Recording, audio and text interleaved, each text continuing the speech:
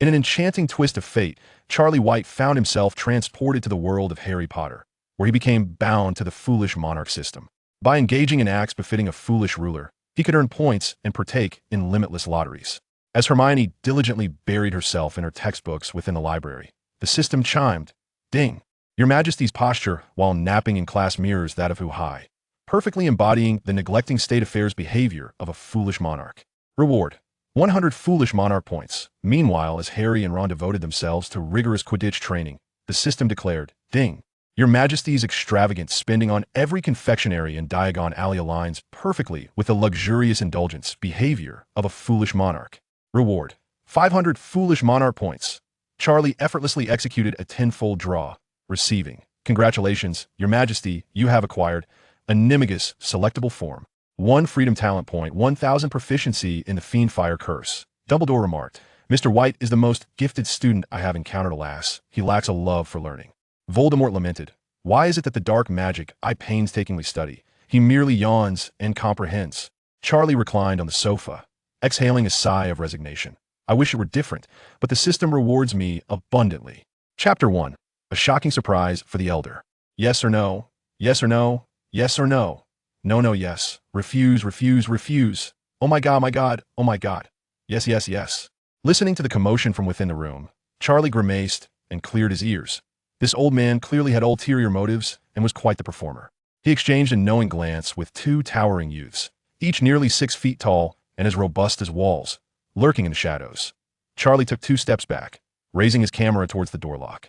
Bang! The foremost youth, named Tom, lifted his foot and forcefully kicked the flimsy wooden door open. The trio surged into the room. The scene inside matched Charlie's expectations perfectly. A budget motel, the air thick with the acrid scent of alcohol mingled with cheap perfume that a middle-aged man, sporting a Mediterranean hairstyle and a protruding beer belly, lay bare-chested atop a young girl. The girl's clothing lay in disarray, her face adorned with just the right amount of terror and tears. Charlie cast a discreet glance. She was undeniably captivating, her form pleasantly full and alluring. "You, who are you?" The middle-aged man, startled by the sudden intrusion, trembled, scrambling to rise from the bed. However, his excessive bulk and panic rendered his movements both comical and clumsy. Tom lunged forward, his large hand seizing the man's hair, forcibly yanking him down from the bed. "Scoundrel! Do you dare to lay a hand on my wife?" Tom's eyes were ablaze with fury, veins bulging on his forehead, his performance nothing short of explosive. He swiftly pulled the young girl behind him, who immediately began to sob in a compliant manner. "Wife. This is a misunderstanding, an absolute misunderstanding." The middle-aged man scrambled backward, adjusting his trousers while waving his hands in protest. "I merely shared a drink with this young lady and engaged in conversation. She mentioned her expertise in massage, and seeing her youth struggling in life, I decided to support her business supporting her business led you to her bed. Did it?" Tom narrowed his eyes, poised to strike. "It was an accident, truly an accident. My keys fell between the bed's crevice, and she was merely helping me retrieve them. Isn't that right, miss? Say something." The middle-aged man turned to the girl behind Tom. With tears in her eyes, she shook her head. "I know nothing. He dragged me here." The man stood dumbfounded. As a representative of the British middle class, he had never encountered such a scene. Charlie continued to hold the camera aloft. It was time to give the British gentleman a taste of shock. Indeed, Charlie was a time traveler. Orphaned in his previous life, he had spent his childhood in an orphanage, a standard existence. Grandma White from the orphanage named him Charlie White. He had contemplated giving himself a Chinese name, but upon hearing the clumsy pronunciations around him, he thought better of it who knew what they were saying. Of course, as a time traveler, he possessed a system, but that wretched system had only chirped once upon his arrival and had remained silent ever since. Tom no longer listened to the middle-aged man's excuses and swung his fist, delivering a powerful blow to the man's abdomen. Each punch landed with a resounding thud, yet artfully avoided the vital areas. The middle-aged man curled up on the ground like a shrimp, emitting pitiful groans. "Please, stop. We can talk. Talk about your mother." Tom delivered another kick to the man's plump face, leaving a clear shoe print. "Unless you come up with 2,000 pounds today, you shan't leave this door." The middle-aged man groaned on the floor for a while, but suddenly ceased his cries. He lifted his head, wiping the blood from the corner of his mouth, a glimmer of cunning and mockery flashing in his swollen eyes. He sneered, "Did I believe I have come to understand you are all in cahoots? Aren't you?" Quite the performance, but alas, you have chosen the wrong target. He swayed slightly, propping himself against the wall, and astonishingly regained a semblance of composure. "You want money? Not a penny to spare. Try touching me again, and I will call the police immediately." Let's see whether they come to apprehend me or to arrest you extortionists." Tom exchanged a glance with another youth, their expressions darkening. They had not anticipated that this seemingly rotund fellow would react so swiftly. As the atmosphere grew tense, Charlie, who had remained silent at the side, leisurely stepped forward. He toyed with the camera in his hands, its lens trained on the middle-aged man. "Sir, there's no need to be so agitated." Charlie's voice was melodious and pleasing to the ear, complemented by his exceptionally handsome visage, evoking warmth in anyone who beheld him. However, the words he uttered caused the middle-aged man's heart to plummet. My device boasts high-definition night vision and exceptional audio quality. The middle-aged man's countenance instantly darkened. "You wouldn't want your wife to catch sight of this footage, would you?" Charlie asked with a smirk. "Oh, by the way, I believe I heard you mention that you are a department head at your company. Imagine if your boss and those subordinates of yours were to witness your performance." Charlie let his sentence trail off, merely giving a slight shake of the camera in his hand. It was a threat silent, yet the most lethal of all. The middle-aged man's forehead glistened with beads of sweat as he fixed his gaze intently on Charlie. This boy, appearing no older than 12, was the most formidable among them. Beneath that angelic facade lay a devilish heart. "I will pay." The man nearly forced the words through clenched teeth. "I will give you money." Half an hour later, in a dim and damp alleyway in London, the middle-aged man drove away in his Ford, cursing under his breath. Charlie and his companions hurried into the secluded alley. Eager to avoid being tracked down, they would refrain from returning to that motel for at least several months. "Charlie, you truly are impressive. You frightened him off with that piece of junk," Tom exclaimed, excitedly patting Charlie on the shoulder. The four of them had been scheming and deceiving everywhere, with no funds to spare for a camera. It is merely the discarded refuse that Charlie scavenged from the rubbish heap. Tom, brimming with excitement, produced a thick stack of banknotes from his pocket, slapping them together with an audible sound. "We've struck gold. We've struck gold. This hefty fellow truly possesses wealth." This amounted to a substantial £2,000 despite the decline of the pound and its diminished purchasing power since the days of the empire on which the sun never set. In the 1990s, this sum was still sufficient to sustain a family of 4 for half a year. Another young man and a girl joined them, their eyes gleaming with eagerness. "Tom, we owe it all to your fists. It's all thanks to Lisa's stellar performance. Our Dragon Gang's inaugural mission has been a resounding success." Tom laughed heartily, delighting in his triumph as he distributed a few notes to the others. In the alley, only Charlie remained, left to languish in solitude. Leaning against the cold brick wall, with his hands buried in his pockets, he observed them with an impassive expression as they divided the spoils. "What about my share?" Charlie spoke flatly.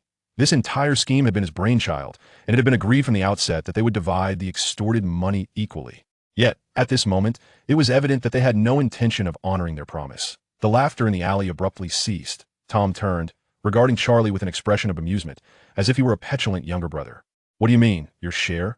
He tucked the money into his own jacket, patting it triumphantly as he declared, "What would a child do with such a sum? He'll treat you to McDonald's later." Another young man chimed in, adding to the mockery. "Exactly, Charlie. You're still a kid. Let us hold on to the money for you." They regarded Charlie as nothing more than a clever child, whose idea was commendable, but whose efforts were negligible compared to their own. They were the ones who had delivered the blows, performed the act, and borne the risks. Distributing a large sum to a child? What a preposterous notion. Charlie did not smile, nor did the corners of his mouth shift even slightly. In his dark eyes, the usual laziness and mischief had vanished, leaving only an abyss of indifference. "I'll say it once more." Charlie's voice was low yet resonated clearly in each ear. "Give me my share. Hand it over. Leave a comment to regain your composure. Please, I implore you, do not compel me to beg on my knees."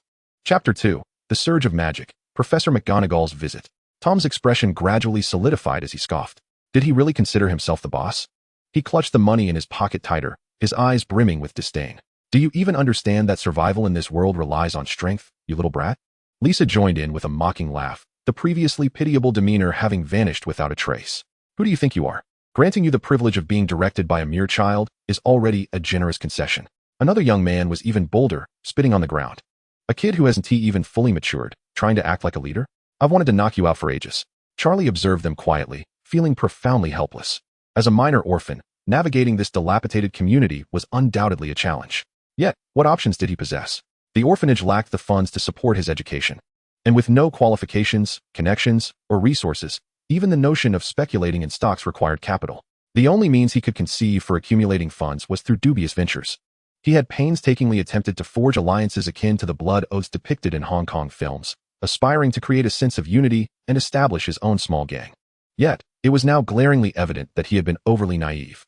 At the age of 11, he was merely perceived as a clever child with ideas, expendable once his usefulness was exhausted. Tom, noticing Charlie's silence, mistakenly concluded that he was intimidated, swelling with pride. "Remember when you made us swear, brotherhood or gold?" He weighed the cash in his pocket, grinning maliciously. "Of course, I cherish brotherhood over gold." Laughter erupted from the group, reverberating through the narrow alley. The harshness of their laughter sent pulses of pain through Charlie's temples. The sensation of being toyed with ignited his fury. He struggled to suppress the rising anger within. Yet that familiar restlessness began to churn in his chest. Observing this, Tom's eyes flickered with malice. "What's wrong?" Feeling defiant, he rolled up his sleeves, revealing his muscular arms. "Come on, let me teach you a lesson about the rules of the world." With that, he swung his fist toward Charlie's face. In that instant, an invisible wave erupted from Charlie's being. It felt akin to a sudden tempest or the tremors of an earthquake. Tom's fist halted midair, his entire form thrust against the wall by an unseen force. Not just him, Lisa and the other young man were equally immobilized. Their mouths gaped open, desperate to scream. Yet no sound emerged from their throats. Their eyes were filled with terror and confusion. "What is happening? This defies logic." Charlie slowly rose, his expression indifferent as he gazed at the three pinned against the wall. Ever since he had traversed here, he had discovered that intense emotions would often unleash such power within him. Although unable to exert control or comprehend the source of this power, it has always been a protective force for him. This is also the reason he dares to venture into the world of money at such a tender age. Charlie approached Tom step by step. The sound of his footsteps resonated distinctly in the quiet alley. Tom attempted to struggle, yet his body remained unresponsive, leaving him to helplessly watch Charlie draw near. He felt his bladder quivering. Charlie extended his hand, effortlessly extracting all the cash from the fists of the three men. "Why not keep what belongs to you? Why must you force your share upon me? Such actions ignite my anger." He neatly folded the money and tucked it into his pocket. Then, he lifted his gaze, coldly scrutinizing Tom. "What were you saying earlier? That survival in this world relies on fists." A sardonic smile curled at the corners of Charlie's mouth. "Well then, why not try moving those fists of yours now?" Tom struggled to speak, but after a prolonged effort, he could only emit incoherent sounds. Suddenly, Lisa's pants became wet, a warm stream trickling down her thigh to the ground. An unpleasant odor permeated the air. Charlie frowned and took a step back. How disgusting. Turning to leave, he deemed these three worthless and resolved to seek out new henchmen. His path as a crime lord could not end in such a manner. Just then, a gentle yet somewhat serious voice rang out at the alley's entrance. "Mr. White, might you first release these muggles?" Charlie's pupils dilated suddenly, instinctively turning around. At the alley's mouth stood a woman adorned in a peculiar emerald green robe and a pointed hat, her serious expression softened by square glasses. The deep wrinkles on her face suggested she was in her 70s or 80s. Professor McGonagall felt a twinge of surprise. By Merlin's unwashed stockings, the magical surge from this young wizard is exceedingly potent. Generally, the more frequent and intense the magical outbursts, the greater the wizard's innate talent. However, it is imperative to prevent him from acting irrationally. Upon seeing the stranger, Charlie instinctively grew wary. Having just tapped into that mysterious power, the emergence of a mysterious figure seemed too coincidental. Could she be a government agent, here to capture and dissect individuals with such abilities for research? Charlie's mind raced as he pondered his next move, ultimately deciding to engage in conversation. "Muggles? What are you talking about?" Charlie squinted. Professor McGonagall gently waved her wand, causing Tom and the others to slide down the wall, landing limply on the ground. Their eyes grew vacant and hollow, akin to marionettes with severed strings. Charlie gasped in astonishment at the sight. "To silence them? I merely made them forget everything they just witnessed." Professor McGonagall explained in a gentle tone as she stowed her wand. "You need not worry. I harbor no intention of causing you harm." Charlie was uncertain. Regardless of her intentions, it seemed he had no room to resist. This situation was evidently beyond the scope of his meager abilities. Professor McGonagall adjusted her robes. "Allow me to introduce myself. I am Minerva McGonagall, the Transfiguration Professor at Hogwarts School of Witchcraft and Wizardry." Hogwarts? Charlie's heart raced. Although he had never read Harry Potter, these names resonated with him from his previous life as a modern individual. Voldemort, Dumbledore, Hogwarts. These keywords had appeared countless times online. Was he truly in the world of Harry Potter? Professor McGonagall noticed the astonishment on Charlie's face and couldn't help but smile. She cherished witnessing the moment when young wizards first learned about the magical world. It brought her immense joy. Thus, every year during the new student enrollment, she would request from Dumbledore to escort Muggle-born wizards. Charlie inquired, "You just mentioned magic, didn't you?" McGonagall nodded. "Indeed, magic. The power you just displayed is a manifestation of magical ability." Her tone softened further. "Mr. White, you are a wizard." "A wizard?" Charlie felt an uncontrollable surge of excitement. In his previous life, he had fervently wished for superpowers, be it the 12 charms, devil fruits, cultivation secrets, or ninjutsu. He would have been thrilled with any extraordinary ability, even if it merely made him a billionaire. Yet, the heavens had ignored him and even dealt him a few blows. To his astonishment, after his transmigration, the opportunity lay before him. That power within him was, in fact, magical energy. Professor McGonagall smiled gently and retrieved a thick parchment letter from her pocket.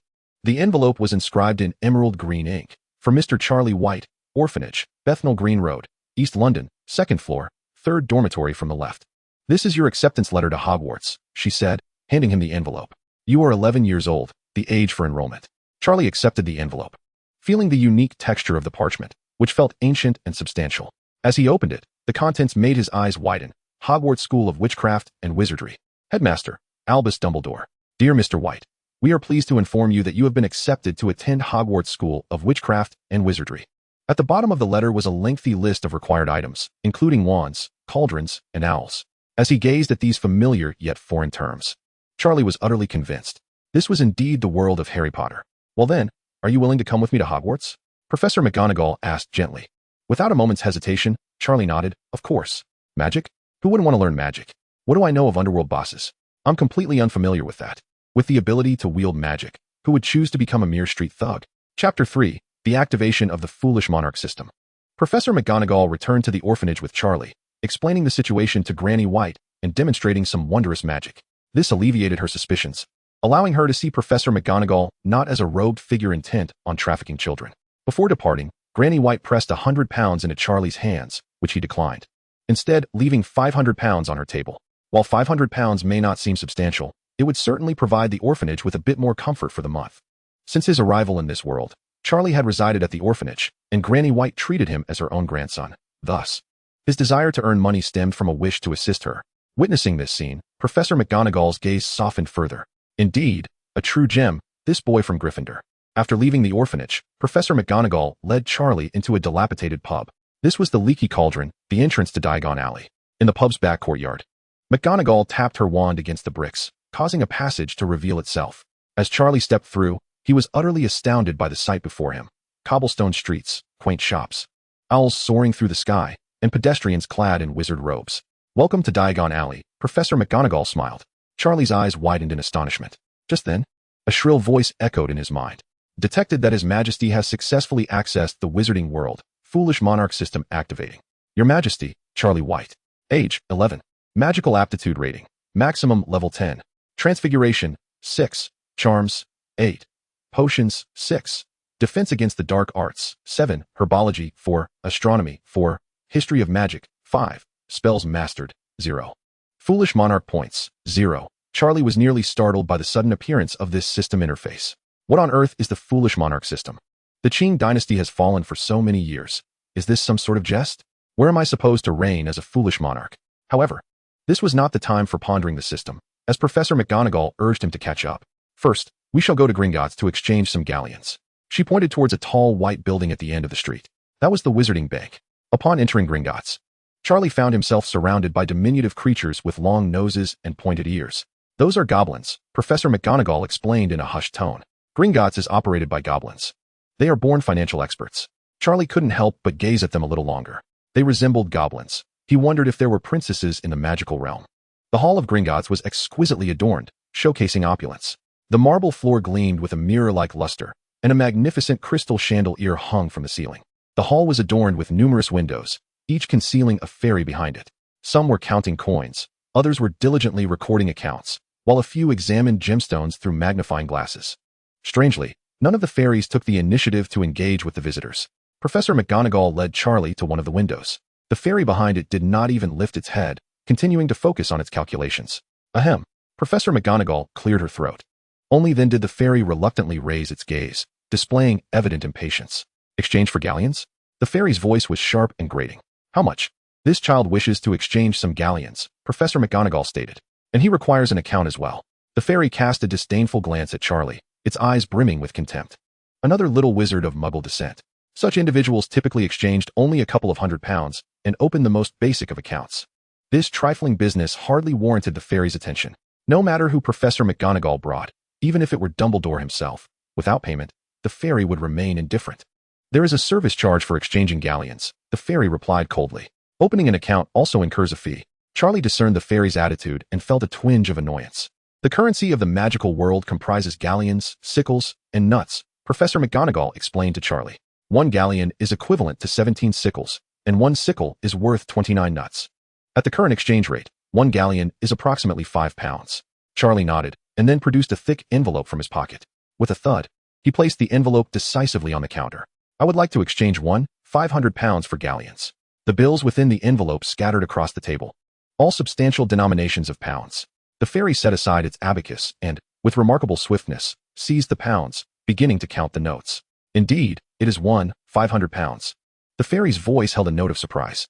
The fairies at the surrounding windows cast envious glances their way. 500 pounds can be exchanged for 300 galleons. They murmured. Such lucrative transactions were rare. A client willing to exchange such a substantial amount of galleons promised the prospect of long-term collaboration. The fairy's demeanor shifted instantly, transforming from indifference to exuberance. Esteemed sir, welcome to Gringotts, it exclaimed, rubbing its hands together with a sycophantic grin. I am Raghawk, and it is my pleasure to serve you. Allow me to introduce you to our array of services at Gringotts. We not only offer currency exchange, but also savings, investments, vault rentals, and a variety of financial products. For esteemed clients like yourself, we provide exclusive VIP services with fees 3 percentage points lower than standard accounts. Might you be interested in obtaining a diamond membership card? Cardholders enjoy a 10% discount on all services at Gringotts. Charlie observed the fairy's obsequious demeanor, arms crossed defiantly. I still prefer the rebellious demeanor you exhibited earlier. Please revert to that. Laghawk's smile froze on his face. What does this mean? Professor McGonagall struggled to stifle her laughter beside them. Let us open an account. Charlie cleared his throat. Convert everything into galleons. Deposit 200 galleons. And I shall take the rest. Very well. Laghawk nodded eagerly, promptly attending to the request. Soon, Charlie received a hefty pouch filled with 100 galleons. The galleons were heavier than anticipated, each gleaming with intricate engravings. The expenses for a first-year student typically amount to several dozen galleons, Professor McGonagall remarked. This sum will suffice for quite a while. Charlie weighed the pouch in his hands, feeling quite pleased. Let us proceed to purchase your wand, Professor McGonagall suggested. The wand is the most vital instrument for a wizard. Charlie nodded and followed Professor McGonagall out of Gringotts. They arrived at Ollivander's wand shop, where the sign proclaimed its establishment since 382 BC. Pushing open the heavy wooden door, a brass bell chimed melodiously. You are destined for greatness, Mr. Potter. A voice resonated from within the shop, aged yet imbued with an air of mystery. Chapter 4. Wands in the east, robes in the west, textbooks in the south, and great birds in the north. Charlie followed Professor McGonagall into the store. The narrow shop was filled with slender boxes, stacked high in every available space. The air was thick with the scent of aged wood and magic. In the center of the shop stood a small, dark-haired boy, clutching a wand with excitement sparkling in his eyes. Beside him loomed an exaggeratedly tall giant, nearly brushing the ceiling. Upon spotting Professor McGonagall, the giant hurriedly stood. Professor McGonagall. Hagrid greeted enthusiastically, inadvertently causing the overhead chandelier to sway precariously. The entire shop flickered with shifting shadows. Hello, Hagrid, Professor McGonagall replied gently. Her gaze fell upon the dark-haired boy, and she mused. This must be Harry Potter. The tiny child she once delivered to the Dursleys has grown, yet still appears so diminutive. How unfortunate that the Dursleys neglect to feed this child. Clearly, he should be thriving, yet he looks severely malnourished. His clothing, too, is absurdly oversized, evidently secondhand. Harry had chosen his wand and was preparing to leave with Hagrid. Before departing, he cast a curious glance at Charlie, who had just entered. Is this also a new student? A wave of astonishment washed over Harry. This boy, of similar age, was strikingly handsome, with neatly combed black hair and deep, expressive black eyes.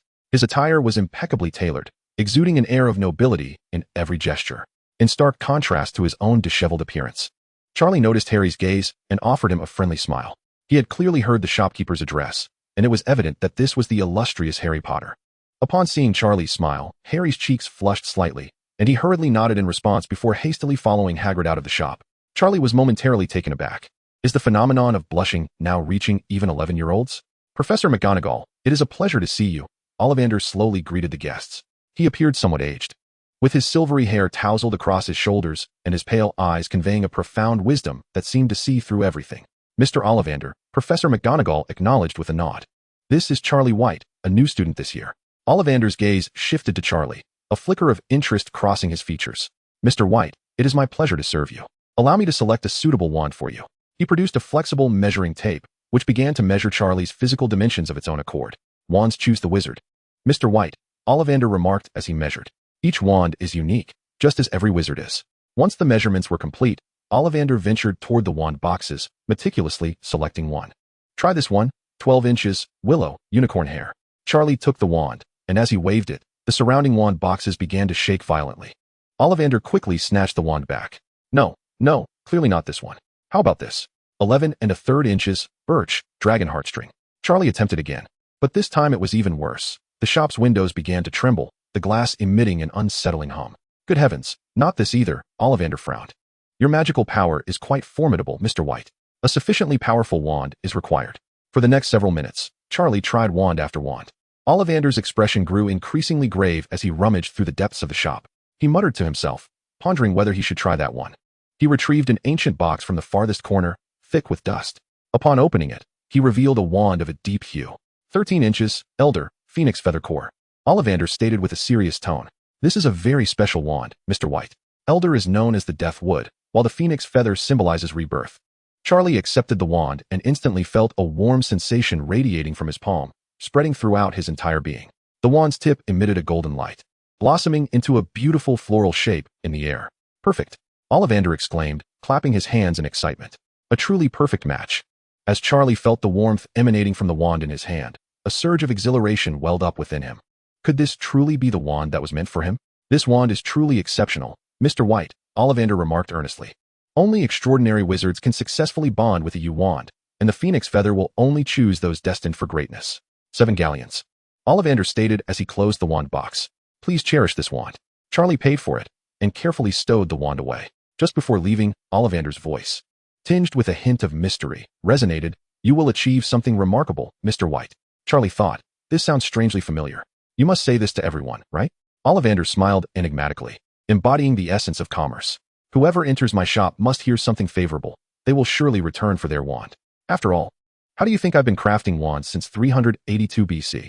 Upon exiting Ollivander's wand shop, Charlie clutched his wand, his heart brimming with excitement. Professor McGonagall glanced at the time. Next, we shall visit Flourish and Blots to procure your textbooks.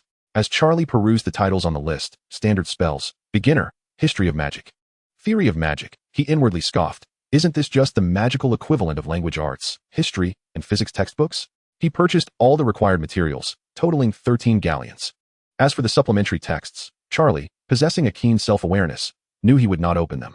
There was no reason for someone who had never enjoyed reading textbooks in his previous life to suddenly develop a passion for learning in the magical realm.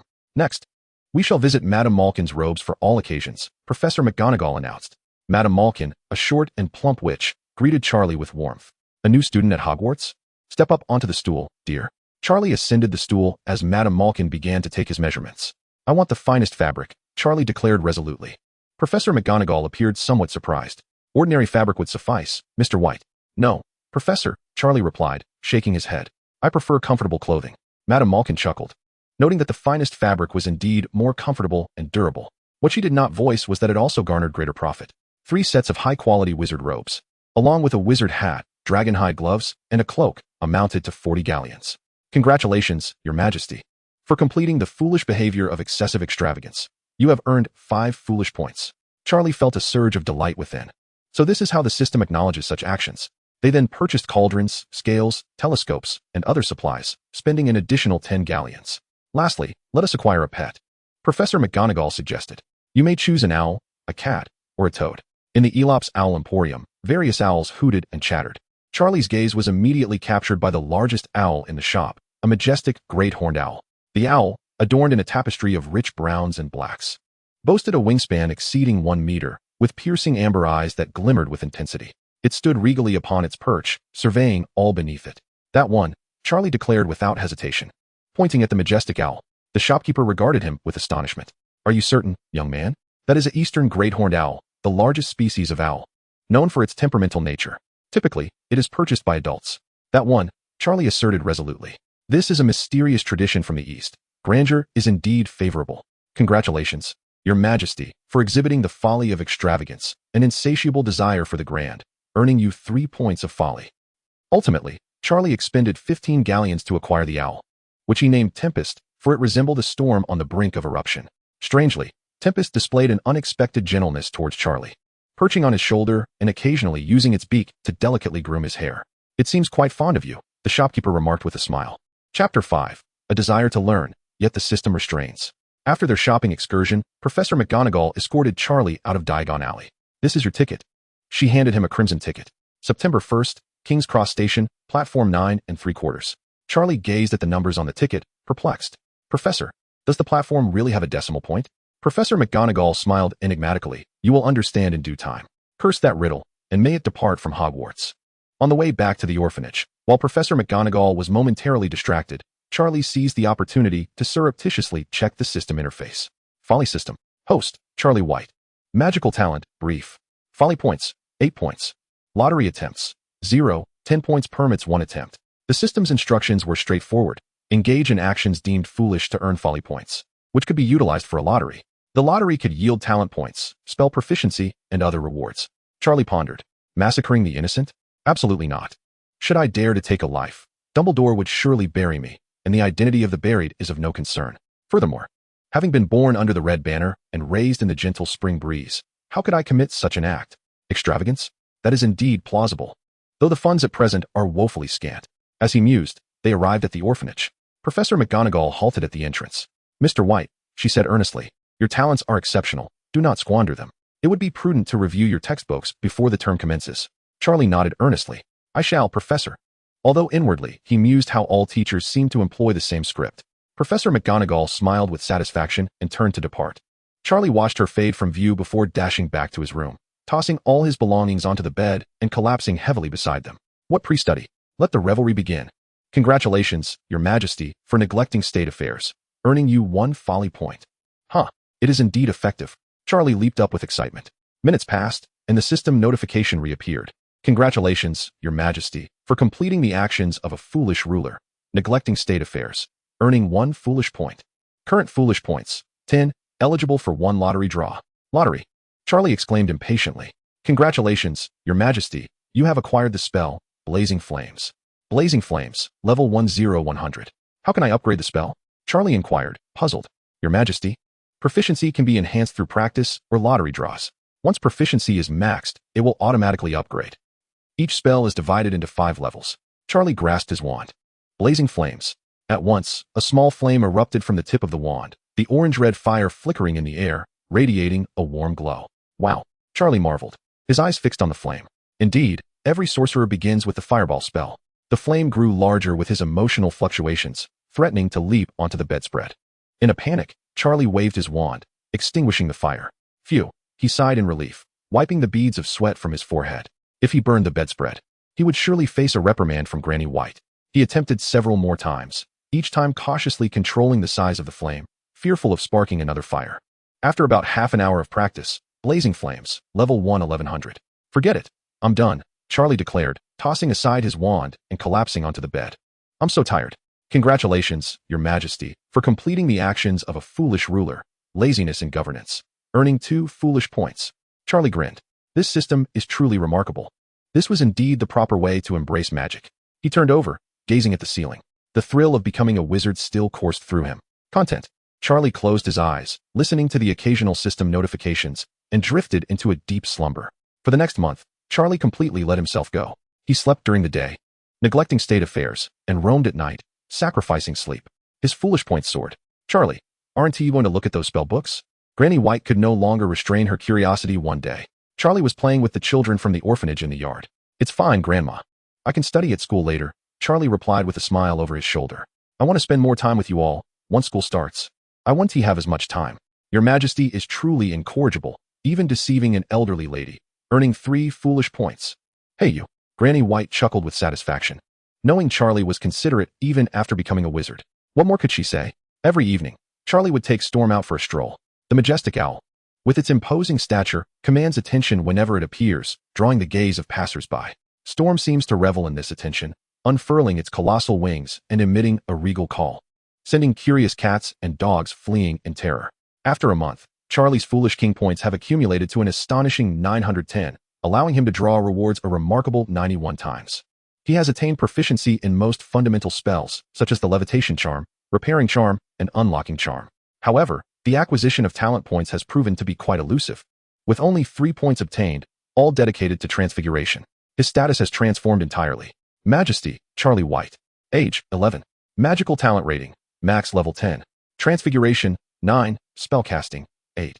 Potion making, 6. Defense against the dark arts, 7. Herbology, 4. Astronomy, 4. Magical history, 5. Foolish king points, 9. Mastered magic, transfiguration, level 1, 9100. Fiery blaze, level 2, 36500. Crystal clear water, level 2, 16500. Levitation charm, level 2, 18500. Repairing charm, level 2, 210,500. Unlocking charm. Through a month of exploration, Charlie discovered that the higher his talent, the easier and more potent the corresponding magic became. Despite his transfiguration being only at level 1, his talent has reached level 9, allowing him to effortlessly transfigure objects. He often delights in using this skill to amuse children, convincing them it is magic. Time flies, and soon it is September 1st. Charlie rises early, preparing his luggage. Although he typically adopts a carefree attitude, he is genuinely excited about attending Hogwarts. "Goodbye, Grandma White," he says, embracing her. With teary eyes, Grandma White hands him a small package. "Inside are the cookies I made for you. Eat them if you get hungry on the way," she says. "I will miss you, Grandma," Charlie replies, holding her tightly. "I will write to you." Grandma White pats his back. "Go now, study hard. Listen to your teachers at school." Charlie nods, dragging his suitcase and accompanied by Storm. He embarks on the journey to King's Cross Station. "Dad, can you fit my large self into your small bookshelf? Don't make me beg you." Chapter 6. Onward to the station, in a reunion with Harry Potter. Charlie pushes the luggage cart through the bustling crowd at King's Cross Station. Storm stands atop the suitcase, surveying the surroundings with an air of authority, drawing astonished glances from many onlookers. As Charlie glances down at his ticket for Platform 9, his brow furrows in contemplation. He wandered back and forth between platforms 9 and 10 several times, yet found no sign indicating anything related to 9 3/4. Asking the staff, he dismissed the thought. It was evidently a secret of the magical realm, and inquiring would only lead to being deemed insane. Just as Charlie hesitated, a familiar figure entered his line of sight. The dark-haired boy, Harry Potter, whom he had encountered at the wand shop, was pushing a cart laden with luggage, appearing just as bewildered as he was. More notably, Harry was conversing with a family of fiery-haired individuals.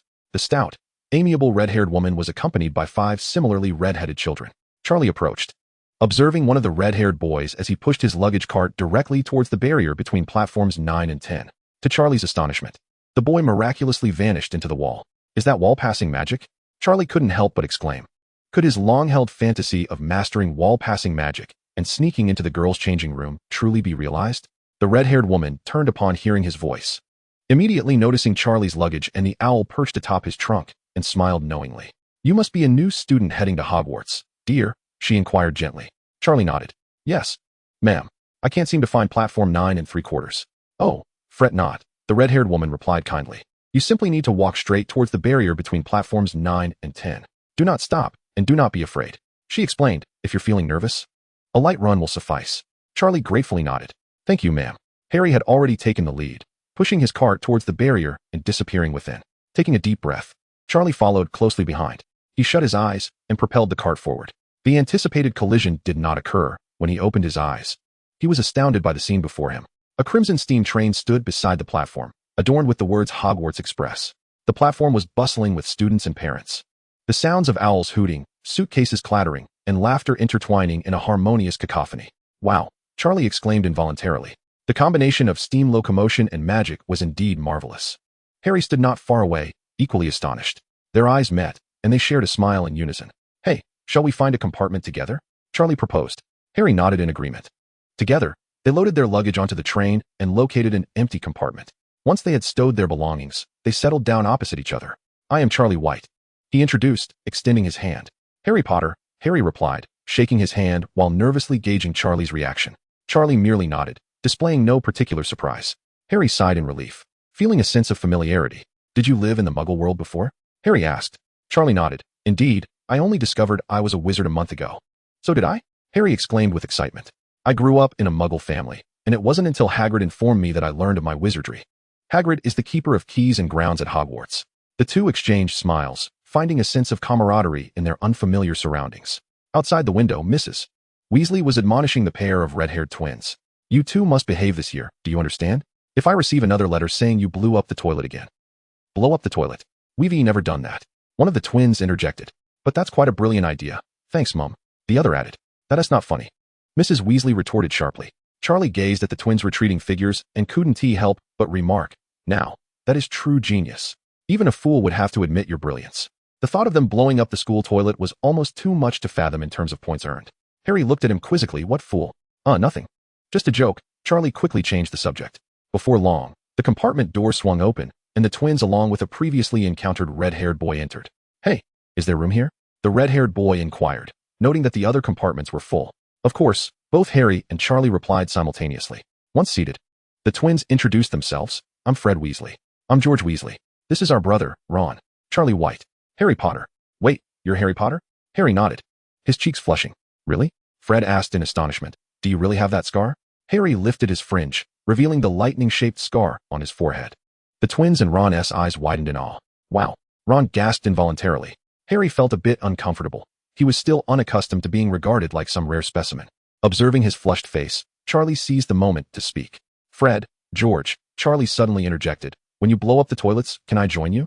The twins paused, blinking in surprise, clearly not expecting this seemingly aristocratic and handsome newcomer to be a kindred spirit. Fred scrutinized Charlie and asked, why would you want to join us? Because pulling pranks will make me stronger and I can learn new spells, Charlie replied. Ha ha, that is a fantastic excuse, George. Next time Mum asks us why we're pranking, we'll just say that, Fred chuckled. Charlie shrugged. These days, no one believes the truth anyway. He then amended, all right, because it sounds fun. Blowing up toilets sounds far more exhilarating than reading those tedious textbooks. George grinned widely. Haha, I love that reason. Fred and George exchanged glances and then chorused, welcome to the Weasley prank squad. However, I cannot divulge our secret plans just yet, Fred said cryptically. We shall discuss it further upon our arrival at Hogwarts, George added. The two rose to leave, and before departing, Fred glanced back, reminding, remember, we are professionals. The novices cannot keep pace with us. George winked. Charlie gestured reassuringly. Do not worry. I will certainly not be a hindrance. The twins departed contentedly, returning to their compartment. Silence enveloped the compartment once more, leaving only Ron, Harry, and Charlie. Ron regarded Charlie with admiration. You truly dare to indulge in mischief with Fred and George? They are the most mischievous in the school. Mother receives complaint letters about them every year. Harry nodded in agreement. It sounds rather amusing. I have never had friends like that. Charlie reclined in his seat, crossing his legs. Life is fleeting. One must seize joy while they can. Ron and Harry found Charlie's carefree attitude refreshing and intriguing. As they conversed, the train emitted a whistle, gradually commencing its journey. Charlie gazed out at the shifting landscape, feeling a twinge of frustration. The primary concern now was simply riding the train, which meant his points were not accumulating. If one were to audaciously relieve oneself in public on the train, it might indeed earn him some points, but that would be rather foolish. The servant may agree with your majesty on this matter, but if anyone inquires, please do not mention me. Charlie, Chapter 7. Food made with family love is the most delicious. Would you care for some invigorating snacks, dear? A round-faced witch appeared at the compartment door, pushing a cart overflowing with an array of peculiar snacks. Harry's eyes lit up, and he promptly stood, of course. Charlie rose as well, reaching for his pouch. Having come from the orphanage, he had not eaten and was quite hungry. The two purchased an abundance of treats, and the witch beamed broadly as she counted her silver sickles. Ron gazed at the mountain of snacks, swallowing hard, then hesitantly retrieved a sandwich wrapped in brown paper from his bag. My mother prepared this for me, Ron mumbled softly. She always forgets that I do not relish corned beef. He unwrapped the sandwich, revealing a dry, uninviting corned beef creation. Noticing Ron's discomfort, Harry felt a surge of sympathy, reminiscent of the unappetizing fare he endured at the Dursleys. Would you like to share? Harry offered. I might tire of these sweets. This was his first time sharing his belongings with a friend, his eyes brimming with anticipation. Ron glanced at the cake in Harry's hand, a flicker of longing crossing his features, but he shook his head. Never mind. This sandwich is cold and rather unappetizing. You all enjoy yours. At that moment, Charlie interjected. How could it possibly be unappetizing? Food made by family is the most delectable of all. He retrieved the cookies gifted by Grandma White from his bag. Their simple yet thoughtful packaging adorned with a delicate bow. I grew up in an orphanage. Charlie's voice was soft. The orphanage was impoverished. Yet the matron would always prepare a variety of delightful dishes for us. She would say that even in the absence of extravagant delicacies, food made with love could fill the void in one's heart. Ron and Harry were taken aback, clearly moved by Charlie's words. Harry recalled his experiences with the Dursleys, his eyes glistening with unshed tears. He envied the feeling of being cherished. Charlie unwrapped the cookies, and a sweet aroma immediately filled the air. Here, try these. They are quite delicious, he offered, distributing the cookies to the two. Ron, touched by Charlie's sentiment, seized his hesitance and broke his sandwich to share with them, saying, "Just don't turn your noses up at it." Harry accepted the cookie and sandwich, feeling a warmth within. Both Ron and Harry savored the treats. "These cookies are truly delightful," Ron exclaimed, showing his appreciation, and Harry nodded in agreement. Soon, the substantial sandwich and the hearty cookies left them feeling satiated. "I'm full. I can't eat anymore." At that moment, however, Charlie set aside the cookies and sandwich. Seizing the last slice of pumpkin pie from the table and taking a hearty bite, Harry was taken aback. "Charlie, didn't you say, oh, I'm just tasting this pie to see what it's like. I'll eat the cookies and sandwich later," Charlie replied, his eyes squinting with satisfaction. While family-made food is indeed delectable, it is essential to sample the unique culinary offerings of the magical realm on one's first day there. Though Britain may be a culinary desert regarding the ancient divine food of stargazing, the snacks of the magical world are rather delightful. Hey, there's an unexpected treat. Ron and Harry, feeling full, were now indulging in the chocolate frogs as a post-meal dessert. Shortly thereafter, a knock echoed from outside their compartment. "Excuse me, have you seen a toad?" The door swung open, revealing a round-faced boy with tear-filled eyes. His cherubic face appeared helpless. "His name is Trevor. My toad, Trevor, is missing." The boy's voice quivered with emotion. Charlie shook his head. "I haven't seen your toad. However, there are plenty of frogs on the table." Just then, as Ron opened a chocolate frog, it sprang to life and leapt onto the table. The boy's eyes instantly brightened, fixating on the chocolate frog. Charlie, with a smile, invited him. "Would you like to try it? It's rather tasty." The round-faced boy promptly forgot his troubles, accepting the chocolate frog from Charlie, munching away as he spoke. "Thank you, I am Neville Longbottom." "I am Charlie White." Ron Weasley. When it was Harry's turn, he felt a bit nervous. Harry Potter. Neville, nibbling on a chocolate frog, reacted with indifference, merely nodding. "Hello, Harry." This pleased Harry, as it seemed Hogwarts was a place where everyone maintained a level of composure regarding their names. Neville continued to savor his chocolate frog, wholly absorbed in the bliss of the confection. Soon, there was a knock at the door. Neville.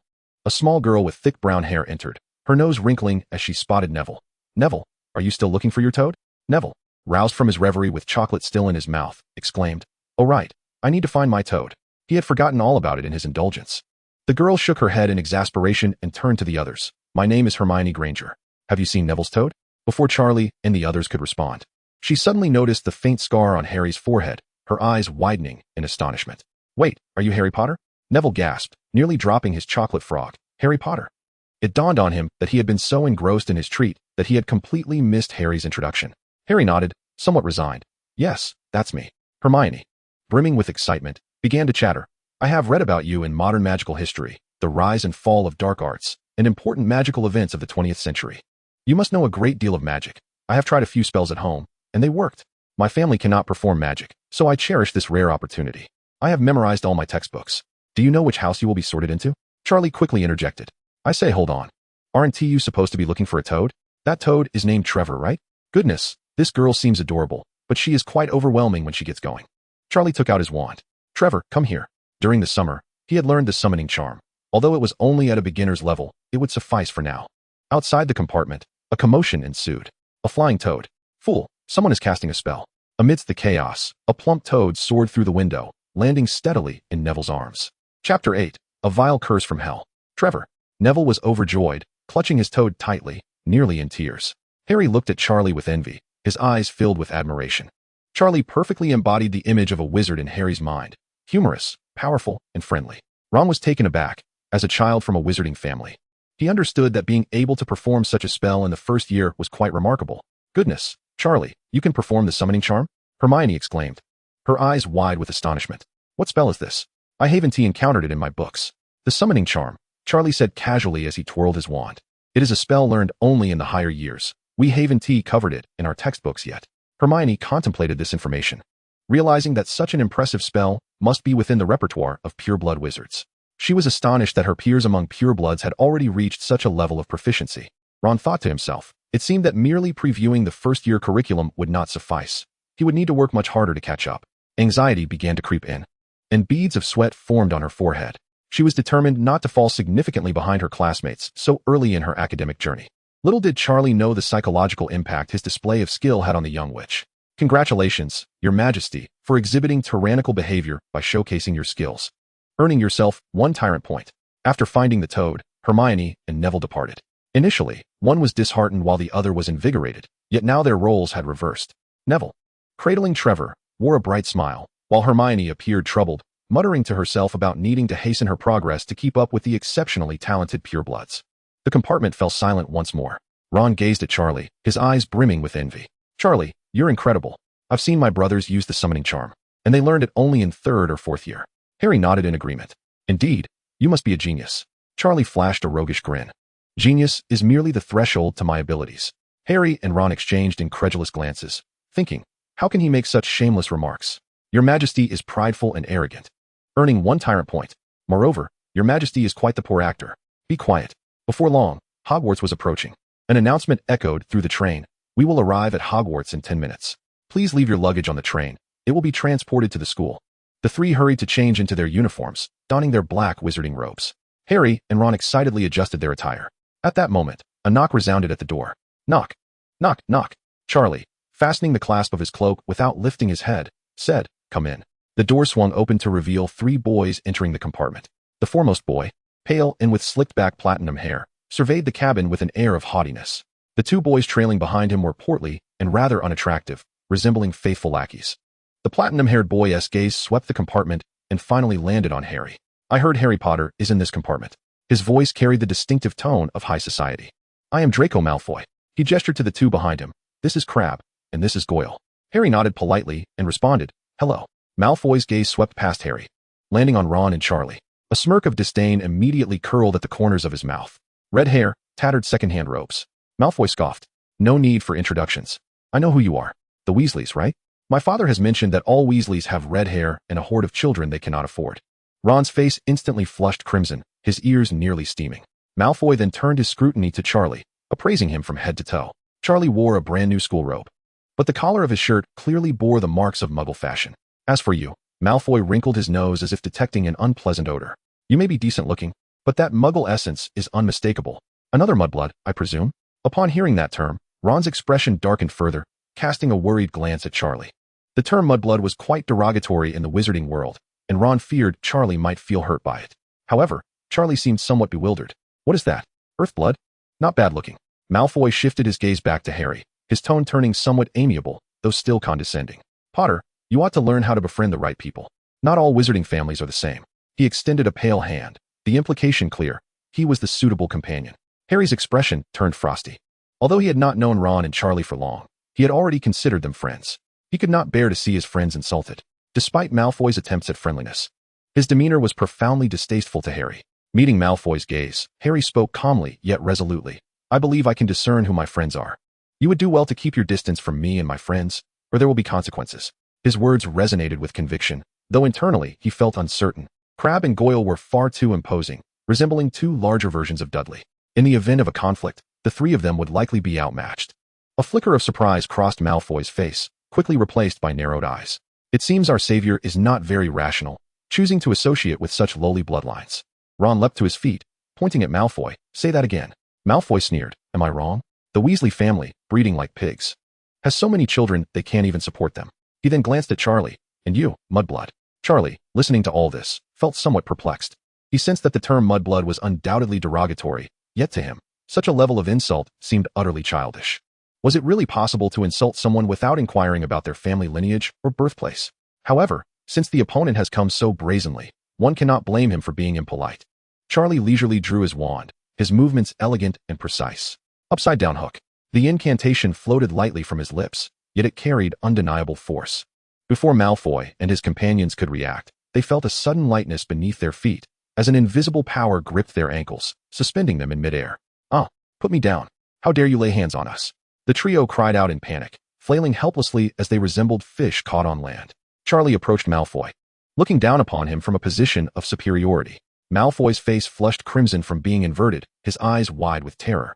He had not anticipated that Charlie would dare to strike him, nor that a Muggle wizard could wield magic with such proficiency. "Why you dare to attack me? Do you know who my father is?" "He is a Hogwarts governor." Malfoy threatened, his bravado feeble.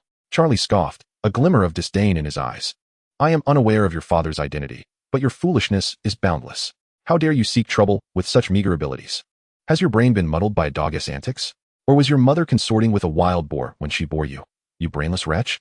Oh wait, that wild boar likely hasn't even become sentient, for your intellect is still inferior to that of a magical boar." The compartment fell into an eerie silence.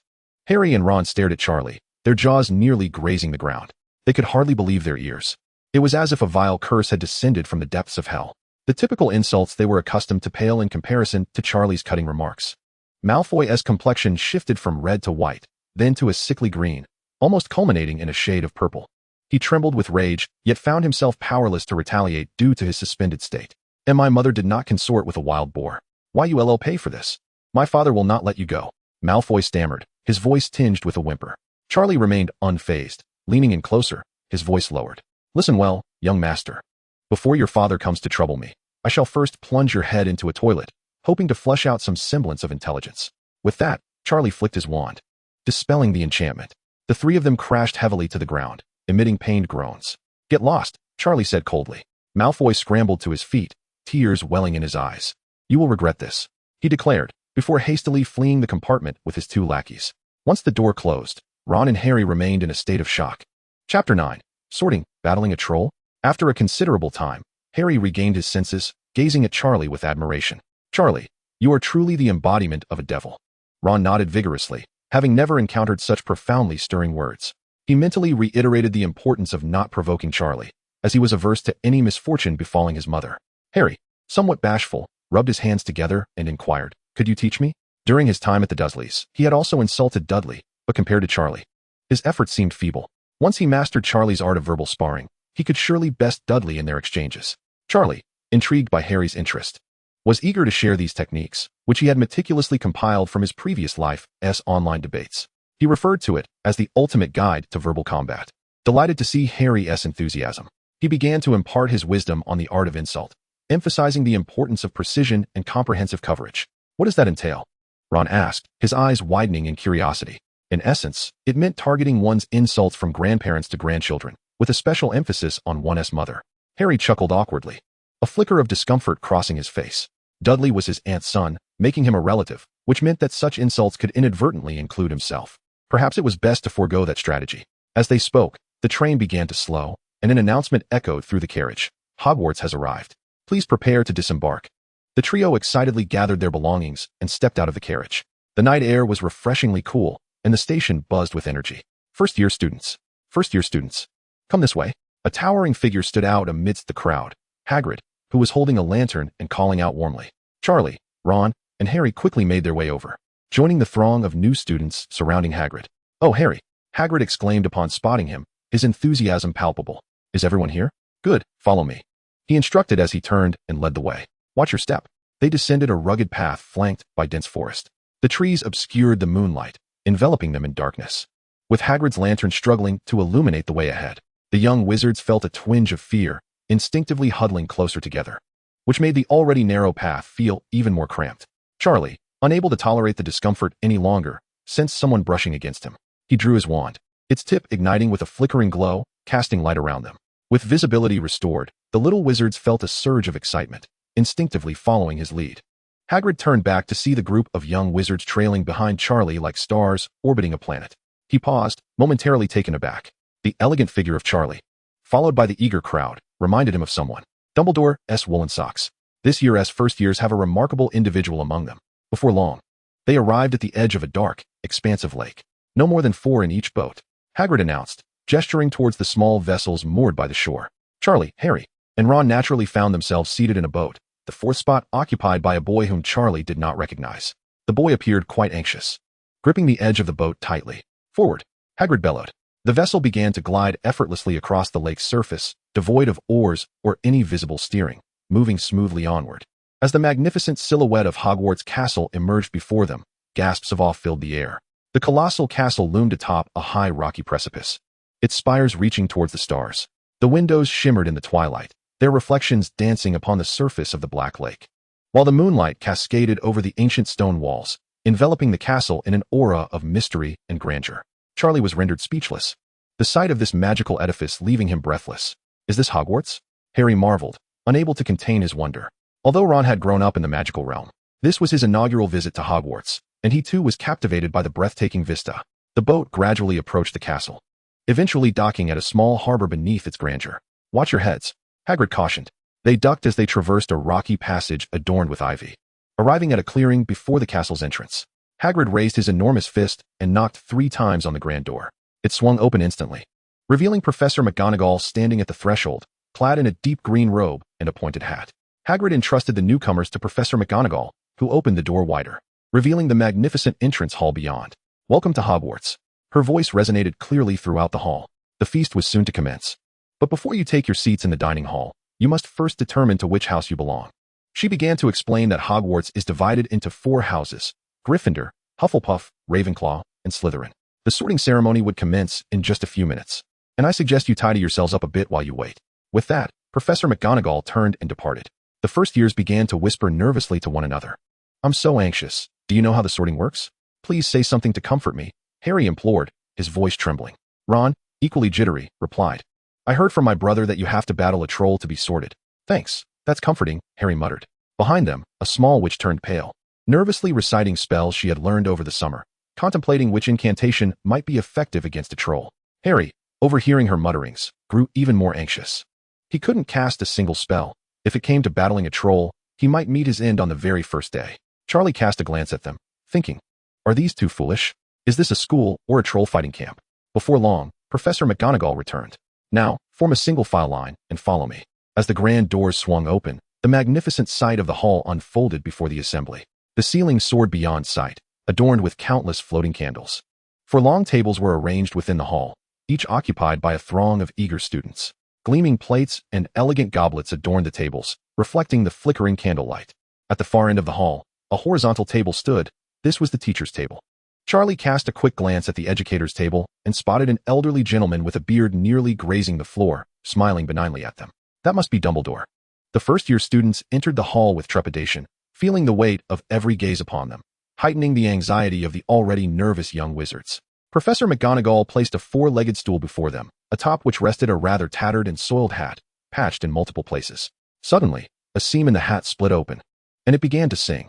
"You may think me unappealing, perhaps a tad unsightly." The essence of the lyrics conveyed that the sorting could be accomplished simply by donning the hat, which elaborated on the characteristics of the 4 houses. Gryffindor, known for its bravery and resilience; Hufflepuff, celebrated for its integrity and loyalty; Ravenclaw, the pursuit of knowledge; and Slytherin, characterized by ambition. As the song concluded, thunderous applause erupted throughout the hall. Harry clapped while casting a detached glance at Ron, a bemused smile tugging at his lips. Ron scratched his head awkwardly, muttering, "I'm going to kill Fred. He tricked me." Meanwhile, Charlie's expression soured. The hat's implication suggested it could discern the hidden thoughts within one's heart. What if it unveiled that he was a time traveler? Surely, the magical realm did not adhere to the principles of dissection, did it? "Fear not, your majesty. Our system is crafted with excellence. This mere hat cannot perceive your true identity." The system, in a rare moment of clarity, reassured him, easing his concerns slightly. Professor McGonagall unfurled a lengthy parchment. "When I call your name, step forward, don the hat, and take a seat." Hannah Abbott. A girl with 2 golden braids blushed as she stepped forward, trembling as she donned the sorting hat and seated herself. After a few moments, the hat proclaimed, "Hufflepuff." The Hufflepuff table erupted in cheers as Hannah beamed and made her way over. Susan Bones, Hufflepuff; Terry Boot, Ravenclaw. The sorting continued. Charlie noticed that some students were sorted almost immediately upon wearing the hat, while others seemed to linger for quite some time. Hermione Granger, the bushy-haired young witch, approached nervously. She donned the hat and sat for nearly a minute before it announced, "Gryffindor." Hermione exhaled in relief as she walked towards the Gryffindor table. Draco Malfoy, the boy with platinum hair, strode forward with an air of arrogance. As the sorting hat barely grazed his hair, it exclaimed loudly, "Slytherin." Malfoy, satisfied, made his way to the Slytherin table, casting a venomous glare at Charlie as he passed. "Harry Potter." Professor McGonagall's voice resonated, bringing an eerie silence to the hall. Everyone craned their necks to catch a glimpse of the famed boy. Nervously, Harry approached and donned the sorting hat. Time seemed to stretch endlessly as all held their breath, awaiting the verdict. After nearly 2 minutes, the hat finally declared, "Gryffindor." Thunderous applause and cheers erupted from the Gryffindor table. "We have Potter! We have Potter!" Elated, Harry made his way to the Gryffindor table, taking a seat beside Hermione, who had been sorted there earlier. The sorting ceremony continued. Neville Longbottom, the round-faced boy, trembled as he stepped forward. To Charlie's surprise, Neville was also sorted into Gryffindor, though he hardly seemed the embodiment of courage. Ron Weasley. Ron walked up, his face pale. The moment the sorting hat touched his head, it shouted, "Gryffindor." Ron sighed in relief as he joined the Gryffindor table, greeted with cheers from his fellow students. Due to Charlie's surname, White, which began with a W, he was nearly the last to be called. Charlie White. At last, It was his turn. Taking a deep breath, he approached the Sorting Hat, feeling all eyes upon him. Over at Gryffindor, Harry and Ron watched anxiously, hoping Charlie would be sorted into their house, allowing them to remain together. If only Charlie were aware of their thoughts, he would likely flee to another house. Who would want to be surrounded by two boys when there were charming, soft girls to be with? Meanwhile, Malfoy and Slytherin awaited the unfolding drama with a smirk. As Charlie donned the Sorting Hat, it promptly obscured his vision. A faint voice whispered in his ear, "Let me see your heart." The hat's voice echoed in Charlie's mind. Steeped in an ancient and mysterious essence, Charlie felt a peculiar sensation as something seemed to sift through his memories. It was odd, yet not unpleasant. Ah, clever mind. A thirst for power, and not lacking in courage. Well, what? Blow up the school? The Sorting Hat suddenly expressed confusion. Charlie was taken aback and quickly gathered his thoughts. Dismissing any errant notions, he had merely entertained the idea of how many points one would earn for such an act. The moment that thought surfaced, he sensed the danger. What if the Sorting Hat detected his antisocial tendencies and expelled him from Hogwarts? The Sorting Hat continued its examination, only to find that the notion of wreaking havoc upon the school had abruptly vanished, replaced by a blank slate. The system intervened, concealing this fleeting thought. Was it merely an illusion? The Sorting Hat pondered for a moment before delving deeper into Charlie's psyche. What it uncovered were thoughts of laziness, female classmates, laziness. These notions were simple and pure, devoid of any malice, and certainly not characteristic of someone inclined to cause destruction. The Sorting Hat fell into contemplation. Logically, this boy was intelligent and ambitious, a fitting candidate for Slytherin. Yet, his yearning for power was not particularly fervent. Rather, he seemed more inclined towards a life of comfort. Courage? He possessed it, though it paled in comparison to his other attributes. As for the pursuit of knowledge, his mind was occupied solely with thoughts of idleness and female classmates, clearly demonstrating a lack of interest in academics. Thus, only one option remained. Hufflepuff. The Sorting Hat declared with conviction. The Hufflepuff table erupted in enthusiastic applause and cheers. Wonderful. The most charming and adorable junior is one of us. His dark eyes exuded an air of mystery. The upperclassmen excitedly discussed amongst themselves, their eyes sparkling with delight. As the new student entered, they were captivated. Indifferent to the likes of Potter, it was this handsome and endearing junior that captured their attention. Those who have encountered older girls should understand that such behavior is hardly surprising. They were not heartless.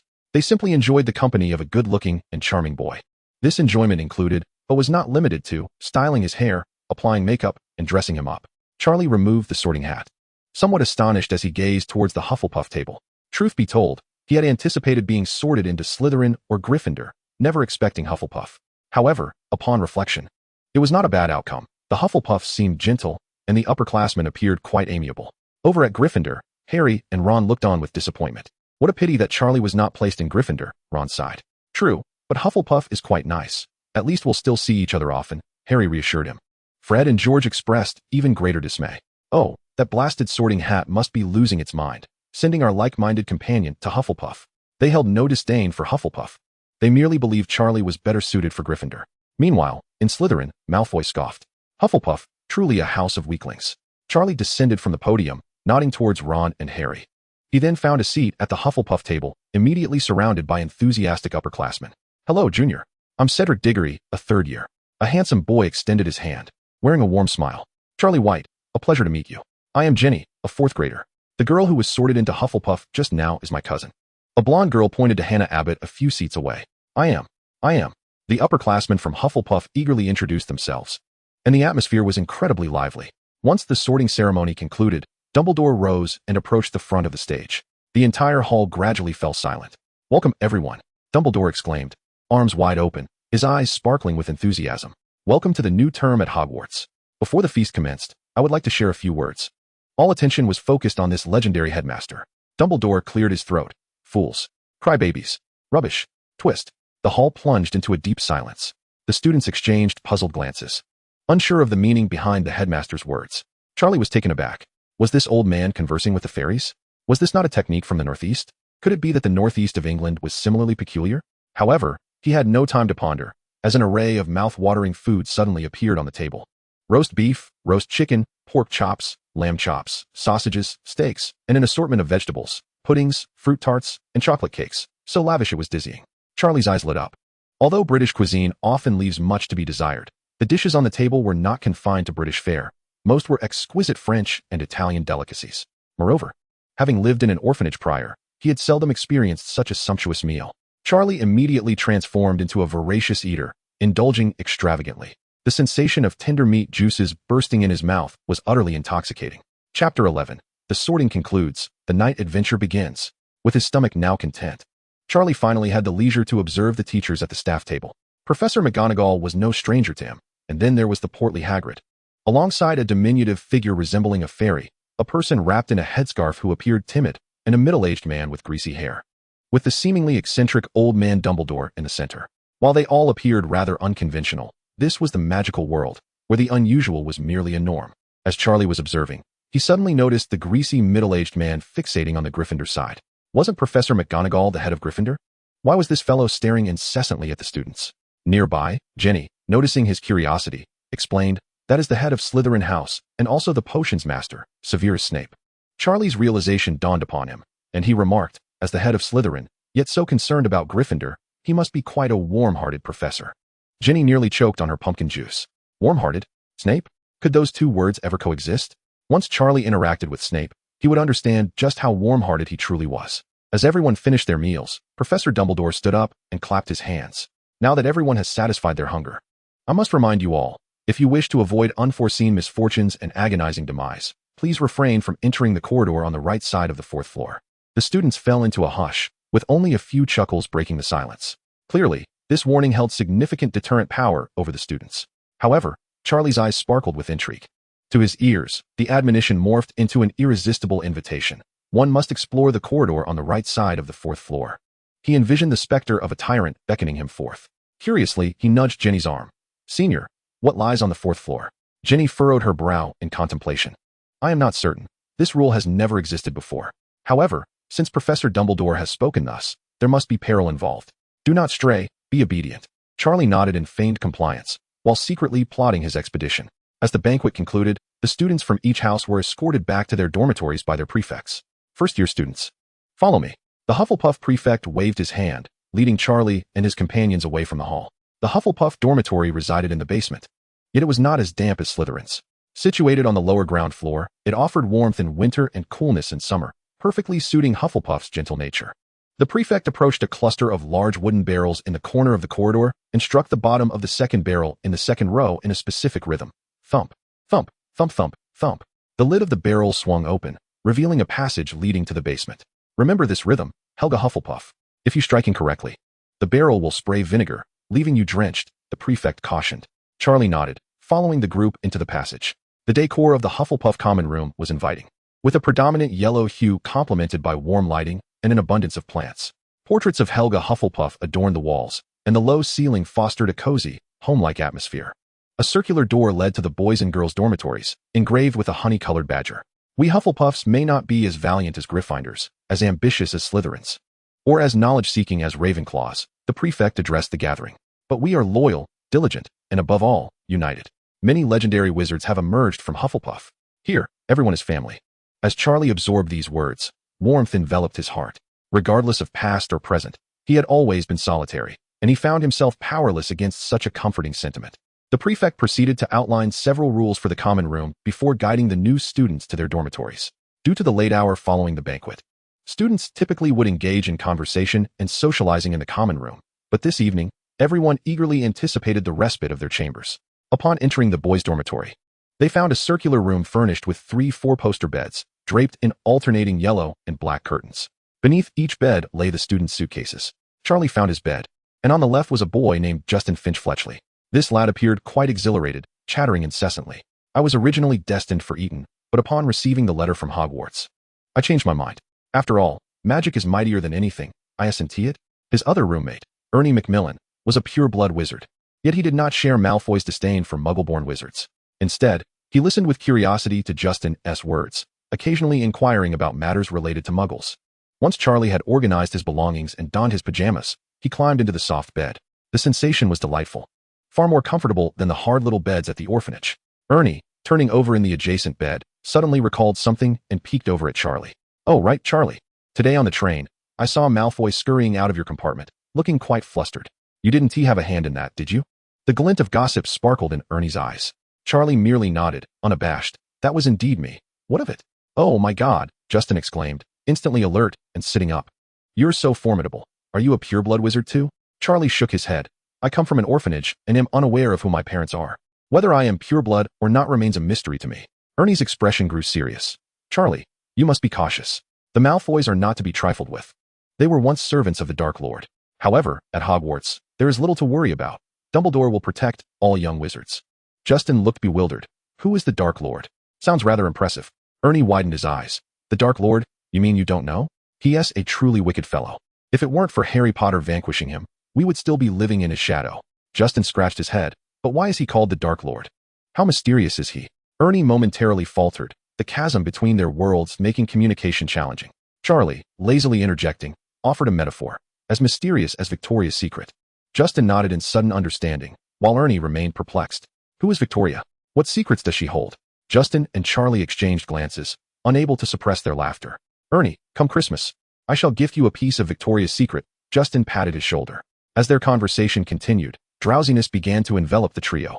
Soon, the rhythmic sounds of Justin and Ernie's breathing indicated they had drifted into slumber. Yet Charlie abruptly opened his eyes, excitement gleaming within them. Here I come, Filch. Chapter 12, a little surprise for Filch. Charlie quietly climbed out of his warm bed, moving with utmost care. The sounds of snoring from the roommates rose and fell, while Ernie mumbled something about Victoria's secret in his dreams. The system's notification tone invigorated Charlie. He stealthily pushed open the dormitory door and slipped into the common room. The warm yellow lights had dimmed, leaving only the flickering glow of the fireplace. Charlie groped his way to the wooden barrel entrance leading to the corridor and cautiously climbed out.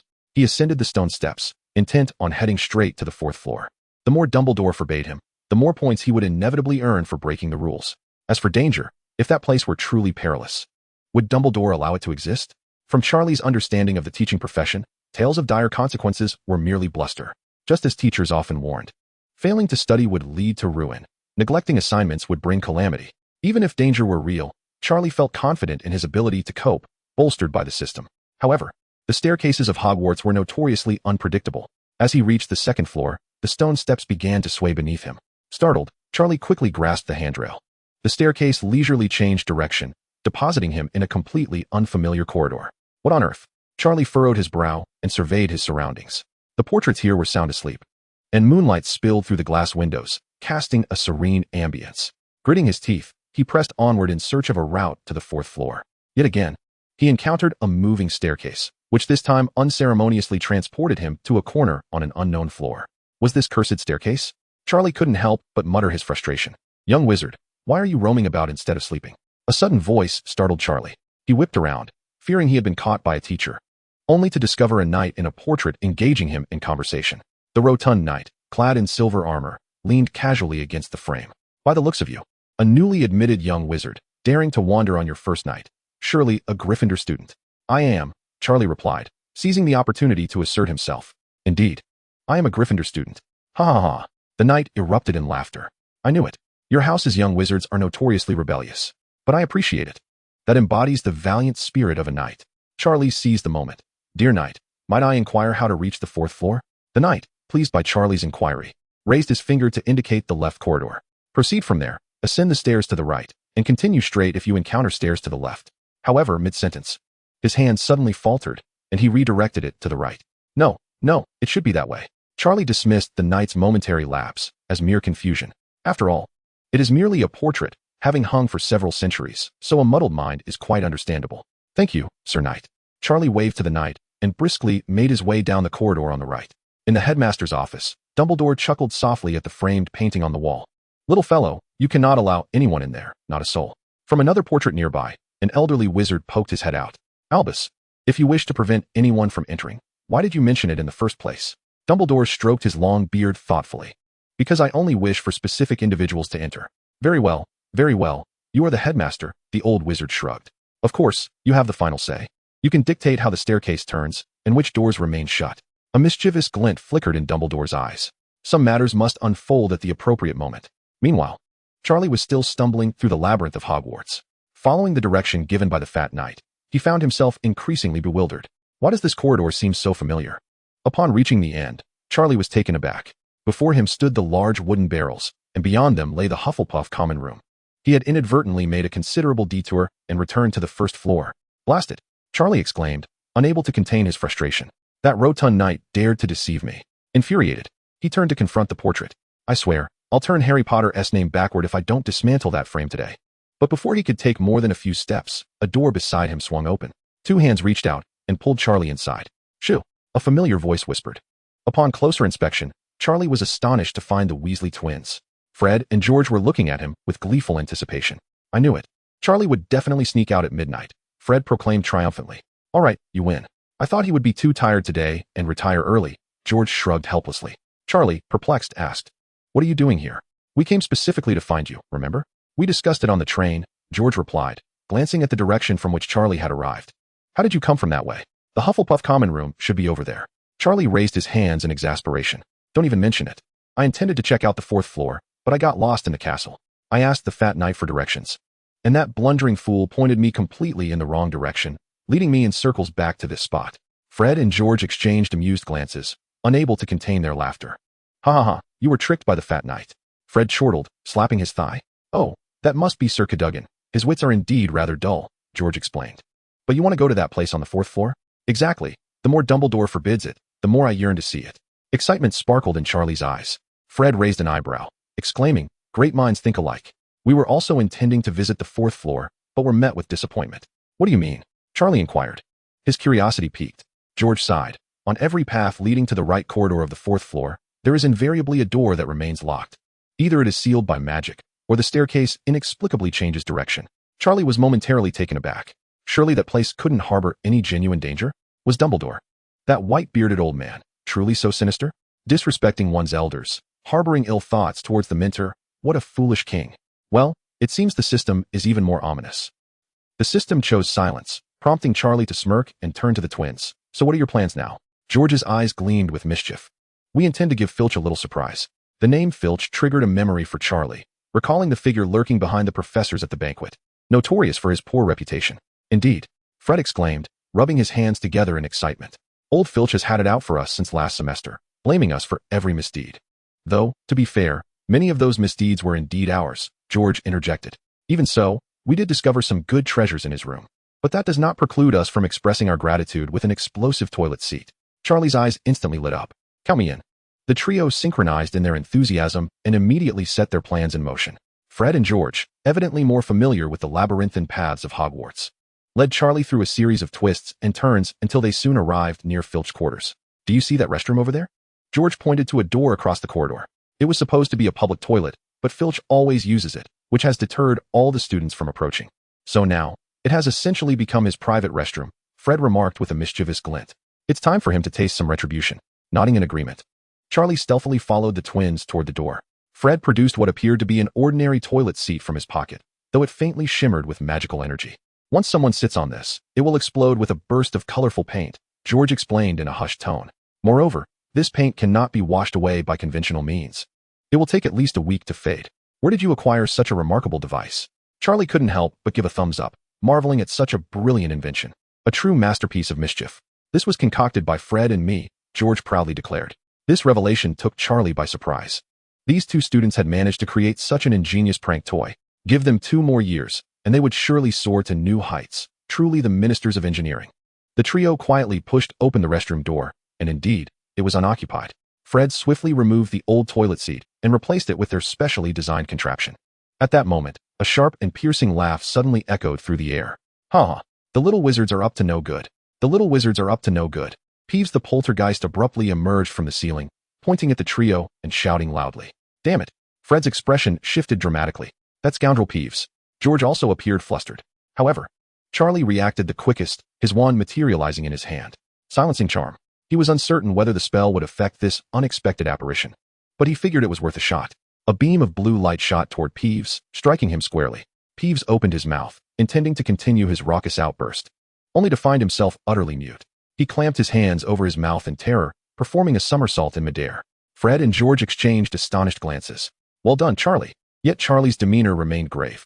That noise must have woken Filch. We need to leave immediately. Indeed, in the distance, the furious roar of Filch and the sound of hurried footsteps could be heard. Which little rascal is causing a ruckus?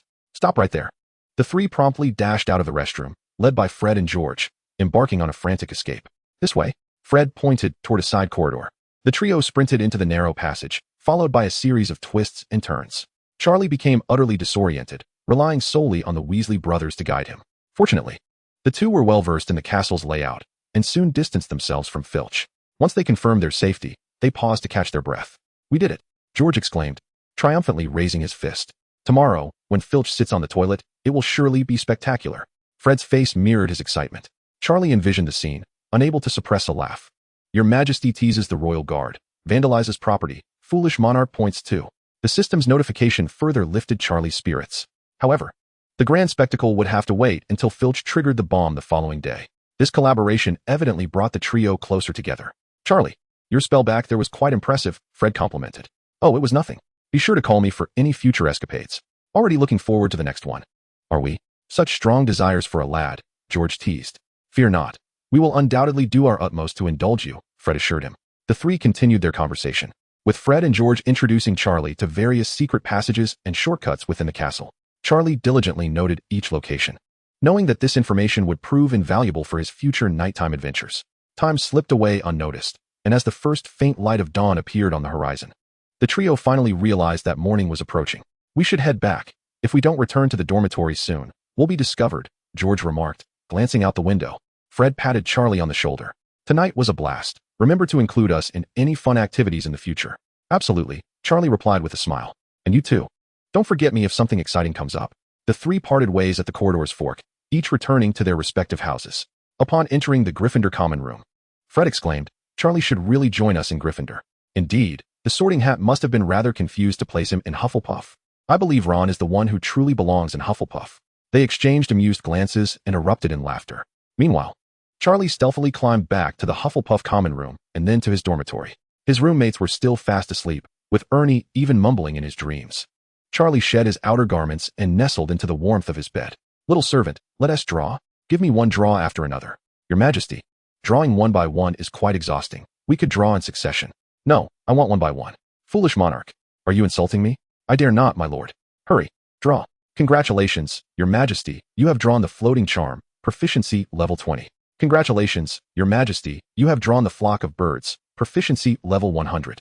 Accompanied by the system's announcements, Charlie gradually drifted off to sleep, unaware of the subsequent draws.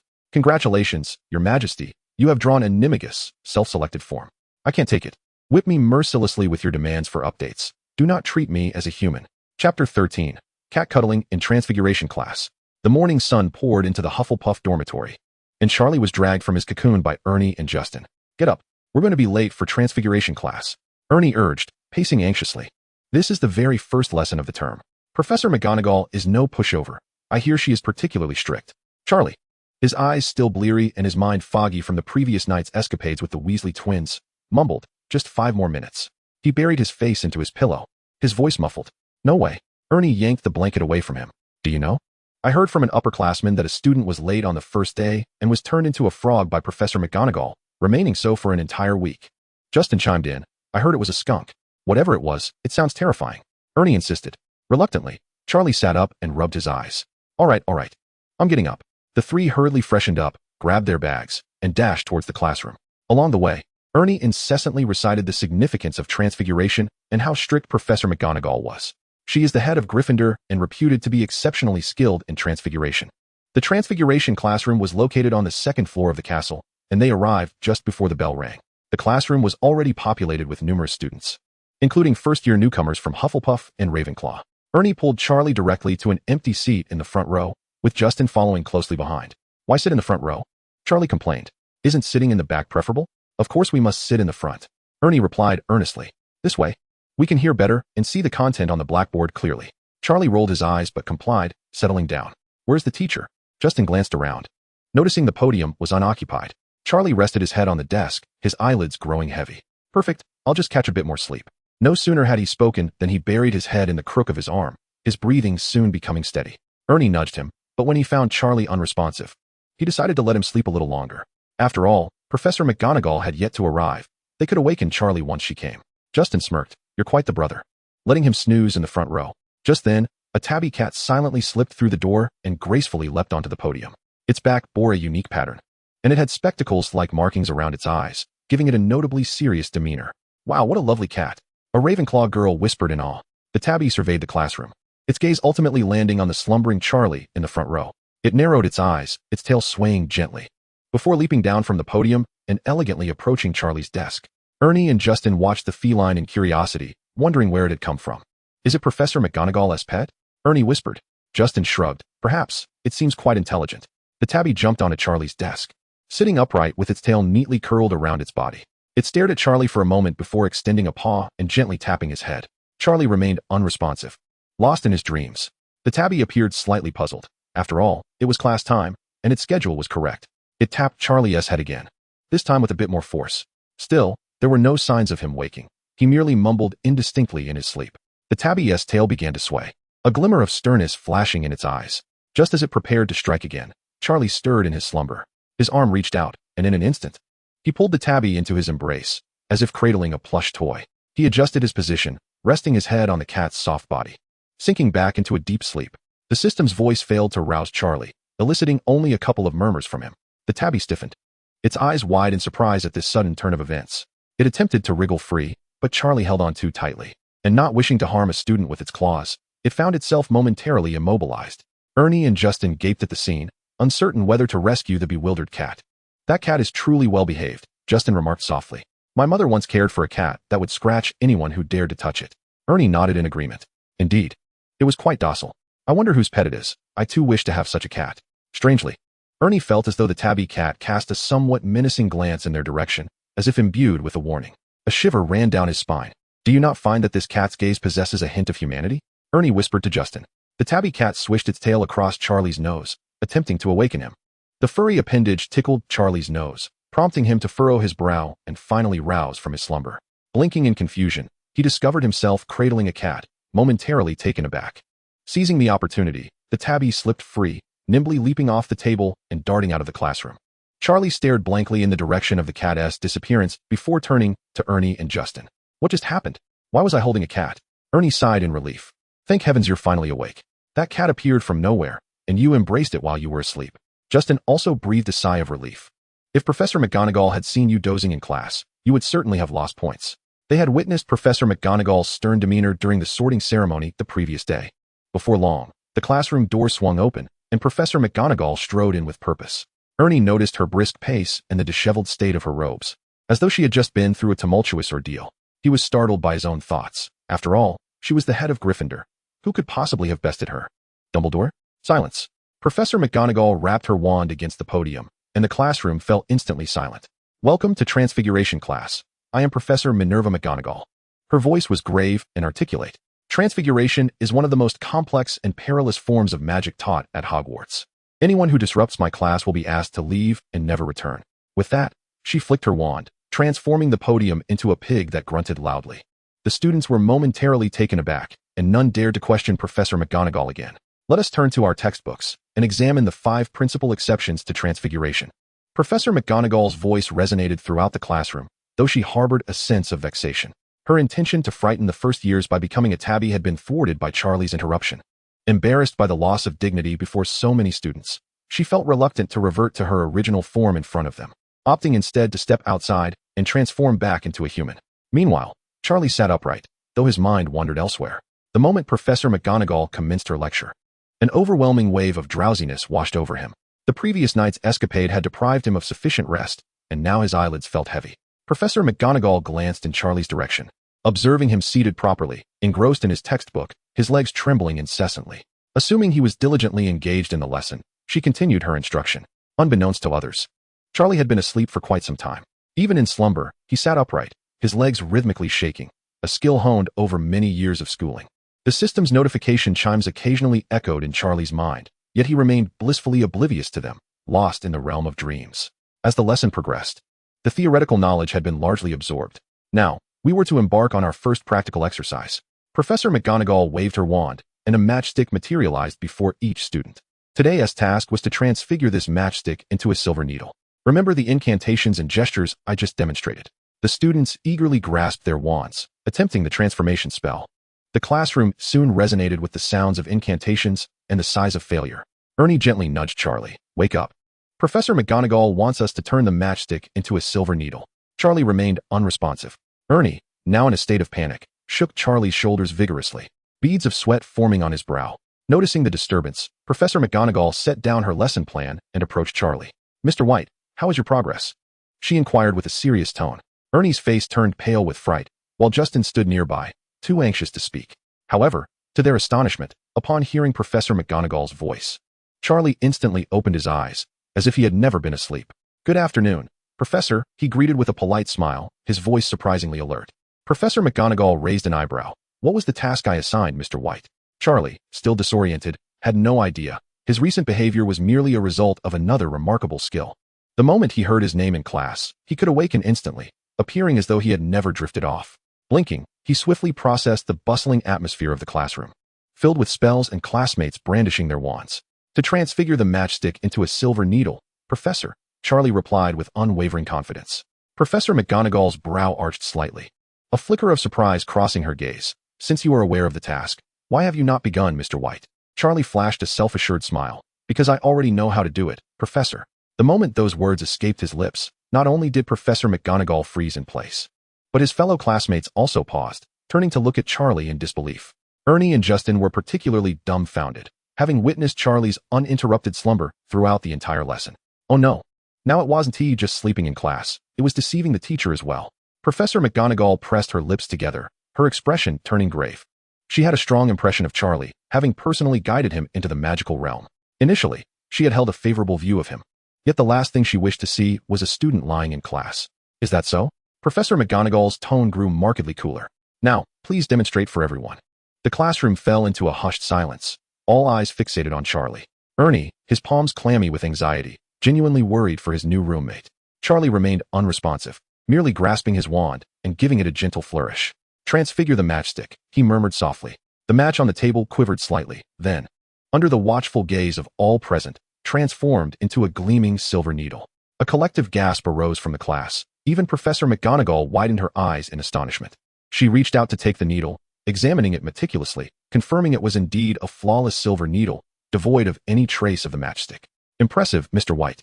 Professor McGonagall's voice resonated with palpable surprise.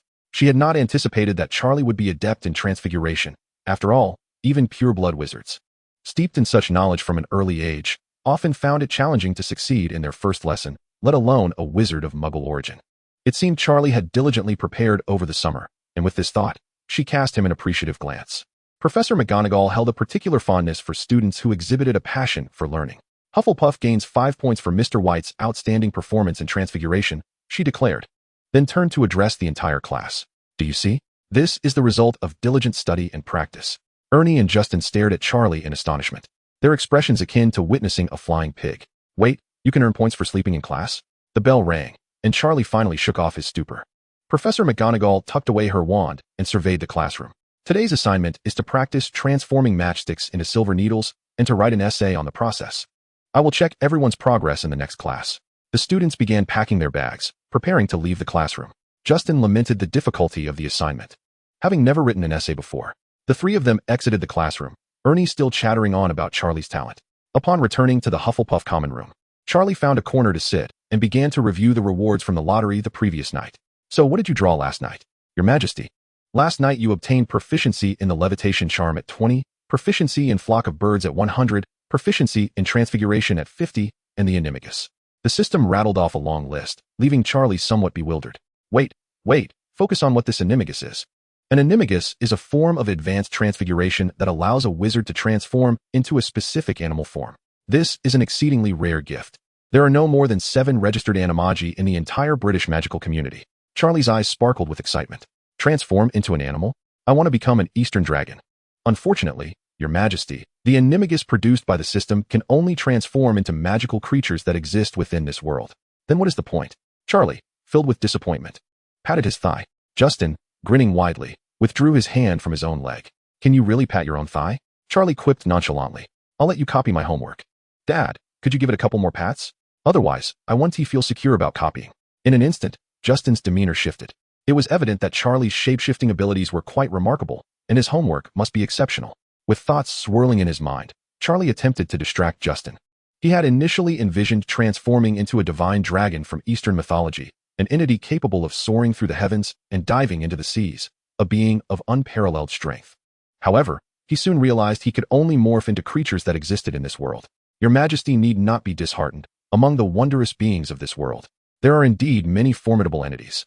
For instance, the fire dragon, the Thunderbird. Although he could not become a divine dragon, a fire dragon seemed quite appealing. Rubbing his hands together, he declared, "Then I shall transform into a fire dragon." There are several types of fire dragons: the Australian egg-eyed white, the Hungarian tree wasp, and the Chinese fireball dragon. Without hesitation, he chose the Chinese fireball dragon, a name that resonated with him. Do you confirm the selection of the Chinese fireball dragon as your animagus form? Once confirmed, it cannot be altered. Confirmed. Charlie replied without a moment's hesitation. Selection complete. Your Majesty's animagus form has been set as the Chinese fireball dragon. Thanks to the system's enhancement, you need not undergo any learning process and may transform directly. The thought of soaring through the skies upon transformation filled Charlie with excitement. Who among us has not harbored dreams of flight in their youth? Rising from his seat, he approached Ernie and Justin.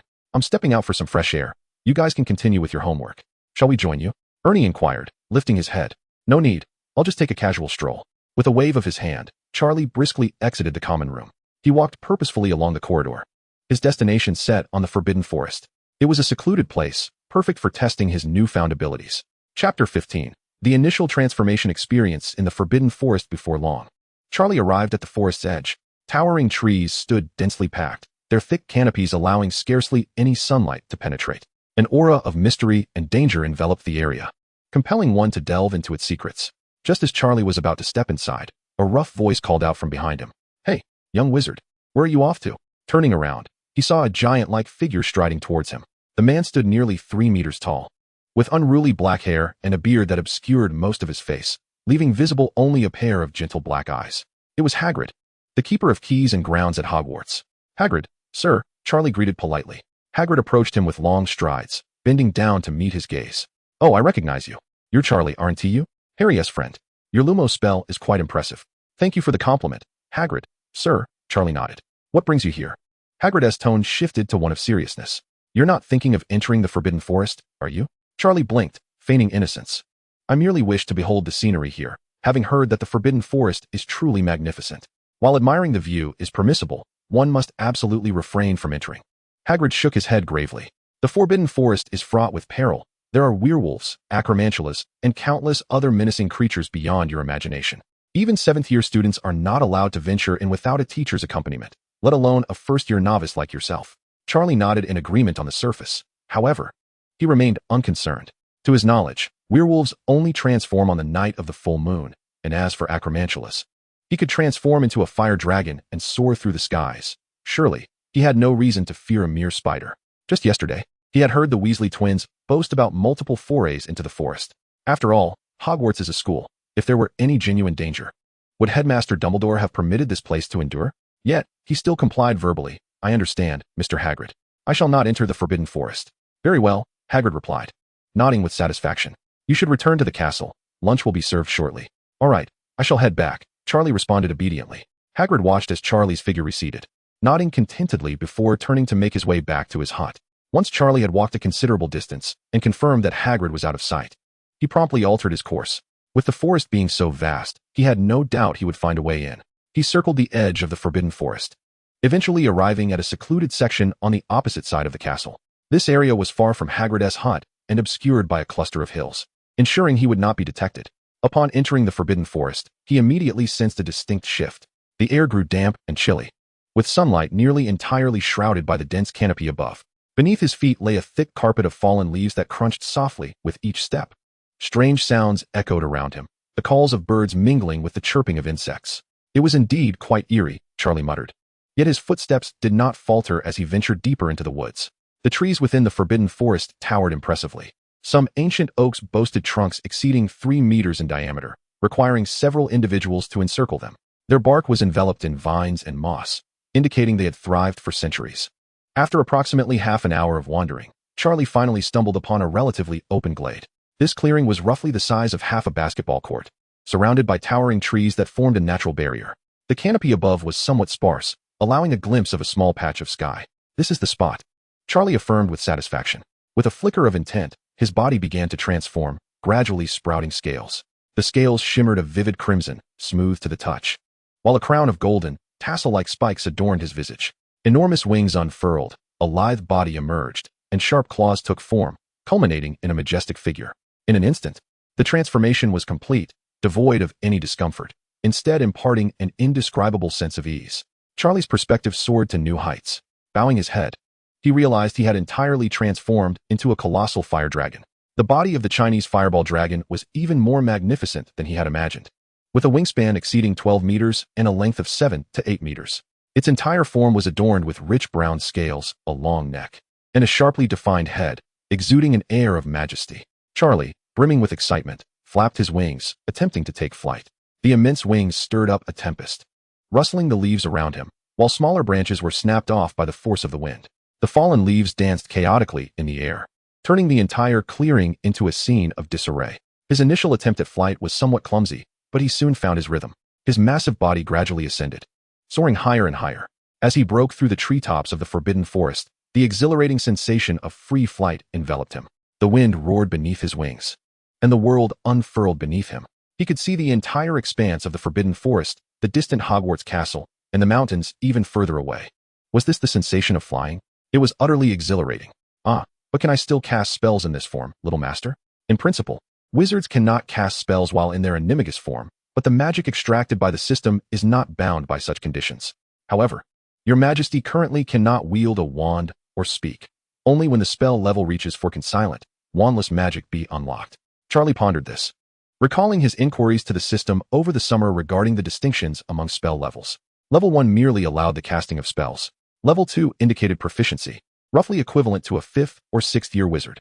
Level 3 enabled spell casting without incantation, while Level 4 permitted wandless magic. Level 5 was akin to a mere clap of the hands, manifesting thoughts into reality with power comparable to forbidden curses, capable of catastrophic destruction. Charlie circled above the forbidden forest, reveling in the thrill of flight. His immense wings shimmered in the sunlight, and his formidable stature inspired awe. The creatures of the forbidden forest were startled by the sudden, massive shadow that loomed over them. Deep within the forest, Firenze was stealthily hunting.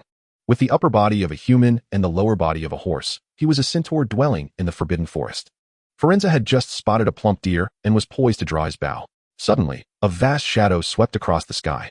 The deer bolted in fright, and Firenze's hunting plans were thoroughly thwarted. He gazed up at the sky in confusion.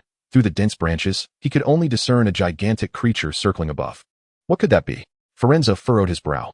In his knowledge, this was undoubtedly not an ordinary bird. Its size and wingspan unmistakably resembled that of a fire dragon. Firenze gasped in astonishment. Could it be that Hogwarts has started to breed fire dragons? Perplexed, Firenze could only mentally note this occurrence, preparing to return and inform the clan leader. Charlie, soaring through the skies, remained blissfully unaware that he had been spotted. After relishing the exhilarating sensation of flight for a time, he descended to a clearing, preparing to retrace his steps back to Hogwarts. The freedom he had experienced while gliding through the air lingered sweetly in his memory. The might and swiftness of the Chinese fireball dragon surpassed all his expectations. Merely flapping its wings stirred up a tempest around him. As he exited the forbidden forest, Charlie deliberately veered away from Hagrid's hut. Although he was not particularly concerned about being discovered by Hagrid, being found out would undeniably lead to complications. Chapter 16. Filch is blown up, the Weasley brothers face consequences. Upon returning to the castle, he arrived just in time for lunch. The Great Hall was already bustling with students, the long tables of the 4 houses laden with a sumptuous array of food. Charlie approached the Hufflepuff table and found an empty seat. "Charlie, where have you been?" Ernie exclaimed, rushing over upon spotting him. "We've been looking for you." "Just taking a stroll to familiarize myself with the castle," Charlie replied casually, tearing into a roasted chicken leg. Justin, engrossed in a game of Wizard's chess, brightened at Charlie's return. "Charlie, would you care for an exhilarating round of Wizard's chess?" "No thanks, I'm allergic to Wizard's chess," Charlie mumbled through a mouthful of chicken, his hunger evident as he had skipped breakfast. "Oh, well then, I'll ask someone else," Justin said, visibly dejected, retreating to a corner with his chess set. Ernie chuckled. "I just taught him Wizard's chess, and he has quite taken with it." Charlie nodded, acknowledging that he too was allergic to the game. Ever since an elderly gentleman had bested him with a horse and a pawn in the park, he had developed an aversion to all board games. At that moment, a voice echoed in his mind. "Congratulations, Your Majesty. Filch has triggered a bomb, earning you 20 ignoble points." Charlie nearly choked on his chicken leg, astonished to receive such a substantial influx of points at once. Previously, he had accrued points slowly, but this time, the reward was considerable. He felt a surge of excitement, almost leaping from his seat, yet he maintained an outward composure, continuing to savor his meal. "What's wrong?" Ernie noticed Charlie's unusual demeanor. Nothing. This chicken leg is just too delicious. Charlie hastily concocted an excuse. Just then, the grand doors of the hall swung open dramatically, and a vividly colorful figure burst inside. All the students turned their heads, erupting into uproarious laughter. Filch had been transformed into a riot of colors, his entire being splashed with hues of red, yellow, blue, and green, resembling a walking palette. His hair was equally vibrant, dripping with paint. Even more comical was the tattered toilet seat he clutched in his hand, equally smeared with an array of colors. Ha! Filch has turned into a rainbow. What on earth happened? Did he fall into a paint bucket? It is utterly hilarious. I am on the brink of laughter. The students' laughter echoed throughout the auditorium, creating an atmosphere of pure exhilaration. It is no wonder that every student was in fits of giggles, for Filch was exceedingly detestable. He even suggested to Dumbledore that detentions be replaced with archaic punishments, employing iron chains to discipline students. The Weasley twins had discovered various implements of punishment in his chamber. Such a person is hardly endearing to the student body. Filch, trembling with fury, stormed directly toward the Gryffindor table, his sights set clearly on Fred and George. It is you. You are the culprits, he bellowed, slamming a tarnished toilet seat onto the table with a resounding crash. Fred and George exchanged glances, feigning innocence. Mr. Filch, on what grounds do you accuse us? Fred inquired, his expression one of bewilderment. We have been seated here, dining, and have done nothing wrong, George added, putting on a face of mock indignation. Still attempting to wriggle out of this, Filch's face turned an unflattering shade of green, though, to be fair, it already bore that hue. You have tampered with my toilet. At that moment, Professor McGonagall approached, drawn by the commotion. Upon witnessing Filch's disheveled state, her lips pressed tightly together, her complexion darkened with dismay. A foreboding sense of unease settled within her. This incident was surely linked to the Weasley twins. What has transpired? Professor McGonagall inquired sternly. Professor, they have tampered with my toilet. Filch pointed accusingly at Fred and George, his voice rising in pitch with rage. The moment I sat upon it, it exploded, and I was covered in this mess. Professor McGonagall, first brandishing her wand, conjured a stream of crystal-clear water from its tip, washing Filch from head to toe. As the paint was rinsed away, Filch finally regained his natural complexion. Fred, witnessing this scene, felt a flicker of disappointment. He had hoped to enjoy the sight of the vibrantly colored Filch for the entire week, only to have Professor McGonagall restore him so swiftly. Mr. Weasley, did you have a hand in this? Professor McGonagall turned her stern gaze upon the twins. Certainly not. Fred immediately denied the accusation. Professor, we are innocent. We have been here in the hall the entire time. How could we possibly have tampered with Filch's toilet?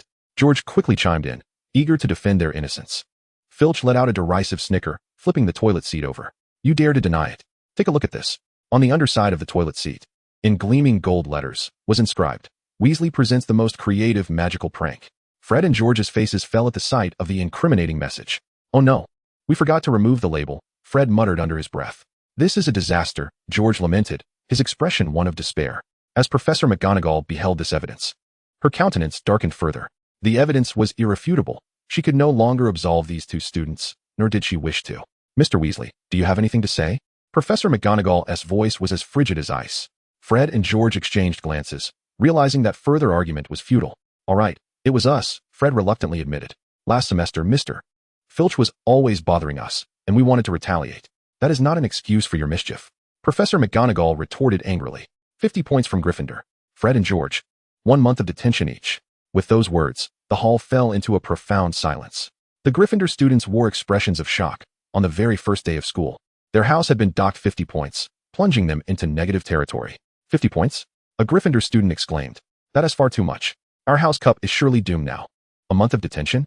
Goodness, Professor McGonagall is truly furious.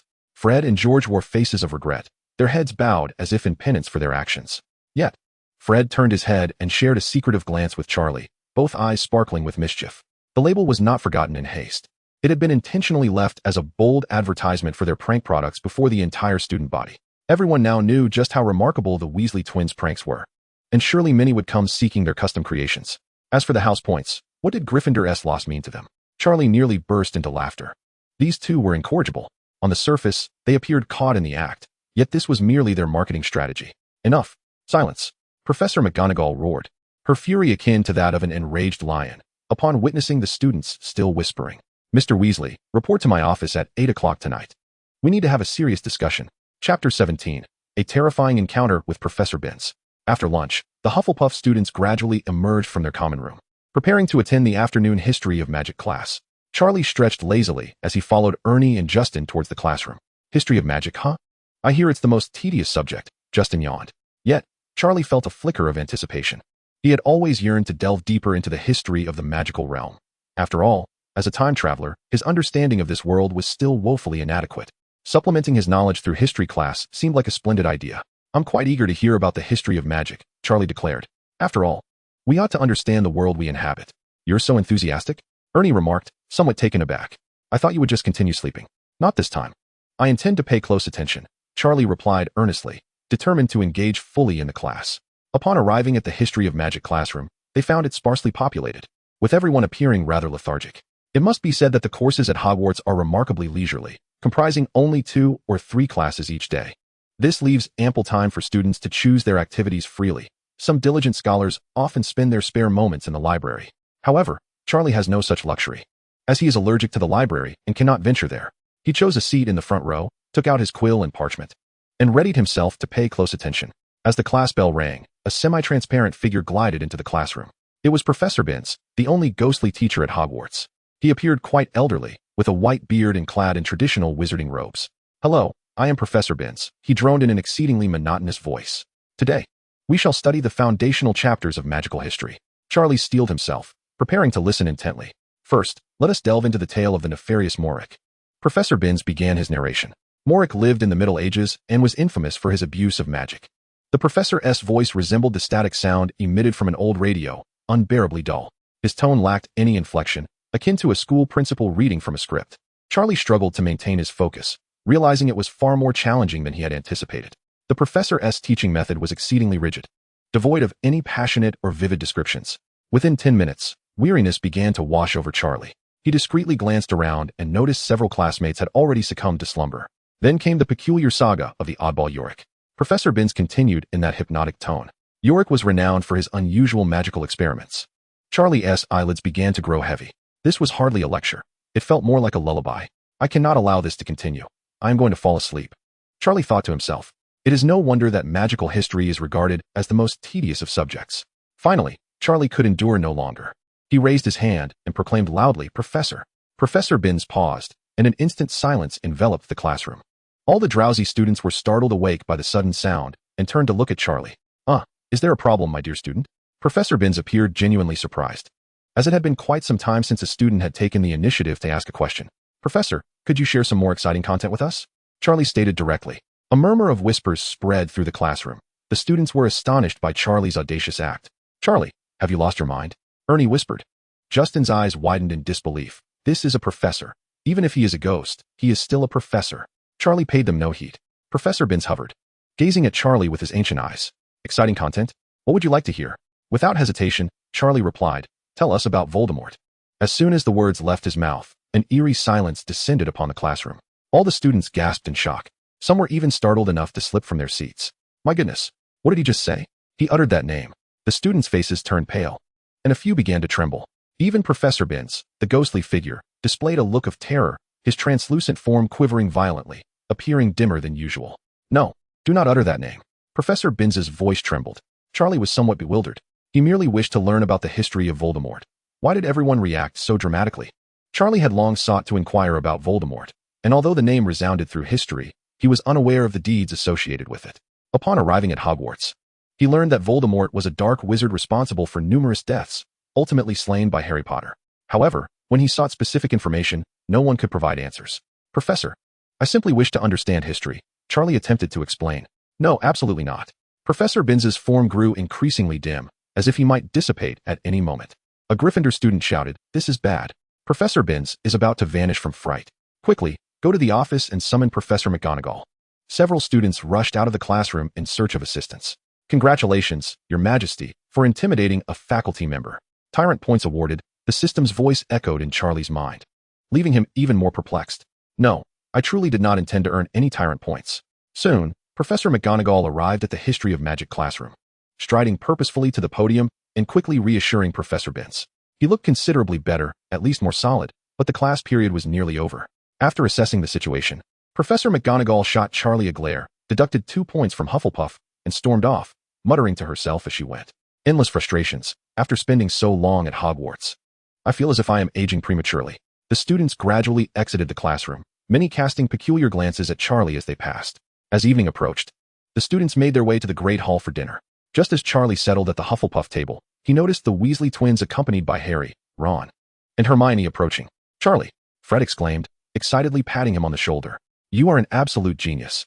Who would have thought to scare Professor Binns during History of Magic?" George chimed in, giving a thumbs up. Charlie felt a wave of embarrassment wash over him.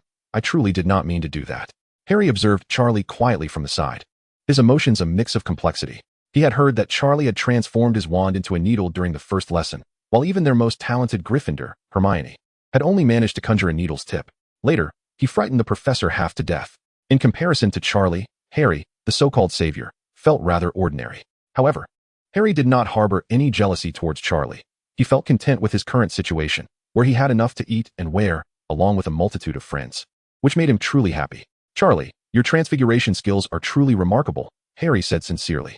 "Oh, it's nothing much, perhaps just a natural talent," Charlie modestly replied. At that moment, Hermione suddenly interjected, her tone serious and tinged with evident disapproval. "Charlie, you shouldn't frighten Professor Binns. That's inappropriate. You ought to apply your gifts to your studies." An uncomfortable silence enveloped the atmosphere. Fred and George exchanged glances, while Harry found himself at a loss for words. Charlie set down the chicken leg he was holding and looked at Hermione. "I was merely inquiring. Who knew Professor Binns would be so easily startled? You know that name shouldn't be spoken lightly." Hermione's voice rose in pitch. "But I don't understand why it shouldn't be mentioned," Charlie shrugged. "I come from a muggle background and am not well versed in the taboos of the magical world." Hermione was momentarily taken aback. She too was from a muggle background, but had long since familiarized herself with such knowledge through books. "Well, you should have done your research before asking," Hermione retorted, somewhat exasperated. "Research what?" Charlie countered. "I simply wanted to learn about history." Hermione opened her mouth, but found herself at a loss for words. Indeed, without understanding the context, Charlie's actions could be seen as mere inquiries. "Never mind, I won't discuss this with you anymore," Hermione huffed, turning on her heel to leave. Ron watched Hermione's departing figure and leaned closer to Charlie, whispering, "Don't mind her. She's always like this, thinking she knows everything. It can be quite annoying at times." Chapter 18, Potions Class Confrontation with Snape. In the following days, Charlie gradually experienced the various courses at Hogwarts. During Charms class, Professor Flitwick's amusing stance atop a pile of books brought a smile to Charlie's face. This diminutive professor, of fairy descent, was immensely knowledgeable and fervent in his teaching. When he first called upon Harry, he nearly toppled from his perch in excitement. "Mr. Potter," Professor Flitwick exclaimed, his voice trembling with enthusiasm. "What an honor, truly an honor." The herbology instructor was Professor Sprout, the head of Hufflepuff House. She was a short, plump witch, perpetually clad in patched clothing, with dirt forever lodged beneath her nails. Yet, she was exceedingly kind to her students and exhibited immense patience, even towards those who knew little of herbology. Due to Charlie's insistence on nightly escapades around the castle with the Weasley twins, he often found himself drowsy during daytime classes. Professor Flitwick would directly rap his wand on the desk, irately deducting points from Hufflepuff. "Mr. White, this is the second time this week you have fallen asleep in my class. 5 points deducted from Hufflepuff." However, when Charlie was awakened and demonstrated flawless spell work, Professor Flitwick would exuberantly restore the points. "Splendid. A perfect levitation charm. 5 points added to Hufflepuff." Professor Sprout adopted a gentler approach. Whenever Charlie dozed off in her class, she would quietly approach him, gently massaging his head with her rough yet warm hands until he awoke. "Mr. White, I understand that you are weary, but the cries of the mandrake will not diminish simply because you have fallen asleep," she would tenderly remark, devoid of any reproach. This made Charlie feel somewhat embarrassed about dozing off in her class. Time swiftly advanced to Friday. The morning held but a single potions lesson, shared with Gryffindor. The previous night, Charlie had once again embarked on an adventure through the castle with the Weasley twins, resulting in him resting his head on the desk as soon as he arrived at class. Ernie and Justin, seated on either side of Charlie, had grown accustomed to his behavior. "What do you think Professor Snape will do to Charlie?" Justin whispered to Ernie. "I don't know. But it certainly won't be as gentle as Professor Sprout," Ernie replied, casting a worried glance at the slumbering Charlie.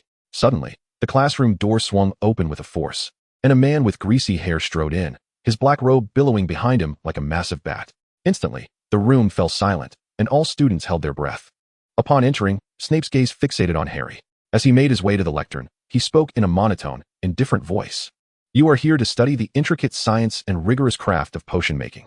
Harry felt the weight of Snape's stare upon him, sending shivers down his spine, accompanied by an unsettling sensation that the professor seemed particularly concerned with him. "In this space, there shall be no foolish wand-waving. Many of you may even doubt the existence of magic itself. I do not expect you to truly grasp the wonders of a cauldron simmering gently, exuding fragrant vapors. Nor do I presume you can comprehend the enchanting liquid coursing through one's veins, evoking feelings of ecstasy and disorientation. Just as Snape prepared to call Harry's name, his gaze caught something in his peripheral vision, and his voice abruptly ceased. All students followed his line of sight, discovering Charlie soundly asleep at his desk. The temperature in the room seemed to plummet several degrees. Snape's voice grew even more grave, tinged with an ominous undertone. Is there someone among us who believes they have surpassed the study of potions, deeming themselves above listening to the lesson? No one dared to utter a word. Ernie gently nudged Charlie, but he merely mumbled and continued to sleep. Snape's expression darkened, and he seized the blackboard eraser from the lectern, hurling it at Charlie with great force. The eraser struck Charlie squarely on the head, jolting him awake. Groggily, he lifted his head to find the entire class staring at him, while Professor Snape's glare was lethal. Tell me your name. Charlie White, he replied. Mr. White, Snape said coldly. It seems my lecture has proven so tedious for you that you would rather indulge in slumber. Charlie rubbed his eyes, coming to the realization of his indiscretion. Napping during class was one thing, but outright lying down to sleep was rather disrespectful to the professor. I apologize, Professor. I was studying late into the night and inadvertently dozed off. Snape narrowed his eyes, a sardonic smile curling at the corners of his mouth. Studying? I dare say you were meandering about the castle. A jolt of alarm shot through Charlie. How could he possibly know? Had he seen me with the Weasley twins last night? Given your apparent energy for nocturnal escapades, I presume you are quite adept in potions, Snape stated slowly, each word laced with a chilling disdain. Now, Mr. White, enlighten me. What is the result of combining powdered daffodil root with mugwort infusion? Charlie hesitated. Mugwort? For colds, perhaps? Yet it would be prudent not to answer hastily, as discretion might prevent further blunders. I do not know, Professor. Hermione immediately shot her hand into the air, nearly leaping from her seat. Snape completely disregarded Hermione, a smirk of derision gracing his features. Ah, it seems your ogre-like intellect does not match your reputation. I have heard of your commendable performance in Transfiguration. Yet in my class, you are woefully uninformed. Some students in the classroom snickered at this remark. I shall offer you another chance, Snape continued. Tell me, what is the distinction between aconite and monkshood? Hermione's hand shot even higher, nearly grazing the ceiling. Ernie quietly attempted to whisper something, but his words were inaudible to Charlie. Snape cast a cold glance at Ernie, who promptly fell silent. Charlie furrowed his brow. This was clearly an act of harassment. I do not know, Professor. What a pity. Since your mind is devoid of substance, you ought to pay attention in class, fool. The laughter among the students grew louder. One final question, Mr. White. Snape's eyes gleamed with malicious intent. Where can one find dunkstones? At this moment, Charlie comprehended fully. Snape was seeking trouble. He had merely dozed off briefly before class, and had even offered an apology upon entering. Yet the professor persisted in his harassment.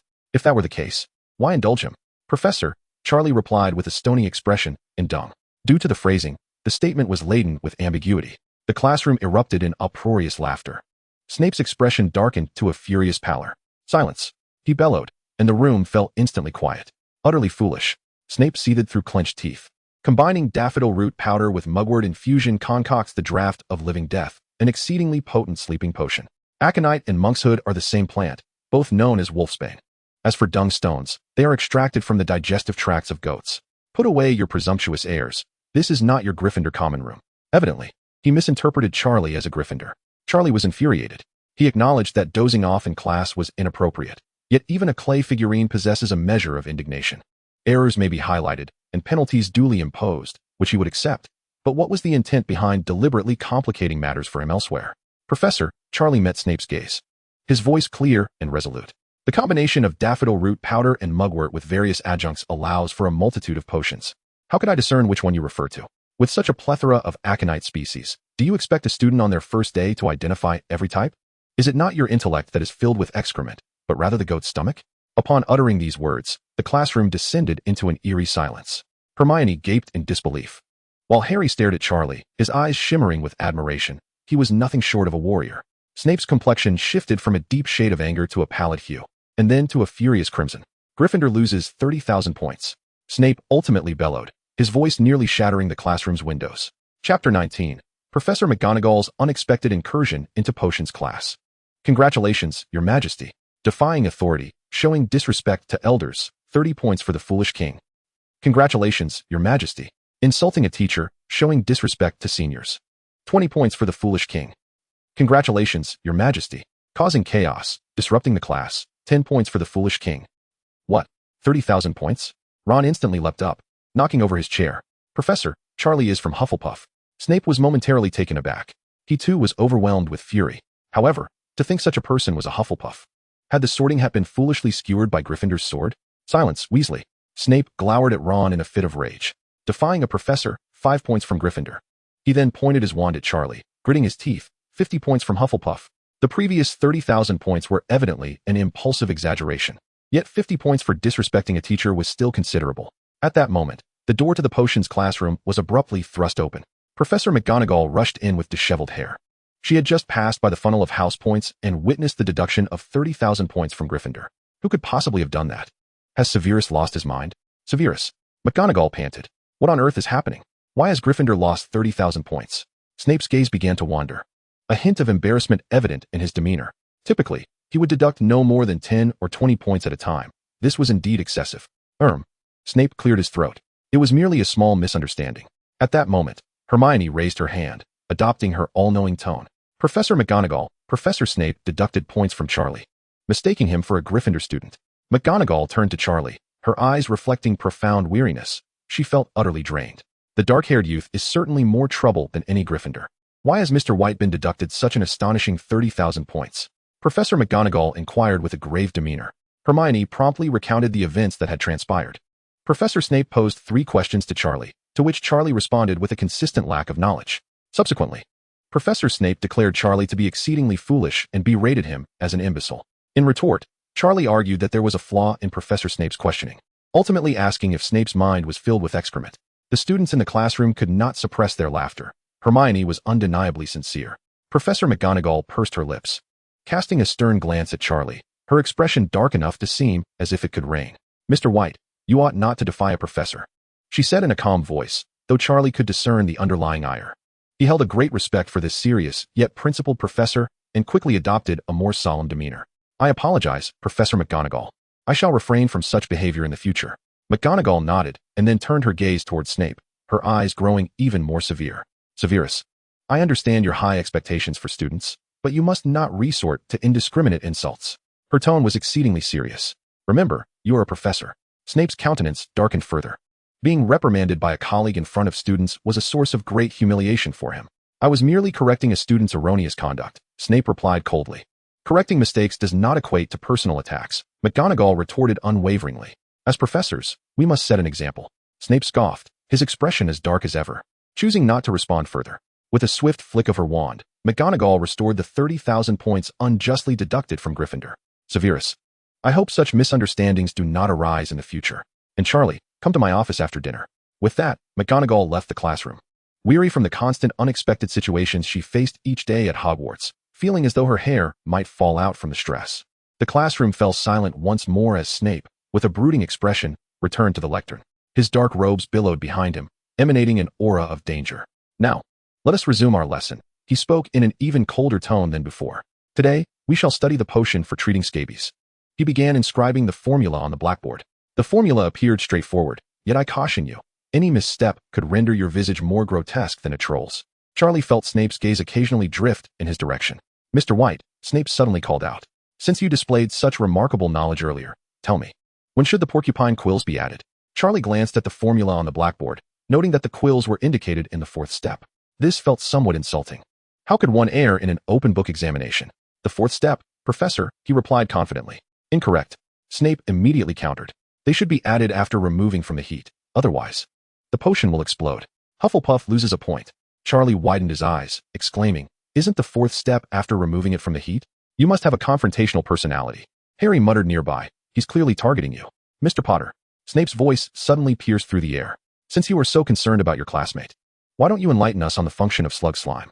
Harry was taken aback. He had no idea of the answer. I don't know, Professor. Foolish. Slug slime neutralizes the toxicity of porcupine quills. 2 points deducted from Gryffindor. The remainder of the class felt like a nightmare. Snape, like a rabid dog, relentlessly found fault with Charlie and Harry. Mr. White, your chopping technique is utterly abysmal. Mr. Potter, you are stirring in the wrong direction. You two are a calamity in the world of potions. Charlie and Ernie were working together on a potion, which appeared reasonably normal. A pale green liquid bubbling in the cauldron. Ernie cautiously stirred the potion, asking, Looks decent, doesn't it? Charlie nodded. At least it hadn't exploded. Which was a success given Snape's venomous criticisms. Snape approached them, scooping a sample of their potion with a silver spoon for close inspection. The color is too dark, and the texture is viscous, completely unacceptable. He coldly declared, 2 points deducted from Hufflepuff. Ernie glared at his creation in frustration. It looked quite similar to the potion at the adjacent table. Why are we the ones losing points? Finally, the bell rang, and all students sighed with relief as they gathered their belongings. Charlie, Ernie, and Justin exited the classroom, with Harry and Ron closely following behind. That old bat is completely unhinged. Ron exclaimed indignantly. He started the trouble. Why are we losing so many points? Exactly, it's utterly unreasonable, Harry added, equally dissatisfied. Our potion was quite well made. Ernie shook his head.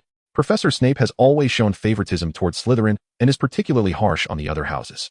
Honestly, Justin whispered. I think Professor Snape may indeed have issues. A normal teacher wouldn't target students like this. In the Muggle world, such teachers are considered deviant. I heard he was once a Death Eater, Ernie muttered, lowering his voice. Although Dumbledore trusts him, who knows what he truly thinks? Harry walked alongside Charlie, his emotions in turmoil. Charlie was targeted due to his pre-class nap and his scolding of Snape, but Harry couldn't fathom why he himself was being singled out. Yet, he was grateful for Charlie's presence. Facing Snape alone would have been utterly dreadful. Just then, Hermione hurried up to them, a look of concern etched on her face. You shouldn't oppose Professor Snape, she said, frowning. He can deduct points at will. You cannot contend with him. Ron rolled his eyes. He started the trouble first. We didn't do anything wrong. However, you did indeed challenge the professor.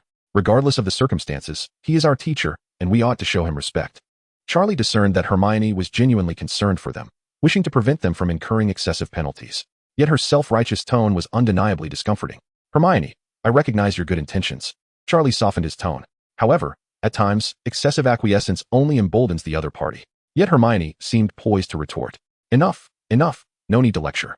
Ron waved his hand dismissively. Let us hasten to the Great Hall for a meal. I feel as though I might perish from hunger. Hermione, puffing with indignation, followed closely behind them. She merely wished to assist her classmates. Why could they not understand her intentions? Chapter 20. The Lottery. A conspiracy regarding Quirrell's scarf. The unfortunate morning had finally passed. Charlie sat at the Hufflepuff table, his spirits lifting as he gazed upon the sumptuous lunch before him. Harry and Ron approached and took their seats beside him. On their way, they had engaged in lively banter with Justin and Ernie, launching a comprehensive attack on Snape. The swiftest way to bond with classmates is to collectively critique a teacher, and now they were all gathered to dine together. Charlie refrained from joining in. Their remarks seemed feeble and lacking in substance. He opened the system interface to check his points. Foolish points, 678. After a week of napping during classes, late-night escapades, and squabbles with Filch and Snape, he had managed to accumulate these 678 points. System, initiate the draw, Charlie silently commanded. Congratulations, Your Majesty. You have acquired a mastery level of 50 in the Fiery Blaze spell. Congratulations, Your Majesty. You have acquired a mastery level of 45 in the Drowsiness spell. Congratulations, Your Majesty. You have acquired a mastery level of 30 in the Levitation charm. Congratulations, Your Majesty. You have received the perfect potion formula for the Elixir of Life.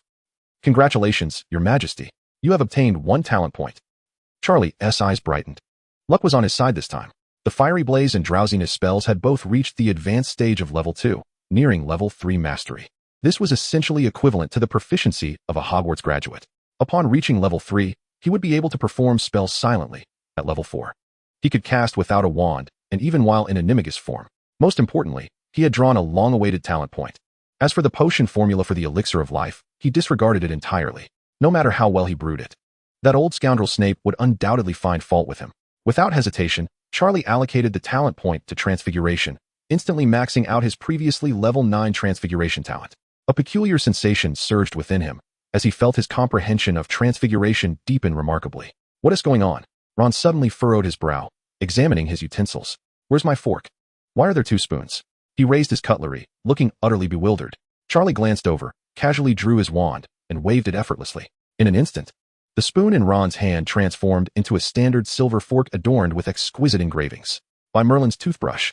Ron's eyes widened as he scrutinized the fork closely. Charlie, you are truly remarkable. It's only the first week of school. Far superior to some know-it-alls who only preach, Ron muttered under his breath. Harry promptly nudged Ron's arm, signaling him to keep his comments to a minimum. Although Hermione was not present, it would not be wise for such words to circulate. Meanwhile, Charlie was astounded internally. That simple incantation had elevated his proficiency in Transfiguration by 5 points. Given that his initial skill level in Transfiguration was already limited, this 5-point increase propelled him to the 2nd tier. This exemplifies the terrifying nature of having maximum level talent. Previously, Charlie had inquired of the system, discovering that first-tier transfiguration could only transform objects into other objects, such as turning a stick into a silver needle or a spoon into a fork. Second-tier transfiguration enables the transformation of living beings into objects, like a mouse into a snuff box. Third-tier transfiguration, akin to third-level spells, allows for silent casting and the conversion of objects into living beings, much like Professor McGonagall turning a desk into a pig. The fourth tier not only permits wandless casting, but also the transformation of one creature into another, a feat more challenging than converting objects into creatures, as it involves the anatomy of two distinct beings. Fifth-tier transfiguration can achieve permanent transformation. At this moment, Charlie's profile received a significant update. Title: Charlie White. Age: 11. Magical talent rating: maximum level 10. Transfiguration: 10. Spellcasting: 8. Potions: 6. Defense against the dark arts: 7. Herbology: 4. Astronomy: 4. History of magic: 5. Full points: 8. Mastered spells: Transfiguration, level 2, 0500. Fiery Blaze, level 2, 450500. Drowsy Down, level 2, for 70500. By the way, Charlie, Harry suddenly interjected. We have no classes this afternoon. I plan to visit Hagrid for a chat. Would you like to join me? Charlie pondered for a moment before shaking his head. You go ahead. I have other plans this afternoon. He had no desire to sit with Hagrid for tea and idle conversation, as it would be dreadfully dull. Moreover, he was busy devising ways to create mischief and earn more fool points. Very well then, Harry replied, somewhat disappointed but not insistent. After lunch, Harry and Ron eagerly made their way to Hagrid's hut. Charlie strolled alone on the castle's lawn, as Ernie and Justin had returned to the common room.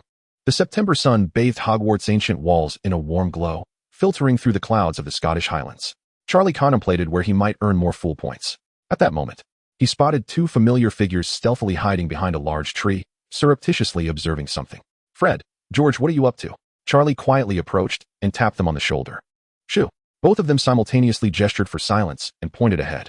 Following their gaze, Charlie beheld a figure clad in a purple scarf slowly meandering by the lake. The way the individual walked was quite peculiar, frequently stopping to glance around. Isn't that Professor Quirrell? Charlie squinted. Quirrell, the defense against the dark arts professor, was supposed to teach formidable spells. However, he spoke with a stutter, merely reading from the textbook during class, and exuded an overpowering scent of garlic that made it impossible for Charlie to sleep soundly. That odor was simply unbearable, akin to waking to death's embrace. That's him, Fred whispered. We think something's off. What kind of problem? Charlie inquired, intrigued. George pointed to Quirrell's head. Look at that scarf he wears all the time, even while eating. Indeed, Fred chimed in. He used to be quite normal when teaching Muggle studies. Although he had sparse hair, at least he was presentable. Now, he resembles an Arabian chieftain. Charlie stroked his chin, an idea forming in his mind. Don't you want to know what's underneath that scarf? He deliberately provoked. The three exchanged glances, each wearing a mischievous grin. Got an idea? Fred's eyes sparkled. Of course, Charlie said, pulling the two closer, their heads huddled together.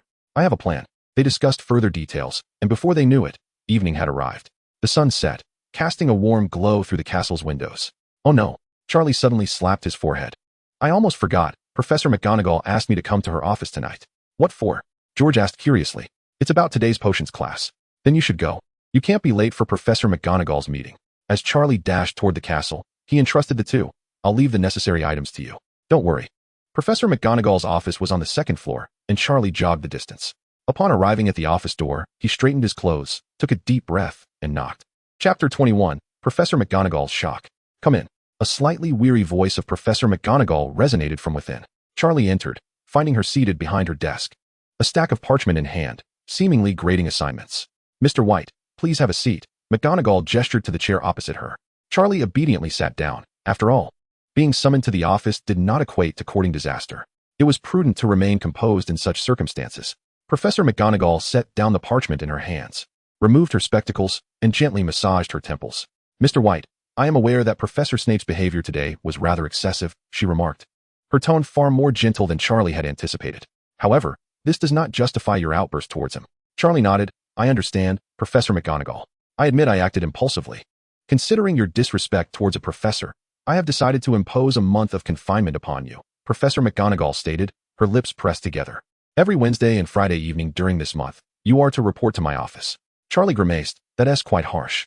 Upon concluding the punishment, Professor McGonagall's expression softened considerably. She readjusted her glasses and scrutinized Charlie closely. However, I am quite curious about one thing, she inquired. To what extent have you mastered transfiguration? From the very first lesson, Professor McGonagall had been astonished by Charlie's aptitude for the subject. Now, she sought to gauge his abilities in order to tailor her teaching accordingly. To employ a uniform approach would be a disservice to a prodigy. Charlie was somewhat taken aback. Would you like to see? He asked. Of course, I am the Transfiguration Professor, and I am very interested in my students' levels. Rising from his seat, Charlie produced his wand. He first waved it towards the corner of the office, proclaiming, "Spider, come forth." A small spider flitted into Charlie's hand. He then waved his wand once more, and the tiny arachnid transformed into a button resting in his palm.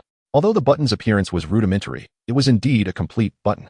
Professor McGonagall's eyes widened, her face a canvas of astonishment. She slowly rose, approached Charlie, and examined the button closely. "Merlin's beard," she murmured. "You have only been enrolled for a week." While the button's rough appearance indicated that Charlie's transfiguration skills were not yet finely honed, such ability could easily earn him an outstanding in the end-of-year examinations. That earlier summoning charm had also been quite impressive. It is no wonder you often seem distracted in class, even dozing off, Professor McGonagall realized. The material presented in class was far too simplistic for him. Reflecting upon this, a wave of guilt washed over Professor McGonagall. She had not fulfilled her responsibilities as a teacher for a student of Charlie's caliber. "One moment, Mr. White," she said, moving to the bookshelf and retrieving a thick notebook from the top shelf. The notebook appeared somewhat aged, its cover yellowed, yet it was well preserved. "This is my transfiguration notebook," Professor McGonagall explained, handing it to Charlie. "It contains my insights and understanding of transfiguration accumulated over the years. I hope it proves beneficial to you." Charlie accepted the notebook, feeling its weight. Although he did not require this theoretical knowledge, Professor McGonagall's kindness warmed his heart. "Thank you, Professor McGonagall," Charlie said sincerely. Professor McGonagall wore a smile of satisfaction upon her face. "Remember, talent is merely one facet of success. Diligence and character hold equal significance." Charlie nodded, adding that luck also played a role. "Excellent," Professor McGonagall nodded with approval. "Now, let us conclude for today. Do remember to arrive promptly at 8 o'clock next Wednesday evening." With his notebook clutched in hand, Charlie bid farewell to Professor McGonagall and exited the office. Observing Charlie's retreating figure, Professor McGonagall felt a profound admiration. This boy was not only exceptionally gifted but also exceedingly polite. Surely, it was Severus's harsh words that had provoked him. It was a pity he was not a member of Gryffindor House. Professor McGonagall sighed softly. If Charlie were a student of Gryffindor, she would have more opportunities to engage with him and guide his growth. Nevertheless, for now, she could still mentor him through the opportunity of detention. As Charlie emerged from the office, his stomach rumbled audibly. Dinner time had long passed, and the great hall was likely devoid of even a ghostly presence. He could only pray that his good roommates, Ernie and Justin, had left him something to eat. Pushing open the door to the Hufflepuff common room, he found Ernie engaged in a game of wizard's chess with Justin. Charlie approached them, his face alight with anticipation, eagerly watching their match. Ernie glanced up at him, a puzzled expression crossing his face. "What's the matter? Constipated?" Justin also scrutinized Charlie, a shiver running down his spine as if recalling something unsettling. "Dude, what are you thinking?" Charlie's spirits dampened, and he slumped onto the nearby sofa. "Nothing, just hungry. Do you have anything to eat?"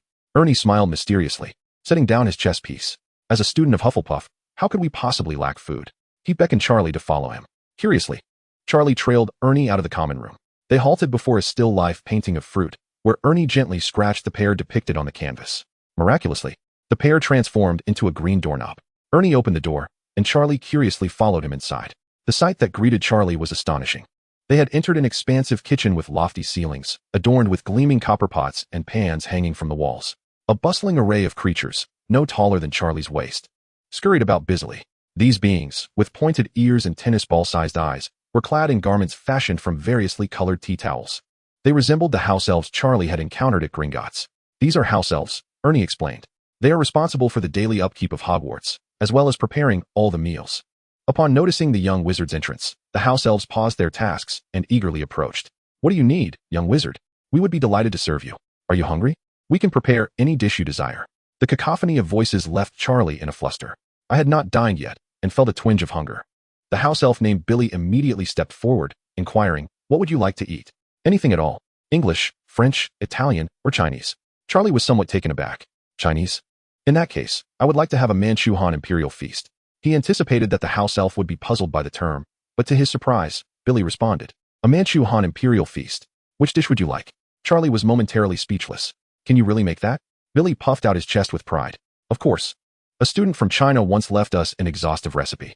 That wizard claimed that only a chef capable of preparing a Manchu-Han imperial feast is a true chef. Charlie swallowed hard. Then I would like a duck. 1-8 treasure wild duck. The house elves chorused in unison before bustling about. Charlie glanced at the Chinese kitchenware and felt a sense of incongruity. In less than 20 minutes, bolstered by magic, a fragrant 8 treasure wild duck was presented. The duck was roasted to a golden hue, its belly stuffed with glutinous rice, shiitake mushrooms, chestnuts, and a medley of other ingredients. The aroma alone was tantalizing. Is there anything else you require? The elves looked at Charlie with eager anticipation. A bit of rice and some soup, please, Charlie said without hesitation. Soon, steaming rice and sweet pumpkin soup were also served. Ernie watched, drooling beside him. I just had dinner, but this smells divine. Let's share, Charlie invited. I cannot finish such a large duck alone. The two sat down to enjoy this unexpected late-night feast. Charlie tore off a piece of duck leg and was instantly captivated by the exquisite flavor. This is delectable, Ernie exclaimed. I never imagined Chinese cuisine could be so delightful. Charlie chuckled. There are countless delicious Chinese dishes. I wonder if the house elves can prepare them all. Billy proudly declared. Billy and his companions can create any dish you can envision, as long as you can describe it. Chapter 22, The Corridor on the 4th Floor. After satisfying his hunger, Charlie contentedly patted his belly and pulled a gleaming gold galleon from his pocket, placing it on the table. Thank you for the hospitality. This duck was marvelous. Upon seeing the galleon, Billy froze, his eyes widening in astonishment. Sir, what does this mean? Billy's voice trembled slightly. It's your payment for the meal, Charlie replied matter-of-factly. It is only natural to pay for food. Billy shook his head and stepped back repeatedly. No, sir, Billy cannot accept money. Billy takes great joy in serving wizards. It is Billy's honor. The other house elves also shook their heads, clearly excited. Please accept it, Charlie insisted. Your efforts are indeed commendable and deserve recompense. Billy's eyes instantly welled with tears as he trembled while accepting the galleon, clutching it tightly to his chest. He had never encountered such a benevolent wizard. With a choked voice, he exclaimed, You, like Mr. Harry Potter, are among the finest wizards in existence. The other house elves were equally overcome with emotion, expressing their gratitude in a cacophony of voices. This left Charlie somewhat bewildered. It was merely a token of appreciation for a meal. Was such a reaction truly warranted? From now on, should you call for Billy in the dormitory? He will appear at once. Billy pledged earnestly. I will wholeheartedly do anything for you. Charlie waved his hand dismissively, not taking it to heart. It was akin to saying, Next time, I'll treat you to a meal at parting. Very well, I shall take my leave. Ernie followed Charlie out of the kitchen and remarked along the way. You need not pay them. House elves do not require such compensation. They revel in their labor. Charlie was taken aback. Shouldn't those who take joy in their work receive greater rewards? He mused. Who would have thought you, Ernie, with your thick eyebrows and large eyes, to be an insidious capitalist? Just wait. One day I shall have you hanging from a lamppost.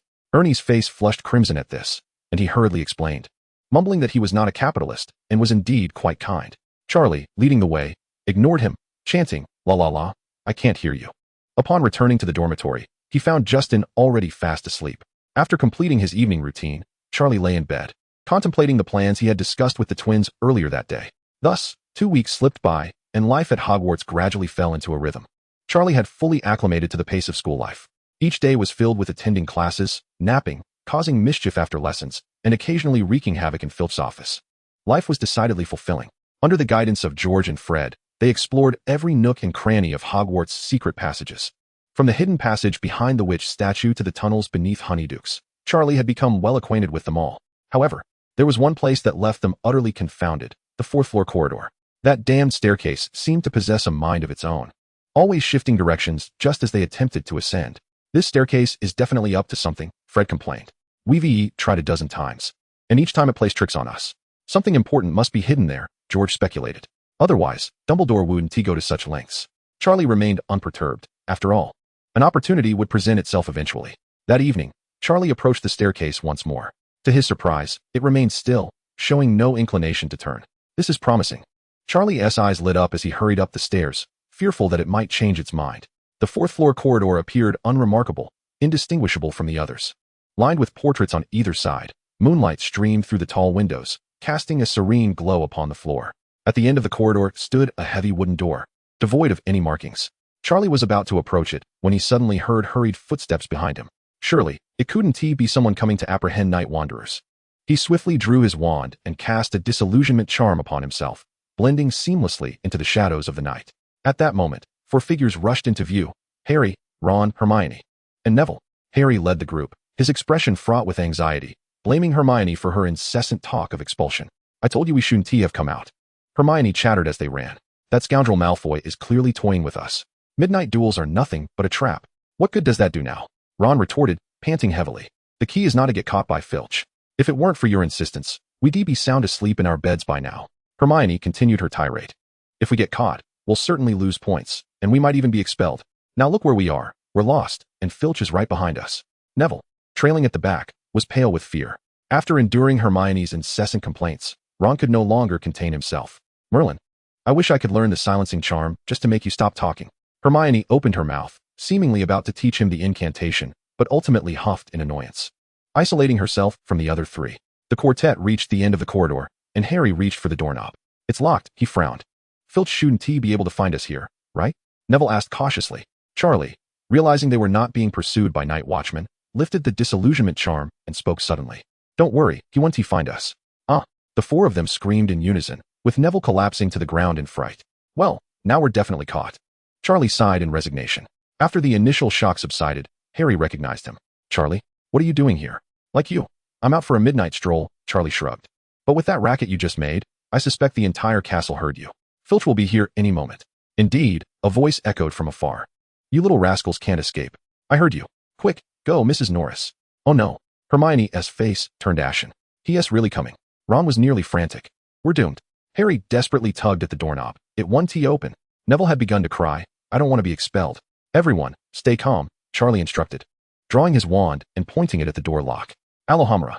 With a click, the lock sprang open. Go in, Charlie urged as he pushed the door open. The five of them filed in, with Charlie being the last to enter, shutting the door behind him. Chapter 23, The Three Little Dogs. The group pressed against the door, holding their breath as they listened to the commotion outside. The footsteps of Fong were drawing nearer, accompanied by the mewing of Madame Loris. Damn little imps. I know you are here. Fong cursed outside the door, yanking at the doorknob with force. The door remained steadfastly shut, assuming the absence of occupants. Fong muttered angrily as he walked away. As his footsteps faded, the five individuals released a collective sigh of relief. Thank goodness, he's gone. Harry wiped the sweat from his brow. Let us hurry back to the dormitory, Hermione whispered. Just then, Neville trembled and spoke. Guys, look behind you. The four slowly turned around, instantly petrified. A colossal three-headed dog was glaring at them menacingly, each head the size of a bucket, its 6 eyes glimmering ominously in the darkness. Its mouth revealed sharp teeth, drool dripping incessantly. Ah! All but Charlie screamed in terror. Charlie's eyes widened, a storm of thoughts racing through his mind. Who said Dumbledore would not leave danger in the castle? Faced with such a predicament, Charlie instinctively drew his wand. Fiendfire. Flames erupted before him, forming a wall of fire. Rather than attacking the beast directly, he feared provoking it, seeking only to use the flames as a barrier. Charlie intended to shield the others, but upon turning around, he found himself alone. Where did they go? Harry, Ron, Hermione, and Neville had fled, leaving no trace behind. For heaven's sake, what cowards! Charlie couldn't help but curse. Just as he contemplated escape, he noticed that despite its fearsome appearance, the three-headed dog remained rooted in place. Could it be that it did not bite? A daring thought crossed Charlie's mind. Billy, he called softly. With a pop, the house elf appeared before him. Mr. Weasley, how may I assist you? Since gifting Billy a galleon 2 weeks prior, the little elf had indeed become quite reliable, even delivering a warm breakfast each morning upon Charlie's awakening. Fetch me a piece of meat, fresh, please, Charlie whispered. Billy vanished and returned in under 10 seconds, clutching a sizable chunk of beef. Charlie accepted the meat and cautiously approached the three-headed dog. Here, good doggy, come here. Uncertain if creatures from another world could be lured, he decided to try. The 2 side heads instantly changed their demeanor, drool pooling on the ground. Only the central head maintained a fierce expression, yet the tail wagging furiously betrayed its true feelings. Charlie couldn't help but chuckle. This isn't so difficult after all. I knew old Dumbledore was trustworthy. On the other side, Harry and his companions ran a considerable distance before halting, only to realize that one among them was missing. Where's Charlie? Harry gasped. Oh no. We left him behind. Ron's face turned pale. Hermione insisted, we should immediately inform Professor McGonagall. Ron grimaced, by the time the teachers arrive, Charlie will likely be nothing but bones. Harry clenched his fists, guilt flickering in his eyes. It's our fault that Charlie was left behind. We must return to rescue him. Without hesitation, he sprinted back. Hermione reached out, intending to voice something, but the words caught in her throat, gritting her teeth. She followed closely behind Harry. At that moment, admonitions were secondary to the safety of their friend. Ron and Neville exchanged glances. Despite their trepidation, they pressed on. Merlin, help us. Let us hope Charlie is still alive, Neville trembled. The four returned to the door, proceeding cautiously. Strange gnawing sounds emanated from within, loud and unsettling. Harry's complexion drained of color, his body frozen in place. It's over. Ron covered his mouth, terror evident in his eyes. Goodness, Charlie is silent. It's just that dog feasting on him. Stop it. Hermione, though equally frightened, maintained her composure. Until the truth was revealed, she would not hastily draw conclusions. With trembling hands, she gently nudged the door ajar, peeking inside. In the next moment, all four stood in stunned silence. Before them lay the massive three-headed dog, comfortably sprawled on the ground, all three heads buried in a large hunk of beef, savoring the meal. And Charlie? He sat leisurely beside the beast, affectionately stroking the middle head. Good boy, three-headed lad, such a good dog. Charlie's voice emerged, gentle as if praising a beloved pet. The dog heads leaned in, nudging Charlie's arm, as if vying for his attention. Charlie laughed, patting the other two heads. Good boys, all very good. Harry's eyes widened in disbelief at the scene before him. Charlie, you're unharmed. He was on the verge of rushing in, but Ron grasped his arm. The dog posed no threat to Charlie, but the four of them could not be so sure. Upon hearing their voices, Charlie turned, relief washing over him at their return. It was a comfort to know that his friends had not truly abandoned him. They still had a conscience. The three-headed dog noticed the four at the entrance, but merely glanced before resuming its meal. After all, Hagrid had tasked it with guarding the trapdoor. As long as the young wizards did not intrude, all was well. As Hermione sighed in relief, a new question arose in her mind. Charlie, where did that meat come from? Magic, of course, Charlie replied nonchalantly. Ron's eyes sparkled with curiosity. Charlie, you can conjure food, Hermione remarked, her brow furrowed in skepticism. However, that contradicts the fundamental principles of Gamp's law of elemental transfiguration. Food cannot be conjured out of thin air. Charlie sighed, finding the precociousness of such a knowledgeable young girl rather irksome. All right, you've got me there. It was delivered by the house elf from the castle. But don't you think we ought to focus on something of greater importance? He gestured towards the three-headed dog beneath him, specifically indicating the trapdoor it was guarding. Although Hermione was intrigued by Charlie's mention of the house elf, it was evident that the matter of the three-headed dog took precedence. The group followed his pointing finger and indeed discovered that the creature was sprawled atop a wooden trapdoor. Harry blinked in curiosity. What could be down there? Who knows? Charlie mused, a glimmer of curiosity flickering in his eyes. But considering the lengths Dumbledore has gone to ensure the dog is on watch, there must be something valuable below. At that moment, the three-headed dog seemed to comprehend their conversation and hastened to devour the large piece of beef it had been chewing. With a satisfied belch, it straightened up, all three heads maintaining a stoic demeanor, as if it had not just indulged in a feast. Hey, Fluffy, Charlie tapped its hind leg. Could you step aside? I'd like to take a look. The creature feigned ignorance, remaining utterly still. Stop pretending. I know you can understand me, Charlie persisted. Just a quick peek, and I'll be right back. Fluffy remained unresponsive. Frustrated, Charlie gritted his teeth and drew his wand. Do you believe I could cast a stunning spell on you? Upon hearing this, Fluffy finally reacted, slowly turning the middle head to regard Charlie with disdain. Given the creature's resilience, even an adult wizard's spell would likely be ineffective against it. The atmosphere grew somewhat awkward. Clearing his throat, Charlie sheepishly tucked his wand away. I was just joking, just joking. Just wait, fortunes can change in 30 years. Harry and the others stifled their laughter, careful not to make a sound. If Charlie couldn't best the three-headed dog, he certainly wouldn't overpower them. Ultimately, Fluffy, unable to withstand Charlie's persistent coaxing, flopped down atop the trapdoor, feigning sleep. You ungrateful beast. After you finish eating, you forget all about us. Truly a three-headed menace.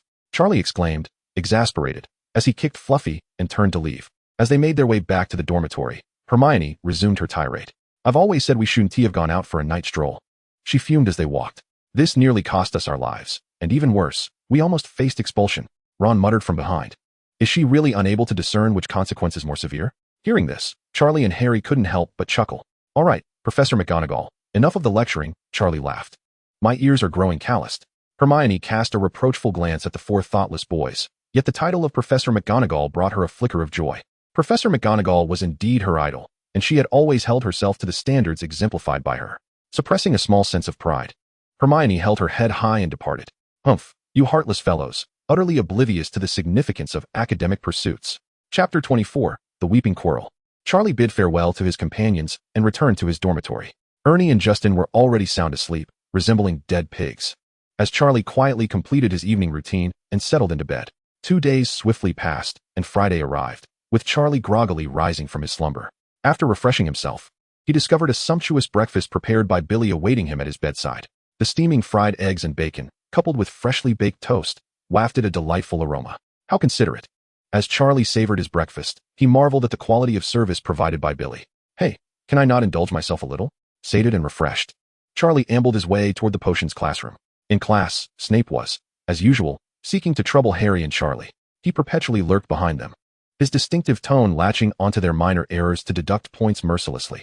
Today's lesson focused on a new potion, the confounding potion. In truth, Charlie had recently won a lottery and had fortuitously mastered the perfect formula for the confounding potion, even surpassing the one found in the textbooks.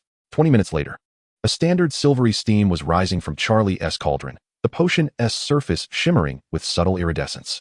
Snape approached Charlie's desk, leaning down to scrutinize the potion within the cauldron. A flicker of surprise flashed in his eyes, yet his face remained inscrutable. "Oh, if anyone were to claim that Professor Snape experienced emotional fluctuations, I would certainly give them a good kick to dissuade them from spinning such fanciful tales." Humph, barely acceptable. However, the speed of preparation was evidently indicative of a hasty pursuit of success. 1 point deducted for Hufflepuff. Charlie had grown numb to such antics, merely curious to see what excuses he could conjure to penalize them. The class bell rang, and the students, visibly relieved, began to gather their belongings in preparation to leave. Just as Charlie was about to exit the classroom, Fred and George appeared at the doorway, shrouded in mystery. They raised their eyebrows at Charlie, their eyes brimming with excitement. Understanding their intent, Charlie leaned in closer, whispering, "How did it go?" "All set," Fred replied with a sly grin. An empty corridor lay before them. Previously, Charlie had observed that Quirrell passed through this corridor daily, prompting the twins to craft an automatic hook. They had installed the hook along the corridor, which would snag Quirrell's turban as he walked by. Fred produced a finely crafted mechanical hook from his pocket. At the tip of the hook, a slender rope is attached, and the entire contraption emanates a faint magical glow. Has this device been tested? What are its effects? Charlie curiously scrutinized the small mechanism. George patted his shoulder, a look of pride on his face. "Rest assured, my brother, just watch my hook. The principle of the hook is quite simple," Fred explained while installing the device onto the ceiling. "The sensing magic will detect the target's approach and automatically release the hook. The hook will accurately locate the position of the scarf, moving with such swiftness that one could hardly react." Charlie nodded, acknowledging the brothers' craftsmanship was indeed commendable. The device was cleverly concealed behind the decorative carvings of the ceiling, completely undetectable. The three of them lay in ambush around the corridor's corner. Before long, the familiar sound of footsteps echoed from a distance. Charlie leaned forward to catch a glimpse. It was Professor Chilo. He retained his usual timid demeanor, tightly wrapped in a purple scarf, trembling with every step. "Here he comes," George said excitedly, rubbing his hands together. "Get ready for the show." Fred's eyes glinted with mischief. Chilo approached the trap area, entirely oblivious to the peril above him. Charlie held his breath, a strange sense of anticipation swelling within him, wondering how many points of foolishness this would yield. As Chilo stepped directly beneath the device, the hook sprang from the ceiling, precisely snagging a corner of his purple scarf. With a sharp snap, the hook yanked upward. However, an unforeseen event transpired. The scarf clung to Chilo's nape as if glued, firmly adhering to his skull. The hook strained upwards, distorting the entire shape of Chilo's head, stretching it like modeling clay. A piercing scream reverberated through the corridor. This cry sounded nothing like Chilo's usual timorous voice. Instead, it bore an eerie, raspy tone reminiscent of a serpent's hiss. Charlie felt a pang of sympathy. How immense must the force be to deform a person's head? "Your Majesty torments the commander, exhibiting extreme cruelty. Foolishness points. 50. So many? Surely pulling off the scarf wouldn't warrant that," he thought, feeling less pained and slightly amused. Chilo quickly regained his composure, grasping the hook with determination and tearing the scarf off his head. Once he had adjusted the scarf back in place, he scanned his surroundings, his expression transforming into one of heightened vigilance. The previous timidity vanished, replaced by a chilling wariness. He hastily exited the scene. Only after confirming Chilo had moved far away did the three emerge from their hiding spot. "What a pity," Fred lamented, his face etched with disappointment. "We still didn't get to see Professor Chilo's nape. That scarf was glued on too tightly." George stroked his chin in contemplation. "Do you think he might have been possessed by a female ghost in Egypt, hiding her within the back of his head?" Charlie chuckled softly. "Then this female ghost must smell quite foul, reeking of garlic." The trio retracted their devices, and Fred appeared utterly defeated. George, too, wore a despondent expression. "It seems we must devise another plan." However, Charlie remained in high spirits, as the system's notification of 50 foolish monarch points left him beaming with delight. This was far more exhilarating than their usual petty antics.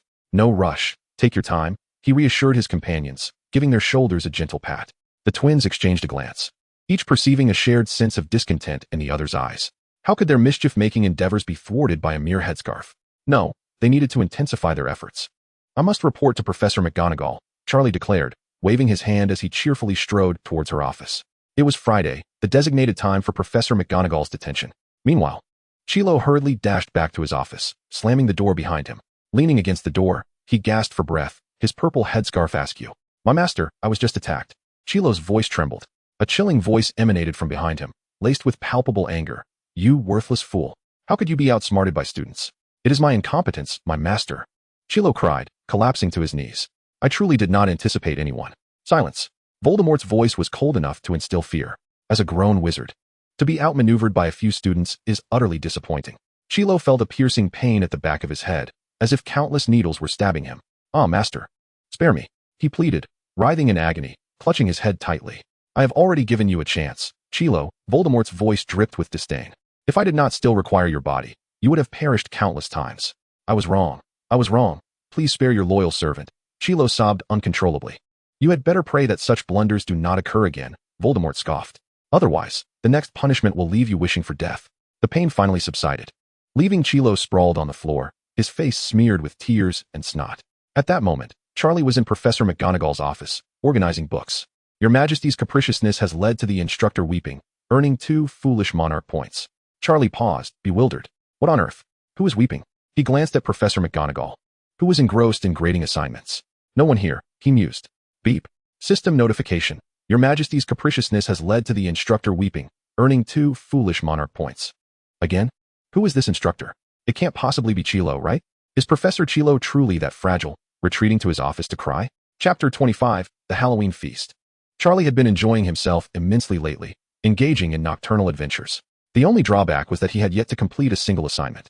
Every time, Charlie sought Ernie's assistance in completing assignments, leaving Ernie puzzled. "Why do you need to copy work when it is a mere trifle for you?" Ernie inquired as he handed over his potions homework. Charlie responded with confidence. How could one squander precious time on assignments? The crux of the matter lay in the presence of the foolish king aspect. One must not neglect the study of magical abilities associated with it. Fortunately for Charlie, being a Hufflepuff spared him the ire of a certain professor had he uttered such words in the Gryffindor common room. With a sigh, Ernie proposed, "How about this? I can write your assignments for you, provided you guide me in charms and transfiguration." Charlie's eyes lit up. Deal. This arrangement was simply too advantageous. The spells provided by the system could be effortlessly cast, and he had thoroughly mastered the relevant knowledge to assist Ernie. In the ensuing days, Charlie indulged in a life of greater comfort. Each morning, he awoke to a sumptuous breakfast prepared by Bill, while assignments were handled by Ernie. He continued to slumber through classes and embarked on adventures with the Weasley twins after lessons. The only source of his annoyance was the area guarded by the 3-headed dog, which remained inaccessible. Even the Weasley brothers were uncertain about the existence of a secret passage.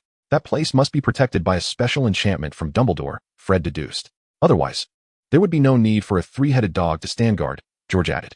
Harry informed him that hidden below was something Hagrid had brought back from Gringotts. Someone attempted to break into Gringotts to steal it, but fortunately, Hagrid and I got there first, preventing that individual from succeeding, Harry said mysteriously. As Halloween approached, Charlie found himself in Snape's office organizing potion ingredients. Do not inquire why.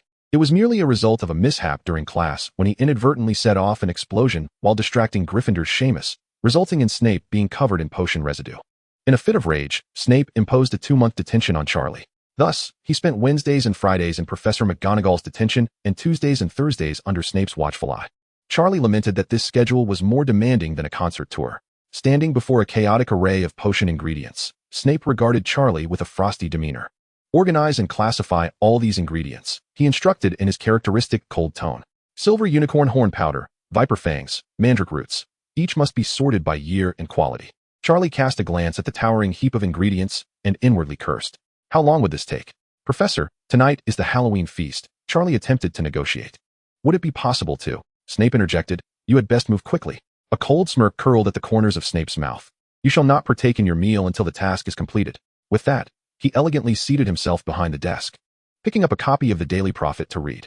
His dark eyes frequently darted towards Charlie, ensuring the lad would not indulge in idleness. Gritting his teeth, Charlie began sorting the potion ingredients. Ever since he drew various potion recipes, he consistently concocted flawless potions in Snape's class. This left Snape bereft of reasons to deduct points, relegating him to torturing Charlie in this manner instead. As time passed, the light outside gradually waned. Charlie's stomach began to rumble, and he covertly glanced at Snape. The old bat feigned engrossment in his newspaper while secretly monitoring him. At that moment, Snape's own stomach audibly protested, creating an awkward silence in the office. A fleeting look of discomfort crossed Snape's face as he set down the newspaper and cleared his throat. I am off to a banquet. He rose, his black robes billowing. Should I return to find you have not completed your task, I shall transform you into a toad and brew a potion from you. Charlie scoffed, thinking Snape was merely jesting. Snape narrowed his eyes, casting a dangerously scrutinizing glance at Charlie before striding out of the office. As the door clicked shut, Charlie sprang up, clapping his hands. Tidy up, my foot. He stretched his limbs, preparing to sneak away. However, the banquet was likely nearing its conclusion, rendering his attendance rather pointless. Billy, Charlie whispered. With a loud pop, the house elf appeared in the office. What can I do for you, Mr. White? Billy asked respectfully. Fetch me something delicious. I am starving. Charlie rubbed his belly. Billy promptly vanished, returning in less than a minute with a large platter of food. Roasted chicken legs, pumpkin pie, butterbeer, everything one could desire. Charlie carried the food to the window, settling on the broad sill. Outside, the stars twinkled in the vast sky, and moonlight bathed the towers of Hogwarts in an ethereal glow, a sight of unparalleled beauty. Now, this is living, Charlie mused, taking a bite of the chicken leg. His spirits lifted. The sovereign neglects governance, indulging in pleasures, foolish ruler. Point 1. Meanwhile, Snape hurriedly arrived at the Great Hall. The Halloween feast was already underway. The long tables laden with an array of culinary delights. Enormous jack-o'-lanterns floated in the air, while bats flitted about the ceiling. Severus, why are you so late? Professor McGonagall inquired, somewhat surprised upon seeing him. I was engaged in potion research, Snape replied tersely, taking a seat at the staff table. Professor Flitwick chuckled. Severus is always so dedicated. A workaholic, Professor Sprout remarked, shaking her head. You ought to relax from time to time. Snape offered no response, silently consuming the food on his plate. The professors remained indifferent, as if Severus Snape were bereaved. The great hall buzzed with merriment, students reveling in the festive atmosphere. Laughter echoed from the Gryffindor table, while Hufflepuff students competed to see who could consume the most. Snape soon finished his meal, setting down his utensils and preparing to depart. Just then, the grand doors of the hall swung open abruptly. Quirrell stumbled in, pale as a ghost, his purple turban askew. A troll, he shouted at Dumbledore. His voice laced with terror. There's a troll in the dungeon. I thought you ought to know. With that, he collapsed onto the floor, unconscious. The hall erupted into chaos, students screaming in fright. Is it true? How could a troll enter the school? Yet, it was a professor's word. It's just Quirrell. Perhaps he mistook a house elf for a troll. Silence. Dumbledore stood, tapping his goblet with his wand. Purple fireworks erupted from its tip, illuminating the air. Gradually, the hall quieted. Prefects, lead your houses back to the dormitories at once. Though his tone was calm, it bore an undeniable authority. Teachers, follow me. The students left in an orderly fashion under the guidance of their prefects, but the air remained thick with tension. Snape furrowed his brow. How could a troll suddenly appear at Hogwarts? Who had let it in? Severus, please check the 4th floor. Dumbledore approached him, lowering his voice. Ensure there are no issues. Snape nodded, comprehending Dumbledore's intent. The Chamber of Secrets on the 4th floor concealed the Philosopher's Stone and must be safeguarded. He hastened from the hall, his dark cloak billowing behind him. Chapter 26, The Troll in the Girls' Bathroom. Harry and Ron trailed behind Percy towards Gryffindor Tower, navigating a corridor filled with panicking students. A troll. There really is a troll. My goodness, is this school even safe? Hurry, don't fall behind. Voices of concern rose and fell, but Harry grew increasingly anxious. Suddenly, he seized Ron's sleeve. Wait. Ron stumbled. What's the matter, Harry? Hermione. Harry's face drained of color. She's still in the bathroom. Ron paused, recalling the events of the afternoon. He had mentioned that everyone was fed up with Hermione, calling her a nightmare. She had run off in tears, missing the feast entirely. Her roommates had said she was in the girls' bathroom on the 1st floor. Harry, frantic, began to pace. Now there's a troll. She has no idea. Ron gritted his teeth, fear gripping his heart, but he nodded resolutely. Let us go find her. The two boys slipped away from the group amidst the confusion, racing toward the 1st floor. On the other side, Charlie, having indulged in a hearty meal, contentedly patted his belly. It was nearly time to return to the dormitory. As for Snape's warning, he was utterly unconcerned. With a tune humming from his lips, Charlie strolled out, but upon reaching the 1st floor corridor, he was met with an overwhelming stench. Goodness. He quickly covered his nose. Had the Weasley brothers blown up the restroom? It was no surprise he thought so, in Hogwarts. When faced with the absurd, even if it were not the Weasleys' doing, they were bound to know the cause. The odor was far more pungent than Quirrell's garlic breath, prompting Charlie to cast a bubblehead charm upon himself. A thin membrane enveloped his head, effectively shielding him from the foul smell. Ah, much better. Just then, a shrill scream erupted from the ladies' restroom. Aya! This was followed by heavy footsteps and guttural roars, reminiscent of a beast's fury. A jolt of alarm coursed through Charlie. Something was amiss. He hurried toward the restroom, pushing the door open to a shocking sight. A towering troll, nearly 3 meters high, was wielding a hefty club, rampaging wildly. Its skin was a ghastly green, muscles as solid as rock, yet its head was disproportionately small, with a vacant stare. Meanwhile, Hermione cowered in a corner, her face pale, tears brimming as she sought refuge. A troll. After spending several months in the magical realm, Charlie was no longer a novice. He could easily identify creatures like trolls. Without a moment's hesitation, he charged in. Previously, during the encounter with the three-headed dog, Hermione and Harry had come to his aid. He could not stand idly by and watch as Hermione was bludgeoned into oblivion. As the troll raised its club to strike Hermione, Charlie swiftly sprang into action, his wand flicking with precision. The formidable club transformed instantly into a fluffy cotton mass, floating gently past Hermione. The troll paused, bewildered, scrutinizing the cotton with its meager intellect, unable to comprehend the situation. "Hermione, come here," Charlie shouted. A glimmer of hope sparkled in Hermione's eyes as she dashed toward him. Only then did the troll notice Charlie's intrusion, discarding the cotton and roaring as it lunged at him. Each step reverberated through the ground, shattering the porcelain tiles of the restroom. Charlie remained unfazed, his wand poised once more. A blaze erupted from the tip of his wand, engulfing the troll in flames. The orange-red fire roiled through the restroom, illuminating every nook and cranny.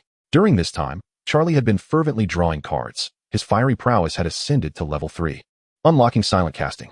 However, the troll possessed formidable magical resistance. The flames merely obscured its vision without inflicting real damage. It spun in place, howling in rage, flailing its arms in an attempt to extinguish the flames. Charlie's gaze sharpened. If magic was ineffective, then it was time for physical force. The wand pointed towards the toilet, and in an instant, the 6 toilets transformed into thick iron chains, clattering as they wound around the giant's feet. The giant, spinning in place, lost its balance and collapsed to the ground. The tiles of the restroom shattered upon impact. As the giant struggled on the floor, the chains creaked under its immense strength, beginning to warp. Charlie's expression darkened. The creature possessed remarkable power. Stupefy. The tip of his wand emitted a red beam, striking the giant squarely on the head. The giant shook its head, its gaze growing more bewildered, yet it showed no signs of losing consciousness. "This one is tough." Charlie continued to wave his wand, casting spell after spell at the giant. At that moment, the restroom door swung open, and Harry and Ron rushed in, flustered. "Hermione, are you all right?" Mid-sentence, the two froze at the sight before them. The giant was ensnared tightly by the chains, while Charlie frantically unleashed spells. "Merlin's beard," Ron exclaimed. "Charlie, did you single-handedly subdue the giant?" Harry's eyes widened in disbelief as he took in the scene. Was he still a first year like himself? The shock was comparable to witnessing Snape dancing in a dress. Charlie ignored them, persistently casting spells to prevent the giant from rising. "Stop gawking and help," Hermione shouted from the side. Harry and Ron immediately raised their wands, but their lack of knowledge regarding offensive spells rendered them ineffective, standing frozen with their wands aloft. Hermione fared much better. Stupefy. A red beam shot toward the giant, but its potency was clearly inferior to Charlie's, having little effect. Finally, with one last powerful Stupefy, the giant utterly lost consciousness, its massive form collapsing to the ground. Charlie sighed in relief. "That was close. I nearly let the giant touch my robes." Just then, an unpleasant voice broke the tension. "Heh. It seems Mr. White is as arrogantly self-assured as his savior friends, always believing he can save the world." Charlie turned to see several professors standing at the doorway. Their expressions varied. At the forefront were Dumbledore and Professor McGonagall, followed by Professors Flitwick and Snape. Dumbledore observed the fallen giant, while McGonagall wore a stern, angry expression, and Snape looked on mockingly at Charlie and the others. The earlier remarks had originated from Snape himself. "Don't be so serious, Severus. Mr. White has vanquished a giant with his remarkable spells," Flitwick remarked as he entered, having witnessed Charlie battling the giant with a silent spell. As Charlie's cursed professor, he naturally felt a sense of pride. Perfect silent spellcasting. "Mr. White, Hufflepuff." Before he could finish his sentence, Professor McGonagall shot him a fierce glare. Professor Flitwick immediately swallowed his words. That was close. He almost added fuel to the fire for Professor McGonagall. McGonagall pursed her lips and looked sternly at the 4 students. "You 4, can you explain why you are here?" Her voice was calm, yet anyone could sense the underlying anger. The professors clearly ordered all students to return to their dormitories. "Why did you not comply? What if a troll had injured you?" Charlie shrugged. "Professor, I just finished detention with Professor Snape and didn't he go to the Great Hall, so I'm unaware of what transpired." McGonagall glanced back at Snape. He pretended not to notice and turned his gaze towards Harry. "And what about our savior, Mr. Potter?" Snape's tone dripped with malice. "For what reason are you here?" Harry stammered, unsure how to explain. Just as Harry was at a loss, Hermione suddenly spoke up. "It's my fault, Professor." Her voice trembled slightly, but was clear. "I was feeling unwell and stayed in the bathroom. Ron and Harry were worried about my safety and came to rescue me." Chapter 27. Another laborer of homework. McGonagall's gaze lingered on Hermione's face for a few seconds, noticing the remnants of tears at her eyes and her pale complexion. She had intended to press further on why she was alone in the bathroom, but seeing Hermione's shaken demeanor softened McGonagall's heart. From her understanding of Hermione, this young witch never lied. Miss Granger, given today's events, Gryffindor loses 5 points. McGonagall finally stated, her tone stern but far gentler than anticipated. Harry and Ron breathed a sigh of relief. They had feared they would lose more points or even face detention. At that moment, Dumbledore, who had been observing the troll, finally straightened up, his blue eyes sparkling with wisdom behind his glasses. Minerva's handling of the situation was fair. Dumbledore nodded, his voice calm. However, Mr. Weasley and Mr. Potter displayed commendable bravery in risking their lives for their friend's safety. Gryffindor earns 10 points. Snape scoffed from the side, clearly displeased with this decision. Dumbledore acted as if he hadn't heard and continued. Mr. White saved his friend. He paused, turning his gaze towards Professor Flitwick, who was watching him expectantly. Along with this perfect silent spellcasting technique, Hufflepuff earns 20 points. Professor Flitwick, upon hearing these words, proudly puffed out his chest, his smile radiant as a blooming flower. Reminiscent of the esteemed Ravenclaw house. As Charlie's Charms instructor, the exceptional performance of his students served as the finest testament to his teaching prowess.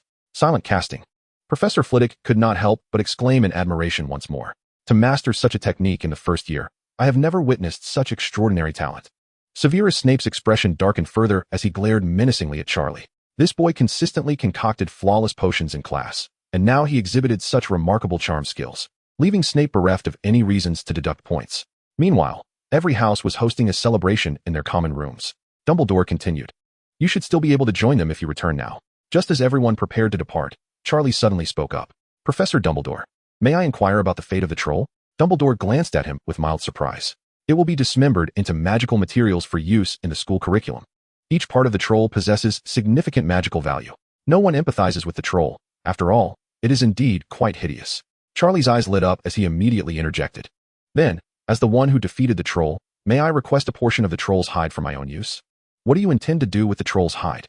Professor McGonagall furrowed her brow, finding the request rather peculiar. I wish to craft a suit of armor from the troll's hide. Charlie unabashedly revealed his intentions.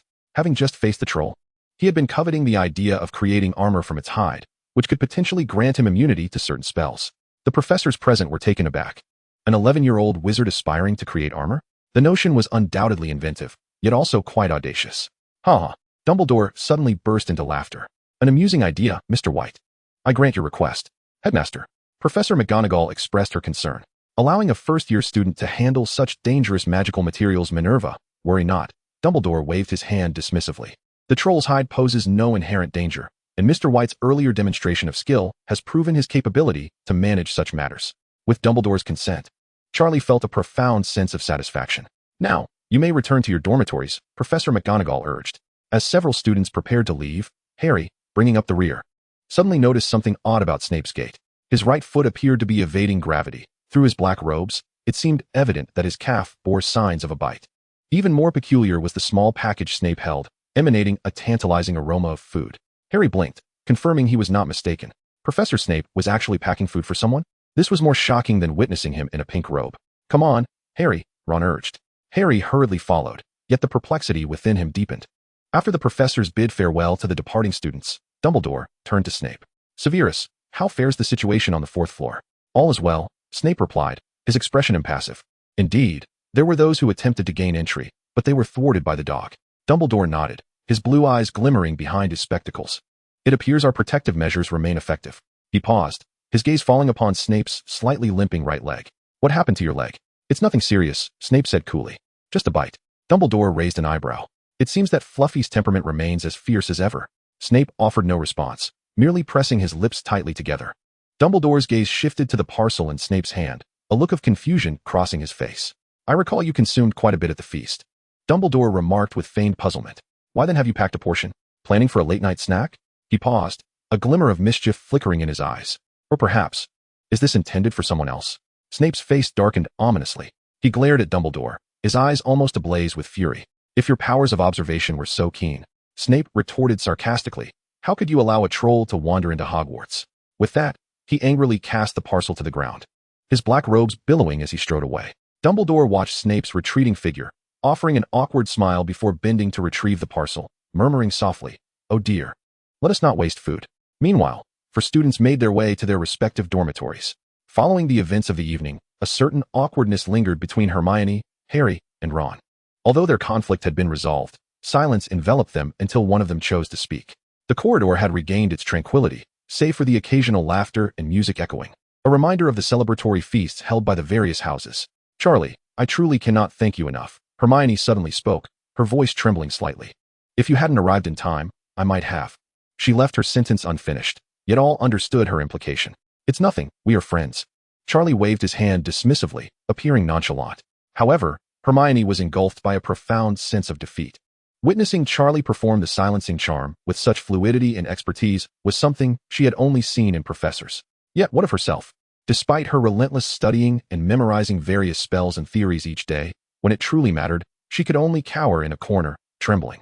Charlie, you must work exceedingly hard. Don't you? Hermione couldn't help but inquire. To master the silencing charm surely requires a great deal of practice. Harry and Ron exchanged glances, both stifling laughter. Hard work, Charlie?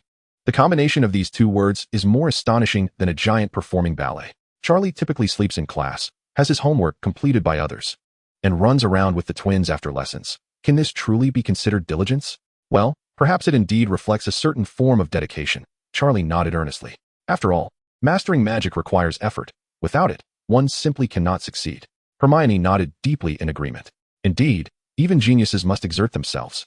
The prowess Charlie possesses today undoubtedly stems from an effort beyond what most can fathom. Contemplating this, her admiration for him intensified. By the way, Hermione, Charlie suddenly spoke up. If you truly wish to express gratitude, then assist me with my homework. The corridor fell silent in an instant. Hermione was taken aback, her eyes widening as she stared at Charlie. Harry nearly choked on his own saliva, coughing several times, while Ron gaped in astonishment. They usually faced a torrent of verbal reproach when attempting to borrow Hermione's homework, with lectures on the importance of personal effort and the disrespect inherent in copying. Yet here was Charlie, directly asking Hermione for help with his assignments. Wasn't he that rather brazen? To everyone's surprise, Hermione did not react with anger. She tilted her head in contemplation, and a glimmer of realization flashed in her eyes. I understand now, Hermione exclaimed excitedly. Charlie, you're doing this to help me improve. Aren't you? Huh. Charlie looked utterly bewildered. With your remarkable abilities, you must be studying advanced magic. The more Hermione pondered, the more sense it made. Those basic assignments in class were of no assistance to you at all. However, I am different. I still need to solidify my foundation. She clenched her fists, her eyes sparkling with enthusiasm. If you do the assignments for me, I can practice them twice and grasp the concepts more thoroughly. Charlie, you are so considerate. Charlie paused for a moment, taken aback. Indeed, that was precisely my intention, he affirmed decisively. From now on, I shall entrust my assignments to you. You will undoubtedly become even more exceptional. Absolutely. Hermione readily agreed, her face radiating appreciation. Harry and Ron exchanged glances, each finding a reflection of the same thought in the other's eyes. Charlie must have cast a spell on her. That Hermione, Ron ventured cautiously. About our assignments, don't even think about it.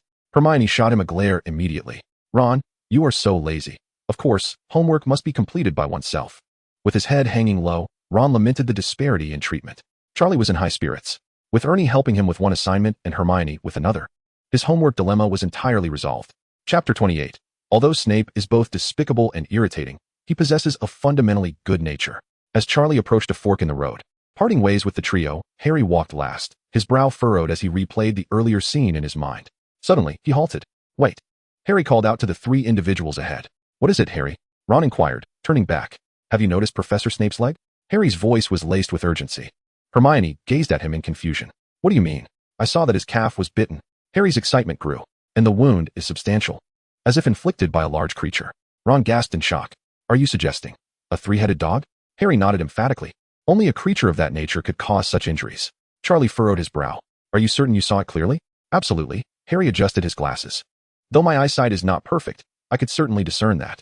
Ron, somewhat astonished, remarked, does that imply that Snape intends to steal something from beneath the trapdoor? And what about the troll today? The more Harry pondered, the more sense it made. How could a troll appear at Hogwarts without reason? Someone must have deliberately released it. Are you suggesting? Hermione's eyes widened. Precisely, Harry gritted his teeth. The troll was unleashed by Snape to distract everyone, allowing him the opportunity to steal that item. Ultimately, he was bitten by the three-headed dog. Ron interjected. That damned old bat. Charlie, feeling somewhat speechless, could not refrain from speaking. Wait. Your reasoning is rather far-fetched, isn't it? It's all conjecture, devoid of any evidence. Isn't Snape's injury evidence enough? Harry argued. Charlie shook his head. While it may appear plausible at first glance, Snape's injury does not necessarily correlate him with the troll. Though Snape is somewhat despicable, unpleasant, and lacks hygiene, he is not an incompetent teacher. You acknowledge he is not a good person, Ron chimed in. However, Charlie emphasized, releasing a troll is entirely out of character for him. Why do you say that? Hermione inquired curiously. Charlie contemplated and replied, given Snape's disposition, the troll would likely be dead before it even reached the school due to his disdain for foolishness. A creature of such intelligence would not last 3 seconds in his presence. Ron couldn't help but chuckle. That explanation certainly aligns with Snape's persona. Moreover, Charlie continued his analysis. Even if Snape truly wished to steal something, would he resort to such a foolish method? If he intended to steal, he would employ a more discreet approach, perhaps even using a potion, without causing such a commotion. Hermione nodded thoughtfully. Charlie makes a valid point. The bite might have other explanations. Then why was he bitten by the 3-headed dog? Ron remained unconvinced. Charlie shrugged. Who knows? Perhaps he was inspecting the protective measures? After all, something of great importance is concealed there. As a teacher, he has a duty to ensure the safety of the school. Hermione agreed. This evening, a troll has invaded, and it is entirely reasonable to check on other protective measures. Harry wished to persist, but he was ultimately persuaded by the reasoning of the 2 others, nodding glumly. How infuriating. He had thought he could finally report Snape.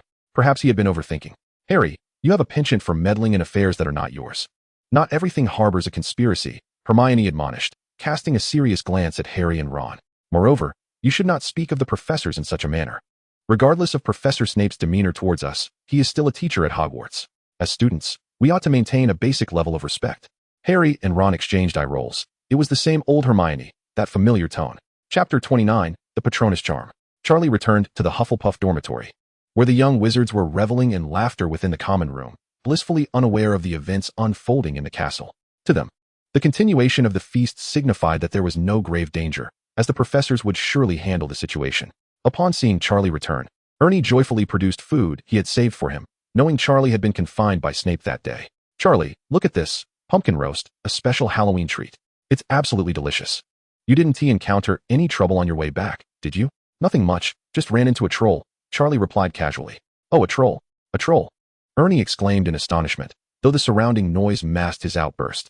You must have been saved by the professors. Thank goodness you are unharmed. In his eyes, despite Charlie's prowess, he was merely a first-year wizard, while a troll was a creature of level 4 danger. Charlie smiled silently, offering no further explanation. After the feast concluded and he returned to his dormitory, Charlie opened the system panel to check his status. Your Majesty, Charlie White. Age, 11. Magical talent rating, maximum level 10. Transfiguration, 10. Charms, 8. Potions, 6. Defense against the dark arts, 7. Herbology, 4. Astronomy, 4. History of magic, 5. Emperor points, 968. Learned spells, Transfiguration, level 2.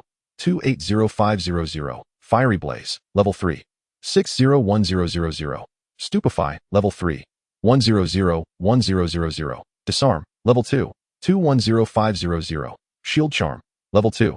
380500. During this period of lottery draws, he had yet to acquire anything of value, nor had he obtained any talent points. However, he had managed to elevate most of his spells to level 2. System. Initiate the lottery. Each lottery draw consumes 10 Emperor points. Current draws available, 96. Shall all be drawn. Draw. A dazzling array of lottery visuals flashed before him, and an influx of information surged into Charlie's mind. Congratulations, Your Majesty, you have obtained Stupefy Proficiency 50. Congratulations, Your Majesty, on achieving Weapon Proficiency level 30. Congratulations, Your Majesty, on achieving Obstacle Navigation Proficiency level 40. Congratulations, Your Majesty, on achieving Blazing Flames Proficiency level 60. Congratulations, Your Majesty, on acquiring 2 talent points.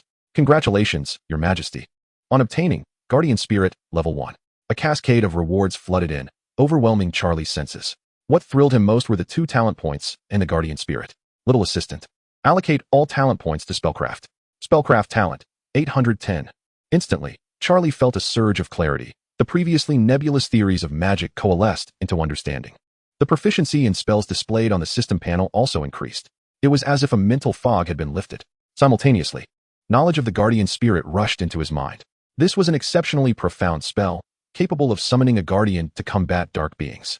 However, with only level 1 mastery, Charlie could merely emit a silver light from the tip of his wand, far from summoning a tangible guardian. Curiosity piqued. He pondered what form his guardian might take. According to theory, the guardian's shape reflects the caster's inner self and character. At that moment, Charlie's system panel transformed to display, Your Majesty, Charlie White. Age, 11. Magical talent rating, max level 10. Transfiguration, 10. Spellcraft, 10. Potions, 6. Defense against dark magic, 7. Herbology, 4. Astronomy, 4. History of magic, 5. Foolish ruler points, 8.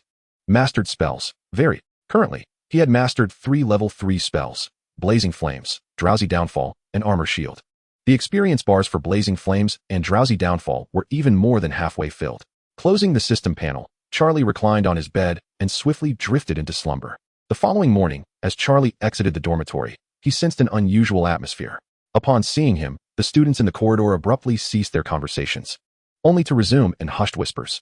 Charlie paid little mind to this, focused solely on catching up on sleep in the classroom. Although he had not ventured out at night, the banquet had lasted late into the evening, leaving him drowsy in the morning.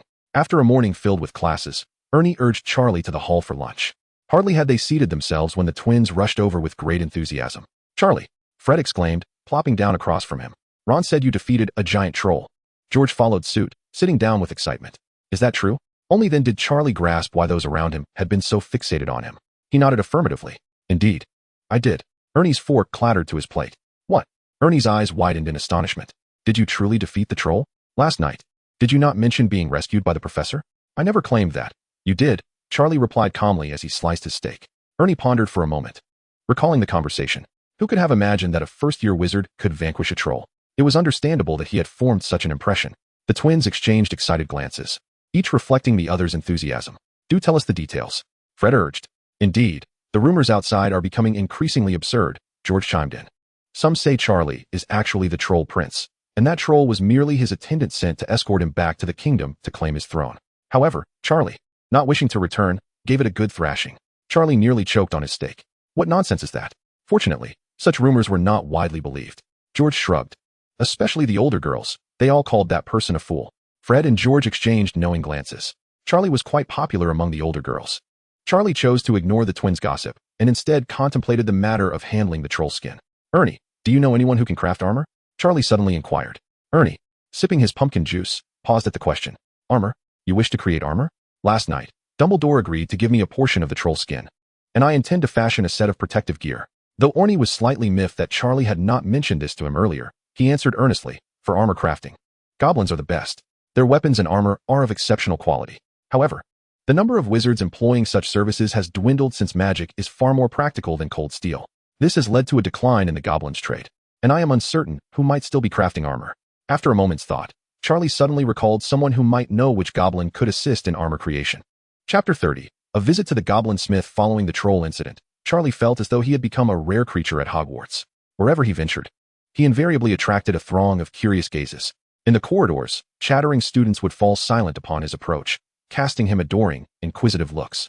The source of this fervor was, of course, the boisterous Gryffindor twins, Harry and Ron. Through their enthusiastic accounts, tales of Charlie's valiant battle against the troll had spread across all 4 houses, spawning numerous outlandish variations. During the afternoon charms class, as Charlie entered the room, the previously raucous atmosphere fell into an immediate hush. Every head turned in unison to regard him. With a stoic expression, Charlie made his way to his seat, deliberately ignoring the surrounding stares. He sat upright, unusually refraining from resting his head down to nap, instead opening his textbook. Professor Flitwick, standing atop a stack of books to see over the podium, nearly toppled over when he caught sight of Charlie sitting attentively, his gaze clear and focused. "Is this truly Charlie? He is actually awake. The sun rises in the west." Professor Flitwick was moved to the brink of tears. "Students, today we shall learn the art of the Lumos charm." His voice resonated with an extraordinary vigor, brimming with passion. He felt an invigorating energy coursing through him. This lesson had to be exceptional, a fitting tribute to Charlie's earnestness. Charlie, indeed, was very serious, striving to stay awake, for he had matters to discuss, and sleeping would be utterly inappropriate. As the bell rang, signaling the end of the class, the students gathered their belongings and departed. However, Charlie lingered behind, approaching the podium with determination. "Professor," he called out. Professor Flitwick, engrossed in organizing his lesson plans, instantly brightened at the sound of Charlie's voice, a radiant smile illuminating his face. "Mr. White, you were exceptionally attentive in today's class. It brings me great joy. Do you have a question?"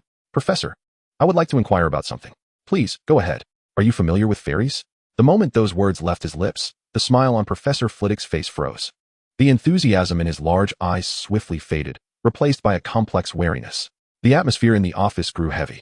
Although he was a highly respected charms professor at Hogwarts, the tiniest fraction of fairy blood coursing through his veins had always been a thorn in his heart. Decades ago, the wizarding world was rife with pure blood supremacy, and one could only imagine the troubles his fairy lineage had brought him. His greatest fear was that a student he admired might harbor a different perception of him because of it. "Why do you ask, Mr. White?" His voice had turned somewhat dry.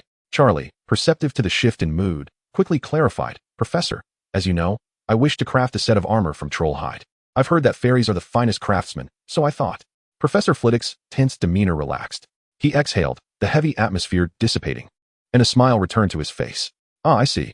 Yes, armor and weapons forged by fairies are indeed unparalleled. I happen to know an exceedingly skilled blacksmith, though he has a rather peculiar temperament." "That is wonderful." Charlie's eyes sparkled with excitement. "If you're in a hurry, I can take you there tonight." Charlie hesitated, his expression turning awkward. Professor, I'm afraid I can't make it tonight." "Oh, is there something of great importance?" "I have to serve detention with Professor McGonagall." Professor Flitwick paused, shaking his head with a hint of resignation. "Very well, you do have a penchant for mischief. How about tomorrow evening?" Charlie's expression grew even more uncomfortable. "Tomorrow evening, I must serve detention with Professor Snape." Professor Flitwick stood there, balancing on a stack of books, his small stature filled with profound confusion. "Mr. White," he asked with a thin, pained voice, "could you enlighten me on a day when you are not serving detention?" In the end, the two could only settle on Saturday. On Saturday afternoon, Charlie promptly knocked on Professor Flitwick's office door. The office was warm and inviting, adorned with an array of medals and certificates, while the shelves brimmed with thick tomes on magic.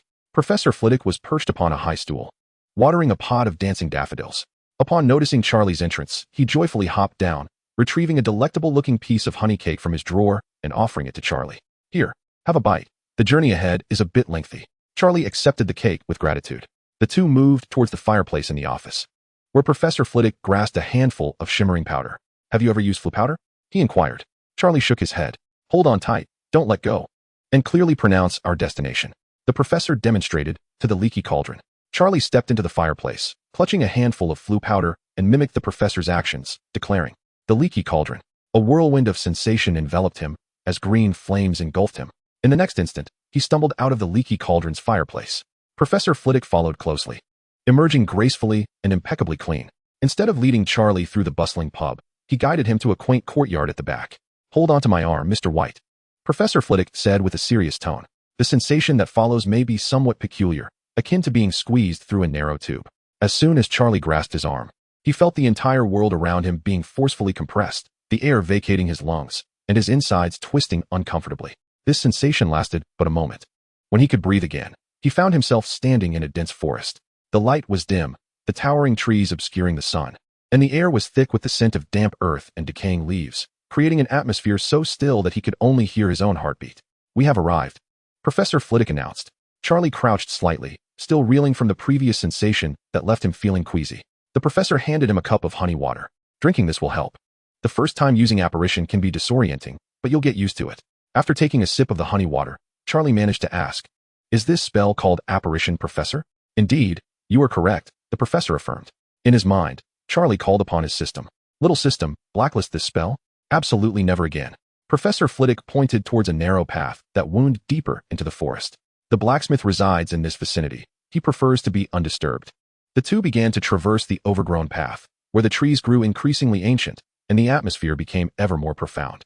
After approximately 10 minutes, they stumbled upon a small clearing. In the center of the clearing stood a quaint log cabin, its chimney billowing wisps of smoke. Before the cabin, a short yet robust figure was hammering metal upon an anvil with a sturdy hammer. Chapter 31, Confronting the Fairy. The two individuals stepped into the clearing, and the diminutive, sturdy figure halted his work. He turned around, revealing the quintessential features of a fairy: pointed ears, sunken eye sockets, and a pair of somewhat intimidating yellow eyes. "Phileas?" The fairy set down his hammer, a look of surprise flashing across his face. "What brings you to my humble abode?" Professor Flitwick strode forward with a friendly smile. "Griff, it has been quite some time. Your craftsmanship remains exceptional." Charlie closely observed the fairy blacksmith. Griff's arms were muscular, his hands calloused, embodying the typical physique of a craftsman. However, when his gaze shifted to Charlie, his yellow eyes instantly filled with wariness and hostility. "What business do you have bringing a wizard spawn here?" Griff's tone sharpened. "This place does not welcome wizards." Professor Flitwick had previously informed Charlie of the intricate relationship between fairies and humans, marked by historical grievances stemming from several fairy rebellions. He had expressly cautioned Charlie to remain silent and heed his guidance. Charlie obediently nodded in agreement. Griff, allow me to explain, Professor Flitwick began. This is my student, Charlie White. He recently acquired some troll hide and seeks your assistance in crafting a suit of armor. Upon hearing this, Griff's expression soured further. He scrutinized Charlie with evident disdain. Oh, I see, Griff sneered. Phileas, have you truly aligned yourself with wizards? You wish to indulge the demands of such a mere child? The smile on Professor Flitwick's face faltered, yet he maintained his patience. Griff, we are friends, are we not? This child genuinely requires this armor. Friends? Griff scoffed. Would a friend beseech me on behalf of humans? Phileas, do not forget that fairy blood courses through your veins. Yet, what do you do now? You serve humans, teaching them magic, empowering them, so they can turn around and oppress fairies. Griff's words grew increasingly bitter, fueled by a lifetime of suffering at the hands of wizards. He had retreated to this remote forest to escape their reach. Now, the very notion of being asked to assist a wizard felt like a betrayal. Do you believe those wizard students truly respect you? They merely feign it. Behind your back, they call you a half-blood monster. Professor Flitwick's complexion turned ashen, his body trembling slightly. These words struck at his most vulnerable core, reminding him of the taunts he had endured in his youth. Meanwhile, Charlie's anger simmered just beneath the surface. Despite Professor Flitwick's warnings against impulsiveness, he could not bear to witness his mentor being humiliated because of him. Charlie would not allow his teacher's struggles to excuse such treatment. Enough. Charlie suddenly stood up, his voice icy. Glip was momentarily taken aback, not expecting this little wizard to dare speak. Your reluctance to craft armor is your own affair. No one can compel you, Charlie articulated with precision. Yet to mock your own friends so coldly, it is no wonder the fairies are so despised. What did you say, impudent wretch? Glip erupted in fury. I have been quite civil. Had it not been for the professor, I would have scolded you long ago, Charlie retorted defiantly. You accuse the professor of betraying the fairies.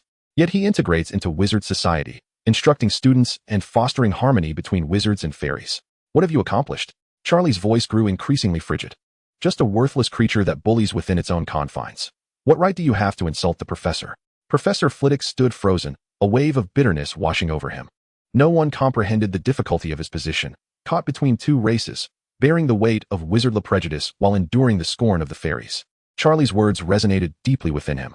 Glip trembled in rage, gesturing menacingly at Charlie. Let us go, Professor, Charlie urged, pulling Flitwick to leave. I shall simply forego the armor. Wait. Professor Flitwick interjected, halting Charlie. He gazed intently at Charlie, warmth flooding his heart. This child was willing to risk hostility with the fairies to defend him. Flitwick resolved to assist Charlie in this endeavor. Approaching Glip, he produced a delicate box from his pocket. Opening it revealed an ancient silver badge, intricately engraved with fairy script. Glip's eyes widened in astonishment. Is that the ancestor's medal? His voice quivered. Phileas, how did you come by this? It was bequeathed to me by my grandmother. Professor Flitwick replied softly. If you assist Charlie in crafting the armor, this medal shall be yours. The ancestor's medal held immense significance for the fairies, symbolizing recognition of their ancestors' achievements, worth a fortune. Glip stared at the medal, his expression conflicted. After a prolonged silence, he finally spoke. You truly intend to give me the ancestor's medal for a mere human imp? Indeed, Professor Flitwick affirmed without hesitation. This medal embodies the honor of the fairies. Returning it to you restores it to its rightful owner, for it holds no value for me. Glip fell silent again, ultimately exhaling a resigned sigh. Very well. I accept your offer. He turned to Charlie, his tone still frosty. However, I shall charge 150 galleons for the crafting fee. I will cover all materials aside from the troll hide. Charlie glanced at Professor Flitwick, who nodded in approval. He began to calculate in his mind. With 200 galleons remaining in Gringotts, exchanging 150 galleons for an item capable of withstanding spells was indeed a worthwhile endeavor. Deal, he concluded. Glip nodded but did not take the medal. He pushed the box away, addressing Flitwick. Take back your medal, Griphook said, momentarily taken aback. Enough, he gestured dismissively. You are my friend. I was merely too agitated. I apologize. He lifted his chin, refusing to meet Charlie's gaze, and continued briskly. Little one, for Phileas's sake. I shall not accept your deposit. Deliver the troll hide promptly, and return in a month for the finished product. At that time, it shall cost no less than 150 galleons per knot. Charlie felt a twitch at the corner of his mouth. Was this what they called Sundra? Truly. You have managed to diminish my interest in both elves and Sundra. With the matter settled, Professor Flitwick bid farewell to Griphook and departed with Charlie. Unbeknownst to them, lurking in the shadows of the forest, a pair of crimson eyes watched intently as they disapparated. Chapter 32 Me? Hit Charlie. Hold on to my arm, Professor Flitwick reminded him. As Charlie grasped it, That familiar, unsettling sensation of being thrust through a tube washed over him. This time, it was somewhat alleviated, perhaps due to his mental preparedness. Upon their return to the leaky cauldron, Professor Flitwick did not rush back to Hogwarts, but instead ordered 2 drinks at the bar. Underage wizards are prohibited from drinking. So the professor joined Charlie in sipping beverages. Charlie, regarding Grip Hook, he is not a bad fellow. Professor Flitwick hesitated. Charlie waved his hand dismissively. Professor, you need not feel the need to explain. Everyone has their own burdens. I understand. He took a sip of his drink, feeling its warm comfort. But that does not mean I will tolerate him insulting you. Professor Flitwick's eyes glistened with unshed tears. Thank you, Charlie. He is indeed my friend. He sighed, however. Since I began my tenure as a professor at Hogwarts, he has harbored discontent towards me. In truth, there are many fairies like Grip Hook. The professor's voice grew somber. They are oppressed by wizards but lack the strength to resist, thus they can only hide away. A minority of fairies choose to retaliate, targeting wizards for their vengeance. Suddenly, Professor Flitwick turned to face Charlie, his expression grave. Remember, Mr. White, if you encounter such a fairy, run as far as you can. Charlie nodded, offering no rebuttal. Professor, you are quite popular among the students, he remarked earnestly. Everyone holds you in high regard. Professor Flitwick's eyes moistened, and he wiped the corners with his sleeve. Then, Charlie, could you refrain from sleeping in my charms class? Charlie's smile froze instantly. Goodbye, Professor. He took off running, leaving Professor Flitwick in a bemused state. Time flew by, and soon it was November. On one particular morning, as Charlie gazed out at the snowflakes drifting down from the sky, he sighed. Time passes inexorably. Indifferent to day and night. Ernie stood nearby, utterly bewildered. What on earth does that mean? A dead person resembling your husband? Day and night, they look remarkably alike. Ernie's eyes widened. Where's there a dead person? Do you have a husband? Charlie, uninterested, brushed him off, finding his lack of education truly alarming. Ernie wished to inquire further, but was interrupted by the raucous noise from the adjacent Gryffindor long table. Malfoy was up to his mischief again. Neville, with his poor memory, would see the memory ball glow red whenever something was forgotten, serving as a reminder. Malfoy, evidently relishing the opportunity to mock, snatched the memory ball and instructed Crabbe and Goyle to block Neville. Longbottom, I suggest you stop using that ball, Malfoy declared, holding the memory ball aloft with a malicious grin. After all, you will forget what it reminds you of anyway. Neville felt a surge of anger but realized there was some truth in Malfoy's taunt. Blushing fiercely, he stammered, I'm already foolish. Can you not tease me? Laughter erupted from the surrounding Slytherin students, with Crabbe and Goyle doubling over in mirth. Neville's eyes brimmed with tears, yet he dared not retaliate, bowing his head in acceptance of their ridicule. At that moment, Harry rose to his feet. Malfoy, how tiresome you are, always stealing Neville's memory ball. Return it to him. Harry's voice was calm, yet his eyes blazed with fury. He could not abide anyone bullying his friend. Malfoy sneered, raising the memory ball higher. Is the boy who lived seeking attention again? What will you do without your broom, Potter? He had previously snatched Neville's memory ball during flying class, and Harry, determined to defend Neville, had attempted to reclaim it while on his broom.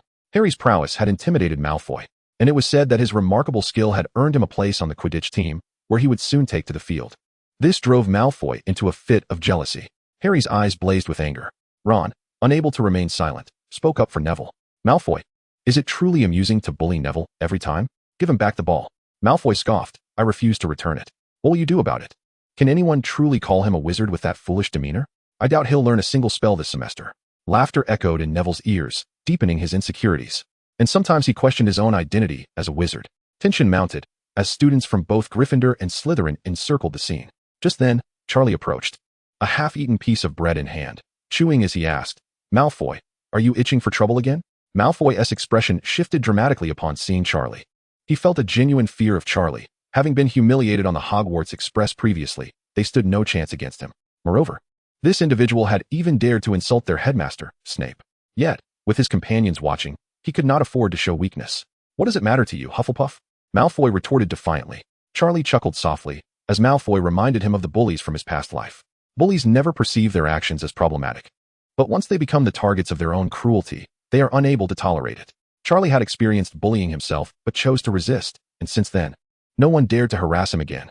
This fueled Charlie's deep disdain for bullies. He pointed a piece of bread at Malfoy, declaring, You take pleasure in tormenting Neville. I wish to return the favor. Any objections? If you have a problem, let us settle it one-on-one. Malfoy's face was a canvas of emotions, fluctuating between pale and flushed. He wanted to retaliate against Charlie but hesitated, knowing this individual could easily defeat a troll. At that moment, Goyle spoke up. Bro, he wants to challenge you. Who does he think he is? You should take him on and show him. Malfoy was taken aback. Wait, are you suggesting I fight him with my wand? Can I even match him? He defeated a troll. You must be out of your mind. This left Malfoy in a precarious position. However, Goyle disregarded Malfoy's concerns and raised his wand, ready to cast a spell. Malfoy's heart sank. Expelliarmus. Charlie's reaction was astonishingly swift. A burst of red light sent Goyle flying. The wand arced through the air, landing steadily in Charlie's grasp. Goyle let out a pained cry as he was propelled backward, toppling several chairs in his wake. Malfoy, taken aback, set aside his pride. You can't touch me. My father is. Before he could finish, Charlie thrust Goyle's wand towards Malfoy's throat. Malfoy gagged, his face turning a deep shade of purple. Charlie, with a look of disdain, withdrew his hand. Get lost. Your presence sours my appetite. Malfoy clutched his throat, tears welling in his eyes. Harry, just wait. I'll curse you to fall during the Quidditch match. He dared not confront Charlie directly and could only vent his frustration towards Harry. Charlie's icy gaze swept over Malfoy, sending a shiver down his spine. Run, run. Malfoy urged Crabbe as they bolted outside, not even glancing back at Goyle, who was nursing his injuries as he scrambled to follow them. Chapter 33. Enchanting the broomsticks with protective charms. As the conflict subsided, the atmosphere in the Great Hall gradually returned to calm. Harry approached Charlie, his eyes brimming with gratitude. Charlie, thank you. It was but a trivial matter, Charlie replied modestly. I too find Malfoy quite intolerable. Meanwhile, Neville sat dejectedly to one side, his spirit visibly diminished. The words Malfoy had just uttered echoed painfully in his mind, each syllable piercing his heart. Ron quickly positioned himself beside Neville and gently patted his shoulder. Neville, do not heed Malfoy's nonsense, Ron stated earnestly. That fellow is simply a jerk. You are far superior to him, truly. Yet, Neville remained despondent, his head bowed as he murmured, but he is right. I am indeed quite foolish. I have yet to master even a single decent spell. Even Seamus can perform magic, while I remain utterly inept. Seamus interjected, Come on, mate. If I weren't concerned about your sorrow, I'd have a go at you myself. Neville's voice dwindled further, his eyes reddening. Charlie, unable to bear the sight, sat beside Neville. Neville, do not let the words of others affect you. Charlie spoke calmly. If someone bullies you, stand your ground. I too was once bullied, but I fought back. And from that moment on, no one dared to trouble me again. At this, Neville abruptly lifted his head, astonished. What? Charlie, you were bullied too? Neville could scarcely believe it. But you are so strong. You can even defeat trolls. Strength is not innate, Charlie replied slowly. I attained my current abilities through hard work. Eventually, I came to understand a fundamental truth. The more you fear a situation, the more it pursues you. The more resolute you are, the less others will dare to provoke you. Harry nodded in agreement, reflecting on how Dudley perpetually bullied him. The more he endured, the bolder Dudley became. Neville still felt disheartened. But I truly am quite foolish, just as Malfoy claimed. I have not learned a single spell. I lack talent in magic. Charlie patted his shoulder reassuringly. Foolishness is not defined by others. You possess your own strengths, even if you have yet to discover them. Consider which subjects you excel in. Neville's eyes brightened momentarily. I do fairly well in herbology. Professor Sprout has praised me. She said I have a knack for plants and can sense their needs. Is that not enough? Charlie replied. You surpass most in herbology. Surely that is a talent in itself? Spells are merely a facet of magic, not its entirety.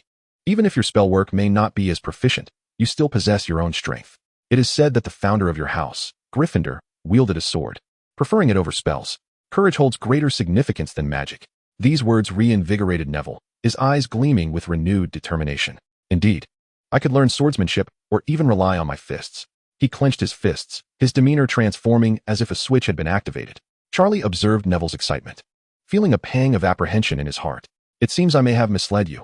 Professor McGonagall wouldn't cause me any trouble, would she? At that moment, Harry, feeling somewhat anxious, leaned closer and whispered, Charlie, may I ask you something? Could you possibly enchant my broom to prevent Malfoy from cursing me? Charlie paused for a moment.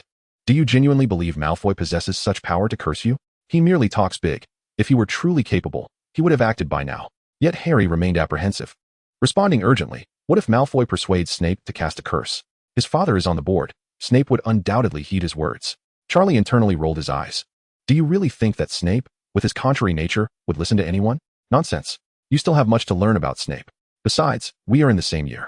Do you truly believe I could perform such magic? Only then did Harry realize. Feeling somewhat embarrassed, he scratched his head. I apologize, Charlie. It's just that you are so easy to overlook in terms of age. It feels like you can do anything. Charlie shook his head. If you're genuinely concerned, go seek Professor McGonagall as assistance. Malfoy can approach the headmaster. You can do the same. Harry's eyes brightened. Right. How did I not think of that? After expressing his gratitude to Charlie, he hurried off. Charlie picked up a chicken leg from the table and resumed his meal. Harry trotted all the way to Professor McGonagall's office, standing outside for quite a while, taking deep breaths before daring to knock. He still felt a sense of reverence for the stern professor. "Come in." Harry pushed the door open. Professor McGonagall was grading assignments, her gaze fixed on the papers. Suddenly, he regretted not bringing Charlie along. "Mr. Potter, what brings you here?" "Professor, I would like to request your assistance," Harry said quietly. Professor McGonagall set down her quill and looked up at him. "Speak. May I ask, Professor, if you could enchant my broom to prevent anyone from cursing it?" Professor McGonagall furrowed her brow. "Cursing? Mr. Potter, what are you concerned about?" "It's just that Malfoy said today he would curse me to fall during the Quidditch match." Harry stammered in explanation. "Nonsense," Professor McGonagall replied sternly. "No one at this school would dare curse a student." Seeing that Professor McGonagall remained unfazed, Harry grew anxious. Suddenly, he had an idea. "Professor, actually, this was Charlie's suggestion." Professor McGonagall frowned. While Harry might be prone to mischief, Charlie was unlikely to do so. "Mr. White suggested this?" Yes. Harry nodded eagerly. "Charlie said that although the professors at school are quite upright, one can never be too sure that someone might secretly interfere with the match. He recommended I come to you for a protective enchantment on my broom." Professor McGonagall fell into deep contemplation. Charlie's words held some merit. Although she would not interfere with the match, certain professors clad in black robes might exhibit favoritism towards their own students. While she did not believe that Snape would resort to extreme measures against students in a Quidditch match, which was pivotal for the honor of the house, one could never predict whether he might resort to unscrupulous tactics. Mr. White had indeed considered the implications thoroughly. Professor McGonagall nodded slowly. It was indeed prudent to take precautions. She rose and began to pace the office. However, casting protective charms solely on one individual's broom would seem inequitable. McGonagall halted her steps and turned to Harry. "I have decided to cast a rebounding charm on all competitors' brooms. This way, anyone attempting to disrupt the match would be thwarted." Harry, having achieved his objective, left the office with a sense of satisfaction. Professor McGonagall was remarkably efficient. The following morning, she convened with the heads of the 4 houses and the Quidditch captains to discuss the implementation of protective charms. The heads and captains voiced no objections, and thus, all competitors' brooms were enchanted. However, Professor Snape felt quite awkward while casting the spell, as McGonagall regarded him with an odd expression. Chapter 34, The Unfortunate Quarrel. Time flew swiftly, and before long, 2 days had passed. Charlie awoke from a delightful dream of charms class. Professor Flitwick stood at the lectern explaining new spells. Noticing Charlie was awake, he turned a blind eye, keeping one eye closed. When the bell rang, Charlie gathered his belongings, preparing to depart. Ron excitedly rushed over, seizing Charlie by the arm. "Charlie, come quickly." "What with the excitement?" Charlie stumbled as he was pulled along. "The exuberant giant of the mountains, do you not know? Today is the Quidditch match between Gryffindor and Slytherin." Ron's eyes sparkled with anticipation. "And Harry is on the team. I heard Fred say Harry is quite formidable. We are sure to win the match." Charlie recalled that indeed, today was the day of the match. This promised to be entertaining. In his previous life, one of his greatest pleasures was watching matches, and he wondered how the magical version of Quidditch differed from football. "Just a moment." Charlie halted the impatient Ron. "Billy." With a pop, Billy appeared in the corridor, startling Ron. "What can I do for you, young wizard?" Billy inquired respectfully. Charlie extracted a gold galleon from his pocket and handed it to Billy. Every week, Charlie would provide Billy with a galleon. Otherwise, why would anyone continue to look after him? In truth, compared to the service Billy provided, that galleon was rather meager. Yet whenever Charlie wished to offer more, Billy would decline, believing Charlie's gift sufficient and even expressing profound gratitude. "Please fetch me some delicacies. Braised chicken legs, braised eggs, or braised tofu would suffice." How could one enjoy a match without refreshments? Alas, it was regrettable that one could not indulge in a drink. Ron stood beside, utterly astonished. Is it truly possible to operate in such a manner? Soon, Billy returned with a large bag of fragrant delicacies. The rich aroma wafted through the air, causing passing students to involuntarily swallow. "Let us go, we can now watch the match," they said, making their way to the Quidditch pitch. The stadium was teeming with spectators from all 4 houses. Hermione, Neville, and Seamus had already secured an excellent vantage point, unfurling a banner made of bedsheets adorned with a magnificent lion. Hermione even enchanted the lion to animate, roaring majestically. Hagrid sat beside them. Over here. Neville waved at Charlie. Upon noticing the abundance of food Charlie had brought, Neville and Seamus instantly brightened. "Oh, Charlie, how thoughtful of you." Seamus rubbed his hands together. "Food and the match, this is how it should be." Hermione furrowed her brow, seemingly on the verge of commenting on a breach of school rules, yet remained silent. Since the troll incident, her resistance to rule-breaking had softened. Before long, the players entered the field. The Gryffindor team donned vibrant red uniforms, while Slytherin appeared in green. Among them was Harry, soaring on his Firebolt 2000, waving at his friends in the stands. "Go, Harry!" Ron shouted loudly. The match commenced. Madame Hooch tossed the quaffle high into the air, and the 14 players surged towards the sky. Commentator Lee Jordan began his enthusiastic narration. The match has begun. Gryffindor has seized the quaffle first. Angelina Johnson dribbles the ball, executing a beautiful feint. Charlie, savoring a seasoned chicken leg, listened to the commentary while relishing the moment.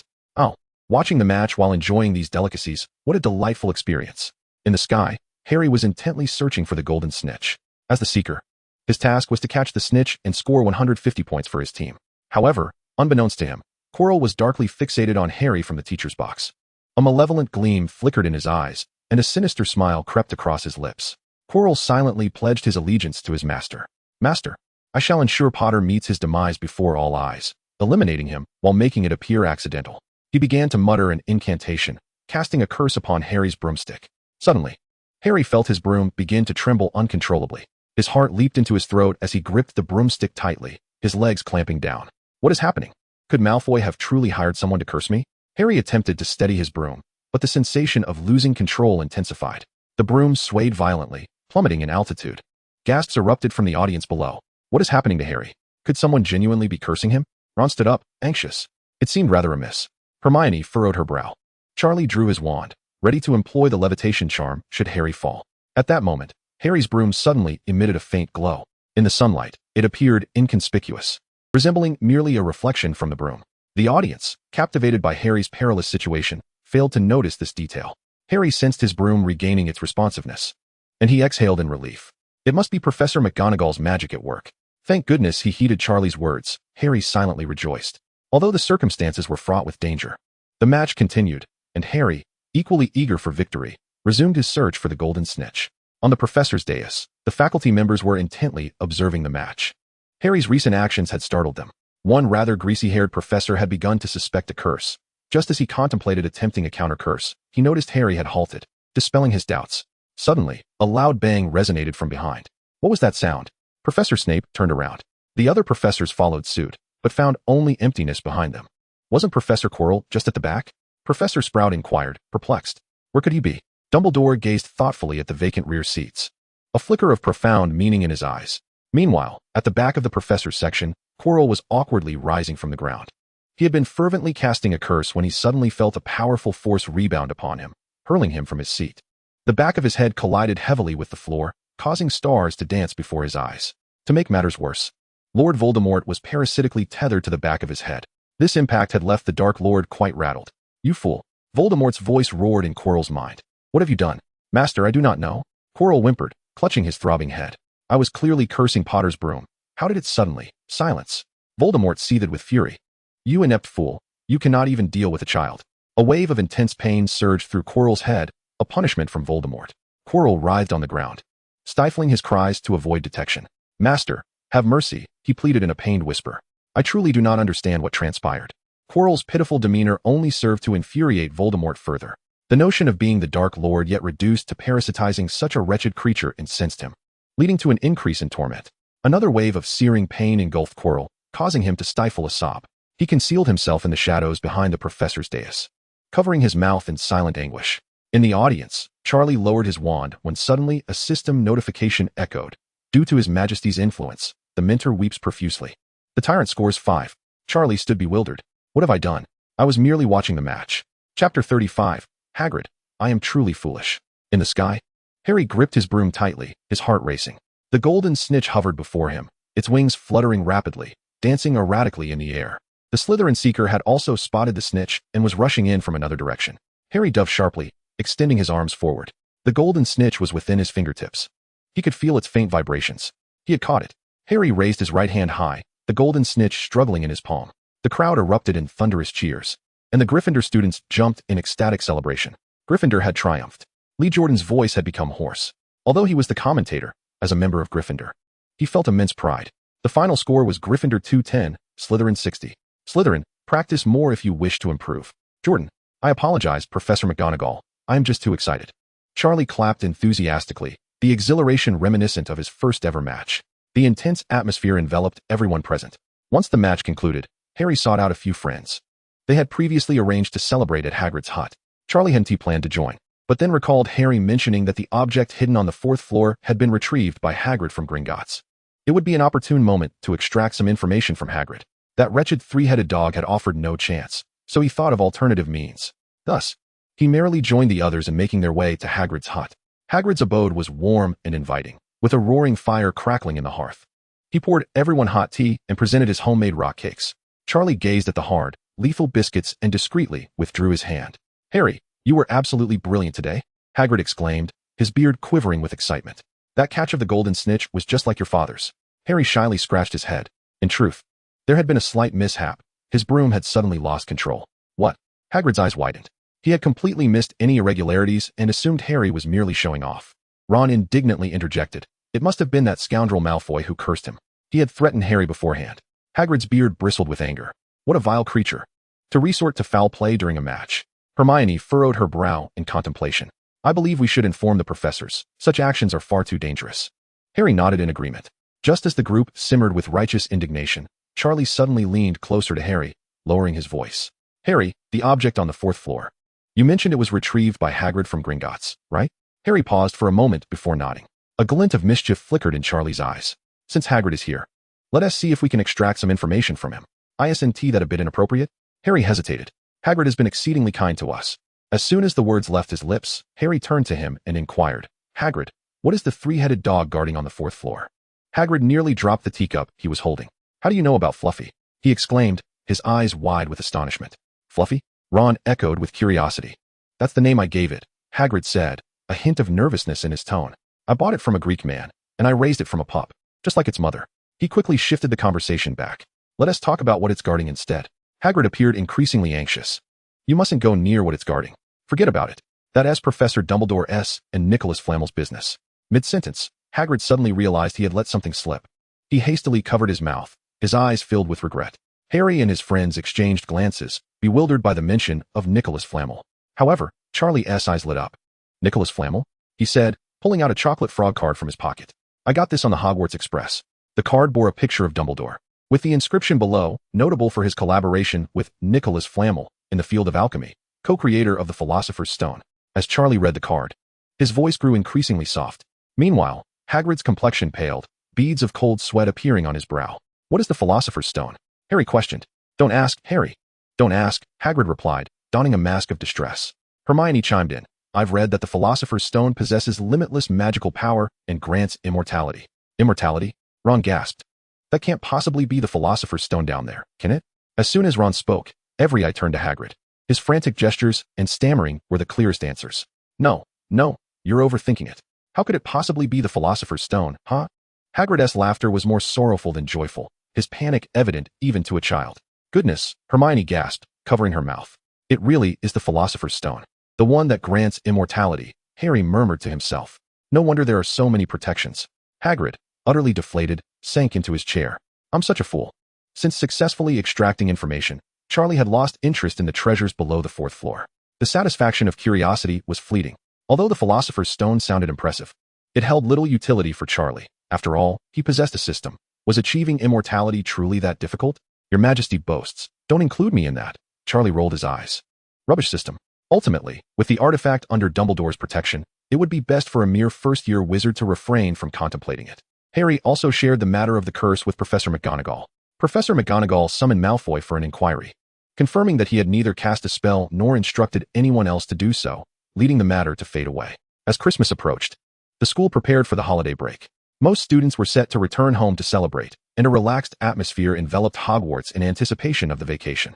Charlie busied himself in the dormitory, packing his belongings for a leisurely retreat to the orphanage. It had been several months since he last saw Grandma White, and he found himself longing for her company. At that moment, Billy unexpectedly appeared, startling Ernie, who was in the midst of packing. "Mr. White, Professor Flitwick is looking for you," Billy said respectfully. Charlie set down the clothes in his hands. "Now?" he inquired. "Yes, the professor is waiting for you in his office." A sense of curiosity stirred within Charlie. Could it be that the anti-magic vest was ready? Excitement welled up inside him. "Understood, I will go right away." Upon arriving at Professor Flitwick's office, Charlie gently knocked on the door. "Come in." As he pushed the door open, he found Professor Flitwick seated behind his desk, wearing a mysterious smile. "Mr. White, please take a seat." He gestured towards the chair across from him. Once Charlie settled in, Flitwick waved his wand, causing the drawer of the desk to open magically. A piece of cake leapt from within and landed before Charlie. "Do try this cake. It is a new delicacy I acquired in Hogsmeade," Professor Flitwick said with a grin. Hogsmeade, being the largest wizarding settlement in Britain, could only be visited by third-year students. And naturally, Charlie had yet to go there. After tasting the cake, which was indeed delightful, Charlie's thoughts returned to the anti-magic vest. He decided to inquire, Professor, has the item from Griphook been completed? Flitwick chuckled softly. Indeed, what you requested has been finished. Chapter 36, The Goblins Attack, Professor Flitwick Unleashed. Charlie and Professor Flitwick first visited Gringotts to collect some money before making their way back to Griphook's cottage in the forest. The winter woods appeared particularly desolate, with bare branches swaying in the cold wind. Charlie wrapped his cloak tighter around himself, watching his warm breath condense into white mist in the frigid air. His anticipation for the long-awaited equipment was palpable. Flitwick noticed his enthusiasm and smiled knowingly. Do not fret, Charlie. Although Griphook has a peculiar temperament, his craftsmanship is undoubtedly among the finest among goblins, Professor Flitwick assured him.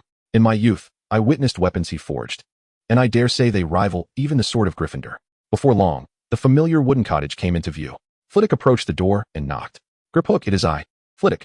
Footsteps echoed from within, and the door creaked open. Griphook peered out, his face breaking into a smile upon seeing Flitwick, but as his gaze landed on Charlie, the smile vanished instantly. Humph. You have arrived just in time. The items are ready. Charlie stood there, perplexed. I have consumed your rice, yet your expression remains sour. The trio entered the dwelling, where the comforting glow of the hearth dispelled the chill of winter. Grip approached the workbench nestled in the corner and retrieved a parcel. Behold my masterpiece, he proclaimed, his face radiating confidence as he unraveled the package, revealing a brown vest. Charlie's eyes lit up. The vest appeared unremarkable at first glance, but upon closer inspection, one could discern intricate runes adorning its surface, shimmering in the fire's light. What do you think? Grip asked with pride. I crafted it primarily from ogre hide, complemented by mithril, black gold, and inscribed with ancient elven runes. It is truly a labor of love. Its magical resistance is approximately 80% of that of an ogre. Charlie reached out to touch the vest, noting its substantial texture and considerable weight. What level of spells can it withstand? It can easily repel standard spells cast by adult wizards, Grip assured him with a pat on his chest. It can block curses like the sleep spell, petrification curse, and disarming charm. However, it would falter against a caster of formidable strength or lethal dark magic spells. After all, it is merely crafted from ogre skin. Charlie nodded, acknowledging that such capabilities were commendable. After all, donning the vest did not entail confronting spells with one's face. It served merely as a final line of defense. This was sufficient. He withdrew 150 galleons from his bag. As agreed upon, Grip accepted the coins, meticulously inspecting each one. Charlie remained patient, allowing him the time, as this was customary business practice. At that moment, a low voice emanated from outside. Our Grip has allied himself with the wizards. Grip's expression shifted dramatically, the coins in his hand clattering to the ground. Damn it, how did they find us? Charlie exchanged a glance with Professor Flitwick, both sensing the dire situation. The wooden door was forcefully thrust open, and 8 fairies entered in a line. The leading fairy, with bloodshot eyes and a menacing visage marred by a scar on his left cheek, exuded an aura of menace. Charlie instinctively tightened his grip on his wand, while Professor Flitwick assumed a defensive stance. Bargman, I did not extend an invitation to you. What are your intentions? Grip glared at the intruder. The fairy named Bargman paid no heed to Grip's inquiry, instead, greedily fixating on the wands held by Charlie and Professor Flitwick. Oh, Grip, who would have thought our blacksmith has betrayed his kin and allied with wizards? It appears I have neglected to purge the traitors for too long, allowing you to entertain such thoughts. Bargman cackled, the scar on his face twisting like a centipede. Professor Flitwick whispered to Charlie. Do you recall my mention of the fairies who harbor animosity towards wizards? After their defeat in the war, they had their wands seized by wizards, yet they remain unyielding. If a confrontation arises, I shall intercept them. You must escape. Despite Flitwick's awareness of Charlie's considerable strength, capable even of vanquishing giants, he remained merely a first-year wizard. Should Charlie sustain any injury, Professor Flitwick would never forgive himself. Charlie nodded. It was evidently not a time for modesty. Whether to flee or to fight would depend on the circumstances. Griphook, I present you with an opportunity, Bagman said, licking his lips. Surrender the wands of these 2 wizards, and I shall let you go. Charlie cast a sidelong glance at Griphook, ready to unleash a fire spell should this fellow dare to make any untoward move. Fortunately, Griphook had no intention of betrayal. Bagman, have you lost your mind? Griphook roared in anger. Such actions would invite calamity upon our kind. Do you wish to ignite another war between goblins and wizards? Calamity? Bagman scoffed. Wizards currently treat us as slaves, confiscating our wands. Is that not a disaster? The goblins behind him nodded in agreement. Indeed, why should wizards possess wands while we are denied? Our magic is no less powerful than theirs. It is time for wizards to understand the strength of goblins. Professor Flitwick furrowed his brow. Bagman, you are inciting racial conflict. Silence. Bagman glared fiercely at Professor Flitwick. What right do you wizards have to lecture me? I will personally slay you, using your flesh to honor my kin. Bagman licked his lips again, especially that small one. His flesh is the most tender and delectable. Enough. Griphook bellowed. Bagman, I will not permit you to wreak havoc on my territory. The smile vanished from Bagman's face. Griphook, it appears you have firmly allied yourself with the wizards. Do not blame me for disregarding our kinship. With a wave of his hand, the goblins drew forth their wands. Pointing their wands in unison, 8 beams of red light shot forth, accompanied by a piercing hum in the air. Although the magical systems of goblins and wizards differ, their shared enhancement through wands significantly amplified their power. These spells would evidently be overwhelming. Professor Flitwick's eyes narrowed. It was evident that the goblins had been deprived of their wands, and the origin of these 8 wands was unmistakable. At least 8 wizards were in peril. With a swift motion of his wand, Professor Flitwick exclaimed, Protego. A transparent shield instantly materialized before him, the red beams colliding with it, erupting in brilliant sparks. Griphook, take Charlie and leave. Professor Flitwick shouted, his wand moving in rapid succession. The ground beneath them began to soften. The stone slabs under Bagman and his companions transforming into quicksand, restricting their movements immediately. Damn it, Bagman cursed, struggling to extricate his foot from the mire. Seizing the opportunity, Professor Flitwick cast Expelliarmus. A beam of red light shot directly at Bagman, who hastily summoned a protective shield to block it. Is this all you can do? Then wait for your demise, Bagman sneered ominously. Professor Flitwick, acutely aware of the perils of facing overwhelming odds, resolved to act swiftly. Taking a deep breath, he traced intricate patterns in the air with his wand. Apparate. In the next moment, a breathtaking spectacle unfolded. Professor Flitwick's figure became a blur, only to reappear simultaneously in 4 distinct positions, as though he had conjured 3 duplicates of himself. What sorcery is this? Bagman exclaimed, his eyes widening in disbelief. The 4 professors Flitwick raised their wands in unison.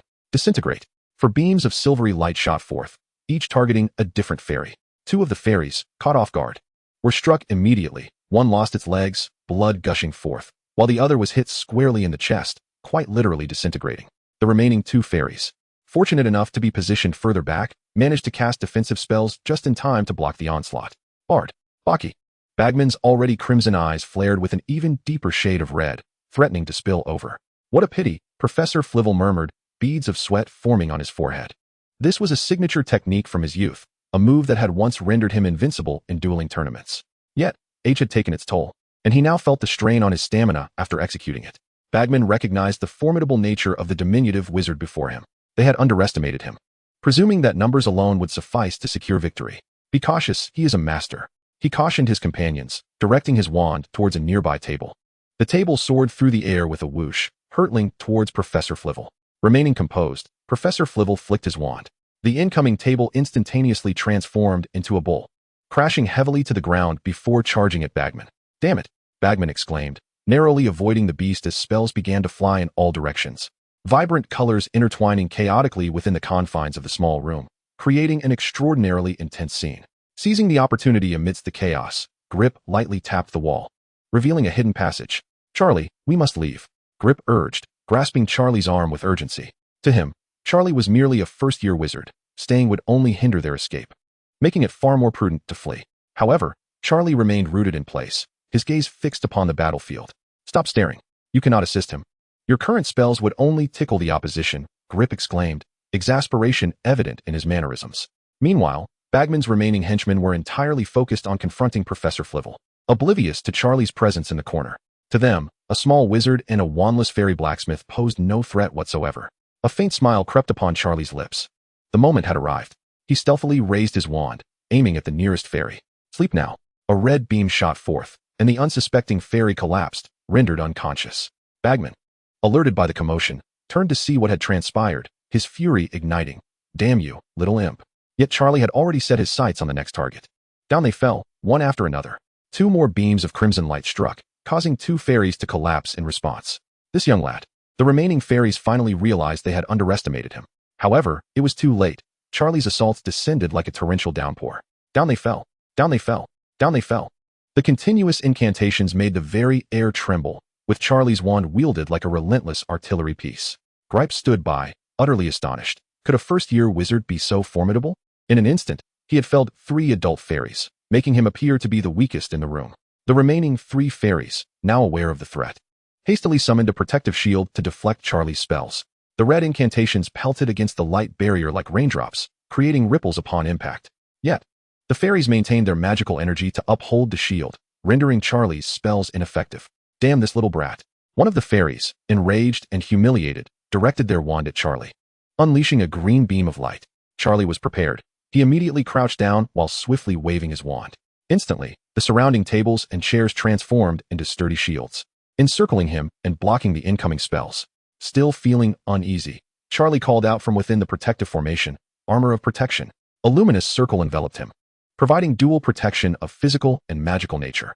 Does he not understand the concept of saturated defense? If time had allowed, he would have donned the troll vest as well. Bang, bang, bang. The spells collided with the shields, producing a dull thud and showering sparks, yet they remained unbroken. Cursed brat. Bagman gritted his teeth as the spells relentlessly bombarded Charlie. This was precisely why Charlie had refrained from attacking at the outset. While his spells rivaled those of adult wizards in power, he lacked combat experience. After all, he possessed only a few potent incantations. Engaging the enemy directly would leave him with no recourse after exhausting his singular tactic.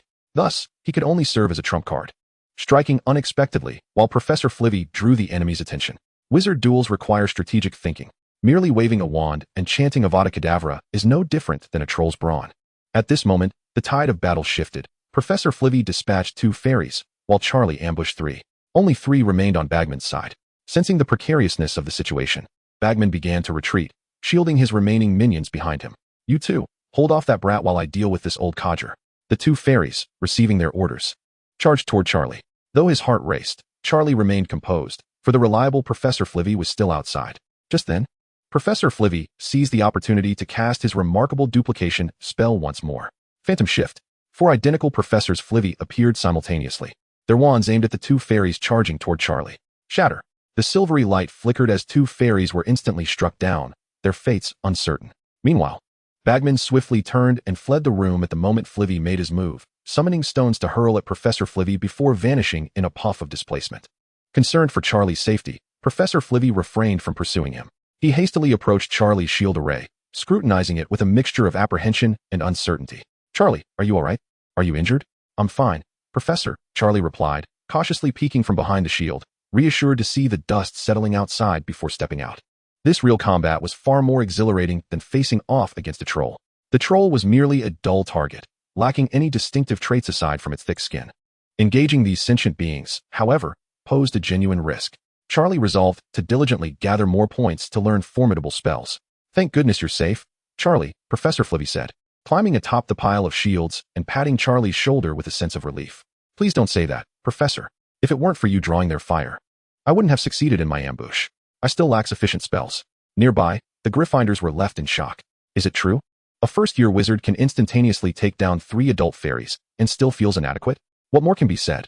Clearly, the victory is yours. Wizards are terrifying. I want to retire to seclusion.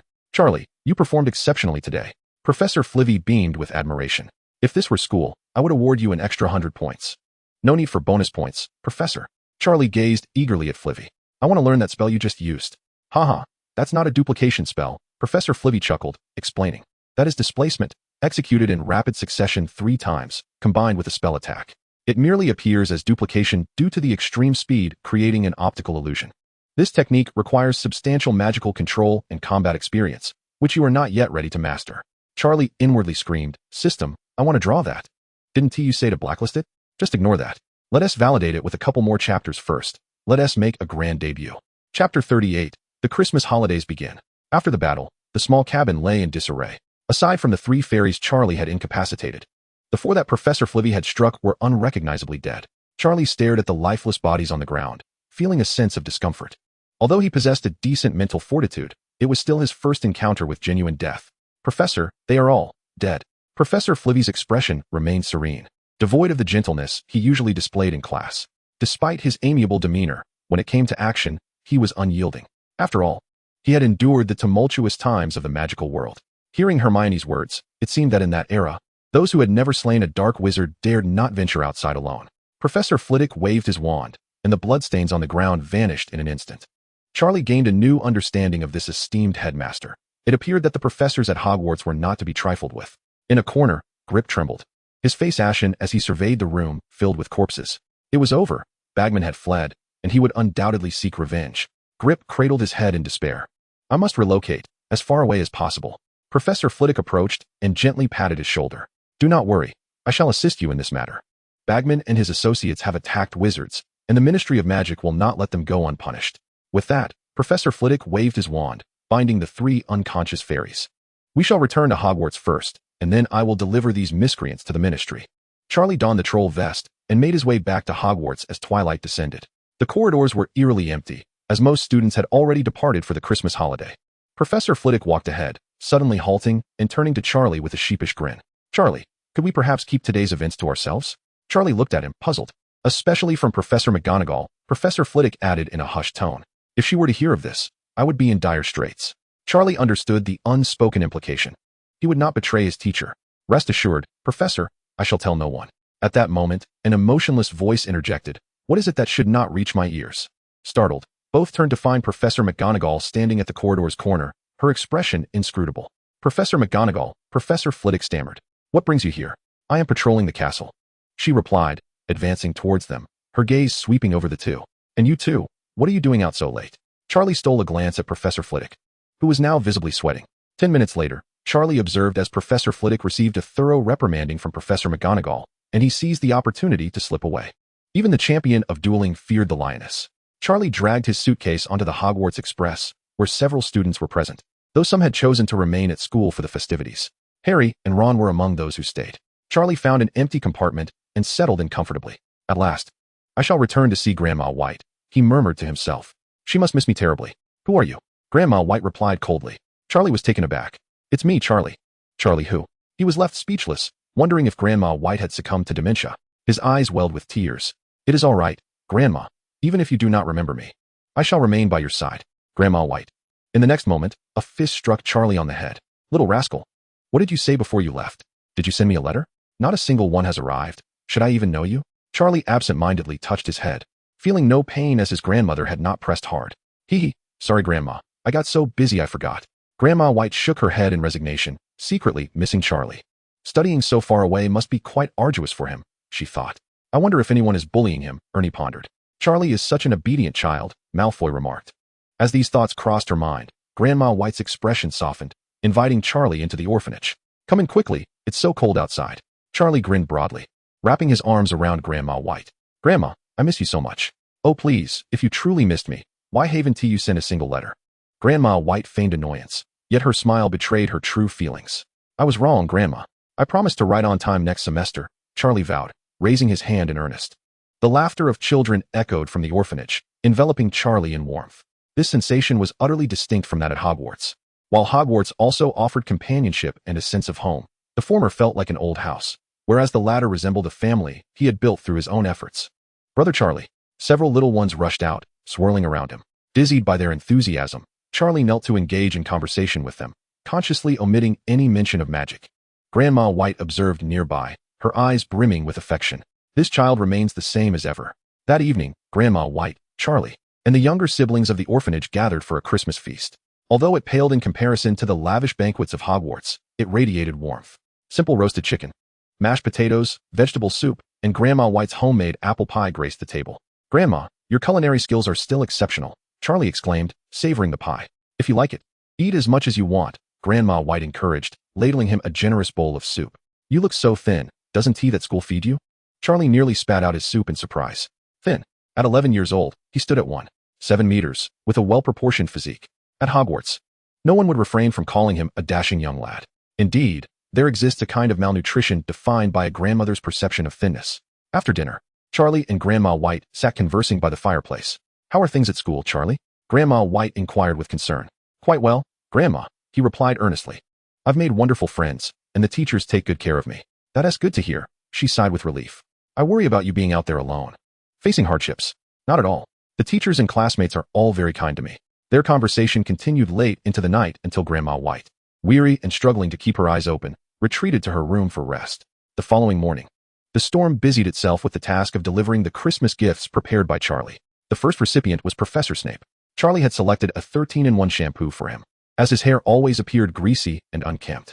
This remarkable shampoo served as a shampoo, conditioner, body wash, toothpaste, mouthwash, deodorant, peanut butter, sports drink, milk, aluminum foil, tennis shoes, dental floss, and eye drops. 13 functions in total, perfectly suited for a reclusive professor like Snape.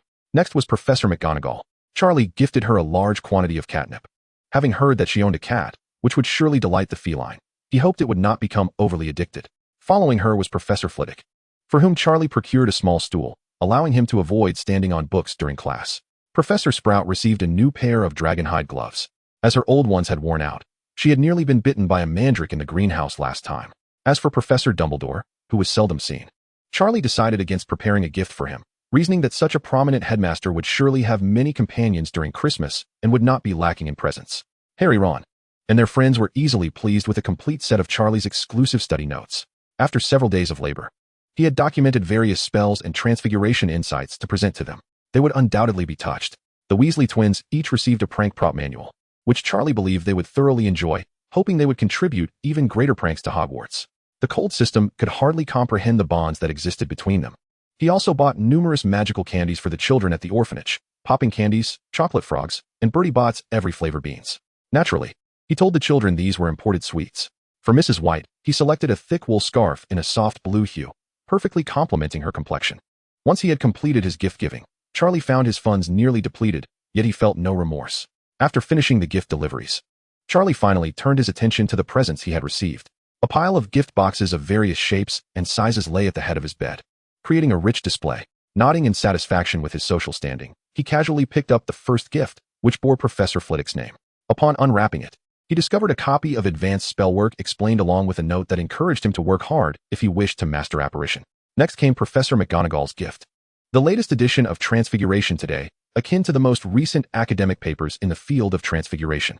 These 2 volumes were evidently not inexpensive and were unavailable in ordinary bookstores, representing cutting-edge knowledge in their respective domains. The anticipation of the 2 professors for Charlie was palpable, yet regrettably, he found himself unable to make use of these books. In contrast to self-study, it was clear that a lottery would yield more immediate results. Moreover, one could not accumulate King's points while studying. Without these points, one could not partake in the lottery, and a sluggish progress in spellcasting equated to a lack of learning. Thus, the dilemma of whether to study or not persisted. It was all the system's fault. Charlie genuinely wished he could delve into those 2 books.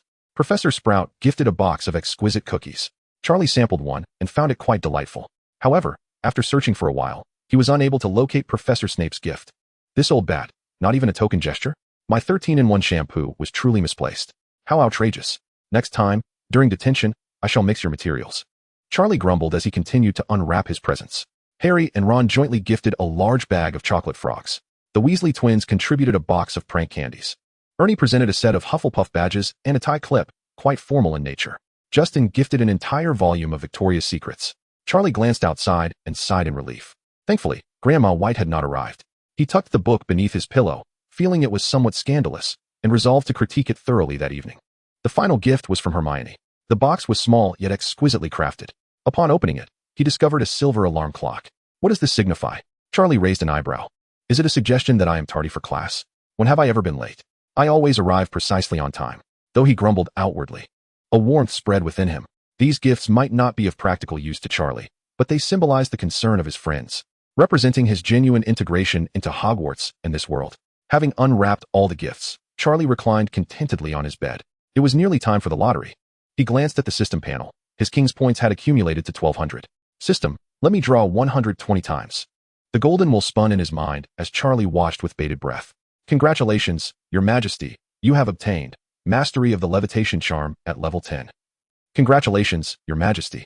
You have obtained Mastery of the Shield Charm at level 15. Congratulations, Your Majesty, you have obtained free talent points. The consecutive draws yielded spells he had previously acquired, leaving Charlie somewhat disheartened. The free talent points were the only favorable outcome, but presently, his talents in Transfiguration and Charms were maxed out at level 10. He decided to save the free talent points for future use in whichever subject required them. Disillusionment, Apparition, Disillusionment. He fervently recited the series of spells taught by Professor Flitwick in his mind. As the chances of winning dwindled, he still had not obtained the incantation he desired. Not even a new spell.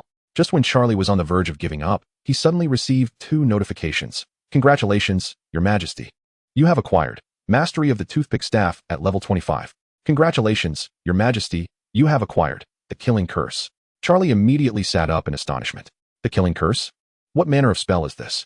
The Killing Curse is a dark magic invented by Professor Snape, its power far exceeding that of the Shattering spell. Wounds inflicted by it cannot heal unless countered by a corresponding counter curse. Snape has created spells as well. A wound that cannot heal, so sinister, just like Snape himself. Charlie leaped from his bed in excitement. I must test its effects. He exited his room and made his way to the orphanage's backyard. The yard was tranquil, with only the faint sound of insects chirping in the distance. Charlie found a stone the size of a soccer ball and placed it in the center of the yard. The Killing Curse. He whispered the incantation, waving his wand gently. An invisible blade shot forth, slicing through the stone in an instant. Crack! The stone split neatly in two. The cut surface smooth as a mirror. Charlie's eyes sparkled with delight. If only I could wield this spell against a fairy, a surprise attack would be certain to succeed. At last, he had drawn a powerful offensive spell. But this is dark magic. Didn't Quirrell say that dark magic could affect one's mind? Though Quirrell seemed rather unreliable. He was, after all, a professor of defense against the dark arts. He surely wouldn't be mistaken about such fundamental knowledge. Rest assured, Your Majesty. The magic produced by the system does not possess such side effects. It will absolutely not corrupt your mind. With this reassurance, Charlie felt completely at ease and opened the system panel to review his lottery results. Your Majesty, Charlie White. Age, 11. Magical talent rating, max level 10. Transfiguration, 10. Charms, 10. Potions, 6. Defense against the dark arts, 7. Herbology, 4. Astronomy, 4. History of magic, 5. Foolish points, 0. Free talent points, 1. Acquired spells, Transfiguration, level 3. 01000. Fiery Blaze, level 3. 8001000. Drowsy Collapse, level 3. 7601000. Disarm, level 3. 01000. Shielding Armor, level 3. 3801000. Most of his spells had reached level 3, marking his proficiency in silent casting. Even Transfiguration had attained level 3, allowing him not only to cast silently, but also to transform objects into living beings. To Charlie, this was the most cunning aspect of a wizard. Consider this. When one intends to assassinate a target, one could simply conjure a fly and poison their meal, achieving the deed without a trace. It is said that Voldemort once sought to eradicate Muggles, employing dark magic to claim many lives. To Charlie, such a notion is utterly foolish. Were he in that position, he would summon thousands of mosquitoes, each bearing a lethal virus, and within a week, London would fall into chaos. This illustrates the necessity for wizards to employ their intellect. Lacking in wisdom renders one unworthy even of the title of Dark Lord. Time at home invariably passes swiftly. It feels as though the holiday began merely yesterday. Yet today marks the return to school. With ticket in hand, Charlie bid farewell to Grandma White and made his way to King's Cross Station. On the second day of the verification period, the higher-ups were busy embellishing their bookshelves. Chapter 40. The Weakness of the Three-Headed Dog. On the Hogwarts Express, each compartment appeared relatively vacant. Compared to the throngs during the start of term, the Christmas holiday saw fewer students returning home. In one compartment, Hermione wore an expression of deep turmoil. She clutched a crumpled piece of parchment, its surface densely inscribed with notes extracted from fantastic beasts and where to find them. Magical Creatures Encyclopedia and Ancient Studies of Magical Beasts. The words three-headed dog, music, and sleep had been circled repeatedly in red ink. Biting her lip, Hermione furrowed her brow in distress. She had researched extensively over the summer, uncovering the creature's weakness. Yet now, she hesitated to share this knowledge with Charlie and the others. She harbored no desire for them to breach the rules in pursuit of adventure. The previous night's escapade had already been perilously close. Should they be caught, expulsion could very well be the consequence. At that moment, Charlie boarded the train, dragging his luggage and peering into each compartment in search of familiar faces or empty seats. Upon spotting Hermione, he pushed open the door and entered. Observing her expression of conflict, he raised an eyebrow. Constipated? Hermione's face flushed crimson, nearly dropping the parchment from her grasp. No, she retorted sharply, hastily shoving the parchment into her pocket. And I believe I understand why Professor Snape always seems to target you. Charlie, unabashed, settled opposite Hermione. That's his issue, not mine. I am a respectable individual. By the way, did you enjoy my Christmas gift? Hermione's ire dissipated. She had grown accustomed to Charlie's nonsensical demeanor. His notes had proven immensely helpful, particularly the section on Transfiguration, which was more detailed than the textbooks. Each spell's essential points, wand movement angles, and even common mistakes were meticulously noted. You must have put a great deal of thought into this, she remarked. Charlie nodded earnestly. Indeed, it was a gift prepared just for you. I am glad you appreciate it. Charlie disregarded the system entirely. Hermione felt a surge of emotion, tinged with guilt. Charlie had put so much thought into his gift, while she had merely given him a clock. Although she believed a clock was indeed necessary for Charlie, given his tendency to arrive late to class. It was evident that the value of a clock paled in comparison to Charlie's notes. This realization made her feel rather stingy, resolving within herself. Hermione took a deep breath and spoke. Don't you always wish to see what lies beneath the fluffy? Charlie's attention was instantly captivated, his body leaning forward. Do you know how to deal with Fluffy? I perused several tomes on magical creatures during the holidays. As she spoke, she retrieved hefty volumes from her luggage. This is Fantastic Beasts and Where to Find Them. And this is watching Hermione recite her findings with such enthusiasm. Charlie felt a shiver. How could one person read so many books in a single summer? She was nothing short of extraordinary. I discovered that the three-headed dog falls asleep when it hears music. Music? Any kind of music? The book suggests soothing melodies, akin to lullabies. Despite its fierce appearance, the three-headed dog is quite susceptible to hypnosis. Charlie nodded. This was indeed a delightful surprise. Although he was already aware that what lay beneath was the Philosopher's Stone and held little interest in it. Defying Dumbledore's rules would surely earn him considerable house points. He slapped the table, causing the teacup to jolt. Hermione, you are simply amazing. Hermione suppressed a grin, raising her chin slightly. I knew you wouldn't be able to figure it out. Consider this my Christmas gift. She paused. However, Charlie, I do not wish for you to take any risks. Professor Dumbledore set these rules, prohibiting us from going there. Charlie did not heed her words. His mind was already plotting a route for their nocturnal adventure. He gazed at Hermione, his eyes gleaming with excitement. Are you coming? No. Hermione rejected the notion without a moment's hesitation. Charlie squinted, scrutinizing Hermione, his expression rife with skepticism. Really not going? He pointed to the parchment in her hand. You've done your research, yet you still want to go? Hermione felt inexplicably annoyed at Charlie's doubtful gaze. No. If I go, I will jump from the astronomy tower at Hogwarts. Charlie's expression grew even more peculiar, as if he were observing a seasoned general surrounded by chess pieces on a stage. The train gradually pulled into the Hogwarts station, and Charlie and Hermione disembarked, each heading to their dormitories to change into their school uniforms. Just as Charlie donned his attire, he heard the chime of bells resonating from the Great Hall. He was just in time for the feast, this being the final day of the Christmas holiday. The banquet was particularly lavish. The long table was laden with an array of delectable dishes, roasted turkeys, honey-glazed ham, creamy mushroom soup, puddings, and an assortment of pastries. Charlie walked over and sat beside Ernie. Charlie, it's been a while, Ernie exclaimed excitedly as he pulled Charlie closer. How was your holiday? Not bad. Spent it with my family, Charlie replied, taking a roasted sausage. What about you? I visited my aunt in Germany, but I found her place rather dull, Ernie said, producing a stack of parchment from his pocket. Thank you for your Christmas gift, Charlie. Your notes were immensely helpful. Here, your holiday assignment. Charlie accepted the assignment and set it aside. Ernie and Hermione had taken care of Charlie's holiday work, and Hermione had already handed him her portion on the train. At the head table, all the professors were seated, preparing for classes to commence the following day, marking the end of their holiday as well. The four heads of houses chatted amiably over their meal. Oh, did you know? A first-year wizard gifted me a Christmas present this year. Professor Flitwick boasted to the other professors. What a coincidence. I received one too. It couldn't possibly be from Charlie, could it? Professor McGonagall chuckled knowingly. He sent me a large supply of catnip. My cat indulged in it throughout the holiday. In fact, she too enjoyed a bit of a break. Though that's not something to openly discuss, Professor Flitwick said, wiping his glasses with emotion. Such a thoughtful child. He understands how inconvenient it is for me to step on books during class. I received one as well, Professor Sprout said, her smile the brightest. Pleased that her own student was so considerate, naturally bringing her pride. The three professors shared a laugh.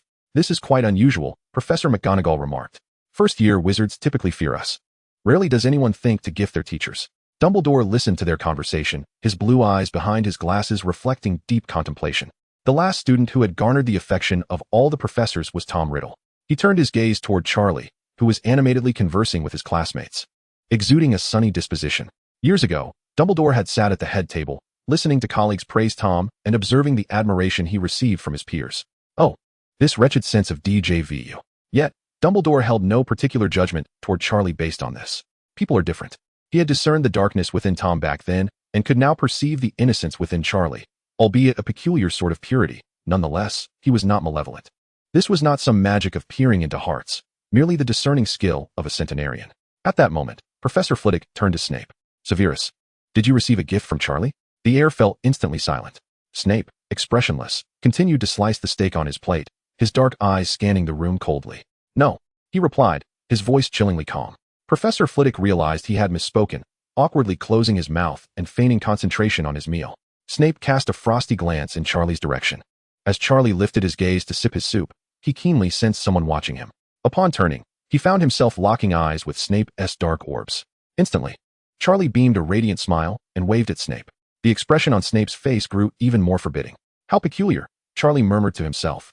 Why does Professor Snape persist with his greasy hair instead of using my all-in-one shampoo? Does he not fancy it?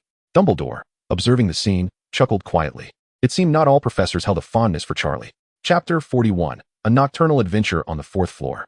After satiating his appetite, Charlie set down his fork and glanced towards the Gryffindor long table. The Weasley twins were animatedly conversing with their classmates, their spirits high. Rising from his seat, Charlie approached them. Having accompanied the twins on their nocturnal escapades for so long, he now knew how to handle Fluffy, and naturally, he wanted the twins to join him. Fred George, Charlie whispered as he reached the Gryffindor table. Are you interested in a grand adventure tonight? Fred's eyes sparkled with intrigue.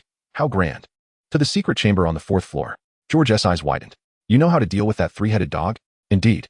The twins exchanged glances, their eyes glinting with eagerness. Just then, Harry approached, his eyes alight with excitement. Charlie, I heard Hermione say you're heading to the fourth floor chamber.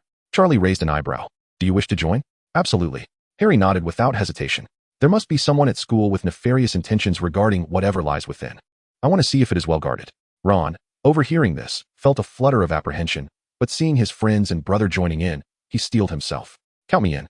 Of course, Charlie clapped his hands. We'll meet in the fourth floor corridor at 11 tonight. After the feast, the students returned to their dormitories. In the Gryffindor common room, Harry and Ron spread out their assignments, hastily trying to catch up on their work. They had indulged in too much fun during the holiday, completely neglecting their assignments, and now sought to complete them before their nighttime adventure. Blast it, I haven't written a single word of my potions essay, Ron lamented, gripping his hair in despair.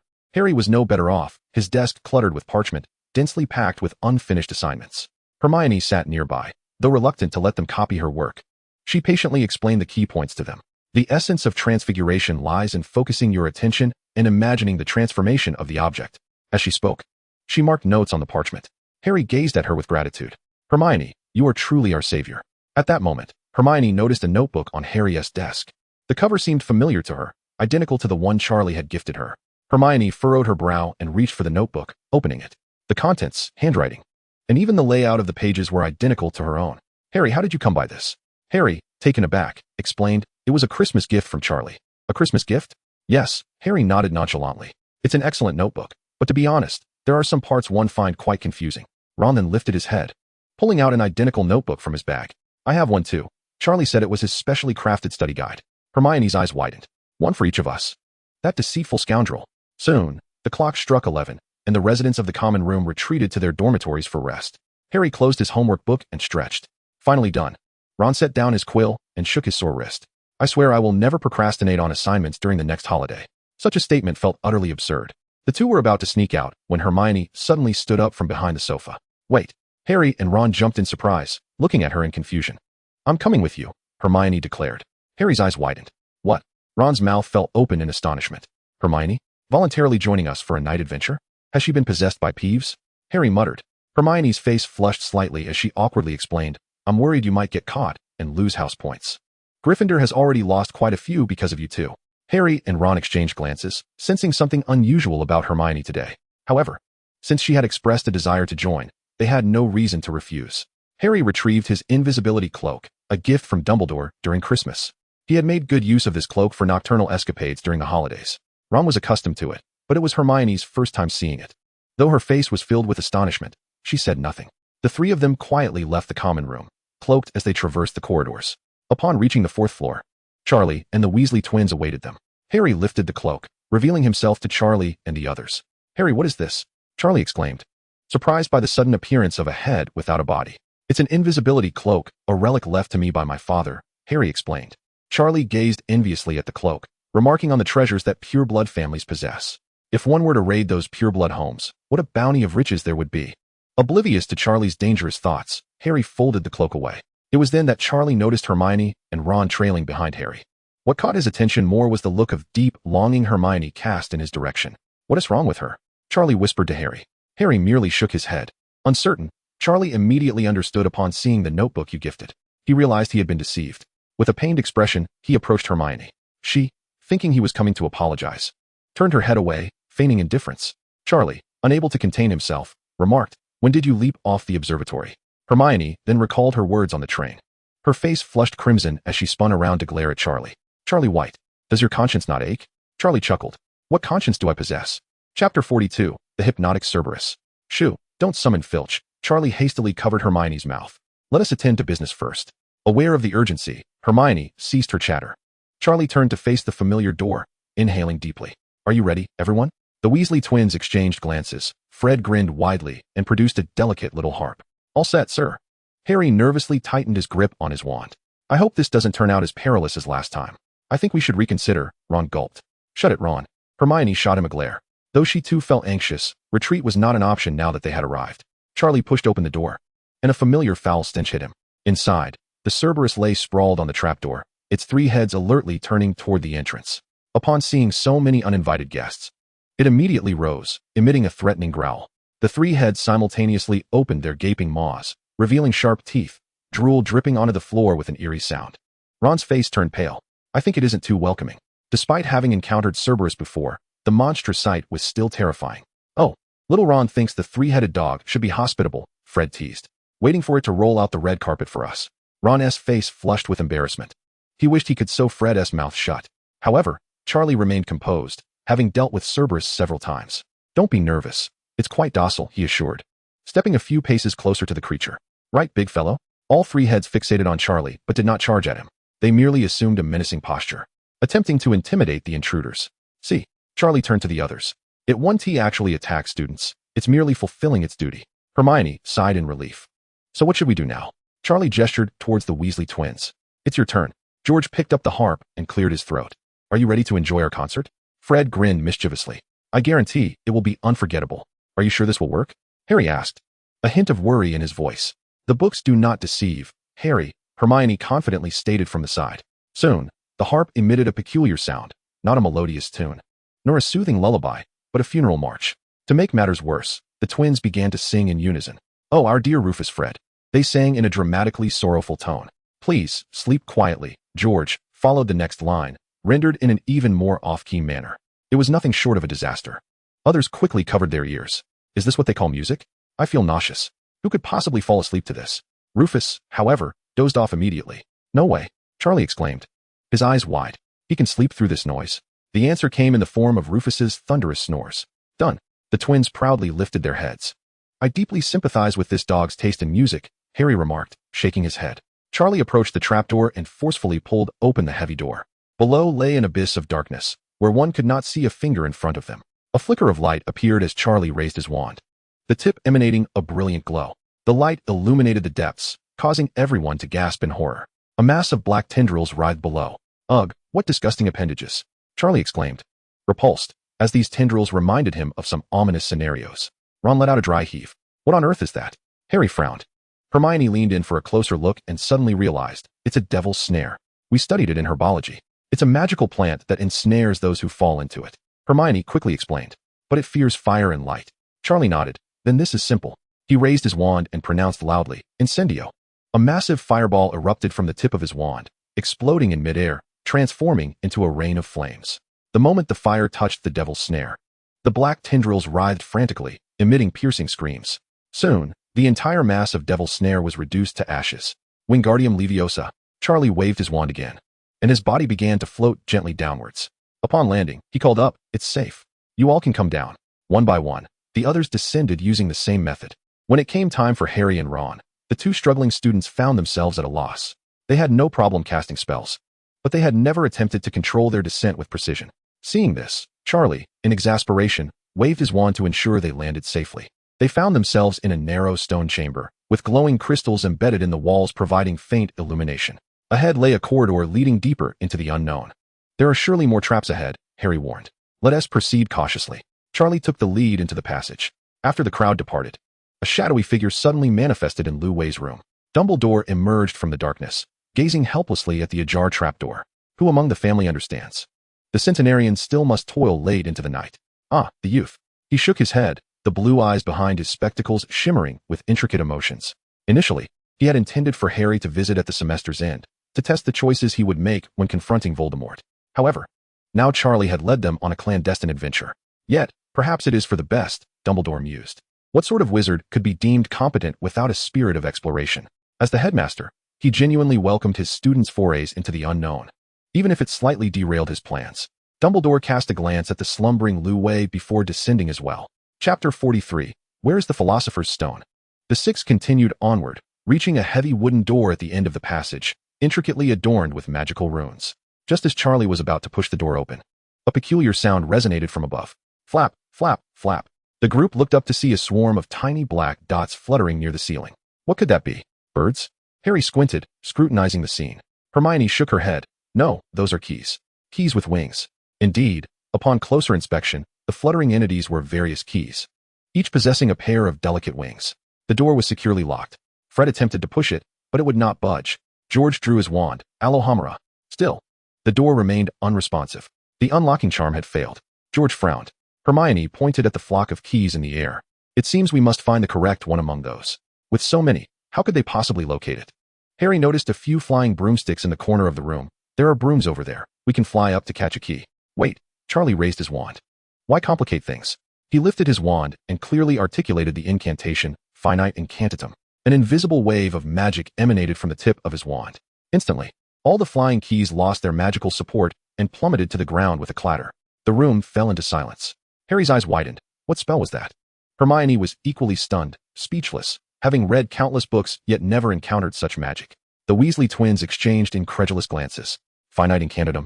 Fred's voice trembled slightly. Isn't that an advanced spell learned in the 7th year? George swallowed hard. Although they were aware that Charlie had vanquished a troll, it was at this moment they fully comprehended that Charlie's prowess was on par with 6th and 7th years. Yet, he was merely a first year. When they were in the 1st grade, they were still correcting their pronunciation, lest a mispronunciation summon a wild bull to trample them. Charlie calmly approached the pile of keys and swiftly located the one that matched the door lock. This one. As he opened the door and entered the room, a sense of doubt crept into Charlie's mind. Were these mechanisms not rather juvenile? Could they truly protect the Philosopher's Stone? The subsequent mechanism left Charlie even more perplexed. A gigantic wizard's chessboard, which the group swiftly navigated under Ron's command.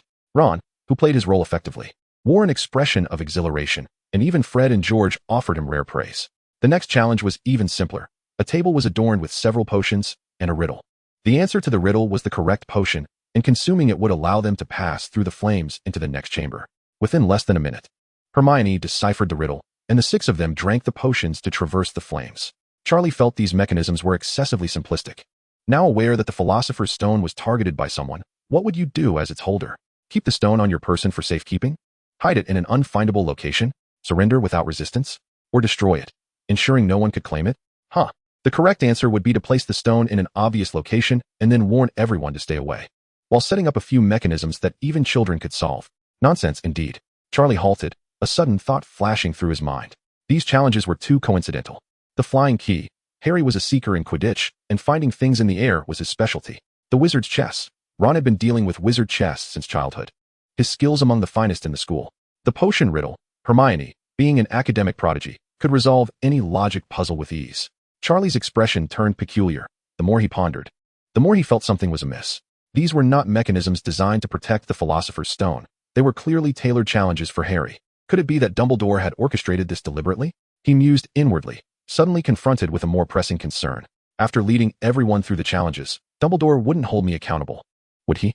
Oh no, should I make a hasty escape? The group stepped into the final chamber.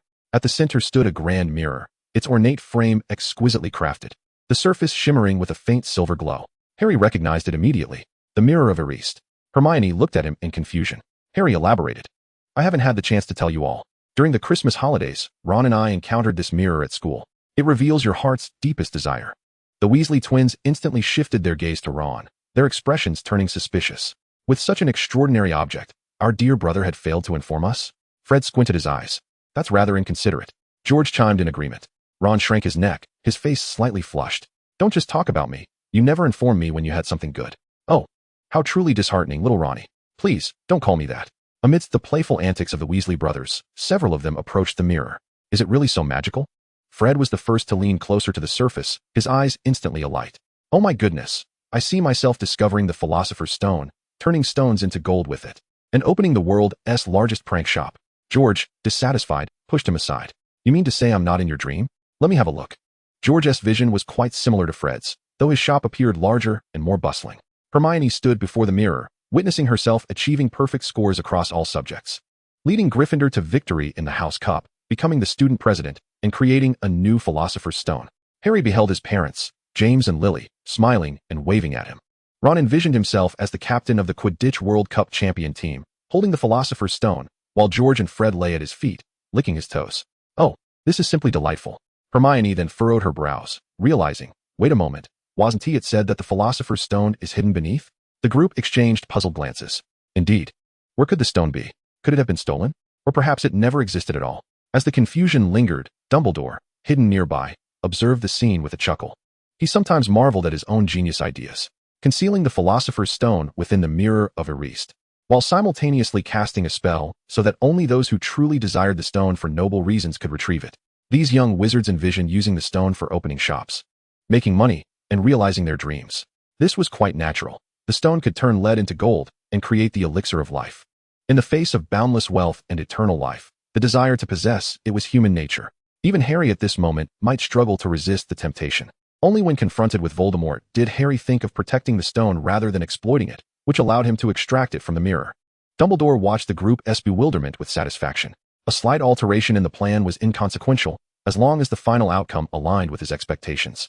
But the next moment, Charlie stepped before the mirror. Inside the mirror, Charlie was seen placing the Philosopher's Stone gently into his pocket. Outside the mirror, the real Charlie felt a weight in his pocket. Reaching in, he discovered a smooth, jade-like stone nestled within.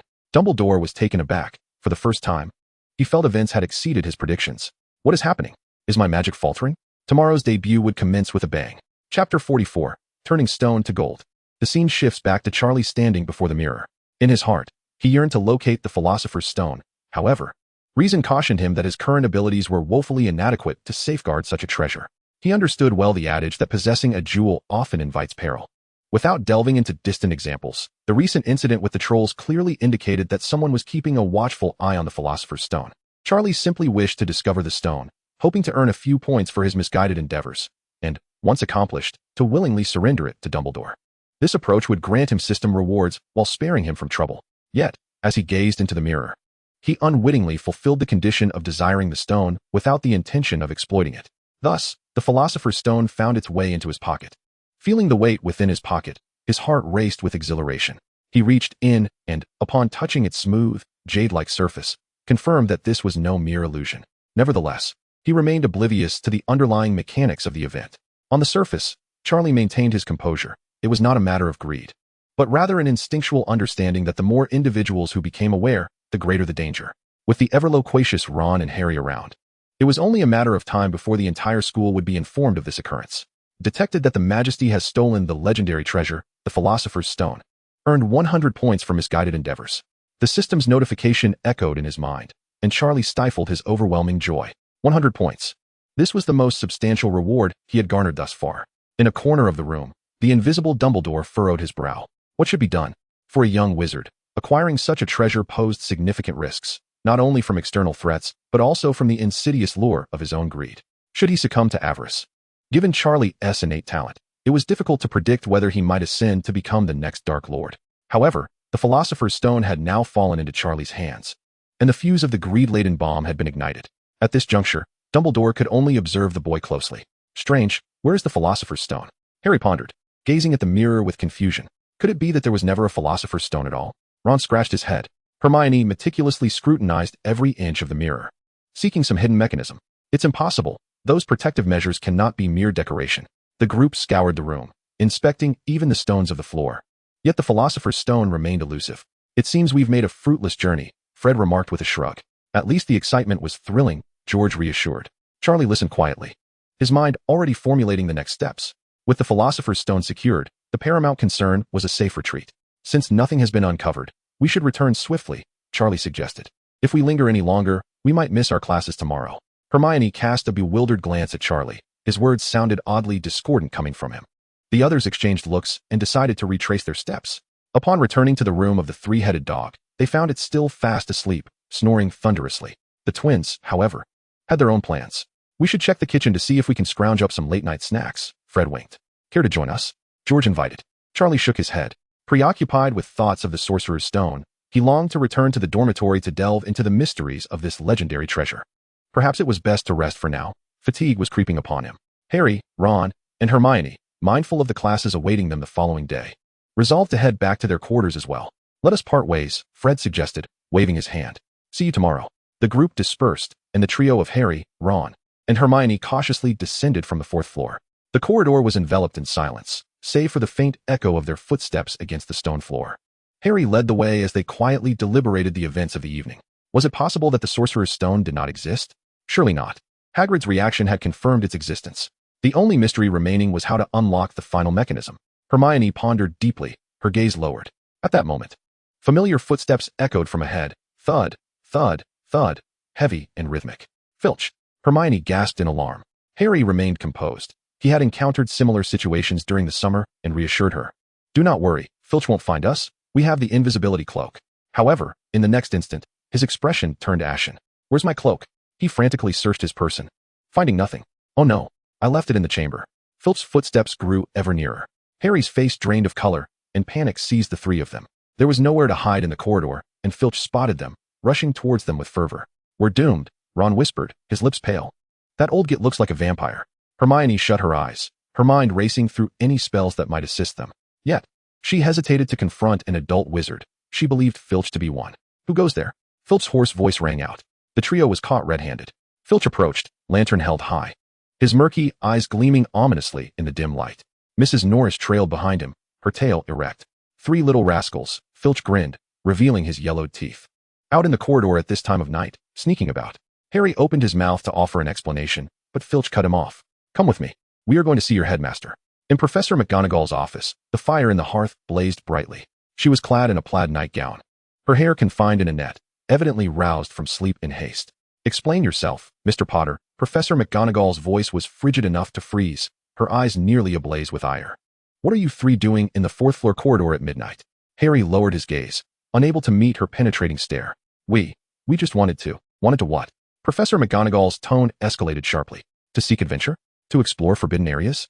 I believe that you held the honor of Gryffindor in high regard. Hermione could no longer contain herself, tears welling in her eyes. She had never been reprimanded by a teacher in such a manner, let alone by her most esteemed Professor McGonagall. I'm sorry, Professor, her voice trembled. Miss Granger, Professor McGonagall interrupted her. I am profoundly disappointed in you. As an exemplary student, you ought to serve as a role model, rather than lead the way in contravening school regulations. This statement struck at Hermione's most vulnerable core. She bit her lip, tears streaming down her cheeks. Gryffindor loses 90 points. Professor McGonagall exhaled sharply. 30 points for each of you. The faces of the 3 turned as pale as ghosts. This meant Gryffindor was nearly out of the House Cup competition. Furthermore, you 3 shall await detention. Upon returning to the Gryffindor common room, nearly everyone had already succumbed to sleep. The trio ascended the staircase in silence, not a word exchanged.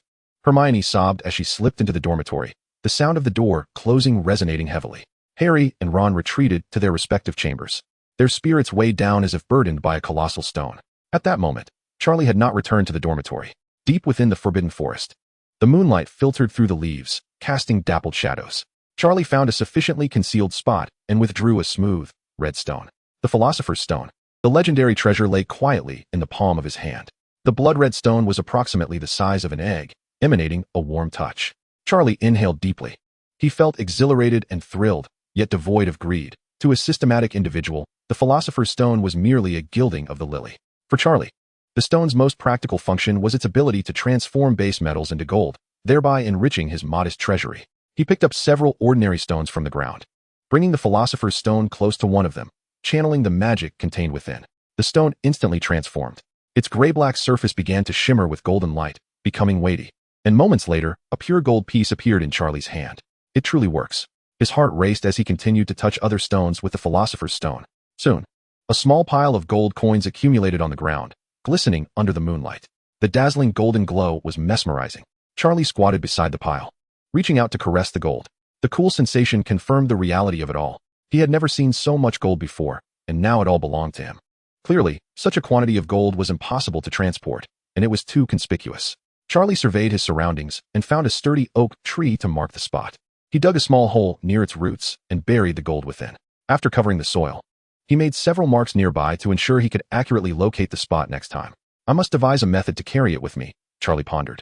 Surely, the magical world possesses items akin to storage rings? In the distance, amidst the shadows of the trees, Dumbledore remained cloaked in invisibility, quietly observing the unfolding events. It was entirely natural for an 11-year-old child to feel exhilarated in the face of immense wealth. Dumbledore held no objection to Charlie conjuring gold. However, he harbored concerns over whether such riches might corrupt the boy's spirit. So far, all seemed well. Charlie's demeanor exhibited no signs of madness or paranoia. Certainly far better than that of Tom Riddle in his youth. Chapter 45. Extortion of Dumbledore in the days that followed, whenever not attending classes. Charlie diligently transformed stones into gold within the Forbidden Forest, nearly exhausting the supply of rocks in that area. From the lofty towers of the castle, Dumbledore peered through a crystal orb to observe the activities deep within the forest. The young wizardess' industriousness both amused and perplexed him. It was the direction of his diligence that seemed misguided. Each morning, Charlie appeared punctually beneath the marked oak tree, and each evening, he returned laden with his bounty. The once blood-red luster of the Philosopher's Stone had notably dulled. Dumbledore shook his head, pondering just how much gold this child sought to conjure before feeling satisfied. Perhaps it was time to intervene. Should he continue on this path, it might become impossible for him to cease. The venerable headmaster stroked his silver beard, his blue eyes shimmering with a complex array of emotions. Just as Dumbledore felt a rising urge to act, Charlie made his way to the 8th floor of the castle that day.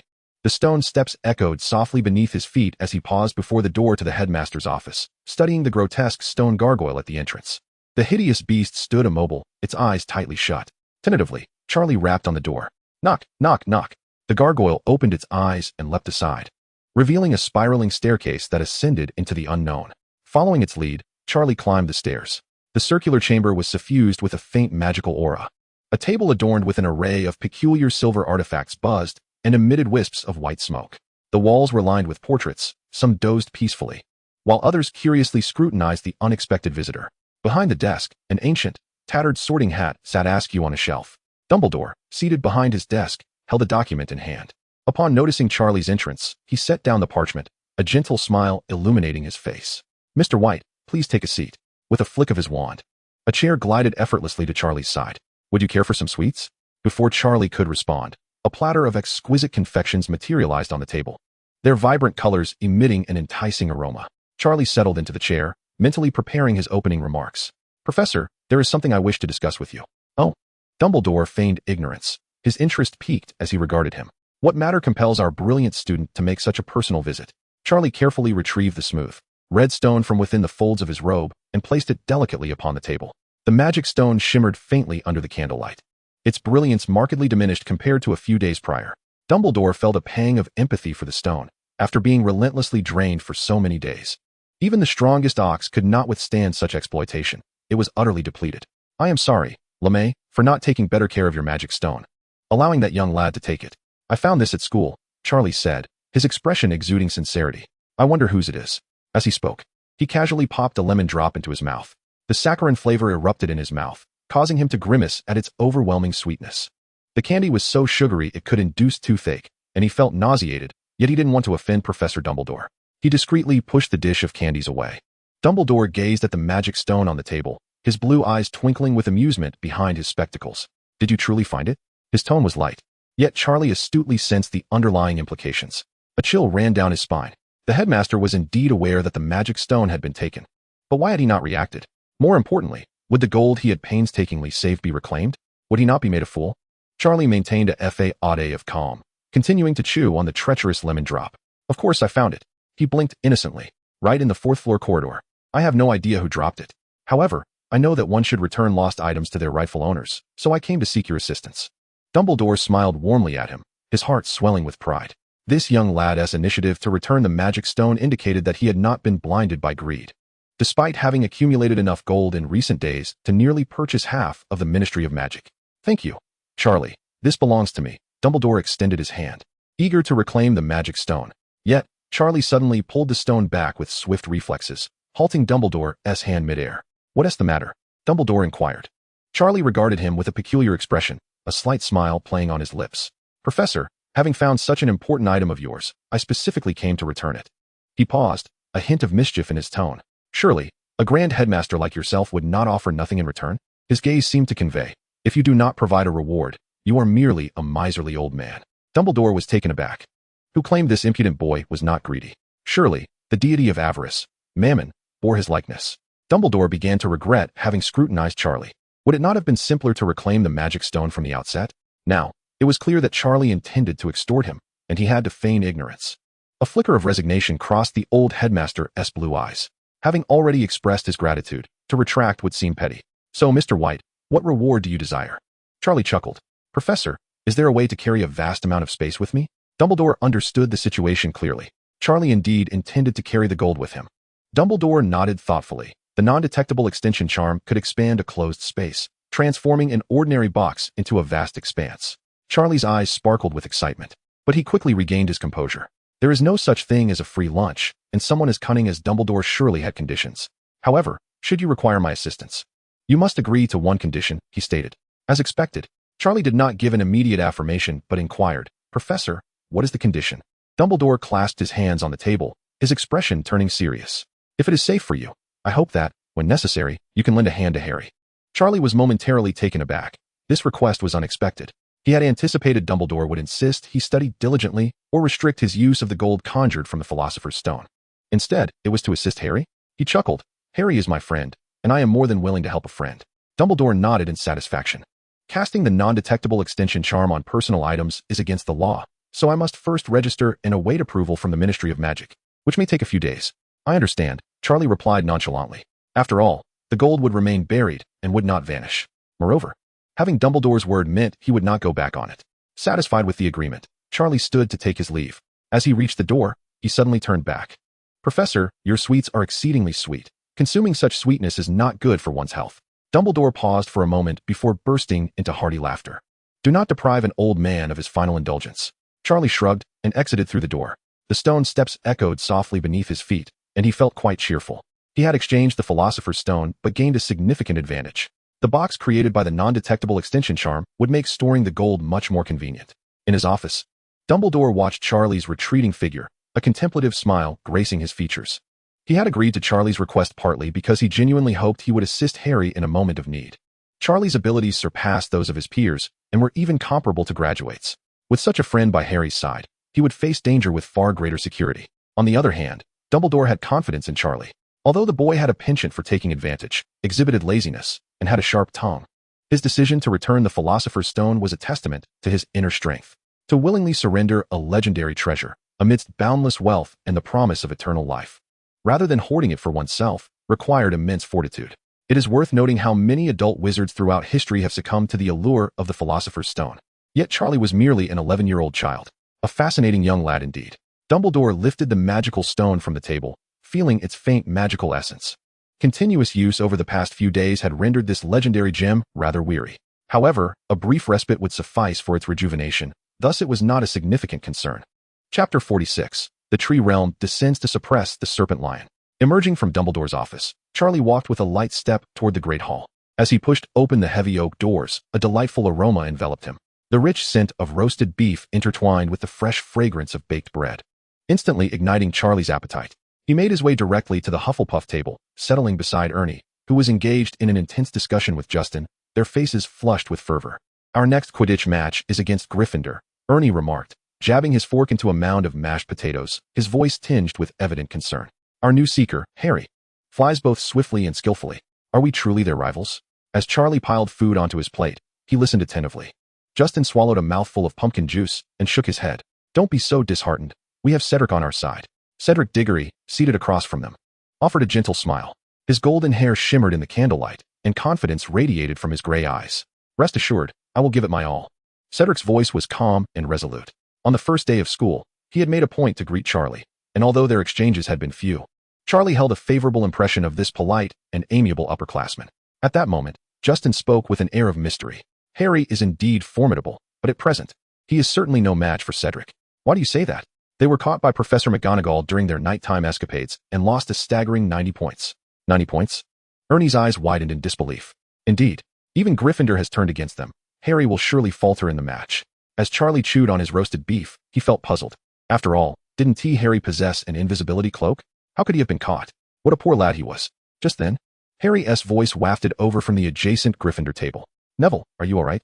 Turning to look, Charlie saw Harry bending down to assist Neville Longbottom, who was sprawled on the floor.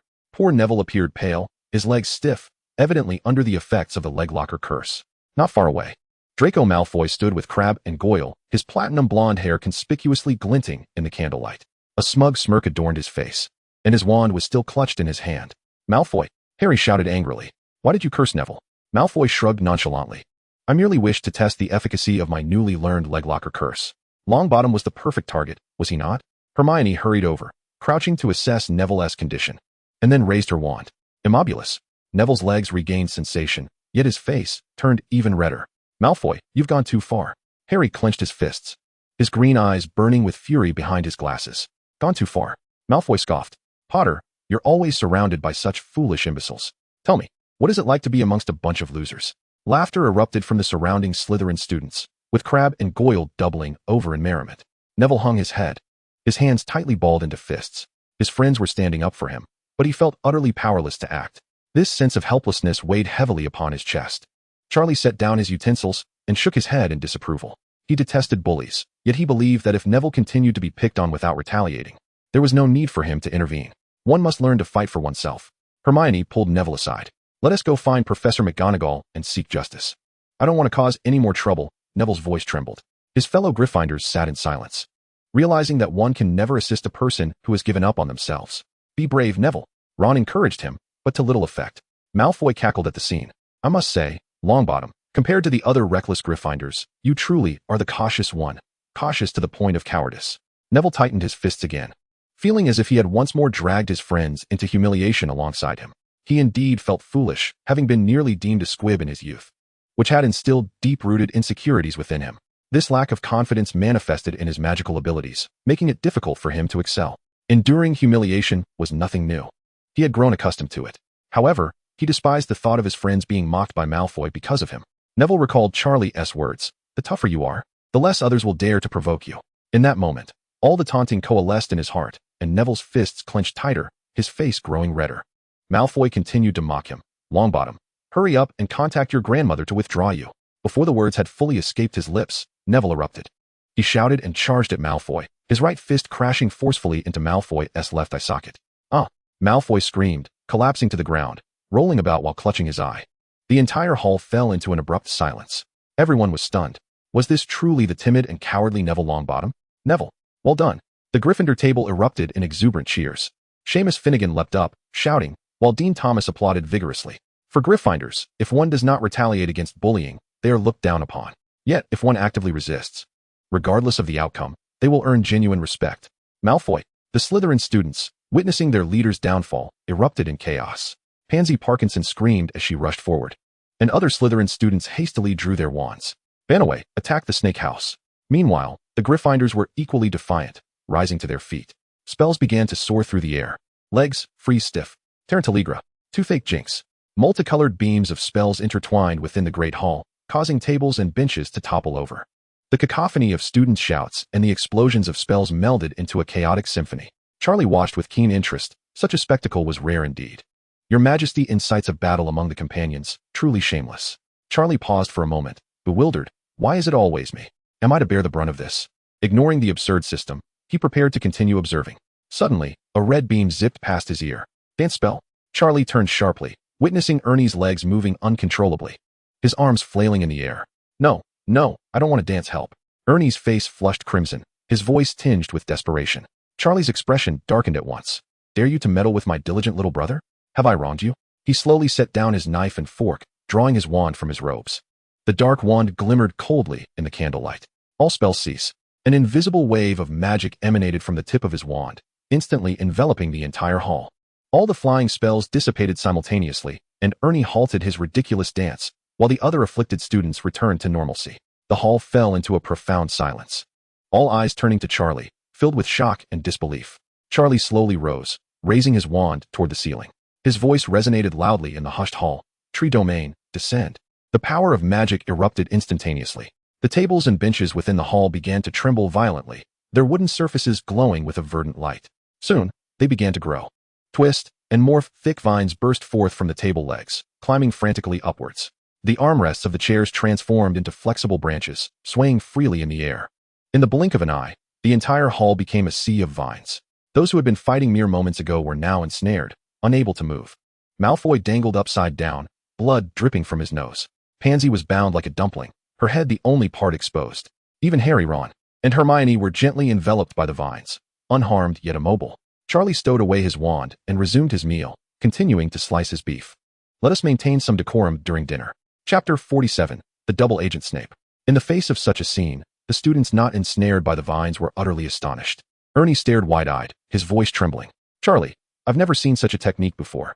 This is large-scale transfiguration. Justin's jaw nearly dropped to the ground. Transfiguration? He had never been particularly fond of it, believing that spells were far more direct. What practical use was there in turning a stick into a needle? Professor McGonagall always emphasized the importance of foundational transfiguration, yet he deemed such matters to be of little utility. And now you tell me this remarkable feat is transfiguration? The upperclassmen from Gryffindor and Slytherin, who had not participated in the brawl, were equally taken aback by the scene. Victor Malfoy, a seventh-year Gryffindor, exclaimed in awe. This kind of extensive transfiguration, if a fully grown wizard performed it, I wouldn't be surprised. His companion interjected, but Charlie is only a first year. How could a first year achieve such a level? Just how long has he been studying magic? Coming from a typical wizarding family, he should have had no formal magical education before the age of 11. Could he possibly be pureblood? Don't be ridiculous. You're pureblood too. Yet can you perform this spell? Whispers circulated among the upperclassmen. Percy, as the prefect, felt a wave of anxiety wash over him. Initially, he had tried to persuade everyone to cease hostilities, but the students from both houses paid him no heed. While spells were flying all around, he had narrowly escaped being hit. Now, with the Great Hall in such disarray, could he still maintain his authority as prefect? Beads of sweat began to form on Percy's forehead. Malfoy, suspended upside down by vines, looked pale, blood dripping from his nose. He strained to wriggle free, but the vines only tightened their grip. Let me go? Malfoy's voice sounded strange due to his position. Charlie, I haven't done anything to you. Why are you attacking me? Charlie ignored him, concentrating instead on the food on his plate. Hermione was observing the structure of the vines. Charlie had somehow executed complex transfiguration on dozens of objects simultaneously, precisely controlling the strength of each vine. Just how potent was his magical prowess? Ron attempted to struggle free. These vines are incredible. Neville gazed at Charlie with admiration. His fist smeared with Malfoy's blood. He felt an exhilarating rush, trembling with excitement, a feeling he had never experienced before, all because of Charlie's words. The tougher you are, the less others dare to bully you. At that moment, the doors of the Great Hall swung open. Professor McGonagall entered, momentarily stunned, before closing the door and reopening it. She found the scene unchanged, her heart sinking.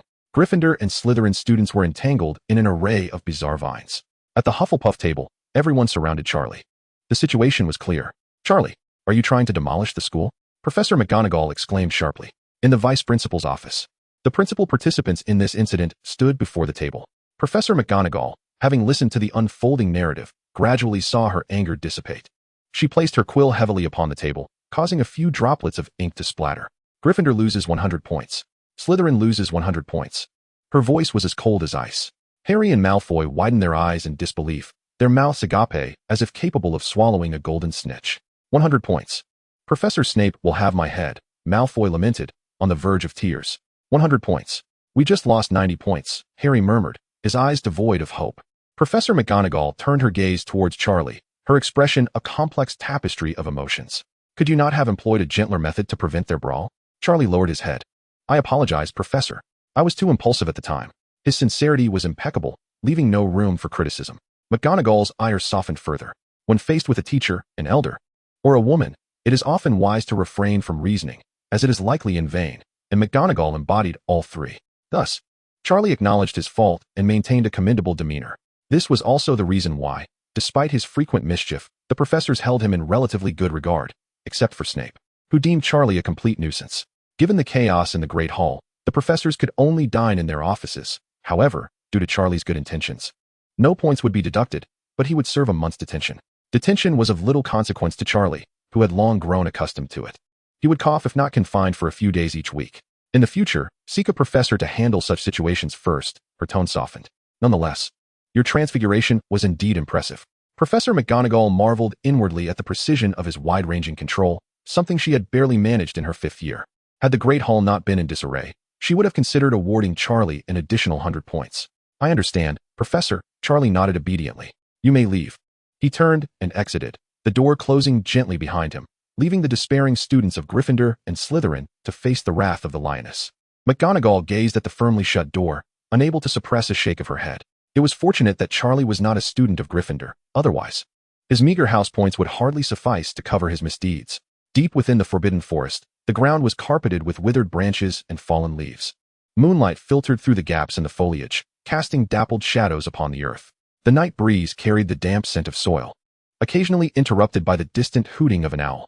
Snape stood beneath a stout oak tree, his black robes fluttering slightly in the nocturnal breeze. His face was shrouded in shadow, with only the glint of his deep, black eyes shining with a cold light in the moon's glow. "Come out," he commanded, his voice low. From behind the tree, a rustling sound emerged. Quirrell slowly stepped into view, his purple turban standing out vividly against the night. His hands fidgeted nervously before him, a clear indication of his agitation. Quirrell's voice trembled with habitual uncertainty. "You have arrived." Snape stepped forward, the moonlight illuminating his pallid visage and pronounced aquiline nose. "Has the matter with the three-headed dog been resolved?" His tone was chilling enough to send shivers down one's spine. Quirrell recoiled slightly. "Not yet. The beast is far too ferocious. I am endeavoring to devise a solution. Foolish enough to serve as a simpleton for a troll." Snape interjected sharply. "Having pledged your loyalty to the Dark Lord, you ought to fulfill your duties diligently. If you cannot overcome such a trivial obstacle, you are unworthy of being a Death Eater." Quirrell trembled at the rebuke. Snape, as a seasoned lieutenant of the Dark Lord, was not someone a mere novice like him could dare to debate. He forced a sycophantic smile. "I shall do my utmost, Severus. It is imperative that you do so." Snape scoffed coldly and turned to depart. "Wait," Quirrell suddenly called out to him. "My master instructed me to ensure your cooperation in my endeavors." Snape halted. "I understand my responsibilities." With that, he dismissed the conversation, his dark cloak swirling as he vanished into the night. Quirrell stood alone, his purple turban fluttering in the night breeze. He raised a trembling hand to caress the back of his head, where waves of excruciating pain throbbed. "Master Snape." "Silence, Quirrell." A chilling voice resonated from the depths of his mind. Snape's loyalty is unquestionable, yet his arrogance requires time to be corrected. Quirrell nodded eagerly. "Yes, my master. Focus on your task. The Philosopher's Stone must be secured." "I understand, my master." As Snape made his way out of the forbidden forest, his expression was dark. The night wind tousled his black hair, yet it could not obscure the turmoil in his eyes. At the onset of the term, Quirrell had approached him, claiming that the Dark Lord required his assistance. He needed to demonstrate his loyalty to Voldemort, a plan he had previously conspired with Dumbledore. Thus, he was compelled to comply with the Dark Lord's demands, ostensibly aiding Quirrell in locating the Philosopher's Stone. Simultaneously, he must inform Dumbledore of Voldemort's possession of Quirrell, ensuring that Dumbledore remained vigilant. The Dark Lord must not be allowed to obtain the stone. Fortunately, Voldemort was presently in a weakened state, too feeble even to manifest himself directly before Snape. He quickened his pace, the castle's outline emerging and fading in the shadows. His cloak billowed in the wind like a vast bat gliding through the night sky. Chapter 48. The Outburst of Quarrels. Charlie's discontent the night at Hogwarts Castle was particularly tranquil. The sound of slow footsteps echoed on the stone stairs as Snape ascended to the 8th floor, his countenance darker than usual. The stone gargoyle guarding the headmaster's office had cleared the way for him. Without knocking, Snape pushed open the door to the office, where Dumbledore sat behind his desk, engrossed in a hefty ancient tome. Upon noticing Snape's entrance, he slowly lifted his gaze, his blue eyes glinting behind his spectacles. "Severus." Dumbledore nodded gently. "Your visit at such a late hour must signify something of great importance." Snape halted before the desk, placing his hands upon it. "Quirrell has been possessed by the Dark Lord." Dumbledore blinked, his expression shifting to one of surprise. He set down the book and leaned forward. "What? Are you certain?" Snape narrowed his eyes, a hint of mockery in his tone. "Spare me the act, Dumbledore. You've known all along, haven't you?" Dumbledore froze, awkwardly clearing his throat. "Severus, you remain as perceptive as ever. If you are aware, then why not eliminate him?" Snape clenched his teeth in frustration. "You allowed a man possessed by the Dark Lord to return to the school as a teacher. Do you comprehend the danger this poses to the students?" Dumbledore regarded Snape with an enigmatic gaze. "Ah, it appears you are quite concerned about the safety of the students." Snape's expression hardened, taking a step back as he replied coldly. "I merely fear that any harm to the students could reflect poorly on the school. If the institution falters, it will ultimately affect me." A knowing smile crept across Dumbledore's face. "No need for explanations, my dear Severus," he said, the corners of his mouth lifting slightly. "I understand." Snape's eyes narrowed further. How could the headmaster's expression evoke such a resemblance to that insufferable Hufflepuff? Dumbledore straightened, his demeanor shifting back to seriousness. "It is not that I do not wish to confront Voldemort, Severus, but rather that I find myself unable to do so. I have yet to ascertain the reason for his immortality." Dumbledore continued. "Although he currently exists in a state of mere essence, it would take only a few means for him to regain corporeal form." Furrowing his brow, Snape paced the office, the humming of silverware resonating in the silence. "So, you placed the Philosopher's Stone within the school, accompanied by childish trials, solely to draw the Dark One here?" Dumbledore remained silent, his quietude speaking volumes. Snape scoffed, pressing on. How can you ensure that the stone will not fall into his grasp? Just those trivial trials of yours? He paused, a flash of realization crossing his features. Oh wait, those trials were not designed to deter the Dark One, were they? Dumbledore remained silent, merely observing him with a steady gaze. Snape paced a few steps within the confines of the office, his thoughts crystallizing with increasing clarity. Those obstacles were designed to test someone, were they not? He turned to face Dumbledore, his dark eyes fixed intently upon him. And this individual is your means of guarding against the Dark Lord. Allow me to venture a guess. His tone dripped with irony. It is Harry, is it not? Dumbledore slowly nodded. Snape was taken aback. He opened his mouth as if to utter something, but ultimately only managed a derisive laugh. Oh, you have tasked me with protecting him, yet now you send him to his doom. At times, I truly fail to comprehend you, Dumbledore. Dumbledore rose, navigating around the desk to stand before Snape. He met Snape's gaze with sincerity and resolve. I am not sending him to his death, Severus. Harry will be fine, I assure you. Snape scrutinized Dumbledore for an extended moment. At last, he let out a cold snort. I hope so. He turned and strode purposefully toward the door. Dumbledore sighed, sometimes truly understanding why the students feared Severus. When he became serious, he was indeed quite intimidating. Since Charlie amicably mediated the discord between Gryffindor and Slytherin, his reputation had soared. Now, wherever he went, eyes followed him, and whispers circulated among his peers. Students in the corridors would pause to point and gossip. During meals in the Great Hall, fellow students would wait for Charlie to serve himself before they dared to take their own portions. That evening, after dinner, Charlie returned to the common room. The warm fireplace crackled, its orange-red flames dancing upon the stone walls. Several cozy sofas encircled the hearth, and the woolen carpet felt delightfully soft beneath his feet. Charlie casually chose a sofa to settle down and process the events of the evening. Nearby, a few lovely upperclassmen were engaged in quiet conversation, occasionally glancing in his direction. Their voices were hushed, yet Charlie could still catch snippets of their words. His skin is so nice, looking so youthful. Only a first year. Pretending not to have heard. Charlie closed his eyes and leaned back against the sofa. At that moment, one of the attractive upperclassmen, Ginny, rose and approached him. Charlie. Her voice was soft, imbued with the distinctive charm of a fifth year. She had chestnut curls and beautiful light brown eyes. Charlie opened his eyes to look at her. Jenny, is there something you need? Ginny sat down beside Charlie, leaning forward slightly. How did you become so proficient in transfiguration? A spark of curiosity shone in her eyes. Charlie sighed with a hint of resignation. It is merely a combination of talent and hard work. Ginny's eyes glimmered with excitement as she reached out to gently squeeze Charlie's shoulder. Would you teach me, then? Her fingers tenderly kneaded his shoulder. I could give you a massage. Charlie felt the relaxation in his shoulders and cast a glance at Ginny. Indeed, it was quite soothing. The fatigue of the day gradually dissipated beneath her gentle touch. Let us see how well the senior performs. Upon hearing this, Ginny exerted herself further, kneading his shoulders with a somewhat clumsy yet perfectly adequate technique, causing Charlie to involuntarily close his eyes in bliss. At that moment, several other beautiful seniors approached. I want to learn transfiguration too. Charlie, teach us. They chirped in unison, not allowing Charlie a moment to respond before they busily assigned themselves tasks. I'll massage your head, announced one brunette senior as she settled behind Charlie, her delicate fingers beginning to gently massage his temples. I'll do your calves. Another senior squatted in front of the sofa, starting to knead Charlie's lower legs. And I'll feed you, the last senior exclaimed, retrieving a fruit platter from the table to offer him some snacks. With such charming company surrounding him, Charlie felt entirely justified in enjoying this treatment. The scene, with four lovely seniors bustling about him, drew considerable attention in the common room. The seniors, seeing their plan unfold, began to whisper among themselves. Indeed, he is quite resilient. This feels so delightful. Superficial women. They're merely lusting after his body while pretending to seek knowledge of transfiguration. Listening to their whispers, Charlie felt quite pleased. After a long day of labor, what's wrong with indulging a little? Besides, engaging amicably with so many young ladies surely enhances my reputation. The Majesty enjoys the service of multiple beauties, too, to reputation. Furthermore, Your Majesty, do not aspire to what is beyond your reach. You are merely 11 years old. Charlie retorted. I'll accuse you of defamation. What's wrong with little Chunan? Just as he prepared to argue back at the system, Ernie hurriedly burst into the common room. Upon witnessing Charlie surrounded by the four seniors, he paused momentarily before rushing over. Charlie, Filch is looking for you. He says it's a detention from Professor McGonagall. Chapter 49, A Chance Encounter with a Unicorn. Charlie followed Filch, itching to give him a piece of his mind. Did he have to interrupt at such a pleasurable moment? Just when the seniors' massages were reaching peak comfort, this old man barged in to disrupt everything.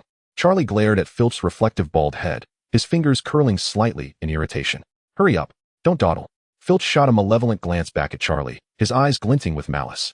Tonight's detention will be unforgettable. Charlie chose to ignore him. Soon, Filch led Charlie out of the castle to Hagrid's hut. Puzzled about the nature of the detention, Charlie found himself alongside Harry, Ron, and Hermione, who had also been summoned by Professor McGonagall. Charlie. Harry waved a greeting, his voice tinged with palpable anxiety. Ron and Hermione nodded in acknowledgement toward Charlie. Filch roughly shoved Charlie toward Hagrid, then turned to face the 4 students. His eyes glimmering with a cold light under the moon. Behave yourselves. Filch's voice was sharp and piercing. It's detention time, not a time for idle chatter. These little rascals are yours to manage, Hagrid. Remember, make them suffer a bit, especially this Charlie, who has been causing chaos at school. Hagrid frowned. Just bring them to me, he said in a deep, commanding tone. This isn't your place to discipline. The rest is none of your concern. Filch's smile froze on his face. He opened his mouth to retort, but upon meeting Hagrid's beetle-like gaze, he ultimately said nothing. Filch scoffed, turning to leave.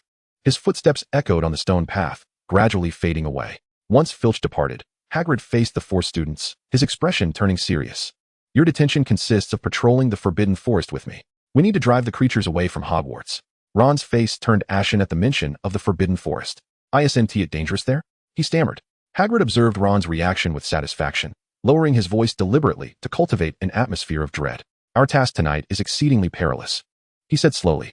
If you wish to survive, stay close to me. Now, even Harry and Hermione appeared anxious. Harry swallowed hard, a flicker of fear crossing his eyes, while Hermione gripped her wand tightly, her knuckles turning white from the pressure.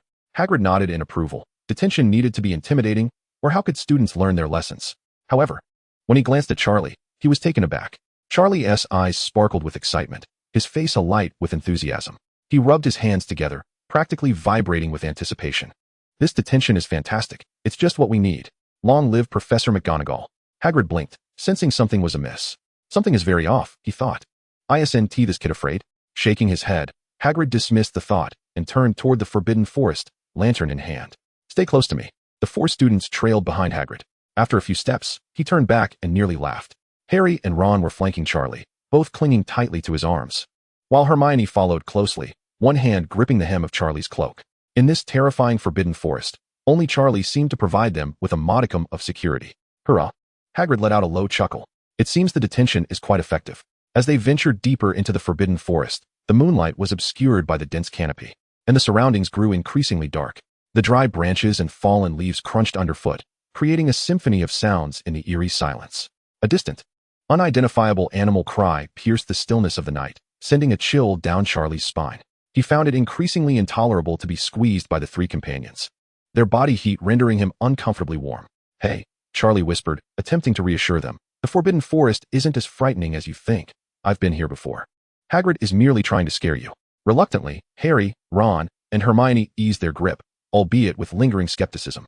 At that moment, a sharp crack echoed from behind them, prompting the trio to huddle closely around Charlie once more. It was just a twig snapped by a small creature, Charlie said with exasperation, but they paid him no heed, resolutely shielding him within their protective circle. Resigned, Charlie surrendered to their anxiety. Fine, let it be.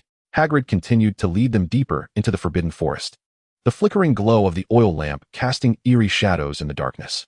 As they ventured further, a silhouette clad in black robes emerged from the shadows of the trees. It was Quirrell. The moonlight illuminated his face, revealing a brooding expression, while the purple scarf fluttered gently in the night breeze. His hands were clasped in front of him, not out of nervousness, but rather out of simmering rage. He had an important task that night. Voldemort, weakened, had compelled him to hunt unicorns. The blood of a unicorn could prolong life and rejuvenate Voldemort's weakened spirit. However, Hagrid's unexpected arrival had disrupted all his plans. A flash of murderous intent flickered in Quirrell's eyes, but he quickly regained his composure. Slaying them all would undoubtedly attract Dumbledore's attention. Moreover, having been possessed by Voldemort, his own strength had diminished, leaving him lacking the confidence to confront both Hagrid and Charlie. Especially the latter. Charlie's display of power had instilled a sense of wariness within Quirrell. I must be cautious, he murmured to himself. I cannot be discovered. He melted back into the shadows, opting for a route that diverged from Hagrid and his companions. Unbeknownst to them, Quirrell's presence remained undetected. As the keeper of keys and grounds, Hagrid's daily patrol of the Forbidden Forest had seldom encountered mishaps, leading to a significant lapse in his vigilance. Entirely unaware that danger lingered perilously close, the 5 continued deeper into the forest, the dry leaves crunching softly beneath their feet. Ron clutched Charlie's sleeve tightly with one hand while gripping his wand with the other, his palms slick with perspiration. Hagrid, aren't we here to drive away the creatures? Ron asked in a hushed tone. Why haven't we seen any animals? They've likely fled at our approach. Hagrid glanced back at the 4 students. So, we'll just follow the path for a while. Harry whispered. In that case, the Forbidden Forest doesn't seem so terrifying. Don't celebrate too soon, Hermione cautioned softly. No one knows what might lurk within the depths of the Forbidden Forest. A few individuals continued onward, swiftly arriving at the banks of a small stream. The water shimmered like silver under the moonlight, producing a gentle, murmuring sound as it flowed. Suddenly, Hermione halted, extending her hand to point toward the opposite bank. What is that? She inquired, prompting the others to follow the direction of her finger. A white figure flickered between the shadows of the trees. Hagrid raised his lantern, scrutinizing it closely, and a look of delight spread across his face. Oh, you are in for a treat, he exclaimed, his voice brimming with excitement. That is a unicorn. Hagrid waved toward the white silhouette. Nolan, it's me, Hagrid. Ron's eyes widened in astonishment. It has a name? I named it, Hagrid grinned. Isn't it lovely? Upon hearing Hagrid's call, the white figure slowly emerged from the thicket. The full form of the silvery unicorn was revealed before them. Moonlight cascaded over its pristine coat. Glimmering with a pearlescent sheen, the spiral horn emitted a faint silver glow in the night. Its eyes were as clear as water, and its movements were so graceful they seemed otherworldly. Hermione was entranced. She had never encountered such a breathtaking creature. Unconsciously, she extended her right hand, yearning to touch this legendary animal. Nolan, observing Hermione's gesture, did not retreat but rather approached her. It gently nudged its head toward her palm. As Hermione's fingers grazed the unicorn's soft fur, she could not suppress an exclamation of delight. So soft. Hagrid nodded in satisfaction. The unicorn symbolizes purity. It only approaches those with a pure heart. It seems to take a liking to Hermione. Charlie gazed at the unicorn in astonishment. This was also his first encounter with such a mythical being. Riding it would be quite the spectacle. Is that horn made of bone? He wondered, curious about its material. He too reached out, eager to touch. However, Nolan abruptly stepped back, casting an indignant glance at Charlie, which clearly conveyed, stay away from me. Charlie was taken aback. What does that mean? Are you implying I'm not pure? Hermione stifled a giggle nearby. Hagrid burst into hearty laughter, his voice echoing through the night sky. Perhaps unicorns are more inclined to approach witches than wizards, he remarked, patting Charlie on the shoulder. Don't take it to heart, Charlie. Charlie pouted, feeling a twinge of bitterness. What pure unicorn? Just a rogue. Who knows what that horn is for? Chapter 50. Where's the magical gold? Days passed, and Charlie visited Hagrid each evening to patrol the Forbidden Forest. According to Hagrid, Nolan was a newly matured unicorn, with its parents residing deeper within the forest, while Nolan often ventured closer to the outskirts. Each time Charlie approached, Nolan would scamper away. Honestly, I'm not that eager to touch you either. During breakfast one day, an owl from the school delivered a letter. Charlie tore open the envelope to reveal familiar blue ink, pinned by Dumbledore. The box you requested is ready. The password for the office is honey durian water. Charlie's eyes lit up. He had finally accomplished it. He hastily swallowed a few bites of bread and hurried towards the headmaster's office. The stone gargoyle on the 8th floor remained vigilant, as ever. Honey durian water. Charlie announced the password. The gargoyle shifted aside, allowing the spiral staircase to slowly rotate. Charlie ascended quickly, pushing open the office door. Dumbledore was seated behind his desk, holding a small leather case. Upon seeing Charlie, he smiled and rose. Charlie, you arrived just in time. Dumbledore approached him, offering a steaming cup. Give this a try, honey durian water, a new flavor I purchased from the Honey Duke. Charlie accepted the cup, leaning in to take a whiff. The rich aroma of durian mingled with the sweet scent of honey wafted towards him. This flavor. Professor, your taste is quite unique. Charlie suppressed his discomfort and smiled politely. Dumbledore's eyes twinkled with a hint of regret. Young people are often so conservative. When you reach my age, you will discover that many seemingly odd combinations are, in fact, delightful. He handed the case to Charlie. This is the seamless expansion box you requested. I have enlarged the internal space as per your specifications. Charlie took the box, surprised by its lightness, questioning whether it could indeed hold much. Thank you, Professor.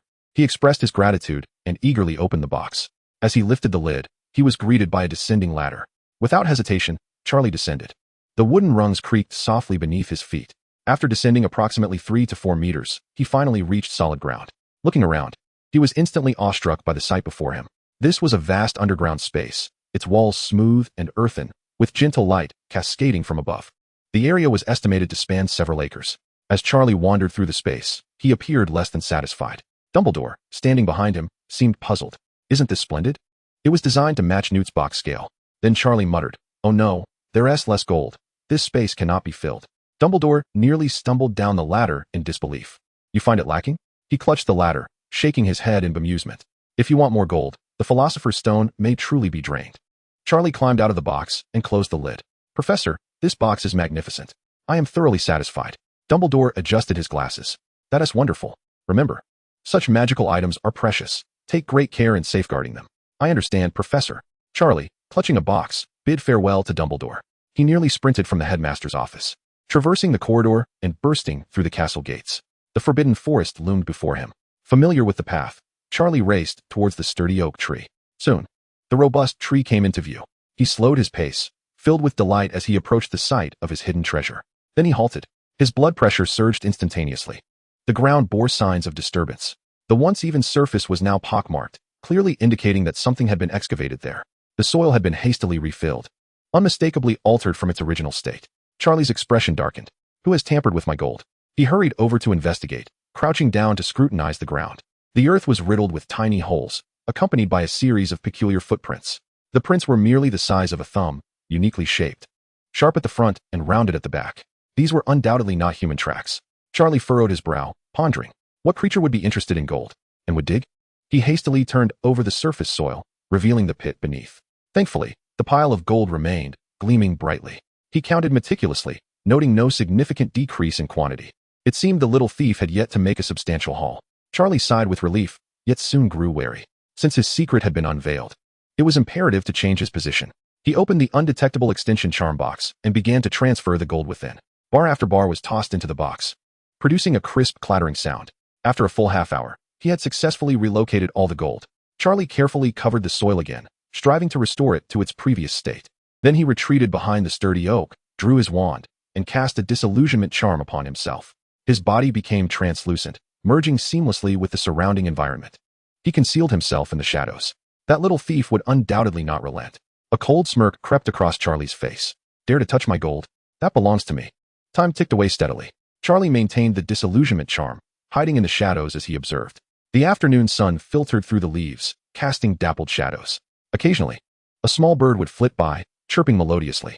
Yet, apart from that, there was no sign of anything unusual. Where are they? As the time for afternoon classes approached, which was history of magic, he mused, it didn't matter. After all, it was Professor Binns' class. Professor Binns never took attendance, and even if he skipped, it would go unnoticed. Another 2 hours passed, and the sun began its descent. Charlie's legs had grown numb from squatting, and just as he contemplated shifting his position, he suddenly heard a rustling sound emanating from the bushes. Instantly alert, he peered through the gaps in the leaves. A small, black creature emerged from the undergrowth, stealthily scurrying towards the base of an oak tree. Charlie widened his eyes in astonishment. What on earth was that? The creature was roughly the length of a human arm, its body covered in black fur. Most striking was its elongated snout, which appeared quite comical. A flat-snout rodent? The creature approached the oak tree, sniffing around with its long nose. It then began to scratch at the soil with its paws. In no time, it had scraped away the top layer of earth, revealing an empty pit beneath. It paused, its small black eyes filled with confusion. Just yesterday, there had been so many glimmering treasures. How could they have vanished overnight? The flat-snout rodent rummaged through the pit, seemingly eager to inspect every grain of soil. Its nose twitched incessantly, hoping to detect the scent of gold. After a thorough search lasting 10 minutes, it found nothing. Dejected, the creature sat at the edge of the pit, looking particularly forlorn. It scratched its head with its tiny paws, emitting a few disappointed squeaks. Ha ha ha, what a fool. Charlie chuckled quietly to himself. However, he refrained from making any sudden movements and continued to observe. After circling the area a few times, the flat-snout rodent confirmed that there was indeed nothing left and reluctantly departed. It burrowed back into the bushes and scampered deeper into the forbidden forest. Charlie immediately followed suit. This rodent couldn't possibly be carrying much gold. As he trailed behind, he analyzed the situation. Given the size of the flat-snout rodent, it could only carry away a few small pieces of gold. The bulk must still be in its lair. He was determined to capture it all, leaving not a single gram behind. Charlie narrowed his eyes. The flat-snout rodent raced ahead while he silently pursued from behind, his invisibility spell rendering him completely undetectable. This little creature was surprisingly swift, Charlie mused. Yet, no matter how fast it ran, it could not escape his grasp. The rodent darted through a dense thicket and navigated some fallen logs, eventually halting before an inconspicuous mound. Charlie concealed himself behind a large tree, observing intently. The mound appeared ordinary, its surface cloaked in moss and wild grass. Soon, however, 2 more flat-snout rodents emerged from a hole on the side of the mound. Squeak, squeak, squeak. The returning rodent immediately began to chatter, gesturing animatedly with its tiny paws. The other 2 rodents approached, their beady eyes filled with curiosity. Squeak, squeak, squeak. The returning rodent continued its explanation, drawing patterns in the earth with its paw. Although Charlie could not comprehend their language, he could roughly guess their meaning. The little creature lamented that the gold had vanished, completely disappeared. Indeed, the expressions of the other two sniffers hardened instantaneously upon hearing this revelation. The lair had been located. The illusion spell was lifted, and one emerged from behind the great tree.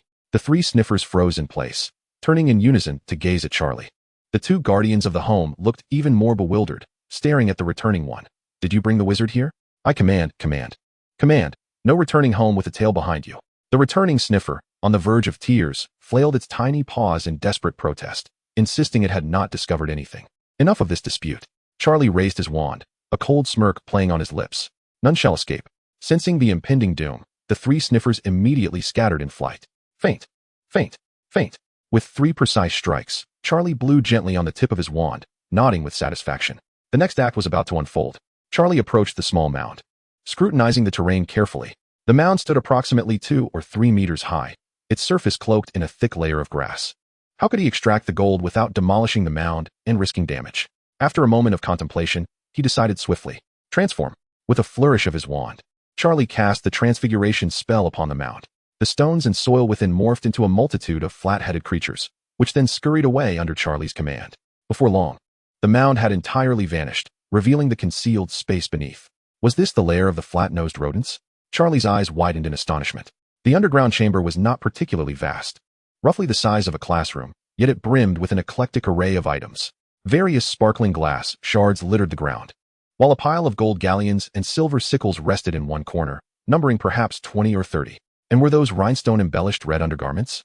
Among the assorted clutter, Charlie's pieces of gold stood out conspicuously. He gathered his gold and galleons, tossing them into the undetectable expansion trunk. What remained was merely a heap of rags. Charlie surveyed the scattered glass shards, torn fabrics, and miscellaneous debris, caught in a web of indecision. Should he take them? These items held no value for him. Yet, to leave them behind would merely benefit those flat-nosed rodents. Those who dare to touch my gold must face the consequences. He raised his wand and cast the fire spell upon the scattered debris. Flames erupted fiercely. The orange-red fire belched forth from the tip of his wand, igniting the rags on the ground in an instant. Minutes later, all the junk in the underground space was reduced to ashes, leaving only bare earthen walls and a floor of blackened soot. Charlie clapped his hands, lifted the undetectable expansion trunk, and departed with a light heart. Over an hour passed. The three sniffers gradually regained consciousness. Dazedly, they surveyed their surroundings, then froze in shock. Where's home? Where's my grand abode? The sniffers rubbed their eyes, believing they must have misread the situation. Squeak, squeak, squeak. They emitted a sound of alarm. Charlie returned to the castle, making his way directly to the Hufflepuff dormitory. Along the way, he encountered numerous classmates, all nodding in acknowledgement. Upon reaching the dormitory, Charlie placed the non-permeable expansion box on his bed and, following Dumbledore's instructions, infused magic into the box. A soft blue glow emanated from the surface of the box before it settled into tranquility. Now, only I can open it. Charlie nodded in satisfaction. He tucked the box deep beneath his bed, concealing it with a blanket. He needed to find a moment to deposit the gold in Gringotts. Keeping it at school felt perilously unsafe. If someone were to steal both him and the box one day, it would spell trouble. As Charlie organized his belongings, his stomach began to rumble. After spending an entire afternoon in the Forbidden Forest, he was ravenous, feeling as if his stomach was clinging to his back. He hurried towards the Great Hall, the aroma of food wafting towards him from afar. Pushing open the Great Hall doors, warm light flooded in. The long tables were laden with a sumptuous dinner, and Charlie's eyes instantly sparkled. Tonight's feast featured poached chicken. He wondered if it was from free-range chickens raised for 180 days. Eagerly, he sat at the Hufflepuff table and began to indulge. The skin of the poached chicken was thin and the meat tender, paired with ginger-infused soy sauce, succulent and juicy. With each bite, the chicken's essence burst in his mouth. What a delightful flavor. Charlie squinted his eyes in enjoyment. Just as he was lost in his meal, Harry, Ron, and Hermione rushed over. Charlie, Harry called, breathless. Charlie looked up. What's the matter? Ron plopped down beside him and reached for the bread on the table. Weevee made an important discovery. Hermione also took a seat, her eyes sparkling with excitement. Since they had lost points, the Gryffindor students had ignored the trio for several days. During that time, they often came to Charlie's table at Hufflepuff to mooch food. It wasn't until their clash with Slytherin that they were welcomed back. Even so, the three still frequently gravitated towards Charlie. The Hufflepuff students had grown accustomed to this. Charlie, while I was reviewing for the final exams in the library today, Hermione began. Wait, Charlie interrupted, raising his hand. Final exams. Aren't those still months away? Ron rolled his eyes, mumbling through a mouthful of bread. See, a normal person would ask that. Hermione shot him a glare. What's wrong with preparing ahead of time? She turned back to Charlie and continued, the point is, I saw Hagrid reading a book about dragons, and he was trying to hide it from me. Charlie set down his chicken leg and wiped his mouth. What is strange about Hagrid reading a book? Hermione lowered her voice, speaking mysteriously. I suspect Hagrid wishes to keep a fire dragon. Ron rolled his eyes and muttered. Come on, Hermione. It is strictly prohibited to privately raise fire dragons. That is a decree from the Ministry of Magic. Moreover, there is no suitable place for a fire dragon at Hogwarts.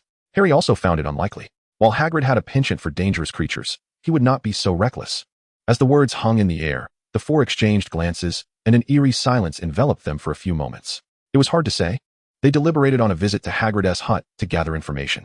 Charlie was quite intrigued. He wondered what type of fire dragon Hagrid intended to raise and how it differed from his own animagus form. Let us go, Charlie declared, setting down his utensils and rising to his feet. The four departed from the great hall, traversing the shadowy grounds. The night breeze carried the fragrant scent of foliage, while the moonlight cast silvery rays upon the stone pathway. A warm orange glow emanated from the windows of Hagrid's hut. Harry approached the door and knocked. Knock, knock, knock. Inside, a flurry of sounds erupted. Wait, just a moment. Followed by a cacophony of clattering, as Hagrid's booming voice echoed from within. Charlie and Hermione exchanged knowing looks. Something was amiss. Typically, Hagrid would rush out to greet them upon hearing a knock at the door. His reaction tonight was decidedly suspicious. All right, come in.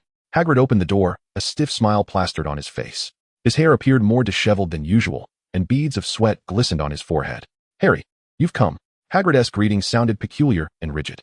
The four stepped into the hut, and a wave of heat enveloped them. Charlie instantly felt his clothes cling to his skin. The temperature was significantly higher than usual. Hagrid, why is it so warm in here? Ron exclaimed as he tugged at his collar. While Hagrid nervously wiped his brow. It was a bit chilly today, so I burned more firewood. Outside, it was evidently a warm spring night. Hermione furrowed her brow, her gaze sweeping the room. Would you like something to eat? Hagrid hurriedly redirected the conversation. I have rock cakes, and no, thank you. Hagrid, Charlie quickly interjected. We've already had dinner. Hagrid's rock cakes could easily serve as makeshift weapons. So, what brings you here? Hagrid's gaze flitted about, avoiding direct contact with them. We just wanted to chat with you, Harry shrugged. After all, we'll have to head back to the dormitories soon, so we thought it better to come and visit you. Chat. It's not a good time tonight. I have matters to attend to. He trailed off suddenly, closing his mouth. The four became even more convinced that something was amiss. Charlie's eyes wandered around the room. The teapot on the table was steaming, the curtains were drawn tightly shut. Hagrid, Charlie pointed towards the fireplace. If you don't remove that blanket soon, the house might catch fire. The fireplace, which should have been ablaze, was covered by a blanket. Such a foolish act could only be attributed to Hagrid. Following the direction of his finger, Hagrid's face turned anxious. Oh no. He swiftly yanked away the thick blanket that concealed it. Flames erupted fiercely. Within the hearth, a colossal black egg lay quietly amidst the embers. The surface of the eggshell bore irregular patterns that shimmered with a metallic sheen under the glow of the fire, its size exceeding that of an ordinary chicken egg by over tenfold. Hagrid, you are indeed hatching an egg, Hermione exclaimed, hands firmly placed on her hips. Chapter 52, Encountering the Niffler Again. As many esteemed authors preferred the winged serpent as their animagus form, we heeded their advice and opted for the Chinese fireball dragon, a product of the system, capable of transforming into a magical creature.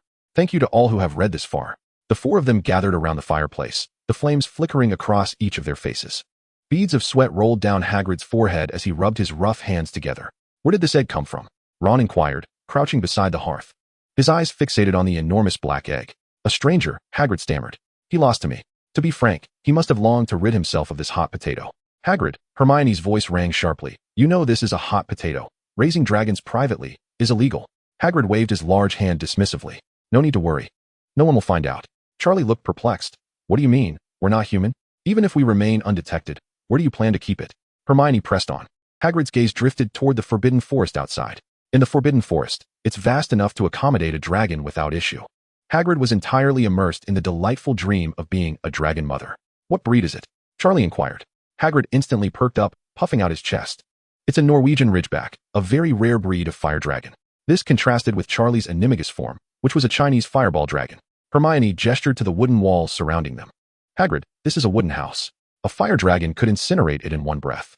Not at all, not at all. I will teach it not to breathe fire inside the house. Hagrid waved his hand dismissively, unconcerned.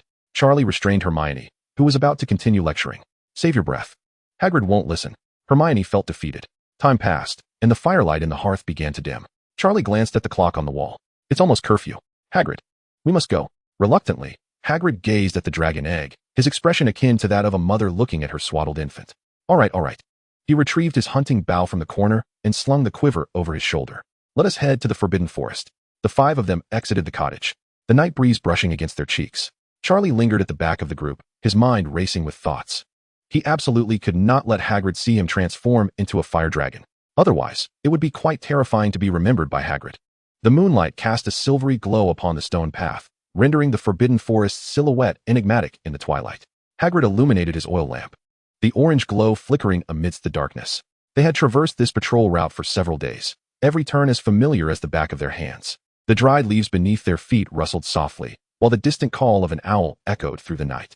Charlie walked in the midst of the group, with Harry and Ron instinctively staying close to him. Since their first confinement, he had become the steadfast anchor for the trio within the Forbidden Forest. At that moment, a shadow lunged down from the trees, extending a leg to kick at Charlie. Squeak! The sharp cry pierced the night sky as the shadow hurtled towards Charlie. Quick-witted, Charlie seized the assailant's hind leg. Upon closer inspection, it was the flat-nosed creature from the afternoon. The little fellow dangled upside down, its four paws flailing in the air, still stubbornly attempting to butt its head against Charlie's arm. Sniff, sniff. Hagrid raised the oil lamp in astonishment. How could a niffler attack someone? He furrowed his brow, his beetle-like eyes filled with confusion. This was highly unusual. Nifflers are gentle creatures and never initiate attacks against wizards. It turned out that this flat-nosed thief of my gold is a niffler. I have no idea why. Charlie feigned innocence. Perhaps it's having a fit. The niffler's eyes widened in disbelief upon hearing this, and it pointed accusingly at Charlie, emitting furious squeaks as if to denounce his misdeeds. Seeing this, Charlie quickly shook his arms up and down. The niffler's head followed the motion, its brain nearly jostled.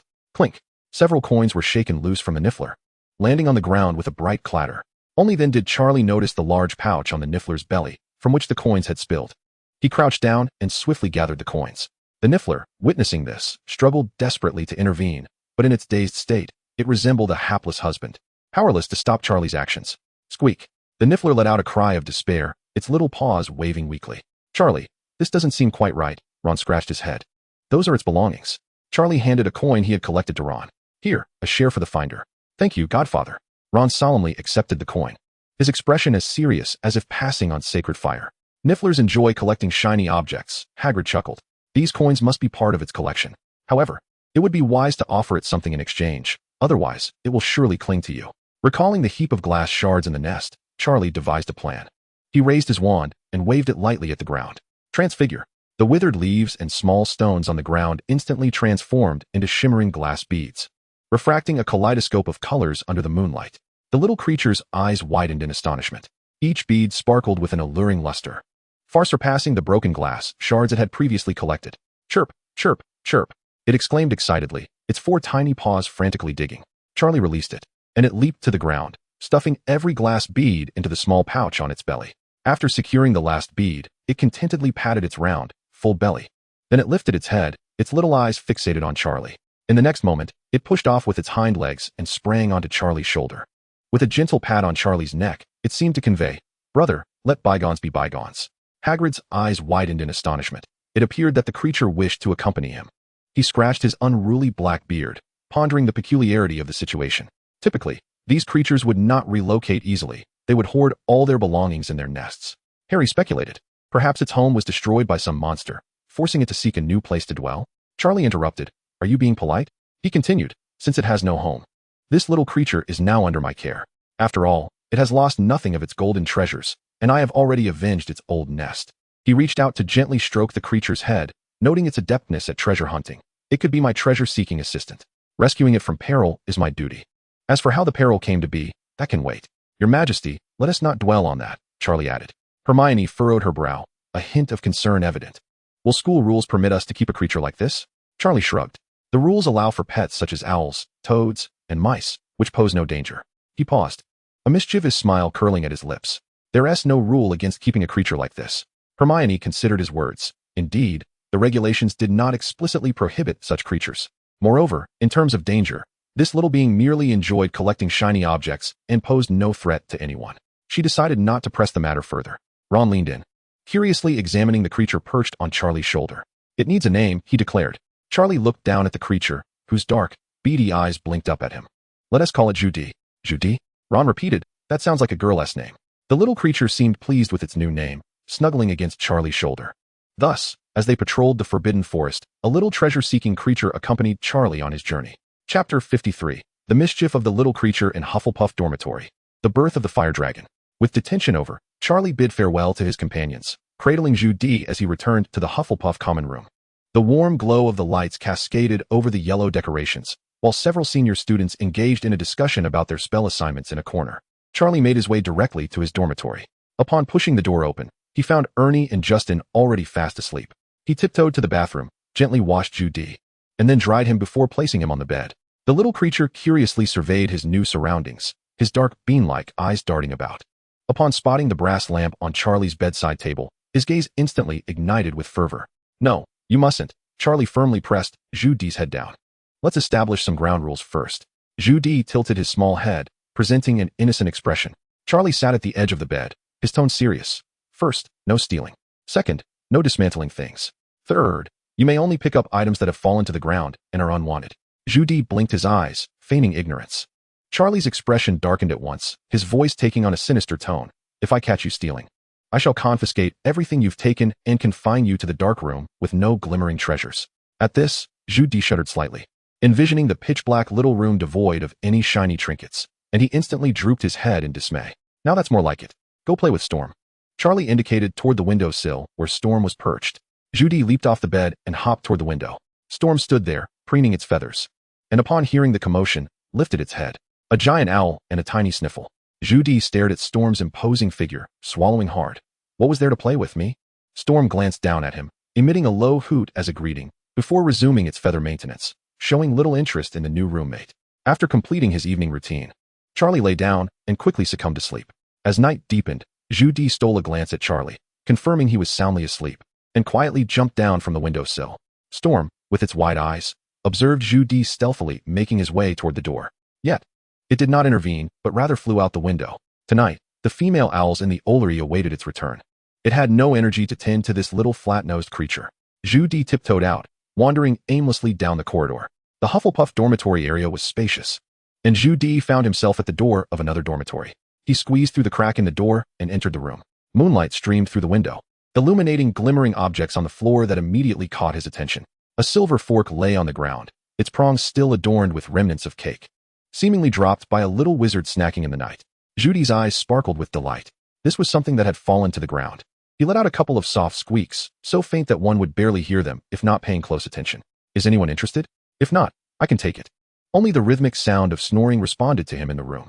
Judy waited a few moments longer, confirming that no one responded before he swiftly lunged forward, stuffing the silver fork into his bulging satchel. It was not against the rules. After all, it was merely an abandoned item lying on the floor. With his treasure secured, Judy continued to search the room with a joyful spirit. Under the bed, he discovered a sparkling crystal orb, and in the corner, a mirror. All these items had been discarded on the ground. Judy toiled through the night, his small bag now stuffed to the brim, and finally, he stealthily returned to Charlie's dormitory. Early the next morning, a commotion erupted. Where's my fork? Has anyone seen my crystal orb? Damn it, who stole my underwear? The noise from the common room roused Charlie from his slumber. Blinking drowsily, he saw Judy sprawled beside him, fast asleep, a storm of fur draped over the windowsill. Appearing utterly devoid of energy, Ernie and Justin were also awakened, and the three donned their robes before stepping out of the dormitory. The common room was in disarray, with a dozen students gathered, clamoring loudly. My silver spoon is missing, and my hairpin. Who could be so despicable? An ominous feeling gripped Charlie's heart, and he swiftly rushed back to the dormitory, shaking Judy awake. Wake up! Judy jolted, his tiny eyes still heavy with sleep. Charlie grasped his hind leg and shook him vigorously. Speak. What did you do last night? Judy fervently shook his head, insisting he had done nothing wrong. Charlie remained unconvinced, continuing to shake him. Suddenly, a cacophony of items tumbled from Judy's satchel, the silver fork, the crystal orb, and a lady's undergarment. Charlie glared at the scattered loot, his teeth clenched in frustration. What is the meaning of this? Were you not told not to steal? Judy, feeling wronged, waved his tiny paws, pointing at the items on the floor and then at the ground, clearly indicating, I did not steal. I merely picked them up. Charlie placed a hand on his forehead in exasperation. I can overlook the other items, but how could you even take underwear? Judy timidly pointed to the sequins adorning the undergarment. Charlie was left utterly speechless. Fortunately, none of these items held significant value. He gathered everything together, planning to find an opportunity to incinerate the evidence. Simultaneously, Charlie realized that he could not allow Zhu Di to roam freely around Hogwarts. Collecting shiny objects was his instinct, and it was evident that merely establishing rules would not suffice to curb this behavior. With determination, Charlie lifted Zhu Di from the bed and dragged him towards the unmarked extension box. From now on, you shall reside within here. Charlie opened the box lid, addressing the dark abyss inside. You have a fondness for gold, do you not? There is plenty within, and besides, only I can open this box. So confining you inside poses no issue, as you cannot escape. Zhu Di clung desperately to Charlie's sleeve, shaking his head vigorously. I do not wish to dwell in the dark room. You have no choice in the matter. Charlie forcefully placed the struggling Zhu Di into the box. Zhu Di furiously pounded on the box, only to find Charlie completely indifferent to his plight, prompting him to curse and turn away in frustration. What a detestable individual. I shall never be cordial with you again. However, in the next instant, he froze in his tracks. The interior of the box was overflowing with gold, resembling a small mountain, exuding a deadly allure. Zhu Di's eyes sparkled with greed. Human, you are indeed my father. Days passed, and Zhu Di had settled into his new home within the inconspicuous box. When Charlie opened the lid to deliver food, Zhu Di remained inside, snuggled atop a gold ingot, basking in slumber, wearing an expression of utter superiority. On a weekend morning, Charlie was enjoying breakfast in the Great Hall when Harry rushed in, breathless and visibly excited.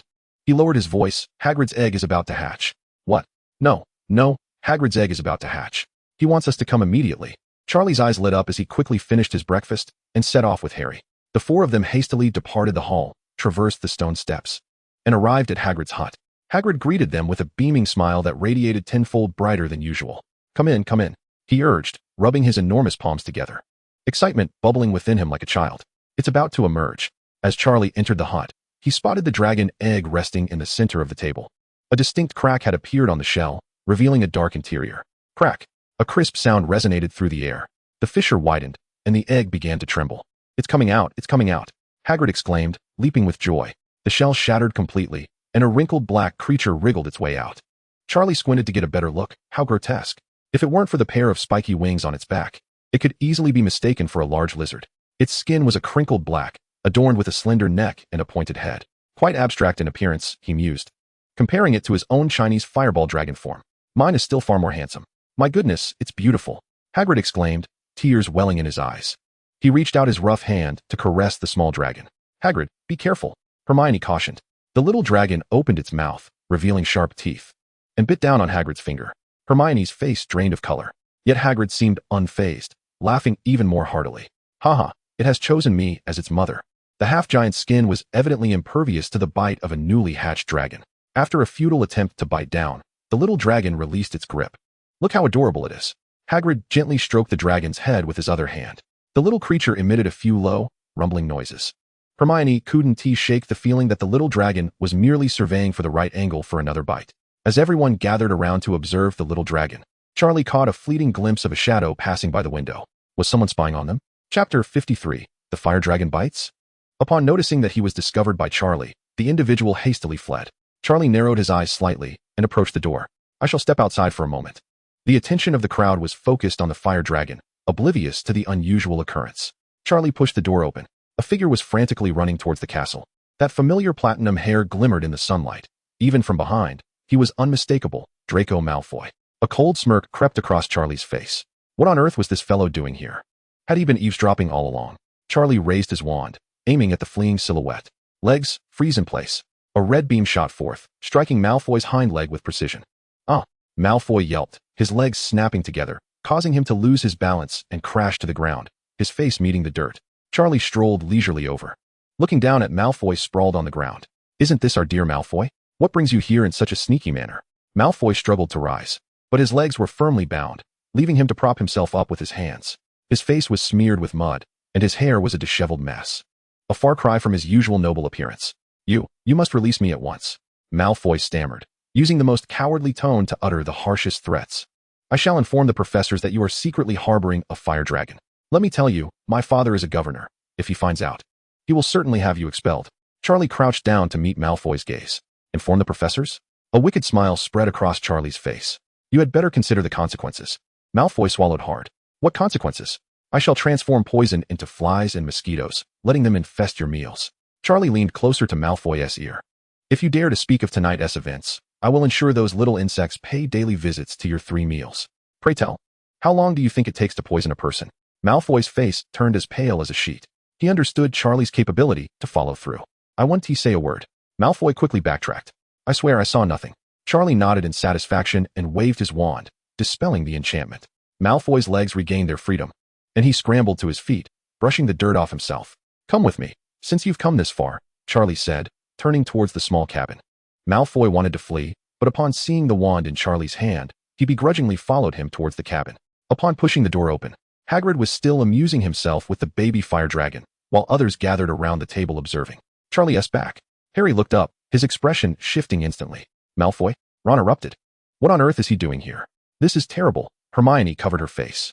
He must have overheard us talking just now. Harry, in a moment of frustration, slapped his forehead. Surely, it was when Ron and I discussed this matter that he overheard us. Perhaps we should simply knock him out to ensure he forgets.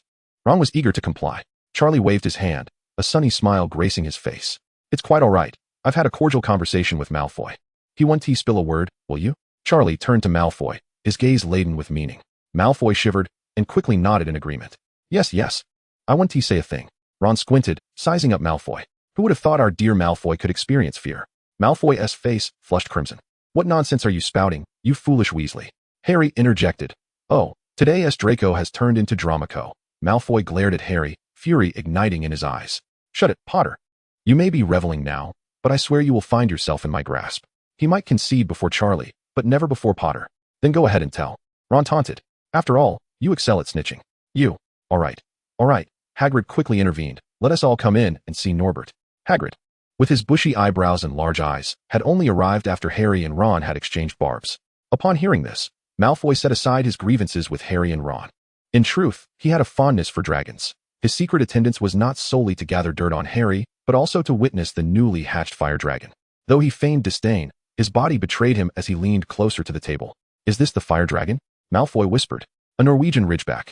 Just hatched less than half an hour ago, came the reply. The little fire dragon tussled with Hagrid's fingers, biting down with a low, throaty growl. Charlie observed the hatchling. His brow furrowed. Hagrid, this dragon is far too aggressive. Norbert isn't aggressive. Hagrid quickly defended the little creature. He is just playing with me. In that brief moment, Hagrid had already named the fire dragon. You think he is not fierce because he can't harm you. But have you considered the safety of others? What if it were Harry who got bitten? He could be injured. If it were to bite his neck, he could die. Harry's expression was peculiar. Did it really need to be articulated so explicitly? Upon hearing Charlie's words, Hagrid's demeanor shifted dramatically. His utmost concern was undoubtedly Harry's safety. No. Norbert wouldn't harm Harry, he insisted, waving his hand, though his voice betrayed a hint of uncertainty. Charlie shrugged. You cannot guarantee Norbert won't cause harm. Unless you intend to live with the dragon in isolation, never interacting with anyone else, it would be wiser to train him properly so he understands who is in charge. Hagrid glanced between Norbert and Harry, engulfed in deep conflict. The little dragon continued to gnaw at Hagrid's fingers, emitting a low, mournful sound.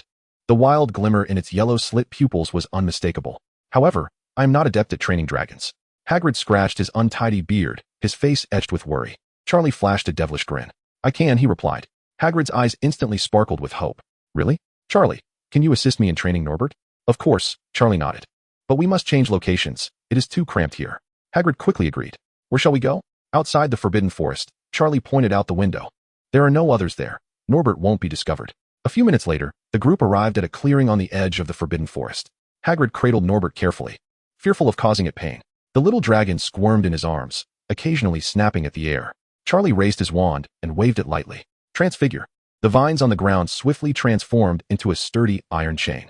Charlie took the chain and secured it around Norbert's neck. The dragon let out an angry roar, struggling fiercely. However, the chain was remarkably durable, and the newly hatched dragon could not break free. Charlie, you are tormenting it. Hagrid exclaimed anxiously. Fear not. I shall not harm it. Despite his lingering unease, Hagrid did not intervene. Charlie tossed the other end of the chain over a branch above them and handed the end to Harry and Ron, whispering instructions. Harry and Ron exchanged glances, their expressions peculiar. Lower it, Charlie instructed. Reluctantly, Hagrid placed Norbert on the ground. The moment the little dragon touched the earth, it attempted to bite through the chain. But its strength was insufficient for such a task. Charlie approached Norbert. Upon seeing him, the dragon arched its back, adopting an aggressive stance. Charlie gently tapped the corner of Norbert's mouth with a stick. Instantly, Norbert bristled, opening its mouth to bite. Let it fly, Charlie shouted. Harry and Ron yanked the chain sharply. Norbert's body was abruptly lifted off the ground, its 4 paws flailing in the air. The chain stretched taut. A splendid beast training trick. Lad, Hermione gasped, covering her mouth. Draco Malfoy stood dumbfounded. Good heavens. Hagrid rushed forward, intent on rescuing Norbert. Charlie, quickly lower it. Wait, Charlie blocked Hagrid. Imagine Harry with his neck bitten through. Hagrid paused, the image of Harry with a severed neck flashing in his mind, causing him to halt. Tears welling in his eyes as he watched Norbert struggle in the air. All right, lower it. Charlie disregarded the system's commentary, noting that Norbert was struggling to breathe, and instructed Harry and Ron to release their grip. Nobby fell to the ground and lay there for a while before regaining composure. It glared at Charlie with fury, opening its mouth as if to bite once more. Fly the kite, Charlie shouted again. Harry and Ron worked in perfect harmony. Pulling once more, Nobby was once again suspended in midair. This sequence of events occurred several times, interspersed with various other clever tricks. Eating dragon fruit, curling up, performing CPR, and trampling in war. Nobby was fine now, no longer inclined to bite, and even twisted its little feet in excitement upon seeing Charlie. Initially, Hagrid felt a twinge of reluctance, but when he observed Nobby affectionately leaning against Charlie and rubbing its head against Charlie's calf, he couldn't help but exclaim, a miraculous healer. Charlie. A week passed, and Nobby's growth was astonishing. From a diminutive lizard, it had now grown to the size of a young dragon. The timid hound would tuck its tail and scurry into a corner upon seeing Nobby, wishing it could bury itself in the ground.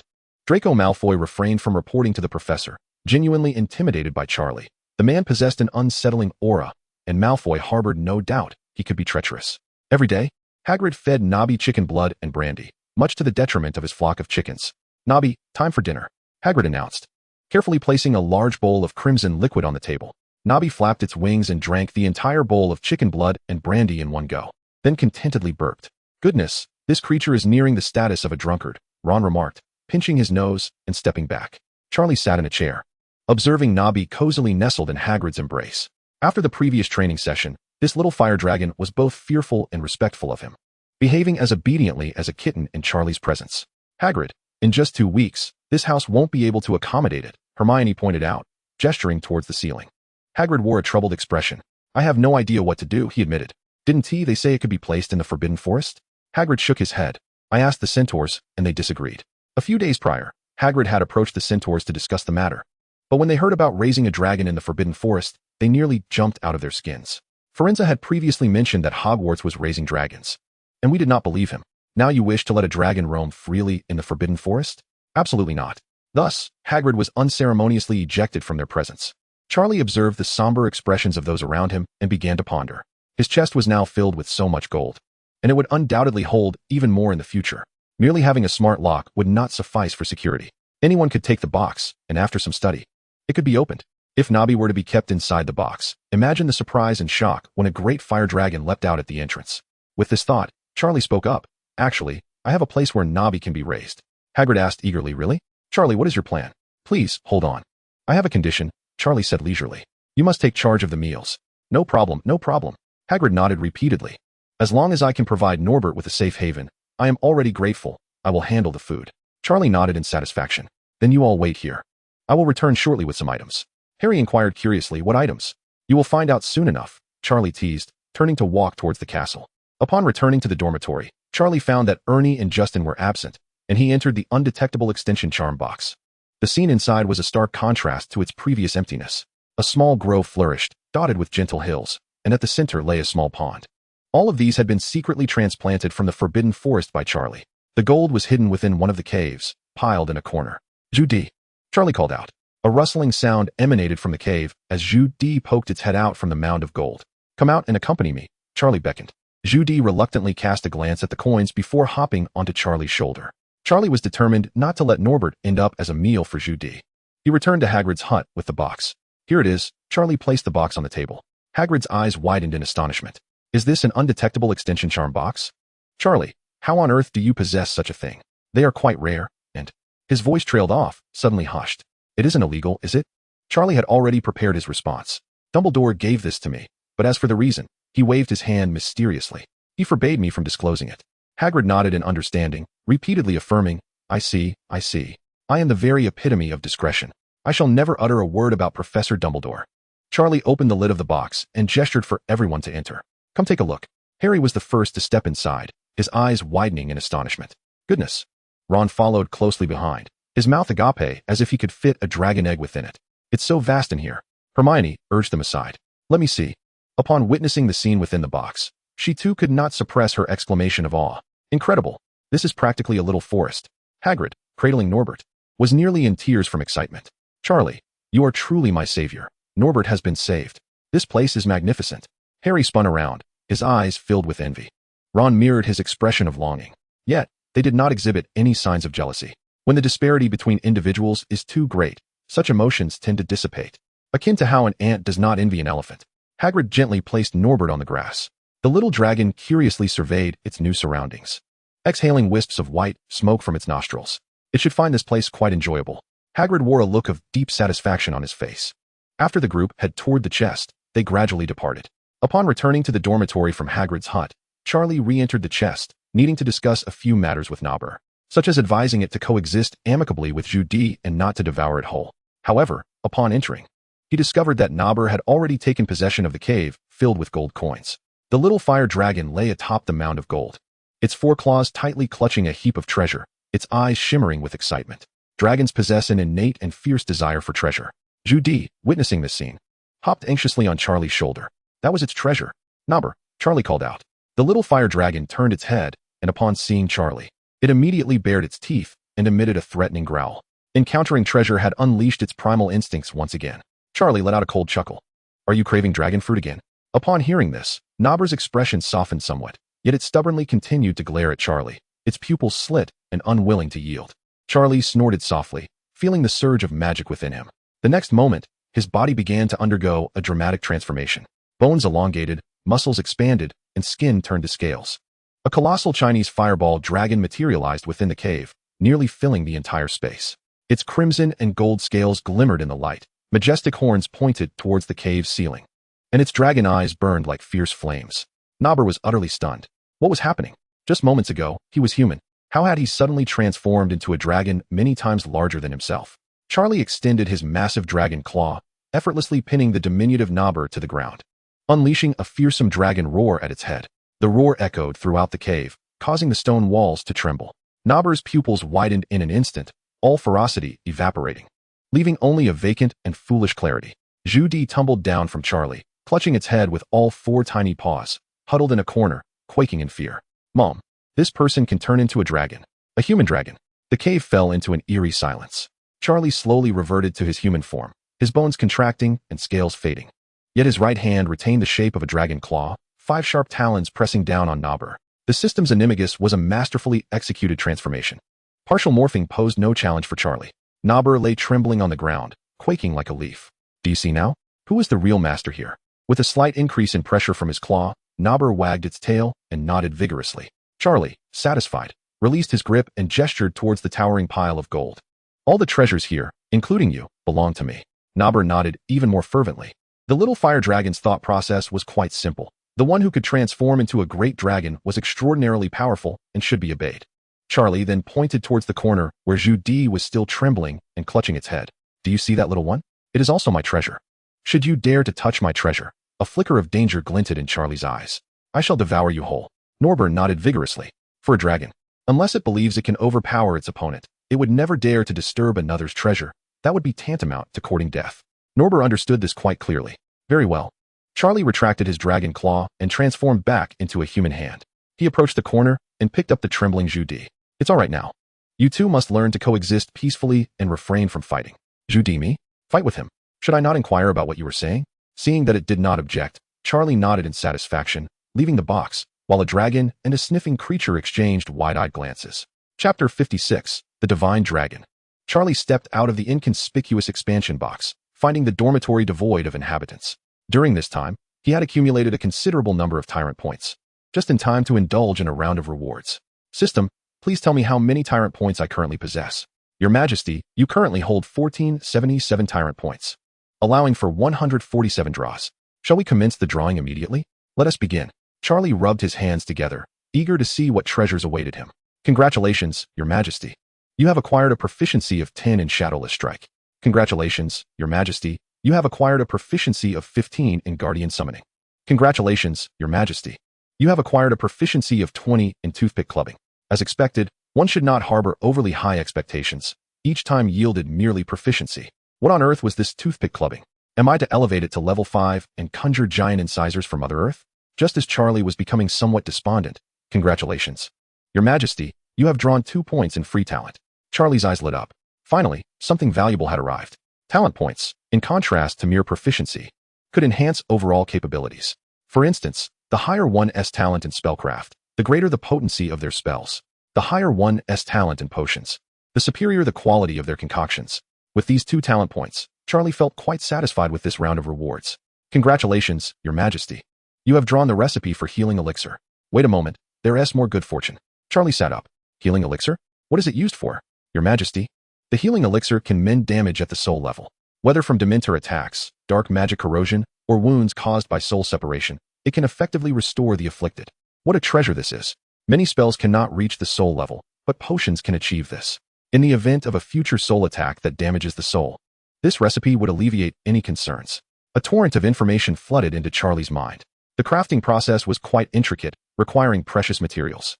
However, these were mere trifles for Charlie, who possessed a veritable mountain of gold. Having the recipe was all that mattered. Charlie nodded in satisfaction. The recent lottery yielded quite a bounty. In addition to the recipe for the rejuvenating potion, I acquired 2 talent points and an abundance of spell proficiency. Including the talent points from the previous lottery that I had yet to utilize, I now possess a total of 3 talent points. Little Commander, allocate all the talent points to potions and consult the system panel. Your Majesty, Charlie White. Age, 11. Magical talent rating, max level 10. Transfiguration, 10. Spellcasting, 10. Potion making, 6-9. Defense against dark arts, 7. Herbology, 4. Astronomy, 4. History of magic, 5. Foolish monarch points, 0. Free talent points, 0. Mastered magic, transfiguration, level 3. 501000. Fiery blaze, level 3. 9601000. Stupefy, level 3. 9101000. Disarm, level 3. 1201000. Patronus charm, level 2. 0500. Stunning spell, level 2. 10500. With the upgrade of the Patronus charm, Charlie eagerly brandished his wand, eager to experience the essence of the level 2 charm. Patronus charm. He waved his wand, and magical energy surged from its tip. This time, the silvery light was more intense than before, coalescing in the air. A long, serpentine creature slowly emerged, yet its details remained indistinct, obscured from clear view. A snake? No, this creature bore horns atop its head, with a lithe body and claw-like protrusions beneath. A dragon? Charlie felt a surge of excitement. This was not the fire-breathing dragon of the West, but an eastern celestial dragon. Its elongated form gracefully undulated through the air. Though the details were still unclear, a hint of its divine majesty was beginning to manifest. As a foolish monarch, it was only fitting that his Patronus took the form of a dragon. Charlie's anticipation grew for the dragon to fully materialize. Emerging from his dormitory, Charlie made his way directly to the basement. The ingredient list for the rejuvenating potion was extensive, containing many rare herbs. Though one could procure these in Diagon Alley, the quality of supplies at Snape's was superior, not to mention it would save a trip. Despite the tenuous relationship with the professor, purchasing materials should pose no issue. Charlie knocked on the door of Snape's office. Come in. The door swung open automatically, revealing Snape, expressionless, seated behind his desk, grading assignments. Upon recognizing Charlie, a flicker of surprise crossed his face, quickly followed by a palpable wariness. Their relationship was not particularly amicable. At best, they regarded each other with mutual disdain. Veiled hostility lurking beneath the surface. Charlie's unexpected visit surely heralded no good tidings. Good afternoon, Professor, Charlie greeted politely. Snape set down his quill and regarded him coldly. Mr. White, if you have something to say, do so plainly. I have no time to waste with you here. Charlie was straightforward, cutting to the chase. He expressed his desire to procure a batch of materials from the professor. From within his robe, he produced a piece of parchment and handed it to Snape. Snape furrowed his brow as he accepted the list. Since when had Charlie developed such a thirst for knowledge? Was he planning to purchase materials to practice after class? He glanced down at the list, raising an eyebrow. Moonstone powder, mandrake root, toad brain. This combination of ingredients was unfamiliar to him, not belonging to any potion recipes he knew. Snape lifted his gaze, a sardonic smile playing on his lips. It appeared Mr. White had grown so conceited as to believe he could concoct a new potion.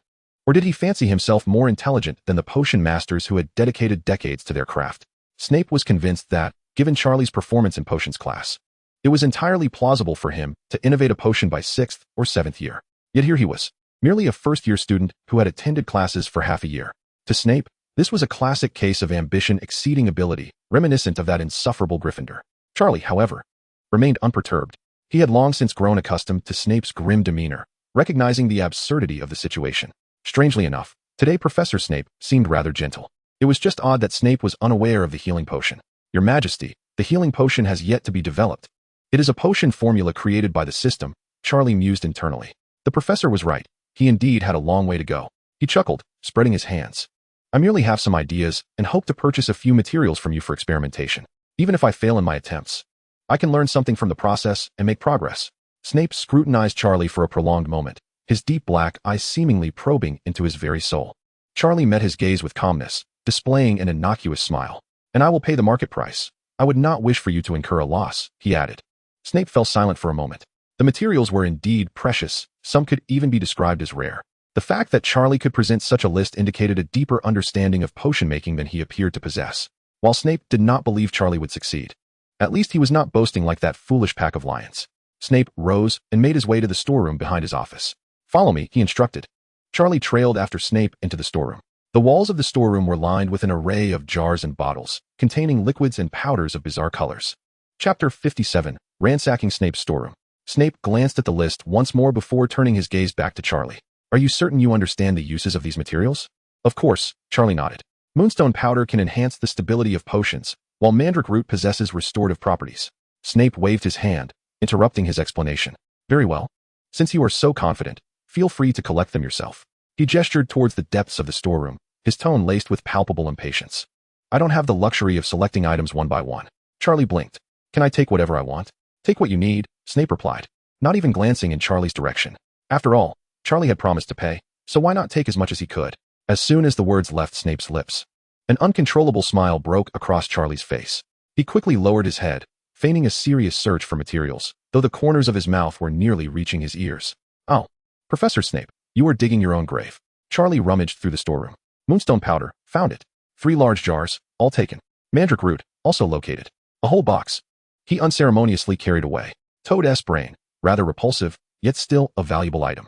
To his astonishment, Snape had a dozen of these, and Charlie's eyes sparkled with delight. Greed knows no bounds, he mused, ignoring the system notification. As he continued to fill his bag, he remarked, Professor Snape, your generosity is truly remarkable. Rest assured, I will compensate you at market price. Hearing the commotion, Snape glanced up, and that single glance nearly sent him into cardiac arrest. The shelves, once meticulously arranged, now bore significant emptiness. His eyelids began to twitch uncontrollably as Charlie continued his frenzied shopping spree. Mr. White, he ground his teeth. Wasn't this enough? This was a clear indication to Charlie to cease his excesses, yet Charlie feigned ignorance, nodding incessantly. That's enough, definitely sufficient. You needn't replenish my supplies, I must say. Professor Snape, your generosity knows no bounds. Snape, when did I say I would restock for you? I was hinting for you to stop. But the words had already escaped his lips. He couldn't retract them now. Snape could only watch helplessly as Charlie continued to scour the storeroom. Dragon's blood, taken. Phoenix tears, also taken. With each item he claimed, Charlie exclaimed, Professor Snape, you are truly wonderful. Snape's expression darkened further. He wished he could slap himself twice. Why did he utter the words take what you want? Now, the storeroom was nearly emptied. Finally, Charlie gathered all the materials on his list and, satisfied, ceased his endeavors. The once bountiful shelves now appeared desolate, stark in their emptiness. All right, that will do. Charlie clapped his hands. Professor Snape, I shall never forget your generosity. Without waiting for Snape to speak, Charlie produced a substantial chunk of gold from his robes, roughly the size of his fist. This should suffice, right? Charlie placed the gold upon the table. According to the current exchange rate, 1 gram of gold can be exchanged for 2 galleons. This sizable piece of gold was more than adequate, even yielding a considerable surplus. Snape gazed at the gold on the table, his emotions in turmoil. The money was indeed sufficient. However, the crux of the matter was that he was not in want of funds. What he truly lacked were these precious materials. Some of these materials could only be acquired through special channels, while others required prolonged waiting. To complete his collection of materials would take at least a month. I shall take my leave now, Professor Snape. I am profoundly grateful for your generosity today. It has deeply touched me. Should the opportunity arise in the future, I will certainly repay you handsomely. Charlie swiftly tidied his belongings and dashed away, fearful that Snape might have a change of heart.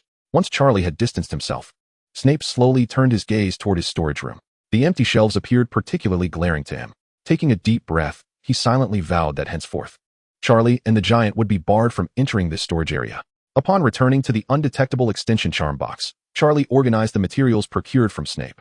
Judy and Norbert were napping atop the pile of gold, the two creatures coexisting rather harmoniously. Upon seeing Charlie enter, they hurried over to him, eager to please their master. Charlie shooed away the dragon and the giant, then found a spacious spot to arrange his potion-making equipment. The recipe for the healing potion emerged vividly in his mind. Crafting the healing potion would require a full month, during which materials needed to be added at scheduled intervals without the slightest error. Fortunately, the undetectable extension charm box provided an isolated space, sparing him from interruptions. Charlie set up the crucible, ignited the flame, and sequentially added the prepared ingredients. Following the recipe's instructions, he gradually infused his magical power into the potion. His 9th-level potion-making talent proved advantageous, making this stage remarkably smooth. The magic and the potion blended seamlessly, without any signs of rejection. It seemed that investing in his talent points had been worthwhile. Satisfied, Charlie nodded. Had he still possessed only 6th-level potion-making talent, this phase would have been far more arduous. Now, he simply needed to wait a month and incorporate some additional ingredients along the way. However, this step was not particularly challenging. Even Neville could manage it. Days passed, and the final day of confinement for Charlie and Harry arrived. Hagrid appeared to be in good spirits and immediately inquired about Norbert's well-being. "Charlie, how has Norbert been lately? Is he doing well?"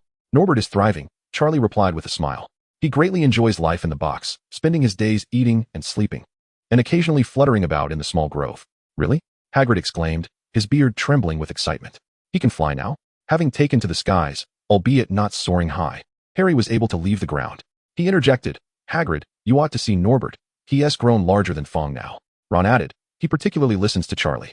It's as if he has transformed into an entirely different dragon. You should learn a thing or two about dragon taming from Charlie." Hagrid's face lit up with joy, eager to rush off and see Norbert. Observing the group's jovial demeanor, Hermione couldn't help but voice her concern. "Who among us remembers that we are under detention?" Upon learning of Norbert's well-being, Hagrid felt a sense of relief and declared, "All right, we should commence today's patrol." He picked up his crossbow and led the group deeper into the Forbidden Forest. The route today was longer. They intended to explore a different path. As they followed Hagrid, laughter and chatter filled the air. After approximately half an hour, Hagrid suddenly halted. "Wait," he said, furrowing his brow as he crouched down to examine the ground. "What's wrong?" Harry inquired, leaning in with curiosity. Hagrid's expression shifted to one of seriousness. At his feet lay a pool of silvery blood, faintly glowing. "This is grave." Hagrid's voice grew heavy, dispelling the earlier light-hearted atmosphere. "This is unicorn blood." Chapter 58. The injured unicorn. The group gazed at the shimmering pool of silver blood on the ground, the atmosphere abruptly turning somber. The liquid sparkled under the moonlight, exuding a sacred yet eerie glow. Hermione knelt down, scrutinizing the bloodstains. Could it be that some creature has targeted the unicorn for hunting? She pondered with furrowed brows, concern lacing her tone. Perhaps a pack of wolves? Or some other ferocious beast? Hagrid shook his head, his demeanor growing exceedingly grave. "That is impossible, Hermione." He rose and surveyed the surrounding woods. Within the confines of this forbidden forest, there are only two kinds of beings capable of harming a unicorn. One is the centaur, but they would never consider a unicorn as prey. They regard unicorns as sacred beings and would rather starve than bring them harm. Ron swallowed hard. "What about the other?" "The acromantula," Hagrid replied, his voice descending into a low murmur. Upon hearing that name, Ron felt a chill run down his spine. He harbored a profound fear of spiders, let alone the terrifying acromantula. "The acromantula?" Ron's voice cracked. "Hagrid, are you certain? That creature certainly does not sound like one that would refrain from harming a unicorn." Harry patted Ron's shoulder, attempting to offer comfort, though his own countenance was far from reassuring. The very mention of the acromantula sent shivers through him. Hagrid shook his head, his tone resolute. "I am certain that the acromantula will not harm the unicorn. Though they may appear fearsome, they possess an endearing side. Of that I am convinced." However, Hagrid never disclosed why the acromantula would refrain from attacking the unicorn. It is quite plausible that a rogue dark wizard has ventured into the Forbidden Forest, for only those nefarious beings would dare to inflict harm upon a unicorn. Charlie, listening intently, began to contemplate an escape route, whether it be centaurs, acromantula, or dark wizards. None seemed particularly inviting, especially the dark wizards. His spells had yet to reach even level 5. How could he confront a dark wizard head-on? Although Charlie thrived at Hogwarts, he had never faced an adult wizard in direct conflict. He remained uncertain of the dark wizard's true power, as well as his own efficacy against such foes. Thus, retreat was undoubtedly the wisest course of action. As for the unicorn, he wouldn't dare to touch it. No rescue would be attempted. Hermione gasped in shock. "A dark wizard? Near Hogwarts? What should we do now?" Harry gripped his wand tightly, fear coursing through him, yet a resolute light flickered in his eyes. "We cannot allow the unicorn to perish." Hagrid nodded, raising his crossbow. "Indeed, we must press on to rescue the unicorn. Let us hope it still lives." Upon hearing this, Charlie's internal alarm bells rang loudly. No, this simply could not be. Hagrid was leading them towards certain doom. Setting aside Hagrid's own strength, bringing along 3 additional burdens was plainly unwise. It was a recipe for disaster. Charlie's mind raced, swiftly devising a perfect excuse for their retreat. "Wait, Hagrid." He raised his hand, halting Hagrid's advance. "This matter should be reported to Dumbledore." Hagrid paused, tapping his forehead in realization. Of course, how could I have overlooked that? If there truly is a dark wizard, Professor Dumbledore must be informed. He glanced at the surrounding children, suddenly grasping the gravity of the situation. "Furthermore, you children are ill-suited to remain in the Forbidden Forest. It is far too perilous." Hagrid earnestly implored Charlie. "Charlie, please take Harry and the others back to the castle and inform Dumbledore of what has transpired here. I will continue to follow the trail of blood in hopes of saving the unicorn." This proposition seemed entirely reasonable. If he were to encounter a dark wizard while following the blood trail, Hagrid lacked confidence in safeguarding Harry and the others. He recognized Charlie's prowess, despite his youth. His magical aptitude was exceptionally high. Sending Charlie back to the castle with the other 3 should pose no problem. Yet Harry grew anxious. "We cannot abandon you. What if something happens to you?" Hagrid was the first friend he had ever known, and he could not bear the thought of anything happening to him. Nor did he wish to abandon his companion. Hagrid smiled gently. "Harry, I will be fine. If you stay here, I will be distracted trying to protect you." Charlie patted Harry on the shoulder. "Harry, the best assistance we can offer now is to inform Dumbledore. Trust me, Dumbledore is far more capable of handling this situation than we are." Hermione nodded in agreement. "Charlie is right. Remaining here will only create more chaos." Ron was eager to leave this cursed place immediately. The mere thought of the acromantula lurking nearby sent shivers down his spine. "Let us hurry up. I don't want to spend another minute here." Hagrid waved his hand. "You all should go. Remember to tell Dumbledore." Harry felt a twinge of reluctance, but the words of Hagrid and Charlie resonated with wisdom, compelling him to suppress his discontent and run back with Charlie. Meanwhile, Hagrid and Fong continued forward, following the trail of blood. "Fong, it's up to us now." However, Fong's trembling legs did not inspire much confidence. Charlie led the trio swiftly away, secretly relieved at his quick thinking. Had he encountered a dark wizard capable of summoning anything with a clap of his hands, he would have been at a loss. As for Hagrid, his bravery in seeking out dark wizards suggested he possessed the necessary skills. Charlie's sole task now was to return at the fastest pace possible for reinforcements, hoping that Hagrid could hold his ground. Quirrell trailed behind the unicorn, his footsteps echoing unnaturally in the Forbidden Forest. The injured unicorn stumbled ahead, silver blood dripping from its wounds and glistening in the moonlight. "Damn beast, that curse didn't incapacitate it." Quirrell gritted his teeth, clutching his wand tightly. He had been wandering the Forbidden Forest for an entire month, and after finally locating this unicorn, he could not let it escape. Ever since the Dark Lord had possessed him, his luck had plummeted. Not only did it take him a month to find the unicorn, but his curse had also gone awry. A hissing voice, serpentine in nature, slithered into Quirrell's mind. "What are you thinking?" Quirrell trembled in fear and quickly offered his apologies. "I'm sorry, my master. Please forgive me." "Fool, hurry and pursue it." Voldemort's voice dripped with disdain. At that moment, Voldemort had no time to chastise Quirrell. Ordinarily, he would have tormented him severely, but now he needed him to chase after the unicorn without delay. Quirrell felt bitter. Had it not been for the Dark Lord's desire for the freshest unicorn blood, he would have cast the killing curse without hesitation, and the unicorn would not have escaped. Quirrell raised his wand, aiming at the unicorn ahead. Crucio, a red beam shot toward the unicorn, but the clever creature nimbly evaded the attack. Chilo quickened his pace to continue the pursuit. Gradually, the unicorn ahead, having lost copious amounts of blood, noticeably slowed its speed. Its forelegs began to tremble, each step becoming exceedingly arduous. The opportunity had arrived. Chilo's eyes sparkled with determination as he raised his wand once more. Sleep. This time, he finally struck his target. The unicorn collapsed with a thunderous thud, its silvery mane cascading onto the ground. Chilo rushed forward, exhilarated. "Master, I shall present to you the blood of the unicorn." The voice of Voldemort echoed with satisfaction from the back of his mind. "Splendid. Now drink the blood at once. I can hardly wait." However, just as Chilo prepared to advance, he suddenly heard the distant barking of dogs. Damn it. Chilo's expression changed drastically. "Someone is approaching." "Master, Hagrid is patrolling the Forbidden Forest with students. They are likely to discover the blood trail and follow it." Chilo spoke anxiously. "Shall I first relocate the unicorn to a safe place before I drink the blood for you?" Voldemort's voice turned exceedingly wrathful. "You fool, I have waited a month. Now you want me to wait further?" "Master, there truly isn't time," Chilo exclaimed, beads of sweat forming on his brow. "If we are discovered now, our plans will be ruined." Do you dare defy me? Voldemort's voice became chillingly ominous. Chilo felt a sharp pain at the back of his head, nearly collapsing to the ground. I dare not, he cried, clutching his head in agony. But master, if Dumbledore learns of your return. At the mention of Dumbledore, Voldemort's fury subsided slightly. He too recognized that this was not the moment for a direct confrontation with Dumbledore. Then what are you waiting for? Quickly take the unicorn away from here. Chilo felt as if a weight had been lifted and hurried towards the unconscious unicorn. He placed his hand upon the creature and cast the disapparition spell. Fortunately, Hogwarts' anti-disapparition charm only covered the castle and its grounds. The forbidden forest lay outside its protective bounds. With a soft pop, Chilo and the unicorn vanished from sight. Minutes later, Hagrid and Fong appeared in the clearing. He gazed at the large pool of silvery blood on the ground, his expression growing grave. Strange, the blood trail ends here.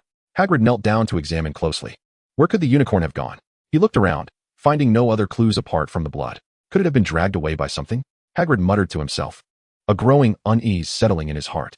Meanwhile, in another corner of the forbidden forest, the moment Chilo materialized, he sensed someone beside him. Turning, he found himself face to face with Charlie and his companions. Chapter 59.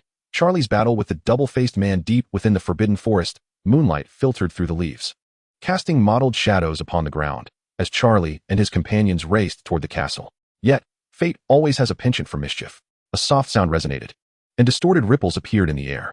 In the next moment, a figure cloaked in black materialized before them, bearing a comatose unicorn. Charlie's pupils constricted instantly. Was this the legendary harbinger of doom? Given the current circumstances, if this dark-clad figure was not a healer for the unicorn, it was highly likely that he was a dark wizard. They had just intended to evade the dark wizard, yet he appeared right before them. Chilo was equally bewildered. He merely sought a safe haven to offer blood to his master, but instead, he collided with 4 students through a mere apparition. Among these students was Charlie White, who had become a persistent thorn in his side. Though merely a first-year student, Charlie possessed considerable strength, and Chilo truly lacked the confidence to confront him. Charlie, driven by caution, had resolved to steer clear of the dark wizard. Yet now that the dark wizard stood before him, evasion was impossible. Without hesitation, Charlie drew his wand. Strike first. Armor protection. With a flick of his wand, for translucent shields enveloped the group. Cutting curse. Without a moment's delay, Charlie unleashed a lethal spell. An invisible blade sliced through the night sky, aiming directly at Chilo. What? Chilo exclaimed, taken aback. Was this boy resorting to dark magic right from the outset? Armor protection. Chilo hurriedly cast a defensive spell, the transparent shield barely managing to withstand Charlie's assault. Yet, it had noticeably diminished in strength. Charlie raised an eyebrow, realizing that this dark wizard might not be as formidable as he had anticipated. Transfigure swiftly. Charlie directed his wand toward the ground, and the stones beneath morphed into a swarm of meerkats. Dozens of them charged toward Chilo with fervor. With another wave of his wand, the leaves from the trees transformed into flocks of birds, darkening the sky as they swooped toward Chilo. Cutting curse. Cutting curse. Cutting curse. Simultaneously, Charlie unleashed a relentless barrage of cutting spells. Armor protection. Charlie took a moment to shield himself once more. This series of attacks flowed seamlessly, devoid of hesitation. Harry and his companions stood in stunned silence.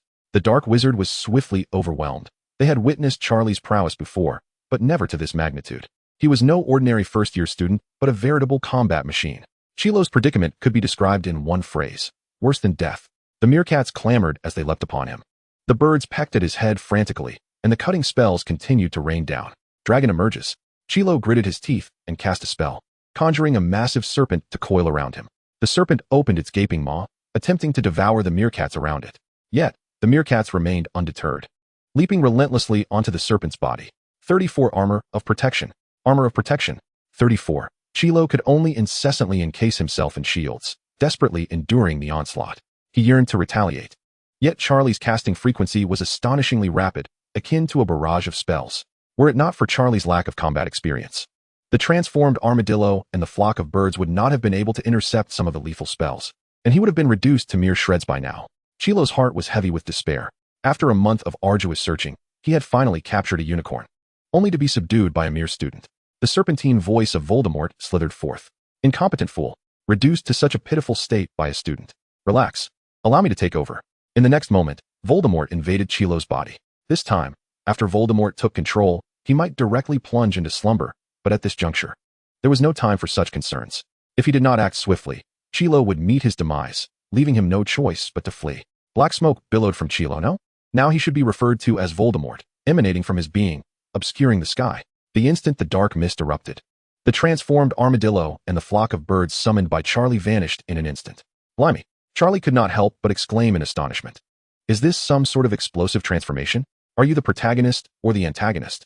Beside him, Harry suddenly clutched his forehead, sinking to the ground in agony. Ah, it hurts. Harry's scar burned furiously, as if someone were etching with a searing iron upon his brow. Ron and Hermione hurried to support Harry, yet they were at a loss for what to do. Charlie, preoccupied with the situation at hand, barely noticed the change in the black-cloaked figure's demeanor. If Chilo had previously resembled a cornered rat, he now resembled a venomous snake awakening from slumber. Danger loomed, perilously imminent. Avada Kedavra! A green light shot forth from the dark figure's wand, imbued with the essence of death, hurtling towards Charlie. Charlie's pupils constricted in alarm as he wildly brandished his wand. Transform quickly! The stones beneath him instantaneously morphed into heavy shields, stacking upon one another before him. The green light struck the shields, producing a cloud of black smoke. Although the killing curse was formidable, it was only effective against living beings and was rendered powerless against the shields. Yet, Charlie felt a chilling dread. Never had he been so close to the specter of death as he was in that moment. Indeed, dark wizards were not to be trifled with. His decision to return to the castle had proven prudent. Voldemort, too, seemed taken aback by Charlie's ability to withstand the killing curse, a flicker of surprise flashing in his eyes. However, he quickly recalibrated his strategy. His wand belched forth a torrent of flames, sweeping across the battlefield like a tempest. The heat was terrifying, scorching the surrounding leaves to a crisp yellow, warping the very air. Charlie pointed his wand towards the stream. Clear water. The stream was magically summoned, coalescing into a water dragon that surged forth to confront the flames head-on. The flames and torrents collided violently, producing a hissing sound. A copious amount of steam ascended, instantaneously forming a dense white mist. Yet, despite the clash of waters, waves of heat still assailed him. His vision obscured by the fog, Charlie resolutely made a decision. A shroud of darkness. An even thicker mist surged forth from his wand, intertwining with the steam. Enveloped by the night, the entire space became an abyss of darkness. Voldemort perceived Charlie's intent. With a flick of his wand, a circle of blazing fire erupted around him. The flames formed a protective ring, shielding him from any ambush that Charlie might attempt within the thick fog. He displayed a cleverness of a certain sort. You possess remarkable talent. Submit to me, and I shall bestow upon you glory and life. Voldemort's voice slithered like a venomous serpent, mocking and guttural. However, Charlie paid him no heed. The moment he conjured the mist, he dashed toward the cloaked figure. His footsteps were entirely masked by the crackling of the flames, moving silently through the darkness like a specter. Upon sighting the ring of fire, he hastily transformed into his animagus form. A crimson fire dragon materialized within the fog, its scales glimmering in the flickering light. The dragon's resistance to flames was nearly absolute. The heat felt to Charlie as gentle as a warm bath. Voldemort's fiery barrier was rendered impotent before him. Charlie surged into the inferno, his enormous claws crashing down upon Voldemort. The Dark Lord's vision was obscured by the mist, compounded by the fact that he was occupying Quirrell's body, which severely hampered his reaction time. By the time he sensed the impending threat, it was already too late. Bang! The dragon's claws struck Voldemort with tremendous force, slamming him to the ground. Quirrell's body emitted a sickening crack as his chest caved invisibly. Blood gushed from his lips, starkly illuminated by the moonlight. Damn it! Voldemort lay on the ground, overwhelmed by excruciating pain, his fury boiling to the surface. How could the great Dark Lord be so grievously wounded by an 11-year-old student? It was an utter humiliation. Yet, this was not the time for anger. Quirrell's body was on the brink of death, rendered useless. Fool! Voldemort cursed under his breath, decisively opting to retreat. A plume of black smoke wafted from Quirrell's body, dissipating rapidly into the night. Charlie, maintaining his dragon form, vigilantly observed his surroundings. Under the dual cover of night and mist, he remained oblivious to the black smoke. Voldemort had successfully escaped. With his departure, Quirrell's consciousness flickered back to life. An agonizing wave surged through his body, and he could not suppress a cry of despair. Oh, my kidneys! Quirrell's voice was filled with hopelessness and pain, his neck twisted, falling completely still. Charlie, startled by his agonized cry, turned in surprise. The heart skipped a beat. Would the Dark Wizard truly resurrect? No, it must be eradicated completely. Charlie maintained his dragon form, raising his massive claws once more, striking down fiercely upon the grotesque mass of flesh below. Once, twice, thrice. Your Majesty, the desecration is too brutal. The tyrant has scored a 10. The system prompt interrupted Charlie's actions. It turned out to be a fleeting moment of revival. Transforming back into his human form, he waved his wand lightly. The thick fog began to dissipate, and the raging flames gradually extinguished. Moonlight once again bathed the clearing, illuminating the devastation scattered across the ground. Not far off. Harry had succumbed to pain and lost consciousness. Ron knelt beside him, helplessly patting his cheeks. Harry? Harry, wake up! Hermione, disregarding Harry's plight, rushed toward Charlie. Harry was merely unconscious from pain, while Charlie could be gravely injured. Her eyes brimmed with concern. Are you all right? Are you hurt? Charlie shook his head. I am fine. With that, Hermione exhaled in relief, her legs weak beneath her, nearly collapsing to the ground. The battle they had just endured was terrifying beyond measure. Spells, flames, and deafening roars. She had never witnessed such an intense display of magical conflict in her life. Charlie surveyed the surroundings. The ground was charred black. Several grand trees had also fallen victim to the flames, their bark cracked and leaves withered. The air was thick with the acrid scent of burnt matter. Most striking was the grotesque mass of bloodied flesh on the ground. Frowning, Charlie conjured a thick cloth with his wand, covering the repulsive sight. He then approached the head of the corpse, crouching down to lift the hood of the dark robe. Moonlight illuminated the face beneath. Both Charlie and Hermione gasped in unison. Professor Quirrell. The night wind in the forbidden forest carried the stench of blood and charred remains, as moonlight filtered through the leaves, casting a pallid glow upon the ravaged clearing. Dumbledore stood amidst the chaos, his blue eyes, obscured behind half-moon spectacles, glimmering with a complex light. His silver beard swayed gently in the night breeze, and his expression was a puzzling mix of resignation and exasperation. Moments earlier, Charlie had come to his office, reporting that Professor Quirrell had attacked them in the Forbidden Forest. Arriving at the scene, this was the sight that greeted him. Dumbledore cautiously lifted a corner of the cloth with his wand, took a glance, then swiftly covered it again. Good heavens, only the head remains. He turned to Charlie, on the verge of speaking but hesitating. Originally, his plan was to have Quirrell steal the Philosopher's Stone, allowing Harry to choose whether to confront Quirrell. This would not only test Harry's courage, but also enable him to witness Voldemort's threat firsthand. Now, Charlie had outright killed Quirrell. Could the boy not allow for a moment of peace? Although Voldemort would ultimately attempt to steal the Philosopher's Stone, the absence of Quirrell introduced an element of unpredictability. While Voldemort was inhabiting Quirrell, Dumbledore could monitor him at any moment. But now, the Dark Lord's whereabouts remained unknown. Headmaster, Charlie interrupted Dumbledore's reverie. Upon our arrival at the Forbidden Forest, we witnessed a figure clad in black attacking a unicorn. He paused, an eager glint flashing in his eyes. I intervened, only to discover it was Professor Quirrell. Does this qualify as assaulting a professor? Dumbledore noted the boy's anticipation with a hint of exasperation. Not quite. Charlie, you acted rightly. He replied, observing a flicker of disappointment cross Charlie's face. If such an encounter were deemed an assault on a professor, it would surely result in an abundance of detentions. Your actions, though, were justified self-defense. Even if Quirrell is a professor, the system interjected appropriately. Harry and Hermione shared a look of trepidation. The earlier confrontation had indeed been harrowing. Had it not been for Charlie's formidable strength, the consequences could have been dire. Regrettably, the latter part of the scuffle was shrouded in mist, obscuring Charlie's gallant demeanor, leaving only the echoes of Quirrell's screams and resounding crashes. Dumbledore approached the unconscious unicorn, gently stroking its silvery mane. The unicorn survives, and so do you, thanks to your bravery, Charlie. He turned to face the group. Let us return to the castle. Hagrid will attend to it. The entourage followed Dumbledore back to his office, where the flickering fire in the hearth dispelled the chill of the night. Dumbledore served each of them a steaming cup of honeyed tea, sweet and warm, the perfect balm for their shaken spirits. However, Charlie's demeanor shifted from playful to solemn. Headmaster, I wish to pose a question. Dumbledore lifted his gaze, his blue eyes meeting Charlie's. Why is a dark wizard among the professors at Hogwarts? The question was direct, devoid of embellishment. An immediate silence enveloped the office, punctuated only by the crackling of the fire. Harry and Hermione were momentarily taken aback. They had been so astonished by Quirrell's identity as a dark wizard that they had not contemplated this deeper concern. After a moment of reflection, Dumbledore responded, This is a failure on my part as headmaster, and I apologize. Charlie, however, remained unmoved by the apology, pressing on, Headmaster, had I not been present tonight, or had I been unable to overpower Quirrell, innocent students would have perished. His gaze was piercing, fixed intently on Dumbledore, and the unicorn as well. Hermione instinctively clenched her fists, recalling the perilous situation they had just faced, her heart still racing. Ron, too, paled at the thought. Had that green light struck Charlie, the aftermath would have been unimaginable. Harry touched the scar on his forehead, which still throbbed faintly. Dumbledore bowed his head like a child caught in wrongdoing. You are right, Charlie, he conceded. Thanks to you, I shudder to think of the consequences had you not intervened tonight. Just as Harry and Hermione felt a pang of sympathy, Charlie abruptly shifted the conversation. In that case, could the headmaster assist me with a favor? Consider it my reward.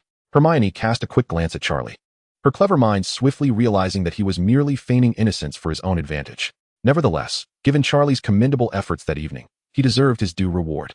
Thus, she promptly played along, feigning distress. "Professor, I feel so frightened. Professor Quirrell nearly killed us." As she spoke, she deliberately elbowed Harry and Ron. Ron, bewildered, asked, "Why did you poke me?" Hermione wished she could give him a proper nudge. This blockhead, couldn't he cooperate just a little? Harry, in a daze, rubbed his forehead. "Yes, I feel a terrible pain in my head. I wonder if it's a lingering effect." It was only then that Ron caught on, exclaiming, "Yes, yes. It was so terrifying just now, my legs are still shaking." Dumbledore, perceptive as ever, could see through their clumsy act. However, he had intended to reward Charlie all along. Quirrell's incident had indeed been mishandled, and Charlie's heroism warranted recognition. "Of course, Charlie," Dumbledore said with a gentle smile. "Hufflepuff gains an additional 100 points. If you desire anything else, do not hesitate to ask." Charlie's eyes sparkled with excitement. The moment had arrived. Benefits were to be bestowed. It was nothing overly extravagant. He merely wished to expand the space of his box and create a more realistic environment within it. Dumbledore became cautious, recalling a Hufflepuff from years past who had possessed a similar box. "Mr. Charlie, you do not intend to use this box to harbor small creatures, do you?" "Of course not, Professor. That would violate school rules, wouldn't it? I am the epitome of discipline." Charlie beamed, showcasing his brilliant smile. Though Dumbledore harbored some reservations, he nodded in agreement. "Headmaster, there is another matter." Dumbledore set down his honey tea, gesturing for him to continue. Quirrell suddenly erupted during the confrontation, his entire demeanor transformed. Charlie recalled, furrowing his brow. "He was not my match before, yet he became remarkably strong in an instant." Harry instinctively touched his scar, which continued to ache faintly. "Indeed, my scar began to hurt at that moment." Hermione and Ron exchanged glances, both recalling the suffocating terror that had engulfed them. Dumbledore's expression grew serious, his eyes glimmering with contemplation. He likely suspected the truth. It must have been the work of Voldemort, yet he refrained from making any definitive assertions. "Charlie, could you extract that memory for me to observe?" Charlie hesitated momentarily. "How do I extract it?" Dumbledore rose and approached a silver basin on his desk. "This is a pensieve, designed to store and view memories." He grasped his wand. "Allow me to teach you a spell." Memory recollection. In that instant, Charlie's innate talent for spellcasting shone brilliantly. Almost as soon as Dumbledore's words echoed, he mastered the technique. With a gentle touch of his wand to his temple, a shimmering silver strand was slowly drawn forth. Charlie handed the silver thread to Dumbledore, who then deposited it into the pensieve. Dumbledore waved his wand, and a transparent curtain of water materialized in midair. The scene from the pensieve began to unfold upon the water surface. There, Charlie was fervently casting spells at Quirrell. The killing curse. The killing curse. The killing curse. Dumbledore watched in astonishment at the rapidity of Charlie's incantations. The frequency of his spellcasting was utterly remarkable. While spellcasting is an instinctual ability for wizards, there is typically a slight pause after each spell is cast. It is akin to a blacksmith hammering iron. If one rushes the next strike before recovering from the previous, the result could lead to injury. Yet, Charlie's pauses were alarmingly brief, each incantation delivered with unbridled force. Even Dumbledore himself would find it challenging to maintain such a pace while exerting maximum effort. This child's talent was truly unprecedented. Unbeknownst to Dumbledore, this exceptional performance was a product of Charlie's peak abilities combined with the system's remarkably brief spellcasting pauses. It was as if the blacksmith's hammer had been replaced with a pneumatic hammer, transforming manual labor into an automated process. How could it not be swift? The scene continued to play, revealing Quirrell in a state of utter disarray, desperately conjuring shields. Then the critical moment arrived. A dense black smoke erupted from Quirrell's body, shrouding everything in darkness. Dumbledore's expression grew grave. Soon after, Charlie summoned the fog, and the vision concluded. Charlie, being astute, refrained from including the part where he transformed into a dragon. He understood that his animagus form was extraordinary. It was prudent to remain cautious about such an unprecedented phenomenon. Dumbledore closed the water curtain, plunging the entire office into silence. "Headmaster?" Harry inquired cautiously. "What was that black smoke?" Dumbledore let out a heavy sigh, the lines on his face deepening in the firelight. "Children, I must convey a harsh truth to you. That was Voldemort's return." Chapter 61, Voldemort's New Ally. As soon as he spoke, the office erupted in chaos. "What?" Harry, Hermione, and Ron exclaimed in unison. Dumbledore nodded, his blue eyes reflecting profound concern. The blood of unicorns can prolong life, though such an act incurs a curse. However, for a dark wizard who has committed countless sins, such a price is hardly significant. Harry's complexion turned pale, and he instinctively touched the scar on his forehead, which still throbbed, as if something were writhing within. Does this imply that Voldemort, too, is after the Philosopher's Stone? Harry! Ron suddenly sprang up, covering Harry's mouth. Harry was truly dazed. How could he utter such a thing? Mentioning the Philosopher's Stone in front of Professor Dumbledore was tantamount to revealing their venture into the fourth-floor corridor. Dumbledore observed the reactions of the two boys, a glimmer of amusement flickering in his eyes. Youth is indeed a delightful thing, brimming with vitality and charm. His gaze then shifted to Charlie, the smile in his eyes gradually fading. This boy is anything but endearing. Charlie felt Dumbledore's gaze was rather displeasing. How he wished to give his mentor a good thrashing. What should he do? Your Majesty, I will ensure that the foolish king meets his end at your grave. The only relatively serious one, Hermione, anxiously inquired. But wasn't Voldemort, I mean the Dark Lord, killed? She deliberately glanced at Harry, her eyes filled with concern. After all, Voldemort was the one who murdered Harry's parents. They were all aware of this. Dumbledore shook his head. He did not die completely. He is currently plotting his return. This is also why I have placed numerous protections around the Philosopher's Stone. The truth became evident. Ron swallowed hard and cautiously asked, then if Charlie defeated Quirrell, does that mean the Dark Lord has failed utterly? Dumbledore paused for a moment. Perhaps he will seek out a new accomplice. At this, Ron and Hermione shuddered. Just imagine, if the next adversary were not the mediocre Quirrell, but rather a more formidable dark wizard. The consequences were simply unimaginable. Charlie, however, remained unfazed. He believed that when faced with challenges, one must meet them head-on. After all, Dumbledore was there to shield them. Dumbledore glanced at the time and rose to his feet. It was already quite late, and the students should return to their dormitories. The matter of Voldemort's return should remain confidential for now. He paused, his gaze resting on Charlie. Charlie, please stay a moment. Harry, Hermione, and Ron exchanged glances, yet dared not inquire further. After bidding farewell, the three exited the office, leaving Charlie and Dumbledore alone. The office fell silent, with only the crackling of the fire in the hearth breaking the stillness. Dumbledore approached Charlie, locking eyes with him. Child, what are your thoughts on dark magic? Dumbledore had noticed that the spell Charlie used tonight was Severus Snape's disarming charm. He was not concerned about how Charlie had acquired it. Rather, he feared that Charlie might become enamored with dark magic and lose himself in it. Charlie had no intention of concealing anything and candidly replied, I find it quite effective. Dumbledore's expression suddenly shifted to one of concern. Would this exceptionally gifted student tread the same path as Voldemort? His brow furrowed, revealing a complex array of emotions. Charlie continued, I believe the power is too weak, Professor.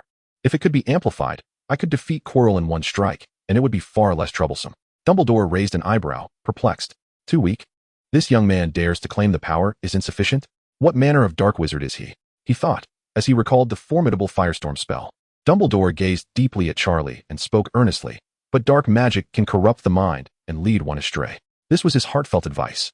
Too many wizards had lost themselves in the allure of dark magic, ultimately veering onto a treacherous path. Tom Riddle was the prime example. Charlie chuckled and retorted, Do you practice dark magic, Professor? Dumbledore was momentarily taken aback. Of course, he did. As the headmaster of Hogwarts and the chief wizard of WizardingWorld, he possessed knowledge of dark magic that surpassed that of most dark wizards. He understood the implication behind Charlie's question. Yet, his own ability did not imply that others could wield it similarly. Even if he only employed white magic, he would still outmatch any dark wizard. Standing tall, Charlie's eyes sparkled with confidence as his voice grew bold. If one cannot withstand the corruption of dark magic, how can they delve into the vast expanse of magical knowledge? If one cannot learn dark magic, how can they defend against it? This statement struck a chord deep within Dumbledore. He realized that Charlie was fundamentally different from Tom. Charlie was audacious, untamed, and unabashedly expressed his thirst for power, unlike Tom, who feigned humility and gentleness while harboring a deeply sensitive and twisted nature. Charlie's gaze was clear, his desire for power was forthright. It is entirely natural for youth to yearn for strength. Dumbledore would not dismiss all who sought power. Yet his unease lingered. After all, Charlie was still at a tender age. If he were to pursue dark magic upon reaching adulthood, Dumbledore would have no objections. But he was merely 11 years old. Charlie perceived Dumbledore's apprehension. I understand your concerns, he said, raising his wand and softly uttering, Expecto Patronum. A silvery light surged from the tip of his wand, manifesting as a vague dragon. Those who succumb to dark magic cannot conjure a Patronus. Dumbledore smiled knowingly. Finally at ease. A splendid Patronus, Charlie. It seems my worries were unfounded. Satisfied that Charlie would not become ensnared by dark magic, Dumbledore allowed him to return to rest. In the stillness of Hogwarts late at night, the staff quarters lay silent. Moonlight streamed through the gaps in the curtains, casting a glow upon Snape's pallid face. He abruptly opened his eyes, rising from his yellowed, greasy pillow. A wave of searing heat radiated from his left forearm, where the dark mark pulsed with intensity. Severus Snape sat up, rolling back his sleeve to take a glance. The skull emblem glowed with an eerie green luminescence. The serpentine design twisting and writhing with a life of its own. The Dark Lord's summons had come with alarming suddenness. Since his last meeting with Quirrell, he had become Voldemort's infiltrator, positioned close to Dumbledore. Voldemort would not reach out to him unless absolutely necessary. Could something have gone awry? Snape swiftly donned his black robes and stealthily exited his quarters.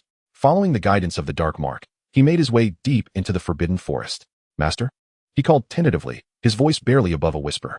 The surroundings were shrouded in silence, save for the rustling of leaves stirred by the night breeze. Just as Snape pondered the situation, he heard a faint rustling from the underbrush. Lowering his gaze, he beheld a black serpent coiled within the grass. Its eyes glimmered with a sinister red glow, fixated on him intently. Master? Snape's voice trembled with shock. Yes, Severus, the serpent spoke. Its voice a chilling echo of Voldemort's icy tone. I can only exist in this form now. Snape knelt, his heart heavy with mounting confusion. My master, how have you come to be like this, inhabiting a snake? He inquired cautiously. What of Quirrell? At the mention of Quirrell, a flash of rage ignited in the serpent's eyes. That fool is dead. Voldemort's voice resonated with fury. Killed by a wretched student. Snape was taken aback. Quirrell slain by a student? How could that be? Though lacking in skill, Quirrell was still an adult wizard. How could he succumb to a mere student? My master, what shall we do now? He pressed, sensing the urgency in the air. I have little time left. The serpent's voice grew frail. Soon, I shall fall into a slumber for at least a month. When I awaken, I require your assistance in acquiring the Sorcerer's Stone.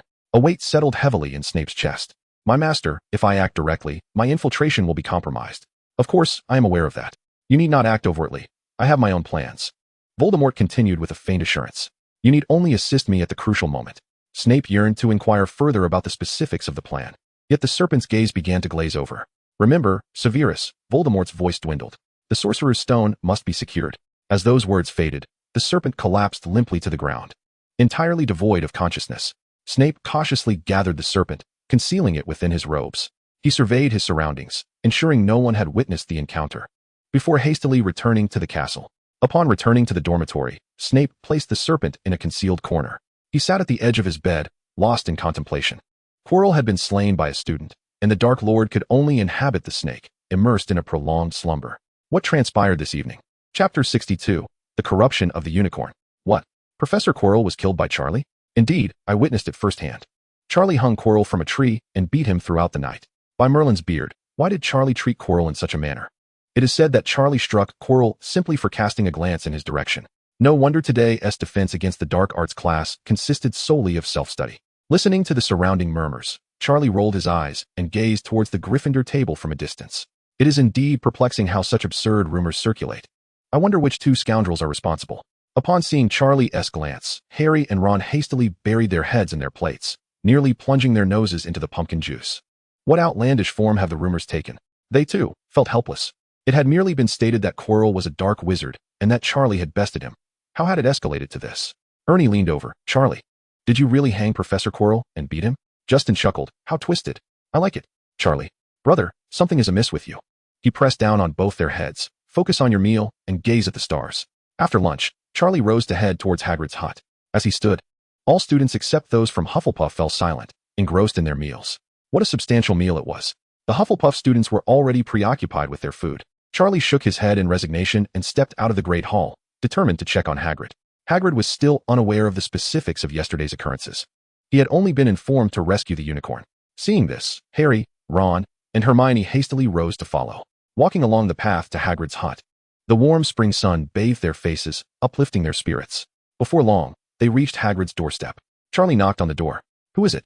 Hagrid's rugged voice echoed from within. It's us, Hagrid, Harry called out. The door creaked open, revealing Hagrid's furry visage. Oh, children, come in, Hagrid urged, stepping aside. I was just about to look for you. What happened yesterday? The group entered the hut and took their seats. Harry recounted the entire sequence of events from the previous day, omitting details about Voldemort, as Dumbledore had instructed confidentiality. Upon hearing the tale, Hagrid's expression turned to one of deep regret. His eyes reddened, and his voice quivered. It's all my fault, all my fault. If I hadn't sent you back to the castle yesterday, you wouldn't have encountered that wretched Quirrell. As he spoke, large tears began to cascade down his cheeks once more. I must protect you all, Hagrid proclaimed, increasingly agitated. If anything were to happen to you, I could never forgive myself. Harry quickly stepped forward to comfort him. Hagrid, this is not your fault. Who could have anticipated that Quirrell was a dark wizard? Besides, are we not all safe and sound? Ron chimed in to reassure him. Charlie dealt with that fellow quite effectively. Yet, Hagrid remained engulfed in guilt. To divert the conversation, Harry hastily inquired, By the way, Hagrid, how is the unicorn? When the subject of the unicorn was raised, Hagrid's emotions stabilized somewhat. He wiped away his tears, relieved to say, Nolan is fine, just a bit injured. I tended to his wounds last night, and he is recovering well. It turned out that the unicorn they referred to was indeed Nolan, whom Charlie and the others knew. Would you like to go see him? Hagrid suggested. He is resting in the woods behind us. The group followed Hagrid to a small grove behind the hut. Not far away, a magnificent unicorn lay on the soft grass. Its coat remained pristine white, shimmering in the sunlight, although its hind leg was wrapped in large bandages. Upon hearing their footsteps, Nolan lifted his head. When he spotted Charlie, his eyes sparkled with recognition. Nolan struggled to rise, limping towards Charlie. Then, this proud magical creature slowly knelt and lowered its noble head. Although it had been struck down by Quirrell the previous day, it remained conscious. It clearly recognized that Charlie had saved it, pulling it back from the brink of death. By Merlin's beard, Hagrid exclaimed, his eyes wide in astonishment. I have never seen a unicorn bow to a human. Harry, Ron, and Hermione stood in awe. The unicorn was one of the proudest magical creatures. Yet now, Nolan knelt before Charlie. Charlie glanced at the kneeling unicorn, smirking. Oh, what's this? Not so proud anymore. Just moments ago, you were quite haughty, and now you kneel before me, at my beck and call. This is crossing species boundaries, Your Majesty, he jested. Nolan, sensing Charlie's indifference, nuzzled his cheek against Charlie's leg in a bid for affection. The soft, furry touch was quite pleasant. Charlie patted its head. Go and rest well, and try not to let anyone ambush you again. A flicker of shame crossed Nolan's eyes as he slowly stood up, limping back to the grass. Time passed swiftly. With Quirrell gone, all defense against the dark arts classes were taught by Snape. Frankly, his lessons were less enjoyable than Quirrell's. At least Quirrell did not suddenly call Charlie to demonstrate spells during class, only to deny him points afterward for various trivial reasons. Mr. White, your wand waving is far too lackadaisical, Snape remarked, deducting a point from Hufflepuff. Charlie's wand waved with a seemingly casual grace.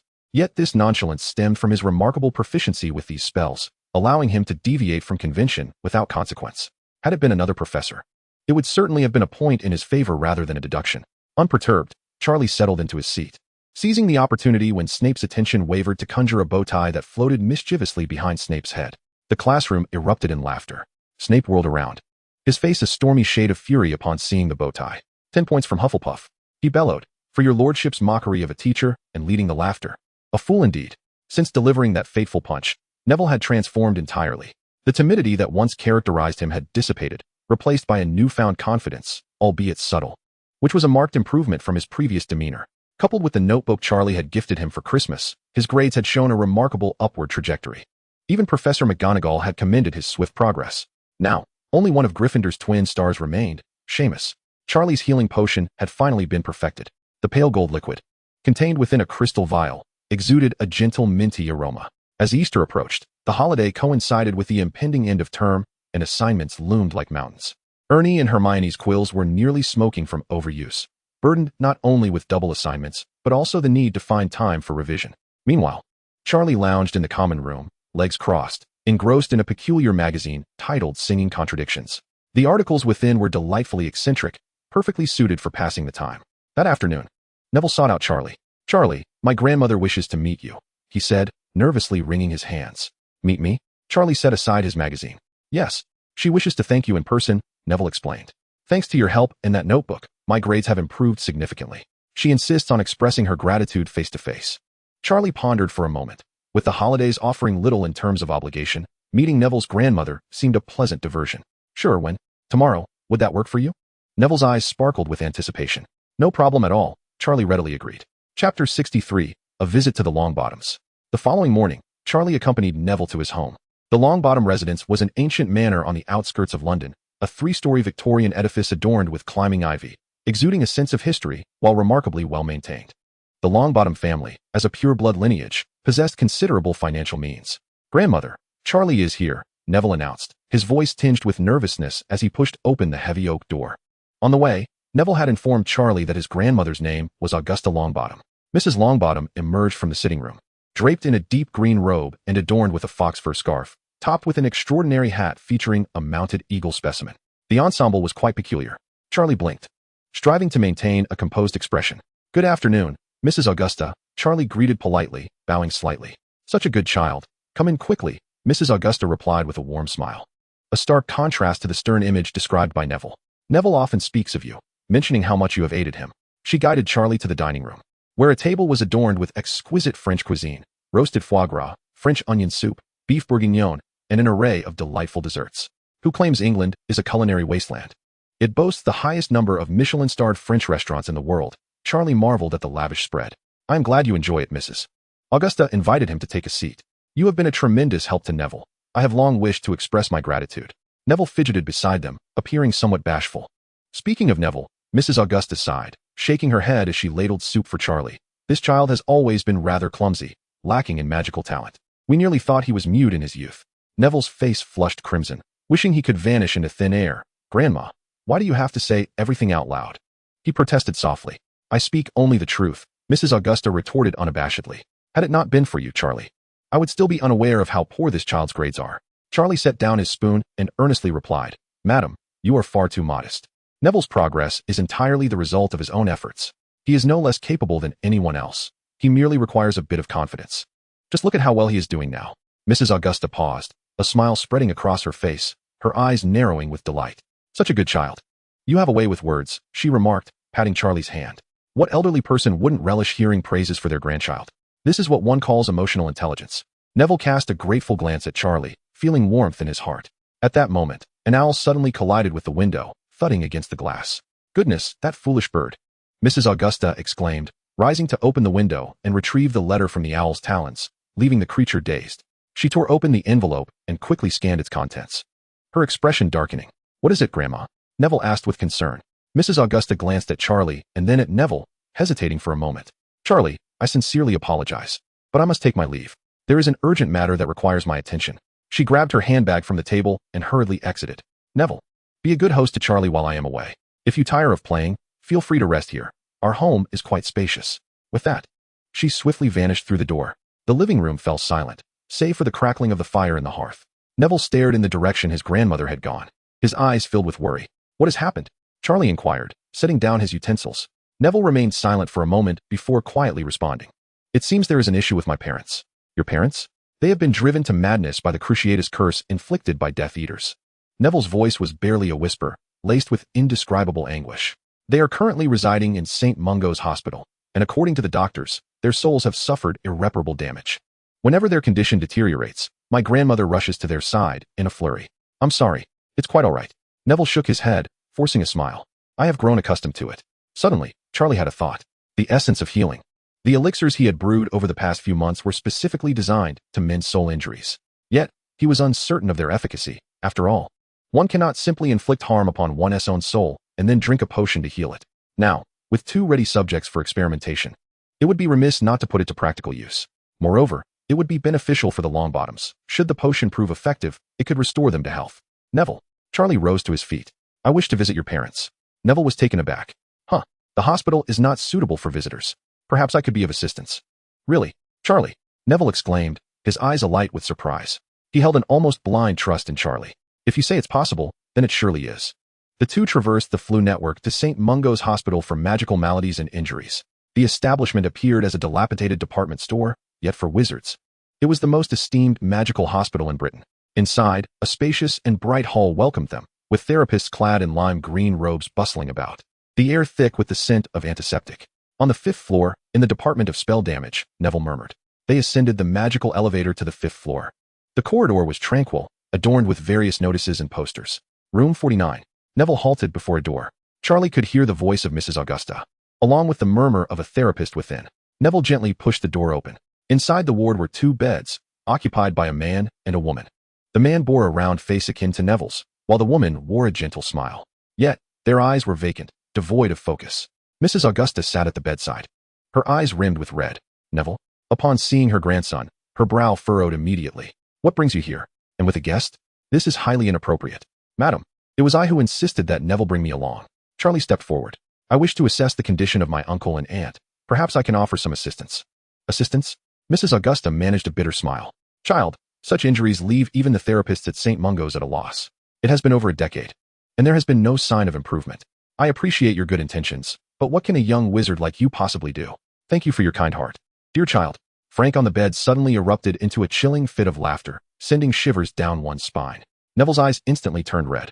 The therapist beside them shook his head, stating, Madam, the patient's condition today is indeed somewhat erratic. I advise you to prepare yourself mentally. Charlie quietly observed the two patients' states.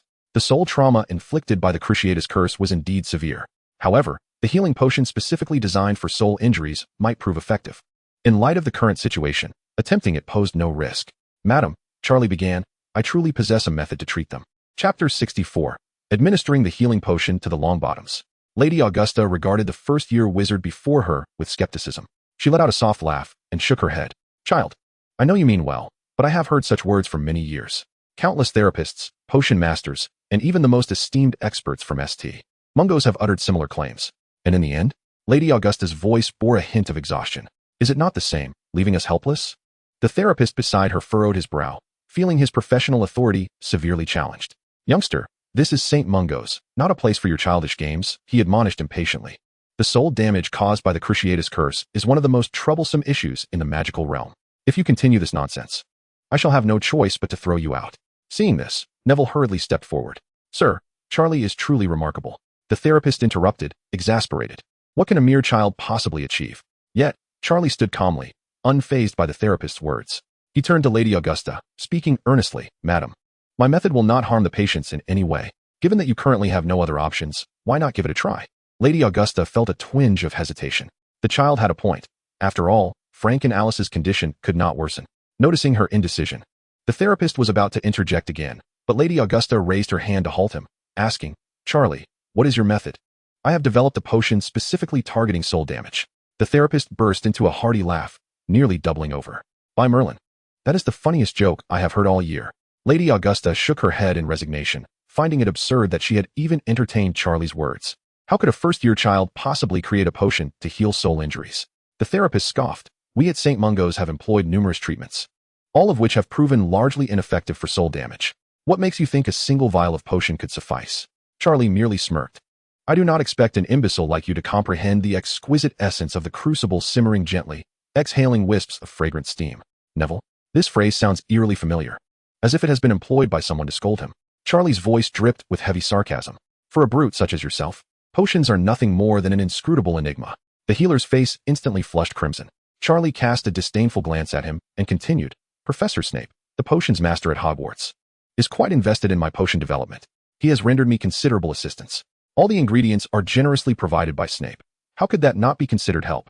Upon hearing Snape's name, both the healer and Madame Augusta were momentarily taken aback.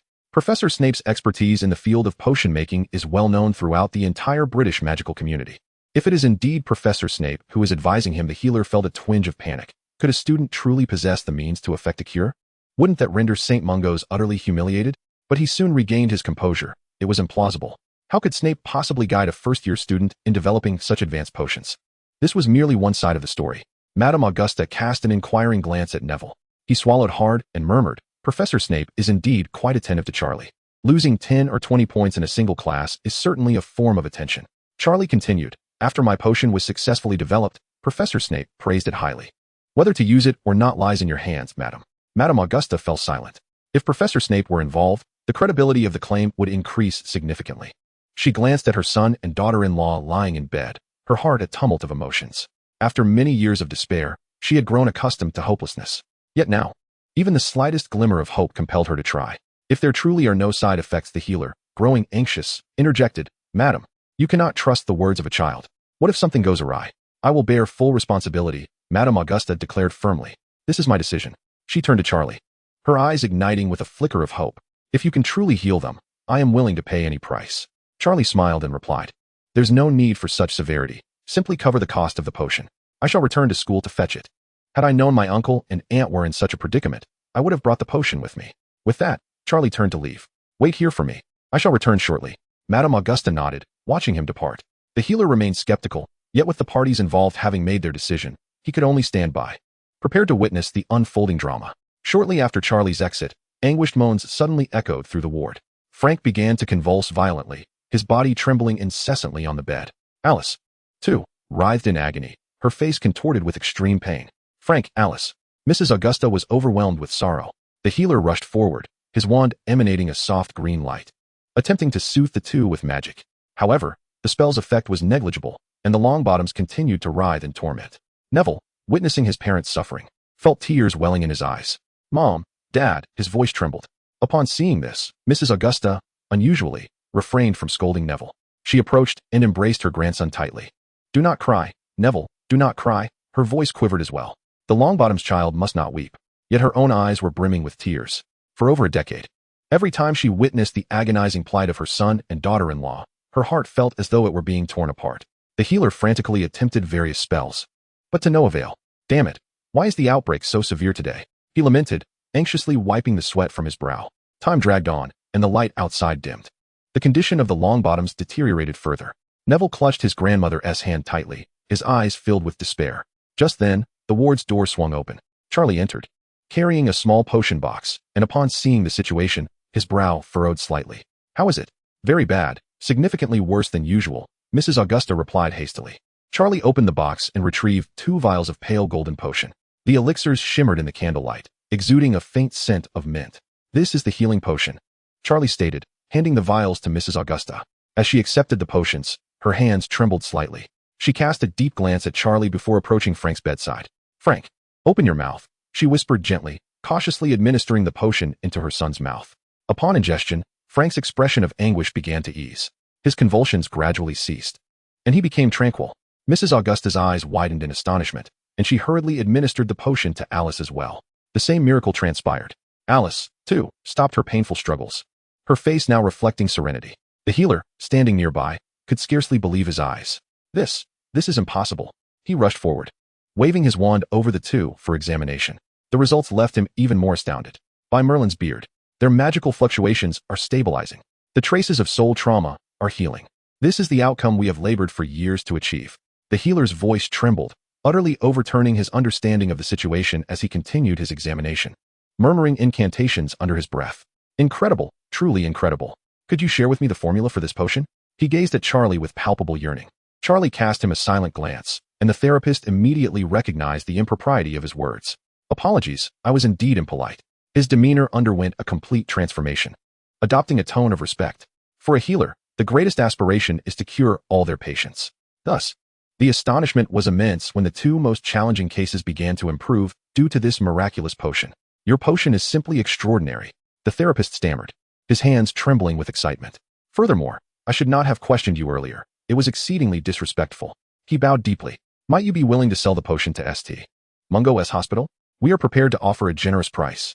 Charlie replied nonchalantly, "If the hospital requires it, they may come to Hogwarts to procure it from me. However, my production is limited." The therapist nodded eagerly. No problem. I shall consult with the headmaster regarding the purchase, and I assure you, you will not suffer any loss." The therapist, who had previously mocked Charlie, was now ingratiating himself like a sycophant. Such is the respect earned through strength. Neville observed his parents' serene expressions, filled with gratitude. "Charlie, I do not know how to express my thanks." "Do not mention it. We are friends," Charlie said, patting his shoulder. Mrs. Augusta looked at her son and daughter-in-law with excitement, suddenly realizing that Charlie was still present. Trembling, she grasped Charlie's hand. "Charlie, thank you. Truly thank you." Tears streamed down her face, but this time, they were tears of joy. "You have saved our entire family." Charlie felt a slight discomfort from her grip, yet he understood her emotional state. "Madam, there is no need for such fervor. The potion's efficacy still requires observation, but based on current circumstances, it appears to be effective." Mrs. Augusta nodded repeatedly. "It is already a great relief to alleviate their suffering. By the way, how much does this potion cost?" "The Longbottom family will ensure you do not incur any loss. You are a lifelong friend of the Longbottoms." Charlie quickly calculated in his mind. The materials for the healing potion are indeed costly, with a single batch worth a considerable sum. However, one batch can yield several vials, and the cost of a single vial is approximately 3 to 4 galleons. Selling one vial for 10 galleons should be reasonable, right? Charlie raised a finger.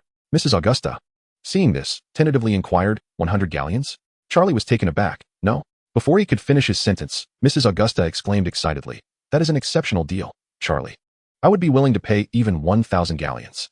Charlie silently retracted his explanation. Earning more would certainly be advantageous. The avaricious pureblood families are indeed wealthy.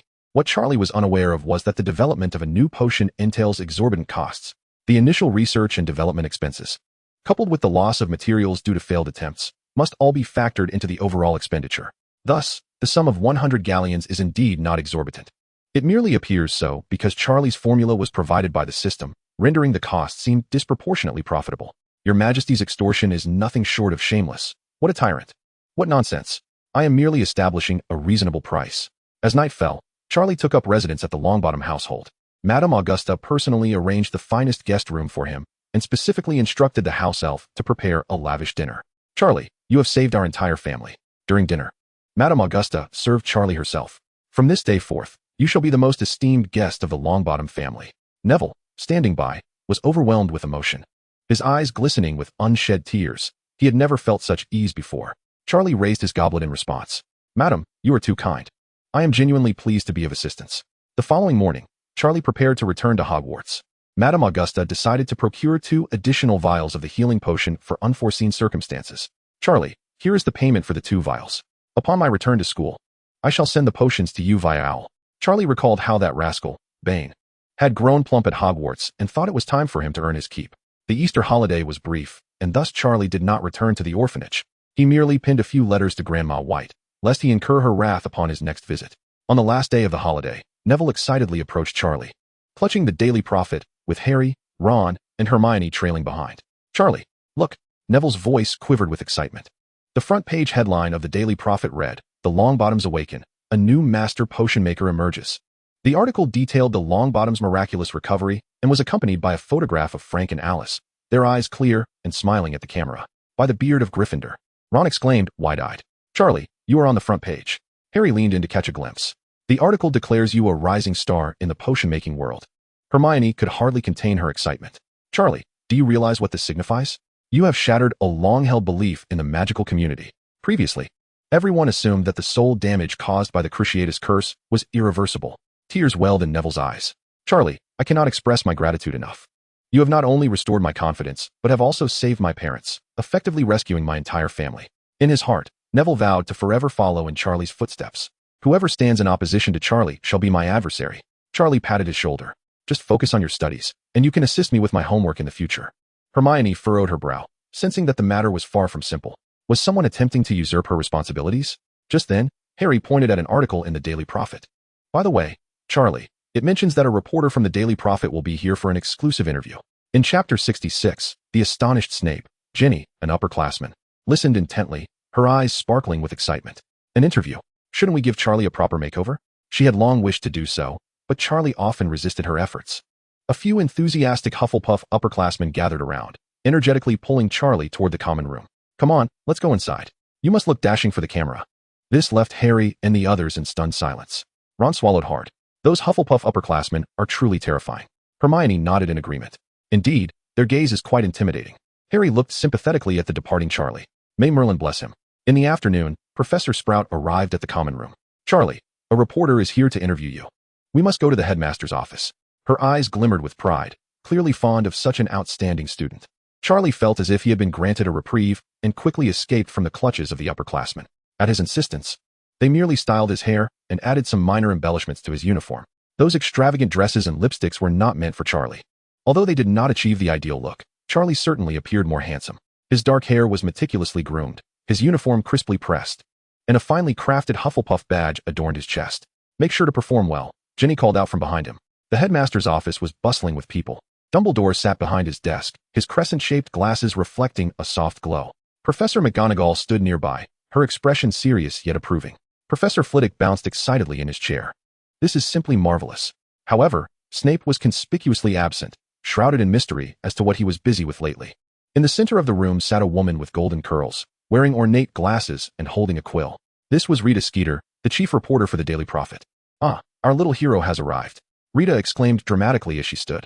Her voice was sweet to the point of being cloying, yet her gaze was piercing, as if assessing her prey. Mr. White, what a pleasure to meet you. Charlie nodded. Hello, Miss Skeeter, it's been a while. Rita momentarily froze.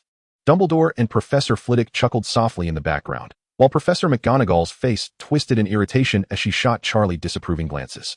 Could you not be so frivolous? Oh dear, what a humorous child. Rita awkwardly attempted to steer the conversation back on track.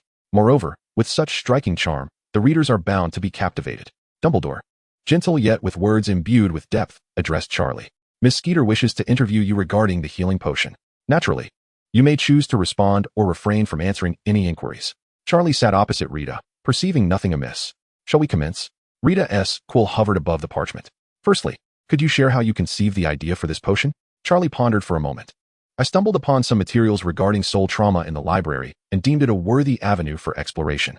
The quill danced across the paper with astonishing speed, inscribing a lengthy passage despite Charlie having uttered merely a single sentence. How long did you dedicate to developing this potion? Rita inquired further. Approximately a few months. Charlie replied candidly. The quill resumed its fervent scribbling, leaving Charlie with an unsettling feeling. After several questions, Rita had filled numerous sheets of parchment. Was there truly that much to record? Upon concluding the interview, Rita gathered the parchment. Thank you for your cooperation, Charlie, she beamed sweetly. I am certain this will result in a splendid report. Suddenly, Rita recalled. I also need to interview other students and professors at the school to gauge their perspectives on you. Dumbledore nodded. Of course, but please ensure that normal teaching activities are not disrupted. That is only natural, Rita replied as she organized her belongings. However, a peculiar matter arises. Where has the headmaster of St. Mungo S., who entered the school with me, disappeared to? I had intended to interview him as well. Outside Snape's office stood Chris Brown, the headmaster of St. Mungo S. Hospital for Magical Maladies and Injuries. As an old acquaintance of Snape, he understood the brooding potion master all too well. Cold and acerbic on the surface, yet fiercely protective at heart. When the healer reported that a student had developed a healing potion, Chris instantly comprehended. This was undoubtedly a potion concocted by Snape himself, delegated to a student to cultivate a reputation. After all, how could a first-year student independently create such a sophisticated potion? However, to Chris's astonishment, Snape would engage in such behavior. When had he become so magnanimous? Unless a bold hypothesis flickered in Chris's mind. Could it be that this student named Charlie was Snape's illegitimate child? He found it far more plausible for Snape to have a secret offspring than for a first-year student to lead the development of such a potion. Chris rapped on the office door. Enter, came Snape's low voice from within. Chris pushed the door open and found Snape standing before a cauldron, fully engrossed in brewing his potion. The orange flames danced beneath the cauldron, casting an eerie green glow upon the liquid within. Severus, you scoundrel, Chris exclaimed as he rushed towards Snape. To concoct such a formidable potion without divulging a single word. Snape's potion spoon paused momentarily as he slowly lifted his gaze. A flicker of confusion passed through his deep, dark eyes. What potion? Indeed, he had been secretly developing a new elixir, yet it was still in the experimental stages. Chris was taken aback. You don't know? His eyes widened in disbelief. Wizards across the entirety of Britain are discussing this matter today. As he spoke, Chris hastily retrieved the Daily Prophet, unfolding it and presenting it to Snape. It's your son, your student Charlie, who has created the soul healing potion. Did you not develop it for him? Snape's gaze fell upon the front page headline. The Longbottoms fully awakened. A new genius potion master emerges. His pupils constricted slightly. Recently, Snape had been clandestinely formulating a potion to enhance soul energy, intending to awaken Voldemort. As a double agent, he had to feign sufficient loyalty to avoid raising Voldemort's suspicions. Thus, he had devoted all his energy to potion making, neglecting worldly affairs. Snape swiftly perused the contents of the newspaper. Soul healing potion cures soul trauma, Charlie White. His astonishment grew. Had Charlie truly succeeded in his endeavor? It had only been a little over a month. Moreover, this was a potion aimed at healing the soul, a subject he was currently delving into, fully aware of its complexities. Yet, to his surprise, while he had made little progress, Charlie had achieved success. He had previously regarded Charlie as someone with lofty aspirations, yet lacking practical ability, akin to the arrogance of Potter. Little did he know, it was he who had been blind to the boy's potential. Observing Snape's expression, Chris felt increasingly perplexed. Wait, the recipe was indeed developed by the student himself? Chapter 67, The Pursuit of Journalism. Rita had interviewed several professors, but her findings were scant. Professor McGonagall, with a stern demeanor, remarked that Charlie was an exemplary student, disciplined and polite. Professor Flitwick, animated, extolled Charlie's remarkable talent and promising future. Even Professor Sprout merely offered gentle praise for Charlie. Rita found herself weary of hearing such platitudes. What constituted an exemplary student or a gifted youth was far too pedestrian for her taste. She sought explosive news, the kind that would set the wizarding world ablaze. Rita stroked the shorthand quill nestled in her arms, a glint of shrewdness illuminating her eyes. If a straightforward interview yielded little of substance, she would approach the matter from a different angle. She needed to find Charlie's classmates and unearth some undisclosed secrets. It would be best to uncover any hidden, unsavory past of this so-called genius. Rita, in her high heels, made her way towards the auditorium, already brainstorming a variety of eye-catching headlines. Shocking revelations, the dark secrets of the genius potion master, exclusive insight, the unseen side of Charlie White. The mere thought exhilarated her.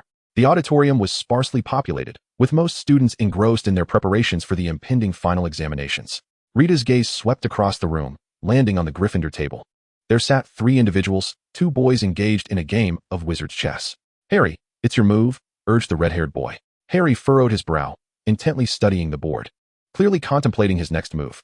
The girl beside him expressed her impatience. Stop playing, you two. We need to study. The finals are almost upon us. What will happen if we fail? Ron, without lifting his gaze, retorted. Hermione, there are still plenty of days left until the exams. Besides, we've studied enough. It's time to relax. Hermione, exasperated, stamped her foot. At this rate, if you only manage to score a satisfactory, just wait and see how you'll fare. Ron rolled his eyes in response. Thanks for the encouragement. I'll be grateful if I manage to pass. Rita suddenly perked up at the mention of Harry Potter, the legendary boy who lived. If she could secure the Savior-esque commentary on the rising potion prodigy, it would undoubtedly be a sensational scoop. She adjusted her luxurious curls and strode towards the Gryffindor table. Excuse me, Rita beamed a professionally sweet smile. I am Rita Skeeter, a reporter for the Daily Prophet, currently working on a feature about Charlie White. The trio looked up. Miss Skeeter, hello, Harry nodded nervously. We'll accept your interview. Oh, how delightful. Rita clapped exaggeratedly. To interview the illustrious Harry Potter, this trip to Hogwarts has proven invaluable. She produced a quill and parchment, seating herself across from Harry. As a peer, what are your thoughts on Charlie White? Harry pondered for a moment before responding candidly. Charlie is an exceptional individual. His talent across every subject is nothing short of astonishing. Moreover, he is genuinely kind, often assisting his classmates. Rita's quill danced across the parchment, nodding in satisfaction. Now, as another prominent young wizard, her tone shifted to a sharper edge. Do you ever find yourself envious of Charlie, perhaps even jealous? The question left the trio visibly uncomfortable. Ron frowned, and Hermione paused in her reading. After a moment of silence, Harry finally spoke. I do feel a bit envious of Charlie. However, I am not jealous. He is remarkable, and his accomplishments are well-deserved. Rita's quill danced wildly across the parchment, documenting far more than what Harry had uttered. The Savior, Harry, harbored feelings of envy and jealousy towards Charlie, believing that his accomplishments were merely the result of fortuitous circumstances. He fancied that he too could achieve similar feats. Their relationship was akin to that of fire and water. Do you believe Charlie's success stems from talent or luck? Rita pressed on, her eyes gleaming with excitement. Harry found the inquiry rather peculiar. Obviously, it was due to both talent and effort. Although Charlie typically was not associated with diligence, Harry knew the importance of presenting himself well during an interview. The quill continued its frantic scribbling. Harry conceded that Charlie was simply fortunate. Had he been afforded the same opportunities, his achievements would undoubtedly rival those of Charlie. I hear you are both first-year students. How do you usually get along? Rita's questions grew increasingly pointed. Was there a sense of rivalry? After all, you are the Savior, and he is a prodigy in potion-making, two young men in their prime. Hermione, unable to endure any longer, slammed her book shut. Enough. She rose, glaring at Rita. Are you conducting an interview or attempting to sow discord? We refuse to entertain your malicious inquiries. Rita arched an eyebrow, intrigued by the indignant girl. And who might you be? Hermione Granger, she stated proudly. I am a friend of Harry's. Oh, Rita's eyes lit up. And what of Mr. White? Are you friends as well? Of course, we are all friends, Hermione replied. The quill nearly pierced the parchment. The conflict between Charlie and Harry seemingly originates from a young witch named Hermione. The Savior and potion prodigy clashed over jealousy, and Hermione ultimately sided with Harry, leaving Charlie regretfully in the background. Fascinating, truly fascinating, Rita remarked, satisfied as she tucked away her quill. Now, this is sensational news. A girl and two brilliant young men. What a perfect love triangle.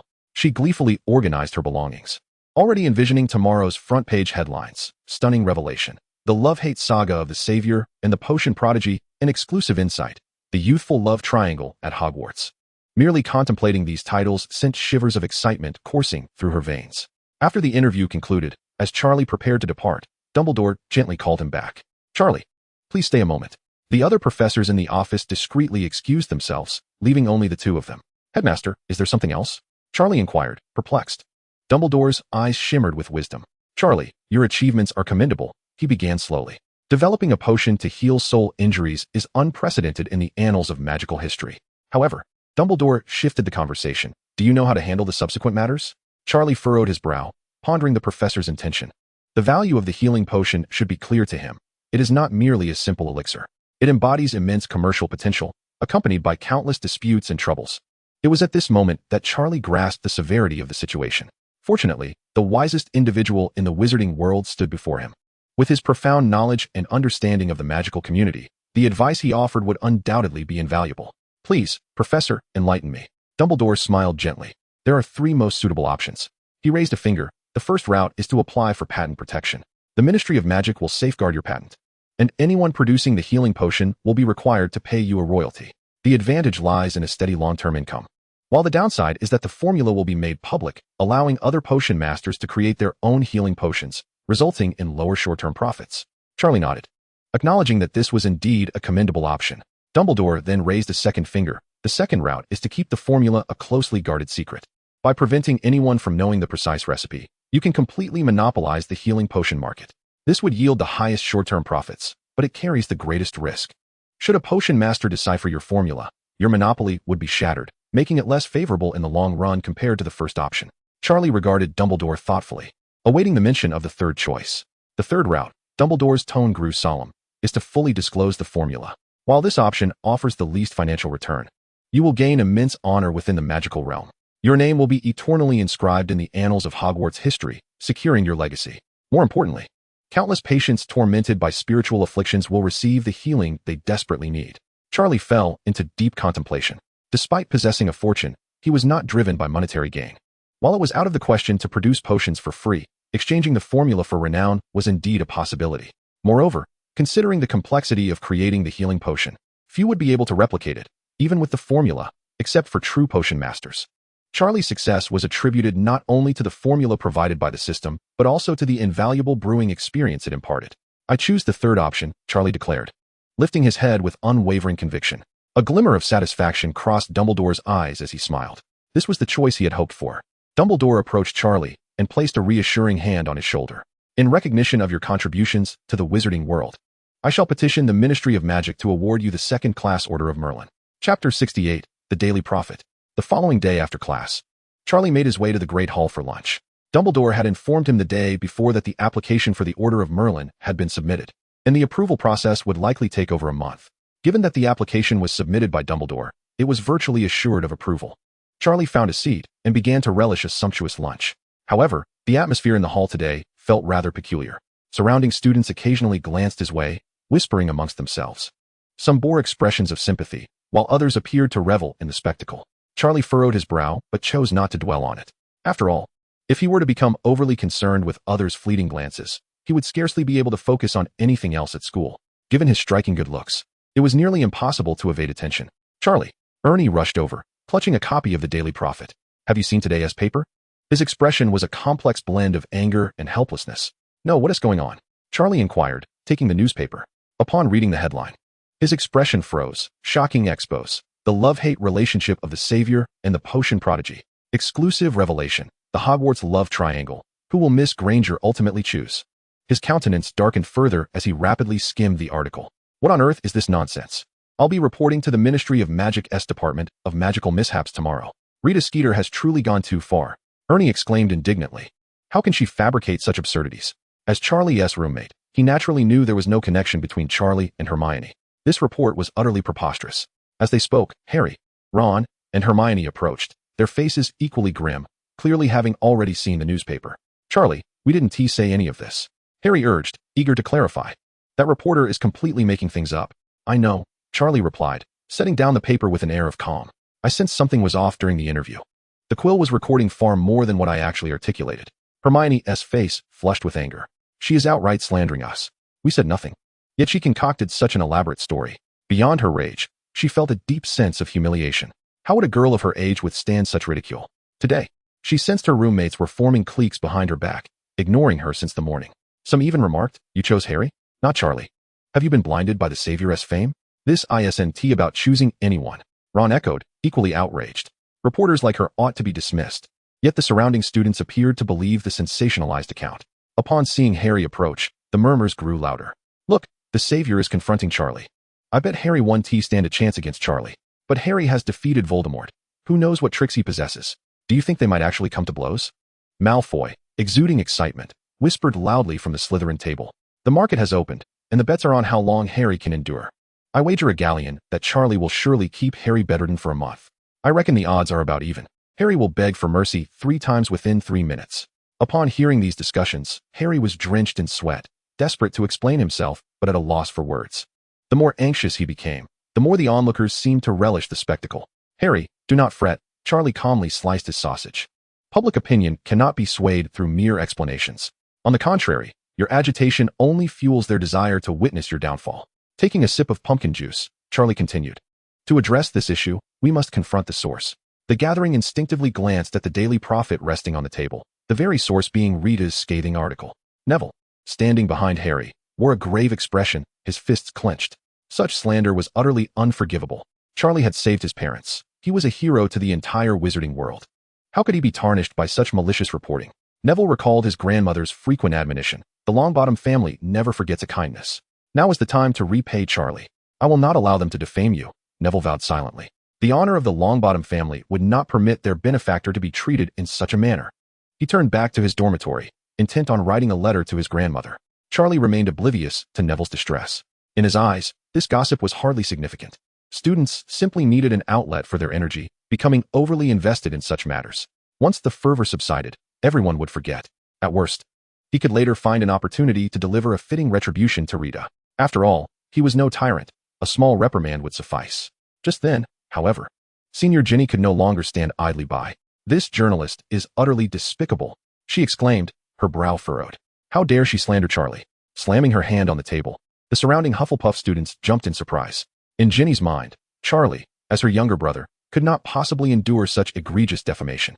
She had to take action, otherwise, their Hufflepuff Jr. would be bullied.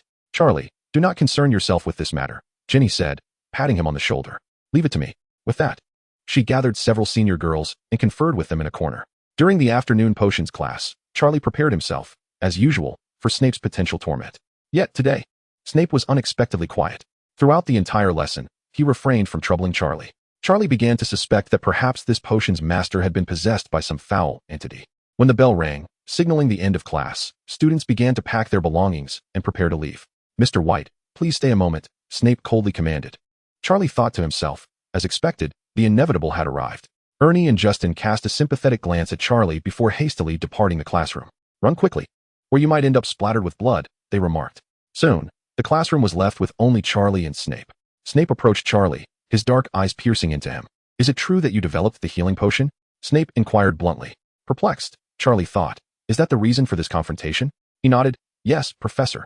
As the narrative unfolds in Chapter 69, The Awakening of Voldemort, Snape's expression grew intricate. Memories of the ingredients Charlie had purchased from him flooded back. Now, with the benefit of hindsight and a reference answer, the realization dawned upon him. Many of those ingredients were essential for the potions he was currently developing. Yet, in the throes of his research, he had been blinded, unable to discern the proper ratios. What did this signify? It indicated that Charlie's research into the realm of souls had surpassed that of Snape, a master of potion making. Snape was momentarily overwhelmed. Throughout his life, no one had ever eclipsed him in the art of potion making. Yet here stood a first-year wizard who had achieved just that. Although the domain of souls was not his forte, it was still difficult for him to accept. I wish to purchase a vial of the healing potion, Snape stated. Suppressing the turmoil within him, his tone icy. You may name your conditions. Snape needed to procure potions for the Dark Lord. If he were aware that a potion could potentially aid the Dark Lord, yet chose not to acquire it, suspicions would inevitably arise. Reluctantly, he turned to Charlie. Charlie blinked, revealing an innocuous smile. Ah, Professor, you said that yourself, so I shall not hold back. Oh, it is indeed an honor for a student to assist you. Our esteemed potions master. A discount would only be fitting. You may pay 300 galleons. Snape's expression remained impassive as he retrieved a pouch of coins from his robes and tossed it before Charlie. Take it. Charlie caught the pouch, secretly lamenting the loss. Had he known, he would have asked for 500 galleons. Professor, please wait. I need to fetch the potion from my dormitory. With the money secured and formalities cast aside, Charlie returned to his dorm, retrieving a vial of the healing potion. Upon returning to the potions classroom, he found Snape still waiting. Here, Charlie said, extending the vial. Snape accepted it. I owe you a favor. To him, galleons were merely material possessions, their worth insignificant compared to the value of potions. He was unwilling to be indebted to others, thus he would certainly repay the favor. Snape secured the potion and departed without a backward glance. Charlie blinked. Was this a favor owed to me, or was I indebted to him? Snape returned to his dormitory, securing the doors and windows tightly, and casting a silencing charm upon them. Only after completing these measures did he cautiously retrieve a serpent from a box beneath his bed. Voldemort's soul was bound within this serpent. Snape pried the creature's jaws apart and carefully poured a healing potion inside. Minutes passed before the serpent slowly opened its eyes, revealing slitted pupils that glimmered with a chilling light. Voldemort surveyed his surroundings, a sensation of comfort enveloping his soul, and he instantly comprehended the situation. He emitted a serpentine hiss. Well done, Severus. I feel considerably improved. Were it not for your assistance, I would have remained in slumber for a while longer. Snape bowed his head respectfully. It is my duty, my lord. Voldemort commanded the serpent to glide slowly, savoring the transformation of his soul. As a master of Horcrux creation, his understanding of the soul surpassed that of anyone else. Since the inception of splitting his soul to forge Horcruxes, he had relentlessly sought a remedy for his soul's affliction. Yet, all attempts had merely provided temporary relief, failing to restore it to its pre-split integrity. The healing potion was no exception. It indeed brought comfort. But complete restoration remained an impossibility. However, this was sufficient. At least now he could maintain a state of wakefulness for an extended period. Severus, I require your assistance with a task. Command me, my lord, Snape responded. I need you to closely monitor Dumbledore's movements, particularly when he plans to depart from Hogwarts. Snape's heart tightened. He understood Voldemort's intentions concerning the Philosopher's Stone. Once Dumbledore left the school, Voldemort would initiate his plan. I comprehend, my lord. Snape nodded in acknowledgement. Excellent. Voldemort replied with satisfaction. Please ensure you rest well, my lord. Snape bowed and exited the dormitory, making his way to his office. The moment he closed the door, he felt a slight release of tension. His earlier conversation with the Dark Lord had left him on high alert, and he was finally able to breathe. Approaching his desk, he noticed the Daily Prophet delivered by a house elf. Typically, he would peruse it immediately, but of late, his focus had solely been on awakening Voldemort, leaving him oblivious to external affairs. He casually flipped through the newspaper, his gaze falling upon the front-page headline, Stunning Revelation, the love-hate relationship between the Savior and the potion's prodigy. His brows furrowed instantly. What a ridiculous title. As Snape continued reading, his expression darkened further. The ambiguous relationship between Charlie White and Hermione Granger. Harry Potter's fury fueled by jealousy. Two gifted wizards at odds over a single girl. Snape's fingers gripped the newspaper tightly, his knuckles turning pale. Although the words pertained to Charlie, they evoked memories of his own student days. Two men and a woman, just like before. A beloved girl snatched away from him. Ironically, the person who took his cherished one shared the same surname, Potter. Snape felt as though the article was narrating his past. A flicker of anger ignited in the depths of his dark eyes. Given his keen interest in Charlie and Harry, he was certain that the relationship among the three was not as the article depicted. The piece was maliciously defamatory, which only fueled Snape's ire further. Was he the only one to have lost someone dear? Was this merely a jab at Charlie? It was clearly a slap in his own face. Snape produced a sheet of parchment. As a master of potions, it would be exceedingly easy for him to target a journalist. A single letter could render her utterly undone. This would also serve to repay Charlie's kindness. In the editorial office of the Daily Prophet, Rita Skeeter lounged with her legs crossed, leisurely perusing the article she had published the previous day. She counted the letters from readers with satisfaction, a smug smile gracing her face. The tale of a love triangle was undoubtedly far more captivating than any inspirational account of a young prodigy. Rita hummed a merry tune, her spirits buoyant. She had long discerned the essence of this world. The ordinary populace thrived on such gossip, indifferent to academic achievements. Besides, Charlie Weasley was merely an orphan, having spent little over half a year at Hogwarts. What sort of background could such a minor character possess? Rita had once dared to pen scandalous tales about Dumbledore, albeit with a touch of artistic embellishment, for he was one of the most powerful figures in the wizarding world. Though the article would soon be retracted, she felt no trepidation. Aiming a gun at a good person would bear no consequences. Dumbledore would not resort to extra-legal measures against her. Rita understood this well. Just as she basked in her self-satisfied reverie, the office door was suddenly flung open with great force. Bang! The sound of the door colliding with the wall startled Rita. Editor Albert Ross stormed in, his face ashen and his eyes aflame. Damn it! Who have you antagonized? Chapter 70. Rita was beside herself with regret. Albert's voice nearly threatened to uproot the ceiling, causing Rita to nearly drop her teacup. What? Rita blinked, utterly bewildered. Who could I have possibly offended? It was merely a small article. It is your trivial piece that has embroiled me in grave trouble. Albert sneered, advancing towards Rita. The Ministry of Magic has just issued us a formal warning, claiming we have fabricated stories, maliciously slandering individuals, and severely damaging their reputations. Do you have any idea when the Ministry last bothered with our affairs? Rita's heart sank, but she maintained a facade of composure. Why would the Ministry of Magic concern itself with such trivial matters? There must be someone orchestrating this behind the scenes. She rose, adjusting her luxurious curls. Furthermore, my writings are well-founded. If your article is indeed substantiated, then why have a multitude of students and their parents jointly filed complaints, demanding a public apology and compensation for damages? Upon hearing this, Rita felt a slight sense of relief. She was accustomed to student and parental complaints. Such matters often generated much ado about nothing, ultimately fading into obscurity. Albert, do not be so anxious. Rita waved her hand dismissively. It is merely a protest from a group of parents. We have encountered this before. In time, they will forget.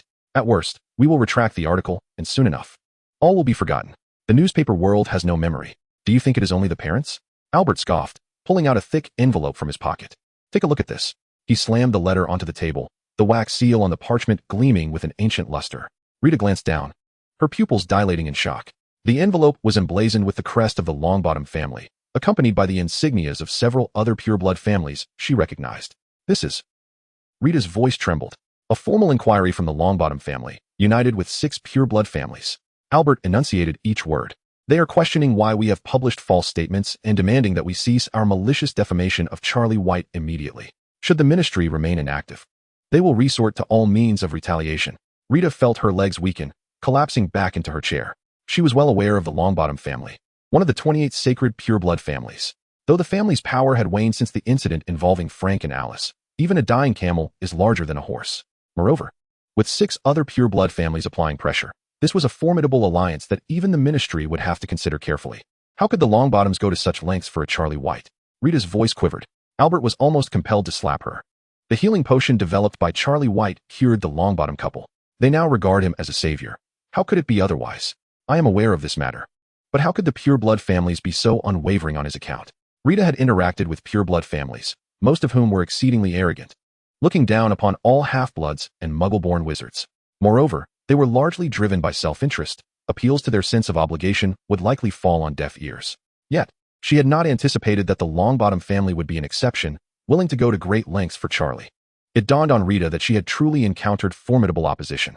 She hurriedly stood and approached Albert. Albert, you must assist me. Initially, this article was approved by you. We are in the same boat. Who are you calling a companion? Albert took a step back, a flicker of panic crossing his eyes. He was well aware of Rita's penchant for fabricating stories, yet he had turned a blind eye for the sake of traffic. Now that trouble had arisen, he could not allow Rita to drag him down with her. How was I to know you would concoct such tales? I thought you had genuinely uncovered some insider information. You are deceiving me, betraying the trust one placed in you. Just as the two were engaged in mutual blame, a sudden, thunderous crash echoed through the office window. Bang! Glass shards flew in all directions as several shadowy figures burst through the window. Who are you? Albert exclaimed, instinctively retreating. 5 masked sorcerers surrounded the entire office, each clad in black cloaks and adorned with silver masks. The tallest among them, wielding a black wand, stepped forward. Rita Skit, is it not? The leading figure's voice was deep and chilling. Rita's complexion drained of color, her body trembling uncontrollably. It was unbearable. How could more of them arrive? Who are you? What do you want? Our identity is of little consequence, the masked figure sneered. What truly matters is what you have done. He raised his wand, aiming it at Rita. Heart-piercing curse. Rita collapsed instantly, convulsing on the floor, emitting heart-wrenching screams. The agony surged from the depths of her marrow, every nerve aflame. Albert feigned indifference, adopting an expression of unfamiliarity. The piercing curse persisted for a spell before ceasing. Rita was drenched in sweat, her hair disheveled, her eyes brimming with terror. Please, I beg you, spare me. Is this how you plead for mercy? The masked leader crouched before her. Did you not foresee this outcome when you wrote your articles? Rita was in tears, utterly unraveling. I was wrong. I truly was. I am willing to apologize, willing to publicly clarify my statements. You are showing some sense. The masked figure rose to his feet. Tomorrow's front-page headline must feature your apology statement. You are to acknowledge that the previous reporting was entirely fabricated and publicly apologize to the parties involved. I promise, I promise. Rita nodded fervently. Furthermore, another masked figure interjected. Should you dare to pen such drivel again, we shall ensure you experience something far more terrifying than the heart-piercing curse. Rita trembled, hastily assuring, I won't dare again. The leading masked figure nodded in satisfaction before turning to Albert. And you? As the editor-in-chief, do you not bear any responsibility? Albert's legs weakened in fear, and he quickly responded, it was all Rita's idea. I had no knowledge of it. I assure you, I will rigorously scrutinize everything moving forward, and never again allow such articles to be published. You are wise to recognize the situation, the masked figure chuckled coldly. Remember the lesson of today. With that, the 5 masked figures vanished from the office as abruptly as they had appeared. Only Rita, still weeping on the floor, and a pale-faced Albert remained. For the first time, Rita profoundly realized that good people do not retaliate when threatened by a gun, but that villains will. Chapter 71, Final Examinations. Charlie came across the latest edition of the Daily Prophet. The headline on the front page momentarily stunned him. Shock. A first-year wizard forces an adult witch into such actions. Such a sensational title was hard to resist. He was compelled to discover which first-year wizard had committed such a heinous act. Raising an eyebrow, Charlie picked up the newspaper for a closer look, only to find it was an apology letter penned by Rita. The entire apology was written with the utmost sincerity. As Rita acknowledged that her previous report was entirely fabricated, she publicly apologized to Harry, Hermione, and himself, promising never to publish such falsehoods again. The protagonist is me? I haven't even taken action yet, and you've already cowered? Charlie, Senior Ginny excitedly approached, clutching her own copy of the newspaper. Did you see? That reporter finally apologized. Charlie set down the paper, gazing at Ginny. Senior, was this your doing? Of course, Ginny replied proudly, patting her chest. We united many students and parents to write complaint letters, completely inundating the Ministry of Magic's mailbox. However, Ginny lowered her voice, speaking mysteriously. The primary influence wasn't us. It was the Lombard family collaborating with 6 prominent pureblood families to apply pressure. Charlie realized with clarity. No wonder Rita apologized so swiftly. She had been coerced by the alliance of pureblood families. The influence of these ancient families was indeed formidable. The decisive action taken by Madame Augusta warmed Charlie's heart. Also, Ginny continued, I heard that Rita was attacked by several mysterious wizards. A group of masked individuals stormed into her office and subjected her to a cruciatus curse. Ginny gleefully remarked. She deserves it. What a shame for her reckless journalism. Charlie was not surprised. It was only a matter of time before someone like her, who spread lies, faced retribution. Yet, he found it peculiar that her retaliation came specifically after she had slandered him. As days passed, the time for final examinations arrived. For Charlie, the exams posed no challenge whatsoever. The test for charms involved making a pineapple dance. The more elegant the movements, the higher the score. Charlie chose an unconventional approach. He made the pineapple grow 10 legs. With a flurry of activity, the fivefold enjoyment ensued. The pineapple danced wildly atop the table, rhythmically kicking, resembling an entire dance troupe. Professor Flitwick clapped excitedly. Absolutely marvelous. Full marks. Unquestionably full marks. In the Transfiguration class, Professor McGonagall's examination required students to transform a mouse into a snuff box, with higher scores awarded for greater intricacy. Any remaining traces of the mouse would incur penalties. Charlie produced an exquisitely crafted snuff box, fashioned from pure silver, its surface intricately carved with elaborate designs, and adorned with a small gemstone on the lid. Professor McGonagall examined the snuff box closely, finding no imperfections. Truly remarkable, Mr. White, she said, a rare expression of satisfaction gracing her stern features. This is one of the most exquisite transformations I have ever encountered. The potions exam proved to be a more relaxed affair for Charlie. Snape, with his customary cold demeanor, announced, brew a forgetfulness potion. You have 1 hour. Charlie could concoct it with his eyes closed. Each step, from handling the ingredients to controlling the heat and stirring, was executed flawlessly. An hour later, Charlie's cauldron contained a perfect potion. When Snape approached to inspect it, even as critical, I found no fault. Pass. Snape coldly declared before turning away. Charlie understood that for Snape, to utter the word pass was tantamount to achieving full marks. The herbology exam consisted of theoretical questions. Although Charlie rarely paid attention in class, his profound knowledge of potions granted him a deep understanding of various herbs. He was well-versed in their properties, optimal harvesting times, and preservation methods, making the first-year examination a mere formality. However, the one subject Charlie struggled with was history of magic. As attending Professor Bin's class without falling asleep felt like an affront to the master of hypnosis. Who could tell him which wizard invented the toilet flushing spell? What purpose did such a charm serve? In Snape's quarters, Voldemort listened intently as Snape reported. My master, today marks the final day of the term exams. Dumbledore has received a letter from the Ministry of Magic and has departed Hogwarts. Voldemort sat up excitedly, emitting a series of hisses, his body instinctively producing the language of snakes. Snape, clearly unable to comprehend, reiterated, Well done, Severus. Next, I shall acquire the Philosopher's Stone, and you will remain an effective spy within Hogwarts. With that, he slithered away, disappearing into a concealed passage. Hogwarts was riddled with hidden tunnels, allowing him, as a serpent, to traverse effortlessly to the 4th floor. Meanwhile, after the examinations concluded, Hermione was flushed with excitement, her face glowing with the satisfaction of overcoming challenges. Oh my goodness! I nearly failed the last question in History of Magic, she exclaimed while packing her quill. Fortunately, I reviewed the Fairy Rebellion of the 14th century last night, or I would have been doomed on that question about Uric the Oddity. Ron rolled his eyes. Hermione, you've already mentioned that 3 times. And I bet no one in the entire year knows who Uric is except you. Harry trailed behind the two, feeling a wave of relief wash over him. The completion of the exam had lightened his spirit. Upon exiting the classroom, the trio ambled along the corridor towards the Gryffindor common room. The hallway was eerily quiet, as most students had retreated to their respective common rooms to celebrate the conclusion of the examinations. The torches affixed to the stone walls emitted a dim glow, casting flickering shadows upon the floor. Suddenly, Harry came to a halt, furrowing his brow as a look of alertness flickered in his eyes. "Did you hear that?" he whispered, gesturing for his friends to pause as well. "Hear what?" Ron inquired, puzzled. Hermione also stopped, her brown eyes fixed on Harry. "I didn't hear anything, Harry. It's quite silent here." Harry closed his eyes, straining to listen intently. Indeed, the corridor was tranquil, save for the faint echo of footsteps and the occasional murmur in the distance. Yet beneath these sounds, there was something else, a serpentine whisper, laced with a chilling tone. Murmuring from somewhere. The Philosopher's Stone must be acquired. Chapter 72, The Students as Leverage Against the Professors. The voice sent a chill racing through Harry's veins. He opened his eyes abruptly, feeling the familiar prick of pain at his scar. "We need to go," Harry exclaimed, seizing Ron and Hermione's arms and pulling them forcefully in another direction. "Harry, are you mad?" Ron stumbled, nearly losing his balance. "What is going on?" Hermione was equally bewildered by the sudden shift. They finally halted at a corner, all three panting heavily. "I just heard someone speaking," Harry whispered, his green eyes brimming with anxiety. He was talking about the Philosopher's Stone, saying it must be obtained. Ron's blue eyes widened in disbelief. "What?"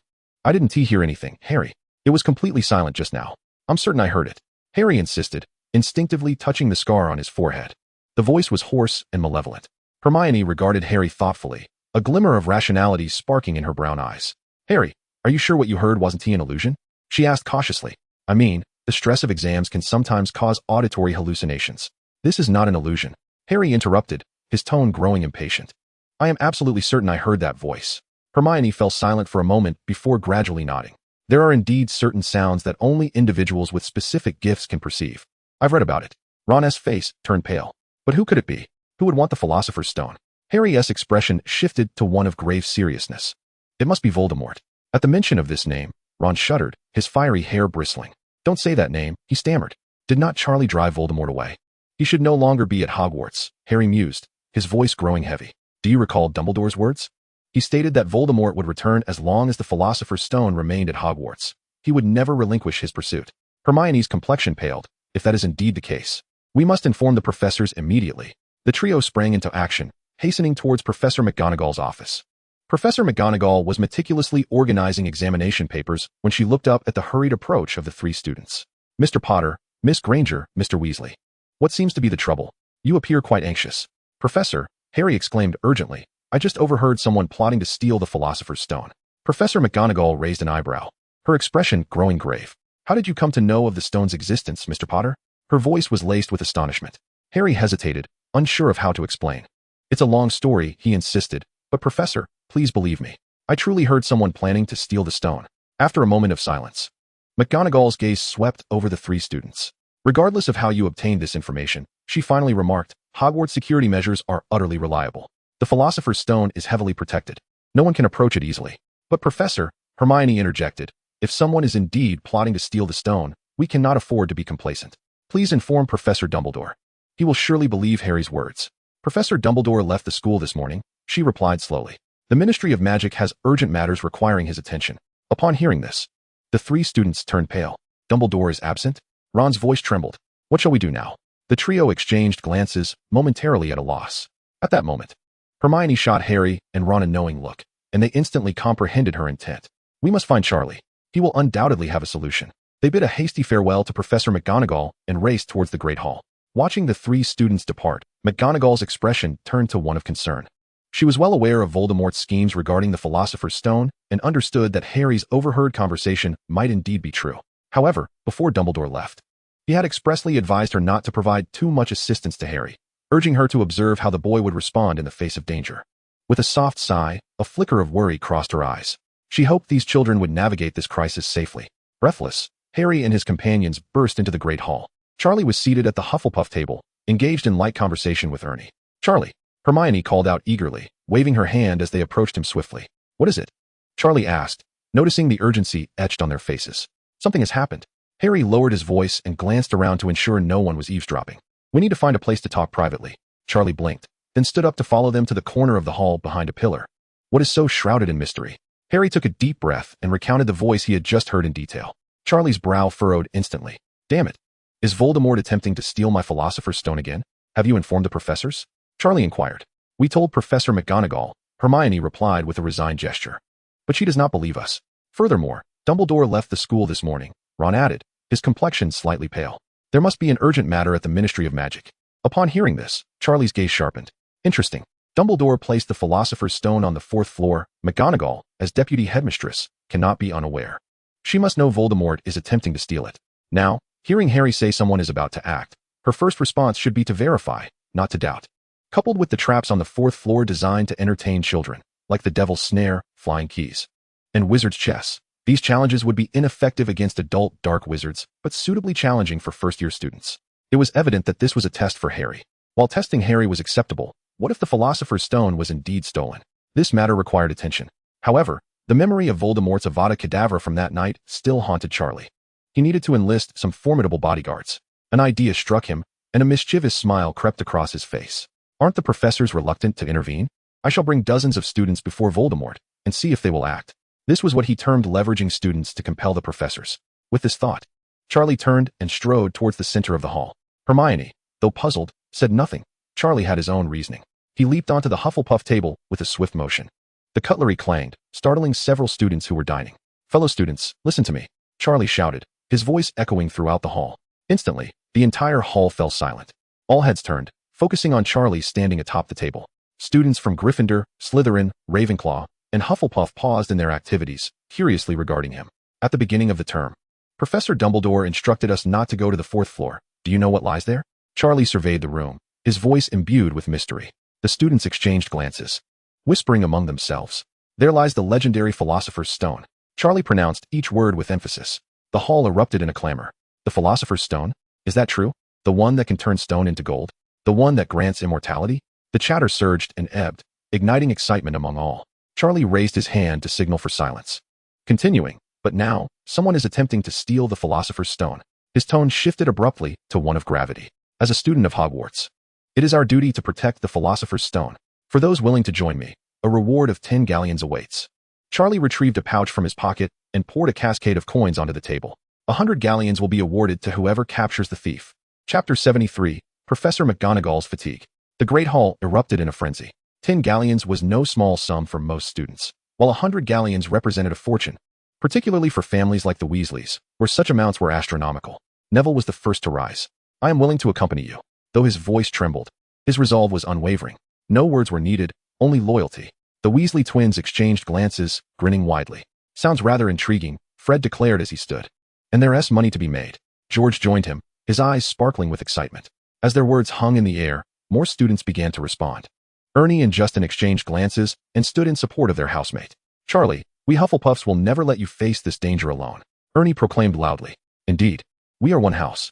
Justin echoed in agreement. The atmosphere in the hall ignited with fervor. Gryffindor students rose en masse, their inherent adventurous spirit compelling them to participate in such an exhilarating endeavor. For Hogwarts, for the Philosopher's Stone, for 100 galleons. Cheers erupted, and the scene became extraordinarily animated. The Hufflepuff students, united as ever, rallied behind Charlie, whose amiable nature had garnered their support. Even a few Ravenclaw students, typically absorbed in their studies, stood up, lured by the promise of 100 galleons. Only Slytherin remained seated, their caution prevailing, and most of them were not in need of money. Those Slytherins who were financially constrained, upon observing their housemates' inactivity, quietly settled back in their seats. Before long, a group of over 30 eager students gathered around Charlie, predominantly Gryffindor and Hufflepuff, with a few Ravenclaws among them. Charlie nodded in satisfaction. This number was sufficient. In the corner, Percy's expression shifted dramatically. As the head boy of Gryffindor, how could he bear to watch so many students embark on a perilous venture, especially with his brothers among them? Percy yearned to intervene, yet confronted by the enthusiasm of the students and the commanding presence of Charlie atop the table, he realized he could not halt their fervor alone. Damn it, have these individuals lost their minds? Percy gritted his teeth and swiftly exited the hall. He needed to find Professor McGonagall immediately. Only she could put an end to this farce. Charlie certainly noticed Percy's actions. Ron had previously mentioned this serious brother, who always appeared as the model student, most fond of reporting to the teachers. However, this suited Charlie perfectly. His intention was to escalate the situation, compelling the professors to intervene. Students, Charlie proclaimed once more with fervor, time is of the essence. Let us depart at once. For Hogwarts, charge. Over 30 students followed Charlie energetically out of the hall and ascended towards the 4th floor. Other students in the corridor were taken aback by this spectacle. What are they up to? Are they heading to the 4th floor? Isn't that off limits? Whispers erupted, yet Charlie and his entourage had already vanished at the corridor's end. Meanwhile, Percy, breathless, reached Professor McGonagall's office. "Professor," he exclaimed urgently, knocking on the door. "There's a crisis." McGonagall opened the door, her gaze falling upon Percy's anxious face. "Mr. Weasley, what is so pressing?" Percy blurted out. "Charlie has claimed someone is attempting to steal the Philosopher's Stone." Upon hearing this, McGonagall felt a wave of frustration. How was it that everyone seemed aware of the Philosopher's Stone? What was left to keep secret? "Mr. Weasley, do not fret." McGonagall attempted to maintain her composure. "The Philosopher's Stone is well protected. There is no cause for alarm." "But Professor," Percy insisted, growing increasingly agitated. "Charlie has taken dozens of students to the 4th floor." "What?" McGonagall's expression shifted dramatically. "Dozens of students? What on earth is Charlie thinking?" She silently screamed in her mind. On the 4th floor corridor, the three-headed dog, Fluffy, lay languidly atop the trapdoor, dozing. Each head took turns keeping watch. The left head drooled. The right head fought off drowsiness, while the middle head remained alert, ears perked. Suddenly, a rustling sound emanated from the wall. All three heads lifted simultaneously, their 6 eyes fixated on the source of the noise. A snake slithered out from the pipe, its black scales glimmering ominously in the torchlight. It was none other than Voldemort. Fluffy tilted its head in confusion. Hagrid had instructed not to allow passage. Yet this creature was not human. Voldemort produced a finely crafted silver whistle, a prop he had requested Snape prepare. Once activated, it would play soothing music, specifically designed to pacify Fluffy. He gently blew into it, and a melodious tune filled the corridor. Instantly, Fluffy's 6 eyes grew dreamy, and all 3 heads drooped in unison. The massive body collapsing to the ground with a thud. The sound of deep snoring reverberated throughout the room. Voldemort, satisfied, tucked away the whistle as his serpentine form coiled and slithered into the aperture beneath the trapdoor. The Philosopher's Stone was almost within his grasp. Approximately 10 minutes later, a cacophony of footsteps echoed through the corridor. Louis slowly awakened, his canine head still in a daze, only to behold a throng of individuals surging forth. "My goodness, that dog is enormous. 3 heads, what breed is this?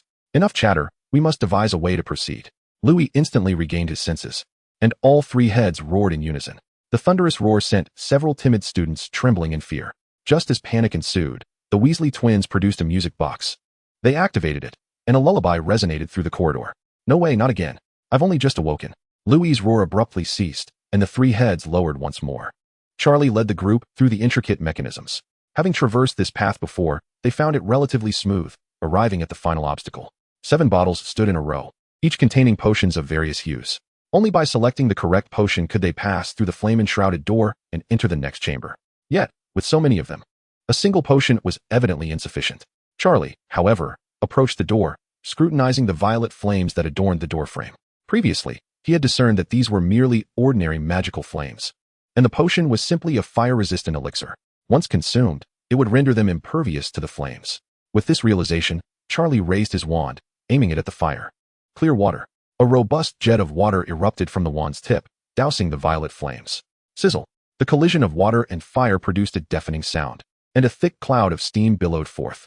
Moments later, the flames were entirely extinguished. Charlie gestured grandly, his voice resonating throughout the chamber. "Advance. Press onward. Today, my thoughts feel muddled. I extend my sincerest apologies to all." In the final room, the mirror of Ariste stood silently at the center, its silver surface reflecting the flickering torchlight. Voldemort's serpentine form coiled before the mirror, his cold gaze fixed intently upon its surface. Reflected within was not his current grotesque serpentine visage, but the once handsome and powerful Tom Riddle, clutching a vibrant red Philosopher's Stone. "Damn you, Dumbledore!" Voldemort cursed inwardly. He could sense the stone nestled within the mirror, yet no matter how hard he tried, he could not retrieve it. This accursed mirror merely revealed one's deepest desires, offering no possibility of actual attainment. Just as Voldemort found himself ensnared in despair, he heard the sound of extinguishing flames behind him. He whirled around, his frigid gaze fixed upon the entrance. Harry boldly stepped into the room, leading the charge. Voldemort's eyes glimmered with malice. Were it not for Harry, he would not have succumbed to such a wretched state. At that moment, Harry's presence felt as if he had burst through the very gates of hell. Voldemort opened his serpent-like mouth, intending to instill terror in Harry and derive pleasure from his fear. However, before he could utter a word, a throng of students surged in one after another. What was happening? A tour group? Why were there so many people? Over 30 students stormed into the room, startled by the enormous serpent coiled in the center. What a colossal snake! But where was the thief? Were we not here to apprehend a thief? Could it be that this snake intended to steal the Philosopher's Stone? The students chattered animatedly, completely dismissing the serpent's threat. To them, how dangerous could a mere snake be? Voldemort was nearly apoplectic upon hearing their words. When did a mere band of students begin to disregard his presence as the Dark Lord? Yet the current situation was decidedly unfavorable for him. Outnumbered 30-1, Voldemort resolved to feign defeat. He lay flat on the ground, mimicking the behavior of an ordinary serpent, deliberately slowing his breath. At that moment, Charlie entered, his gaze sweeping the room until it landed on Voldemort. Man and serpent locked eyes. In that instant, Charlie recognized that this snake was no ordinary creature. A typical snake would not possess such a malevolent glare, nor would it linger in such an open space. Carefully, Charlie drew his wand, tentatively aiming it at Voldemort. Sensing the impending threat, Voldemort swiftly maneuvered his serpentine form to the side, attempting to evade Charlie's gaze. "That's it," Charlie exclaimed, gesturing emphatically, "Get it." No sooner had he spoken than the throng of students rushed forward, encircling Voldemort. "Capture it. Don't let it escape. 100 galleons, brothers." The Weasley twins were the most eager, diving in to seize the snake's tail. Voldemort writhed desperately, trying to flee. For a moment, it was indeed challenging to capture him. Harry relentlessly pursued Voldemort's serpentine body, delivering powerful kicks. Not that accuracy mattered, but his spirit was unmistakable. "You want to steal the Philosopher's Stone. You want to harm my parents." Voldemort found himself disoriented amidst the crowd. He had never endured such humiliation. In his heyday, who would have dared to treat him so? Now he was being chased and assaulted by a gaggle of youngsters. Enough was enough. Voldemort could no longer contain his fury. He raised his upper body and let out a furious hiss. The sudden speech of the serpent startled everyone. Merlin's beard. This snake can talk? What species is this? How terrifying. The students recoiled, their faces reflecting sheer terror. Enough of this nonsense. Charlie remained utterly unfazed, swiftly casting a spell with precision. Continue the assault.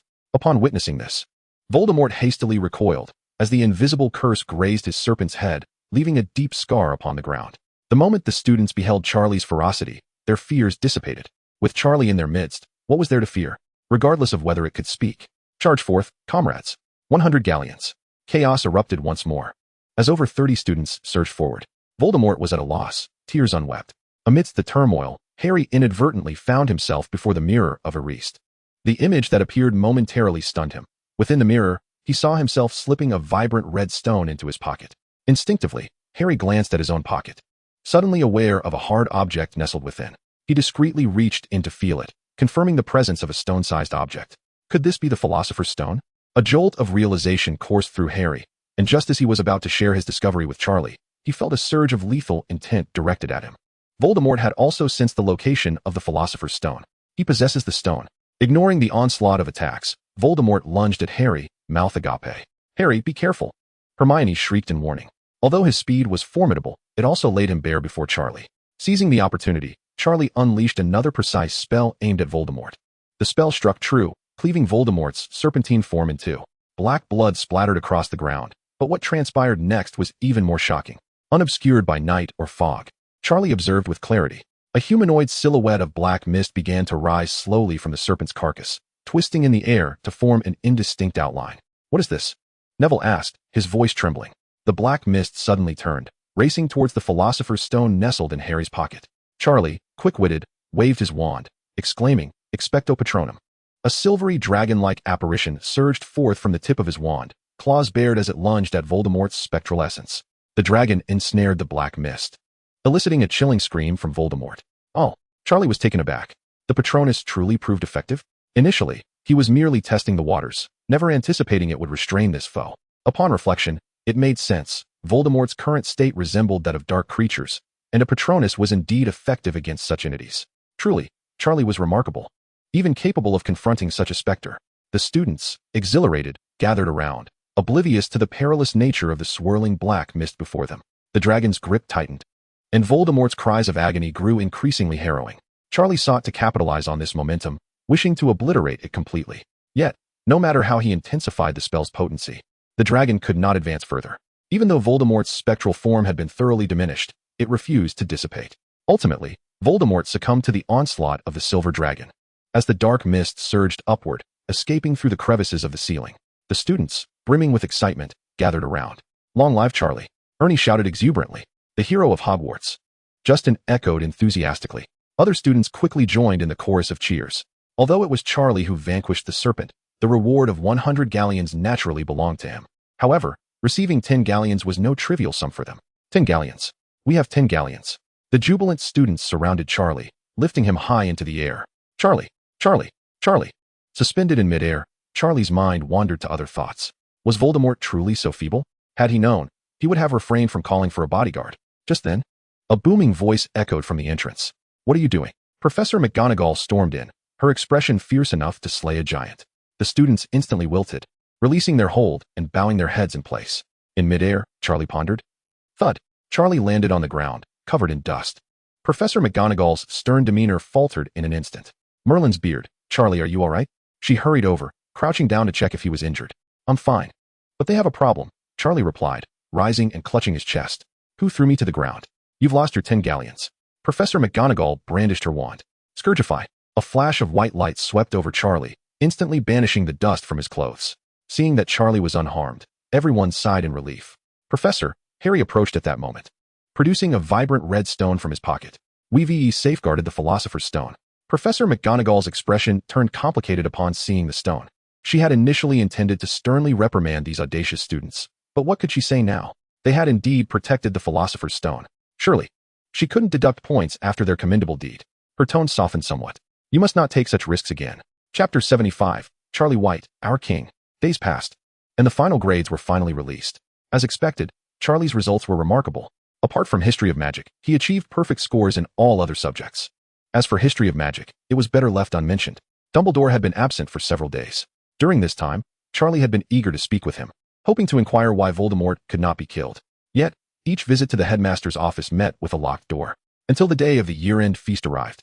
The day after the feast marked the beginning of the summer break, and while Charlie was organizing his belongings in the dormitory, he was delayed in arriving at the Great Hall. By the time he entered, the hall was already filled to capacity. As soon as the door swung open, the previously raucous hall fell into an immediate hush. Hundreds of eyes turned in unison towards him. Over the past few days, Charlie's triumphant defeat of the Dark Wizard had spread throughout Hogwarts. The Weasley twins were the first to react, bursting into applause. They had just collected 20 galleons from Charlie and were practically eager to bow to him. Their family's vault contained but a single galleon. The applause reverberated throughout the hall. The students from Gryffindor and Hufflepuff appeared most exhilarated, many of them having witnessed Charlie's remarkable feat firsthand. The Ravenclaw students joined in the clapping. Though they had not been present, they had certainly heard tales of that fateful day. Only the students at the Slytherin table wore displeased expressions. This year's House Cup was supposed to be theirs, yet Charlie had stolen the spotlight. Who wouldn't feel irked by that? As Charlie made his way to the Hufflepuff table to take a seat, the applause gradually subsided. Dumbledore, seated at the head table, looked down at Charlie with a resigned expression.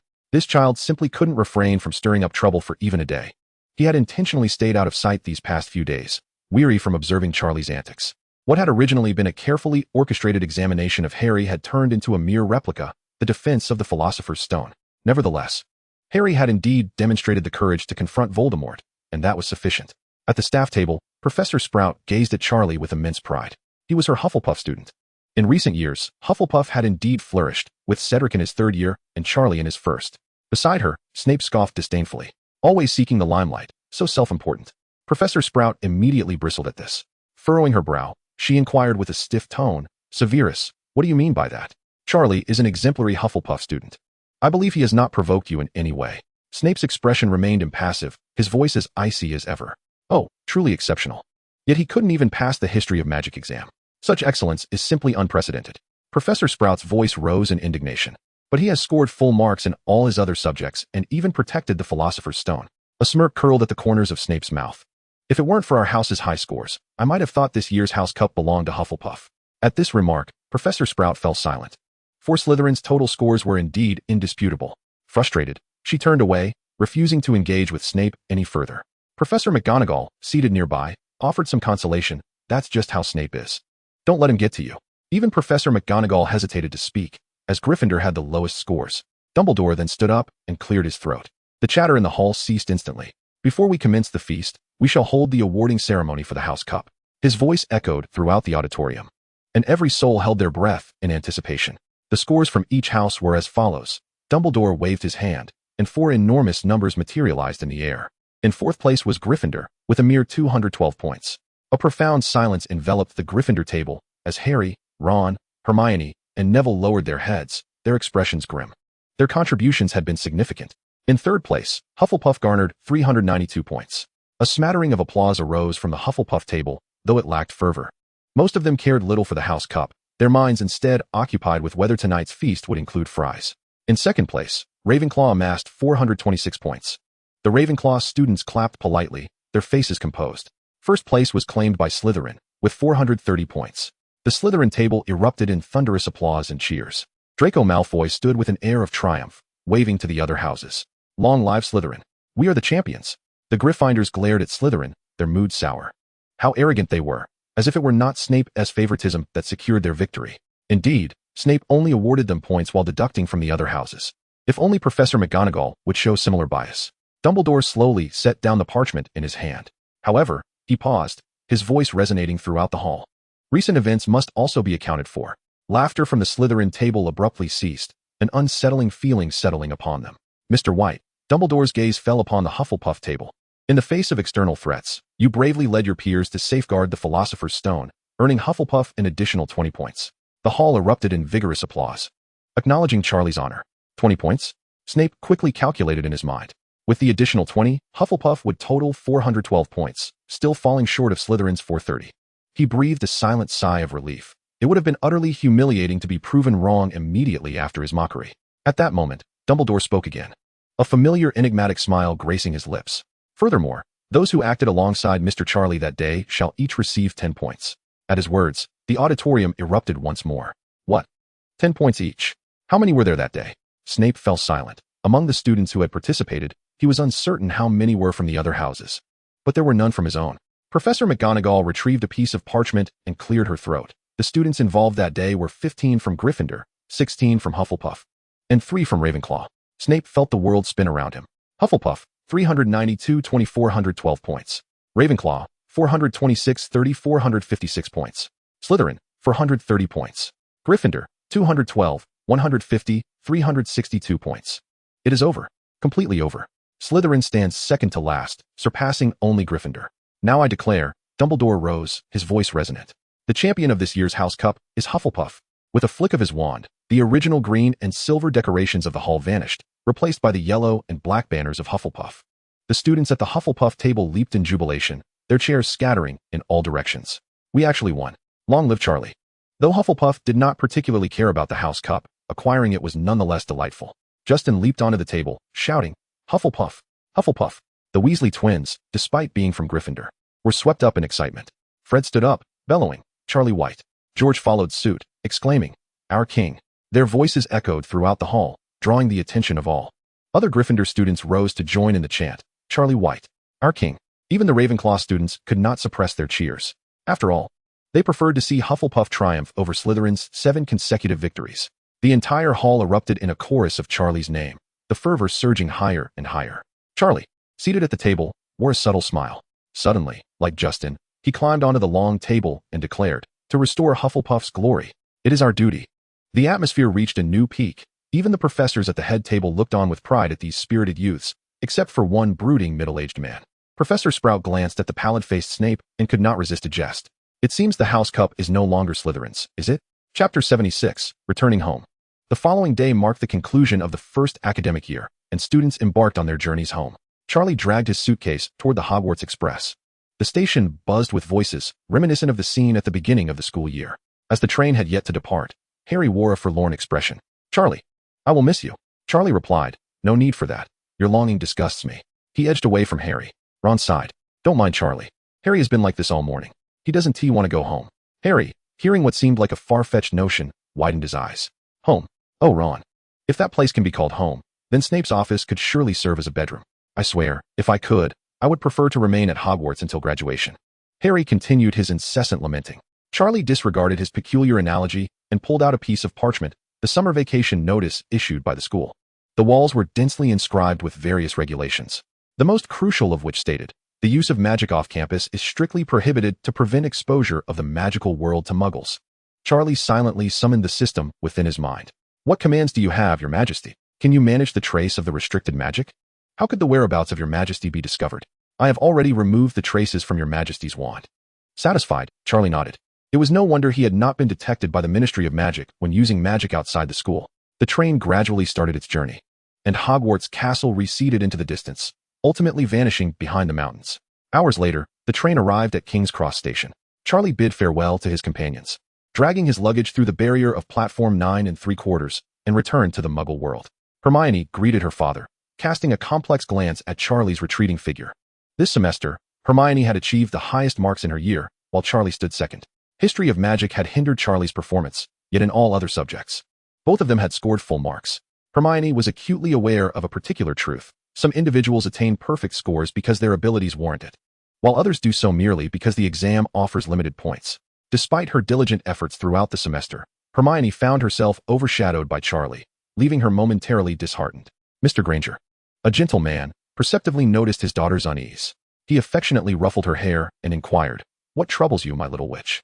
Hermione confided in her father, "Dad, what if someone is so strong that I can never catch up?" Mr. Granger instantly understood that his daughter was feeling disheartened. However, he considered this a positive experience. After all, who sails smoothly through life? Experiencing challenges sooner rather than later is preferable. He offered words of comfort. Why must you strive to catch up with that person? As long as you continue to improve during your pursuit, that is sufficient. Trust me, when you have a goal, your progress will be the swiftest. Like clouds parting to reveal the sun, Hermione felt a newfound clarity. She alone knew of her progress this semester, which even Professor McGonagall often praised. However, in comparison to Charlie, her achievements seemed trivial. But why compare herself to him? He was no ordinary individual. He was an absolute prodigy. With this thought, Hermione's spirits lifted, and she resolved to continue pursuing Charlie's footsteps, planning to thoroughly review the second-year textbooks over the summer. On the train, Charlie changed back into Muggle attire, ensuring no one noticed him as he emerged from the wall. He summoned a taxi and sought out a nearby gold shop, exchanging several pieces of gold for a substantial stack of pounds. To avoid complications, Charlie used a confundus charm, leading the shopkeeper to believe he was conducting business with a tattooed gangster. Half an hour later, he arrived at the orphanage on Bethnal Green Road in East London. Charlie paid the fare and, pulling his luggage, approached the entrance and knocked on the door. Grandma White stood at the doorway, her silver hair meticulously arranged, with flour dusting her apron. Upon seeing Charlie, her face instantly lit up with a smile.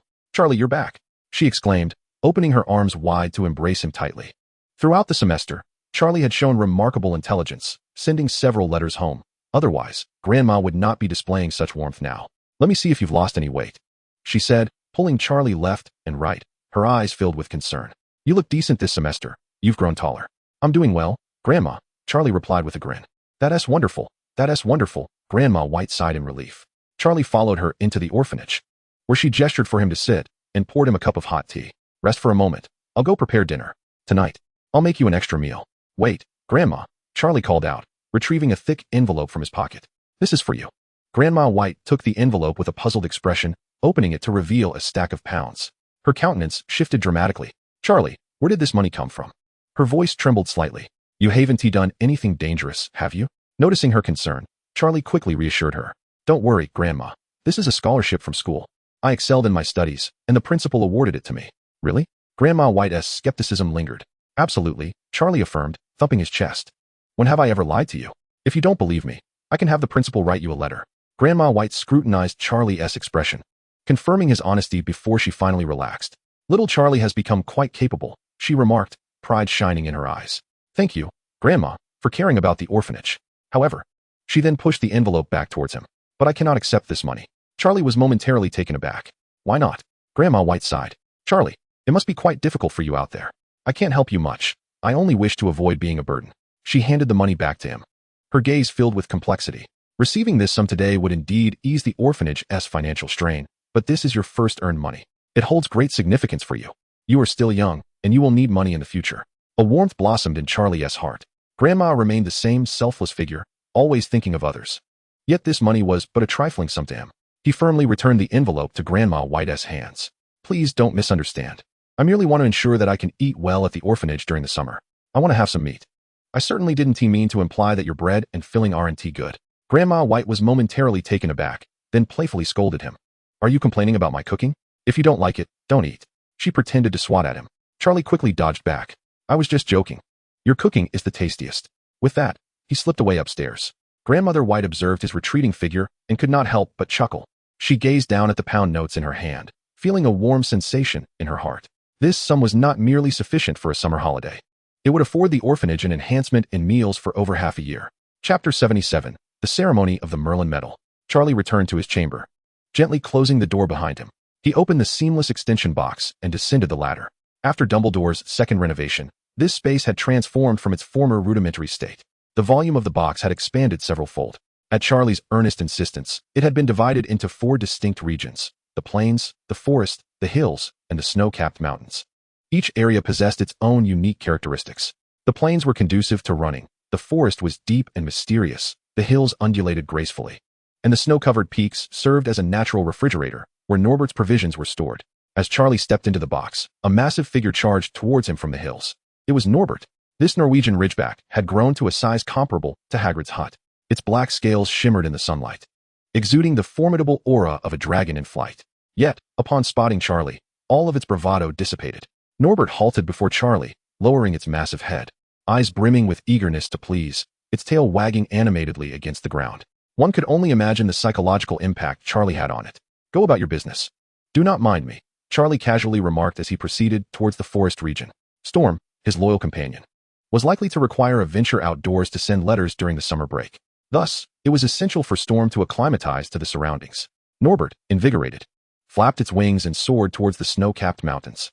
It soon returned, clutching a sizable chunk of frozen meat in its jaws, having excavated it from a corner of the snowy terrain. This was the meat Hagrid had stored for it, preserved in the cold. Norbert placed the raw meat at the entrance of its nest, then opened its mouth to unleash a plume of orange flames. The fire enveloped the meat, producing a sizzling sound. Not long after, Charlie returned with Storm. Norbert ceased its fiery display, nudging the roasted meat towards Charlie with its claws, gazing at him expectantly. Yearning for praise, Charlie eyed the unidentifiable charred mass before him, his lips twitching slightly. "Thank you, but I am not hungry," he declined Norbert's generous offer. Norbert paused, momentarily perplexed, before assuming that Charlie genuinely had no appetite and began to feast on its own. Its massive teeth crunched audibly, sending bits of charred residue scattering across the ground. Judy poked its head out from the cave, displaying a look of disdain at the sight. "What on earth are you consuming?" Charlie, accompanied by Storm, climbed out of the box. Storm had a recollection of this place, having resided here for a month prior to enrollment. It flew to the windowsill and perched there, its gaze deep and contemplative as it looked outside. Without its presence, one wondered if the little female owl in the Ollery would feel lonely. Those who frequently attend school are well aware that during holidays, the first 3 days at home are blissful, where one is pampered and catered to. However, once the stay exceeds a week, parents begin to express their dissatisfaction. They chide you for being a hermit, warn that you will grow moldy, scold you for being out all day, accuse you of idleness, and when you help out, they remark on your clumsiness. Charlie found himself ensnared in this predicament. One morning, he was jolted from his dreams by the thunderous voice of Grandma White. "Charlie, the owl outside is about to shatter the window. If you don't wake up, I shall stew it." Groggy, Charlie stumbled out of bed, rubbing his eyes. He approached the window and beheld a gray owl pecking insistently at the glass. All right, stop knocking," he said, opening the window to allow the owl to enter. This owl was a messenger from the Ministry of Magic, adorned with a small badge on its leg. It perched on Charlie's desk, extending its leg for him to retrieve the message. Charlie absent-mindedly pulled a piece of jerky from his drawer, a treat for the owl. "You've worked hard. Enjoy something nice." The owl's eyes brightened, poised to indulge in the snack, when it suddenly sensed a chilling glare. It stiffened, turning to see Storm standing on the windowsill, its piercing gaze filled with menace. The messenger owl, intimidated, begrudgingly pushed the jerky towards Storm, then retracted its neck, waiting for Charlie to read the letter. Unperturbed by this small incident, Charlie tore open the envelope, revealing a gilded invitation. "Dear Mr. Charlie White, in recognition of your remarkable contributions to the development and public dissemination of the healing potion, the members of the WizardingWorld have unanimously decided to award you the second-class Order of Merlin. Kindly attend the Ministry of Magic for the award ceremony on July 10th at 10 a.m. The letter concluded with a handwritten note from Dumbledore. "I shall come to collect you on July 10th. Do remember to dress formally. Albus Dumbledore." After reading the letter, Charlie felt no surprise. With Dumbledore as his guarantor and his own contributions, approval was assured. The day arrived, July 10th. Charlie donned the formal attire he had purchased from Madame Malkin's. Just as he was finishing up, a knock echoed from the door. Descending the stairs, he opened it to find Dumbledore standing outside, clad in a deep purple wizard's robe adorned with various medals, exuding an air of gravitas. "Good morning, Charlie. Are you ready?" he inquired. "Ready, Professor Dumbledore," Charlie replied. Dumbledore nodded in satisfaction. "Excellent. You look quite spirited. Let us not tarry." They walked to a secluded alley where Dumbledore produced his wand. "Grab my arm. We shall disapparate." Charlie grasped Dumbledore's arm, and in an instant, he felt a dizzying whirl. When he regained his bearings, they stood in the bustling heart of London. "Where are we?" Charlie surveyed his surroundings, taking in the muggle shops and office buildings. "The entrance to the Ministry of Magic lies just ahead." Dumbledore gestured towards a crimson telephone booth. Follow me. The two stepped inside the booth, and Dumbledore dialed a number. Welcome to the Ministry of Magic. Please state your name and purpose of visit. A feminine voice emanated from the receiver. Albus Dumbledore, accompanying Charlie White for the award ceremony. Identity confirmed. Please wear your visitor badges. 2 silver badges fell from the phone, inscribed with their names and visit purposes. Dumbledore handed one to Charlie. Put this on, and then we can descend. Suddenly, the telephone booth began to lower, akin to an elevator. Through the glass, Charlie glimpsed the enchanting underground world beyond. Before long, the booth came to a halt, and the door opened automatically. Welcome to the Ministry of Magic. Charlie stepped out of the booth into a vast subterranean hall, the ceilings soaring beyond sight.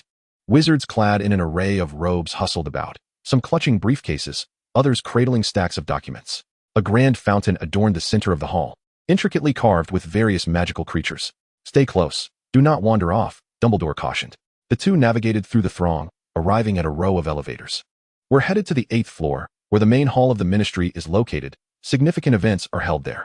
The elevator was packed with people, and Charlie overheard snippets of conversation regarding work. After so long investigating dark magic artifacts, those individuals have concealed everything. What more can be discovered? Shoo, keep your voice down. This is the minister's decision. He hasn't been in the best of moods lately. Tread carefully, someone whispered. The elevator jolted and lurched before finally reaching the 8th floor. Dumbledore led Charlie out of the elevator, approaching a massive oak door. Are you ready? Dumbledore inquired. Charlie took a deep breath and nodded. Then let us proceed. Dumbledore pushed open the door, revealing a circular hall filled with numerous observing wizards. Chapter 78. The award ceremony concludes. Poor Weasley. As Charlie entered the hall behind Dumbledore, he immediately felt the weight of countless gazes upon him. It was akin to walking the red carpet, but the audience was a collection of eccentrically dressed wizards. Charlie. Over here, Dumbledore softly prompted. Wizards in the hall converged upon them, each adorned with smiles. Professor Dumbledore, is this the prodigious young man? It is an honor to meet you, Mr. White. Truly remarkable at such a young age. Charlie maintained a polite smile, mechanically nodding in acknowledgement. Nod, smile, handshake. Then another nod, transforming into a relentless greeting automaton. The sovereign, in the presence of his subjects, appeared overly aloof. The tyrant scores a 3. No. How could I be aloof? One must not feign a lost shoe while clinging to the hand of another. As Charlie silently grumbled to himself, a familiar figure emerged from the crowd. His platinum hair shimmered under the lights, meticulously styled into a slicked-back look that complemented his sharply angular face. It was none other than Draco Malfoy. Charlie couldn't help but worry that this lad might be prematurely balding. The amount of hair gel he used was excessive. Draco trailed behind a tall man, who sported the same platinum hair and leaned on a serpent-headed cane, exuding an air of aristocratic arrogance. Given their strikingly similar demeanor and hair color, it was not difficult to surmise their father-son relationship. The duo approached Charlie, with Draco's steps evidently hesitant. Upon spotting Charlie, Draco instinctively shrank behind his father's figure, resembling a small creature confronted by its nemesis. Lucius noticed his son's reaction and furrowed his brow. Draco, come here, he commanded, his voice imbued with undeniable authority. Draco was pulled forward by his father, his expression strained and forced. Mr. White, Lucius elegantly inclined his head. It is a pleasure to finally meet you. Allow me to introduce myself. I am Draco's father, Lucius Malfoy. Mr. Malfoy, Charlie replied with polite decorum. Lucius nodded in satisfaction before nudging Draco forward. Draco has mentioned that you are quite the prodigy. He is very eager to befriend you. Instantly, Draco's face flushed crimson, his gaze darting about like a child coerced by parents into showcasing their talents before relatives. Who could resist teasing him? Charlie placed a hand on Draco's shoulder, donning a warm and congenial smile. Rest assured, Mr. Malfoy, Draco and I often engage in friendly exchanges. Feeling the pressure of Charlie's hand, Draco stiffened like a wooden plank. He managed to force a smile, though it was as rigid as could be. Yes, indeed, we have a splendid rapport. Draco's voice trembled slightly. Lucius observed their interaction, a satisfied expression gracing his features. That is splendid. Young individuals should indeed communicate more. Draco's complexion paled further. Who wanted to engage with him? At that moment, a peal of bells resonated from the front of the hall. Ladies and gentlemen, the awarding ceremony is about to commence. Please take your seats, announced an official clad in deep blue robes. The crowd began to orderly make their way to the seating area. Dumbledore approached Charlie. Charlie, we must proceed to the front. Charlie nodded and waved goodbye to Draco. Farewell, Draco. Draco stiffly waved back, only fully relaxing once Charlie had distanced himself. At the hall's forefront, a temporary platform had been erected, with members of the Wizengamot already in position. Dumbledore, as the chief wizard, stood at the center of the platform. Charlie was guided to a designated spot beneath the platform, surrounded by wizards gathered to witness the occasion. Ladies and gentlemen, Dumbledore's voice reverberated throughout the hall. Today, We gather here to honor the remarkable contributions of a young wizard. Mr. Charlie White has developed a revolutionary healing potion that has saved countless lives tormented by damaged souls in the future. The audience erupted in enthusiastic applause. Now, I invite Mr. Charlie White to the stage to receive his medal. Charlie ascended the platform, and the applause grew even more fervent. Dumbledore held a beautifully crafted medal, engraved with the visage of Merlin and intricate magical runes. Charlie White, in recognition of your outstanding contributions to potion making, the entire membership of WizardingWorld unanimously decides to award you the second-class Order of Merlin. Gasps of astonishment echoed from the crowd. The second-class Order of Merlin. If only I could attain a third-class medal in my lifetime. You might as well dream on. The second-class medal seems excessive. Even a great wizard like Lockhart could only earn a third class. Don't undermine him. If you think you can do better, step up. Creating such a magnificent potion truly warrants a second-class medal. Ignoring the murmurs from below, Dumbledore pinned the medal to Charlie's chest and softly remarked, "Congratulations, Charlie." At the foot of the platform, Lucius patted Draco on the shoulder and whispered, "Remember what I just said. Engage more with Charlie. The purpose of your studies is to surround yourself with talented individuals. Since you do not get along with Harry Potter, shift your focus to other gifted individuals." Draco grimaced and nodded. "I suppose I can engage with him. It is merely a task set by Father." As the award ceremony concluded, Charlie decisively made his exit, wishing to avoid being cornered by the overly enthusiastic wizards.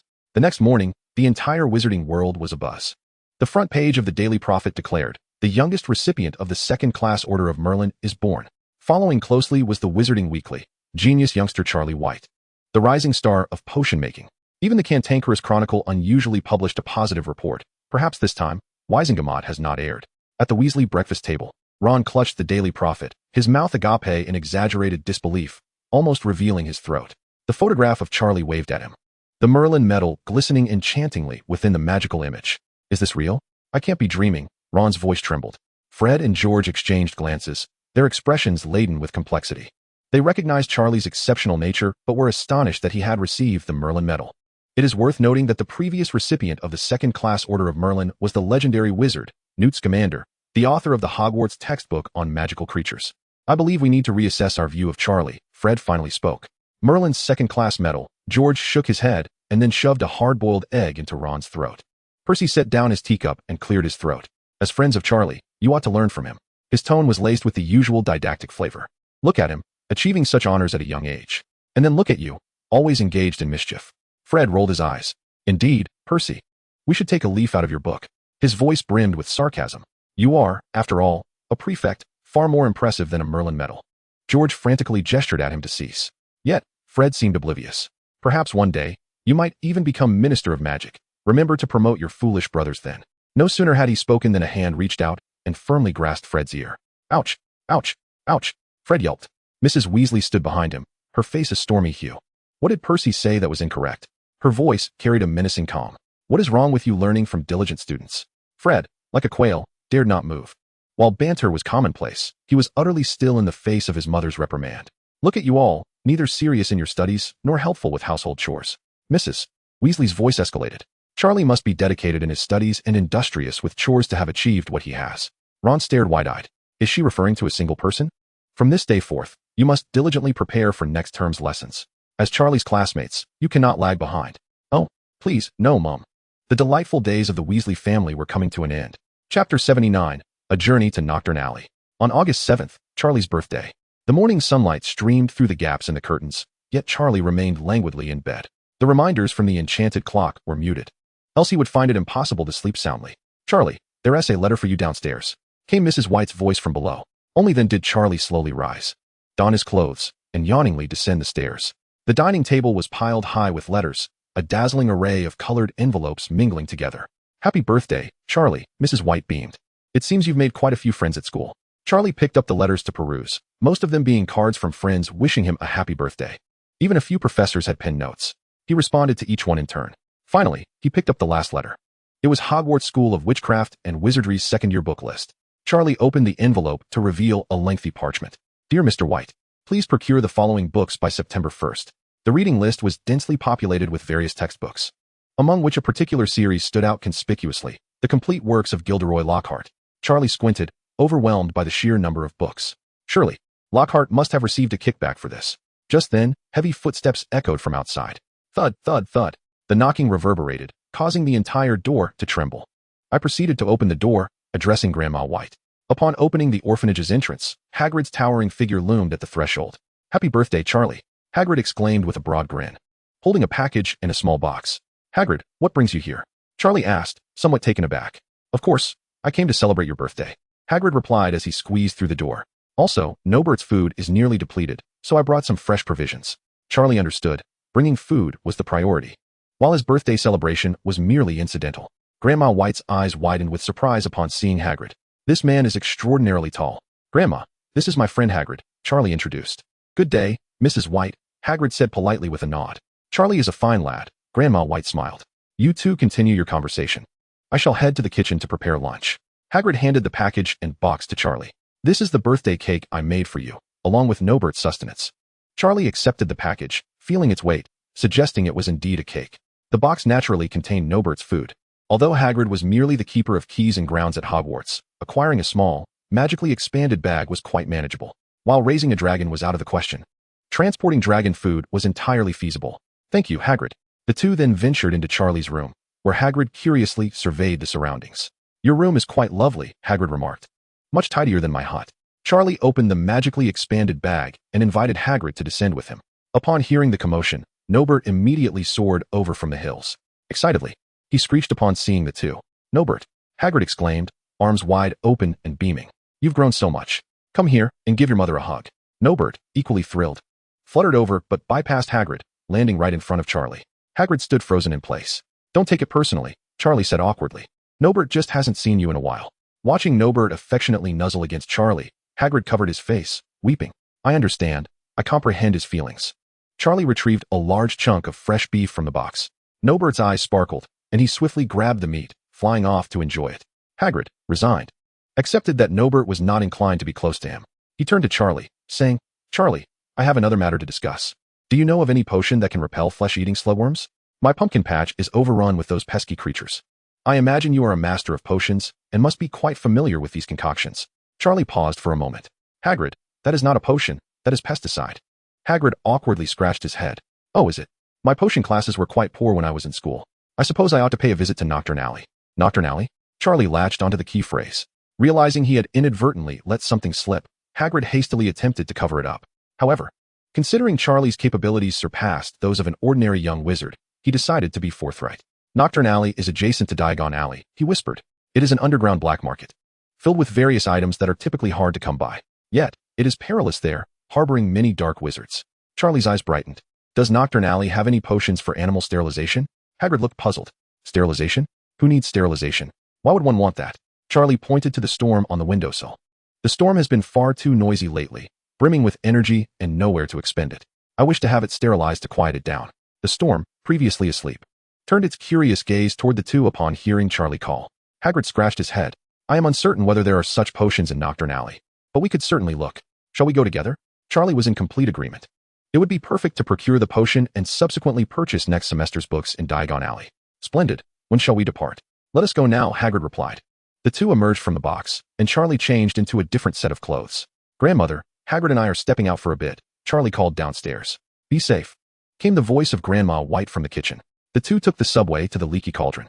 Upon reaching the pub's backyard, Hagrid tapped the bricks with his wand, causing the wall to slowly part, revealing the bustling streets of Diagon Alley. "Follow me," Hagrid instructed. Knockturn Alley is not located on the main thoroughfare. They navigated through the crowd until they arrived at the entrance of a dimly lit alley. A weathered sign stood at the entrance, "Knockturn Alley. Your Majesty enters a den of filth, a mark of disgrace upon the crown. The foolish ruler points 5. The air in Knockturn Alley was thick with a musty odor and the acrid scent of unknown potions. Charlie followed closely behind Hagrid, surveying the dark alleyway. The shops on either side appeared dilapidated, the lettering on the signs barely discernible, and the windows displayed a variety of peculiar items. Charlie harbored doubts about whether Hagrid should indeed be sourcing potions from a farmer's market. As they wandered through the alley, most shops were selling dark magical items, such as tortoise-shell binding necklaces, forgetfulness potions, and invisibility elixirs. Just as he was about to suggest to Hagrid that they seek out a different venue, two familiar figures emerged from a shop ahead called Borgin and Burke's. The platinum hair stood out starkly in the dim alley. Lucius Malfoy leaned on a serpent-headed cane, with Draco closely trailing behind him. Father and son had just emerged from the shop, and Draco's complexion appeared somewhat pallid. Lucius immediately spotted Charlie. his face breaking into an elegant smile. "Mr. White, what a fortuitous encounter," Lucius remarked as he approached, offering a polite nod. "I never anticipated meeting you here." Charlie reciprocated courteously. "Good afternoon, Mr. Malfoy." Standing behind his father, Draco stiffened momentarily upon seeing Charlie. Recalling his father's admonitions, he forced a smile and said, "Long time no see, Charlie. The weather is splendid today." Charlie cast a puzzled glance at the ominous clouds overhead. "My friend, is your mind quite clear?" Lucius felt a pang of embarrassment and pulled Draco back. Hagrid, frowning beside them, clearly harbored no fondness for the Malfoy family. Noticing Hagrid's expression, Lucius's eyes flickered with disdain. Yet he maintained his aristocratic composure. "We shall not intrude further," Lucius stated. "Draco, we should be on our way." "Goodbye, Charlie." Draco, visibly relieved, followed his father as they hastily departed. Once the Malfoys were out of earshot, Hagrid spoke up. "Charlie, the Malfoy family are not good people. It would be wise to keep your distance." Charlie remained noncommittal. While Draco was undoubtedly a fool, his father always exhibited courtesy towards Charlie. Naturally, Charlie bore no animosity towards him, yet he did not consider him a friend either, merely a nodding acquaintance. Hagrid seemed poised to say more, but Charlie interrupted. "Hagrid, let us first seek the potion." Just then, a witch emerged from the shadows across from the Borkin and Burke's shop. Her appearance was quintessentially witch-like. Her gaunt face was riddled with wrinkles, her hooked nose adorned with 2 festering sores, and her thin lips were an unsettling shade of black, exuding an air of foreboding. Charlie had no doubt she would produce a poisoned apple from her pocket. "Do you require any potions?" the witch inquired in a raspy voice, her gaze darting between Hagrid and Charlie. "Do you have any potion to repel flesh-eating slugs?" The witch grinned, revealing several yellowed teeth. Of course, such potions are quite common. She produced a small vial containing a green liquid from her tattered robes. 2 sickles. Without hesitation, Hagrid paid for it. Seizing the opportunity, Charlie asked, "Is there a potion for neutering owls?" The witch looked at Charlie in astonishment before retrieving a pouch of powder. "This can be sprinkled on the owl's food. It works remarkably well, though the scent is rather potent." 1 sickle. Charlie procured the potion as well. As they turned to leave, they spotted Harry Potter staggering out of Borkin and Burke's, looking somewhat flustered and scanning his surroundings, clearly lost. The witch selling potions caught sight of Harry, and a glimmer of greed flickered in her eyes. She extended her withered hand and grasped Harry's arm. "Dear, are you lost?" Her voice grew even more raspy. "Shall I take you to find your mother?" Startled by the sudden grip, Harry attempted to break free, but the witch's hold was firm. "I don't need that, thank you," he replied, his heart racing. Undeterred, the witch continued to tug at Harry. "Now that I've caught you, you are mine." Hagrid strode over purposefully. "Let him go," he shouted, forcefully shoving the witch aside. She stumbled back, her tray of potions clattering to the ground, shattering with a sharp crack. "What are you doing? Is this a black market affair?" she screeched, her voice piercing and grating. "I found him first." Charlie, finding the commotion intolerably loud, drew his wand. Silencing charm. The witch's voice was abruptly silenced. Her mouth moved, yet no sound emerged. To ensure she could not retaliate, Charlie cast 2 more spells. Disarm. The witch's wand flew into Charlie's hand, and she became rigid, collapsing to the ground, immobilized. She could only glare at Charlie in terror. "If you make another sound, I shall be less lenient," Charlie declared coldly, twirling the wand in his fingers. The witch's eyes were filled with dread. Harry finally felt a wave of relief wash over him, for a brief moment. He had genuinely believed he was doomed. "Harry, how did you end up here?" Hagrid inquired with concern. "I got lost," Harry admitted, a hint of embarrassment coloring his cheeks. "I intended to go to Diagon Alley to buy books, but the flu powder brought me here." "There's no flu powder at the Dursleys." "Which house did you visit?" "The Weasleys." "I was a guest there." "Let's go, then. We shall head to Diagon Alley," Charlie suggested. Harry was covered in soot, looking as though he had just emerged from a chimney. Upon seeing Harry's disheveled appearance, Hagrid rolled up his sleeves, ready to dust him off. Charlie, quick to intervene, grasped Hagrid's arm. "Wait, Hagrid." He glanced at Hagrid's enormous hand, fearing that a single slap would leave Harry in a sorry state. "Allow me." Charlie drew his wand and waved it gently at Harry. Cleanse. A flash of light enveloped Harry, and the soot vanished entirely, leaving his glasses gleaming brilliantly. "Thank you, Charlie." The 3 emerged from Nocturne Alley and entered the main street of Diagon Alley. Sunlight bathed the cobblestones, bustling with wizards and witches. In the distance, the white edifice of Gringotts came into view. "I need to exchange some galleons at Gringotts," Charlie remarked. Harry nodded, as he too required funds from the bank. Just then, a voice called from the steps of Gringotts. Charlie, Harry, and Hagrid. Hermione stood on the steps, waving at them, her fluffy brown curls shimmering in the sunlight. She swiftly descended the steps, her face adorned with an excited smile. "What a coincidence. Are you here to buy books as well?" Charlie nodded. "Indeed. The number of books required this semester is rather overwhelming." "Is it?" "I find it quite manageable, especially since they are Gilderoy Lockhart's books. He is a magnificent wizard with extensive knowledge." After Hermione spoke, she squinted at Harry. Harry, why didn't you reply to my letters over the summer? Harry hurriedly explained. It wasn't that I didn't want to respond, but a house elf named Dobby intercepted my letters. Moreover, I was locked in my room by my aunt and uncle, unable to escape. Upon hearing this, Hagrid's expression turned ashen. What? They locked you up? Hagrid's voice was laced with anger. How could the Dursleys treat you like that? Hagrid was so furious that his beard trembled, his massive fists clenched tightly, making a cracking sound. Hermione also looked at Harry with concern. Harry quickly reassured Hagrid. It's all right. Hagrid, Ron and the others rescued me. After hearing Harry's explanation, Hermione's expression softened somewhat, and she turned to Charlie. It is understandable that Harry did not reply to the letters. Hermione's gaze sharpened. But Charlie, what does your reply of scene mean? Charlie blinked. It was simply because he was too lazy to write a letter. I was weary from reviewing documents, so what is wrong with writing scene? There was too much I wanted to say. One piece of paper wouldn't suffice. Hermione narrowed her eyes, clearly not believing a word. Just then, the Weasley family spotted Harry. There he is, Harry is here. They were frantic with worry over his disappearance. Harry, are you all right? Mrs. Weasley examined Harry with concern. We guessed you missed the Flu Network. Where have you been? Diagon Alley. Mrs. Weasley, I'm sorry for worrying you. Harry felt a pang of guilt. Ron exclaimed, Diagon Alley. Mum never lets us go there. Mr. Weasley ruffled his hair. Mum is right, you'd best never go there. Seeing that Harry was unharmed, Mrs. Weasley took Charlie's hand. You must be Charlie. I often hear Ron and the others speak of you. Charlie smiled at the warm lady. Hello, Mrs. Weasley. As Hagrid noticed that the Weasley family had gathered, he prepared to take his leave. I must return to Hogwarts, Hagrid said. There are many matters awaiting my attention at the school. Everyone watched Hagrid depart, and then walked together towards Gringotts. On the steps of Gringotts, Harry addressed the group. By the way, I saw the Malfoy father and son selling things at Borgin and Burke's. A glint of excitement flashed in Mr. Weasley's eyes. It must be dark magical artifacts. He is frightened. The Ministry of Magic is currently conducting a thorough investigation into these matters. And Lucius is in the process of destroying evidence. He is eager to apprehend Lucius and teach him a lesson. Chapter 81. Gilderoy Lockhart's Hidden Setback. Upon entering Gringotts, Charlie casually approached a window. The goblin remained indifferent, not even lifting its gaze, mechanically inscribing something onto parchment. Charlie produced 2 gold ingots the size of his fists and tossed them onto the windowsill with a resounding thud. The dull thump captured the goblin's attention, and as it raised its head, its eyes widened in surprise. The 2 gold pieces glimmered under the light, causing the goblin's pupils to dilate and its breath to quicken. It set down its quill and cautiously extended its bony fingers to touch the surface of the gold. Is this pure gold? The goblin inquired. A hint of greed evident in its voice. Indeed. Convert it all into galleons for me, Charlie replied. The goblin retrieved its measuring instruments, confirmed the purity of the gold, and began weighing it on a scale.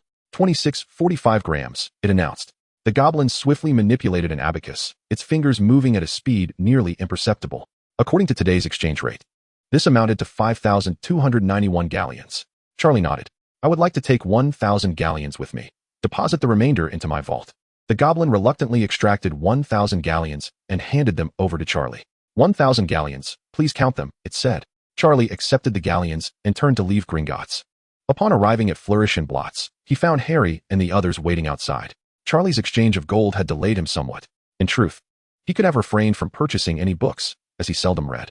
However, he felt that not buying anything would result in disapproval from the professors. A large crowd gathered outside the bookstore, predominantly middle-aged witches like Mrs. Weasley. A banner hung on the second floor, Gilderoy Lockhart's autobiography Me, the Wizard, signed copies available. It's Lockhart. We can see him in person.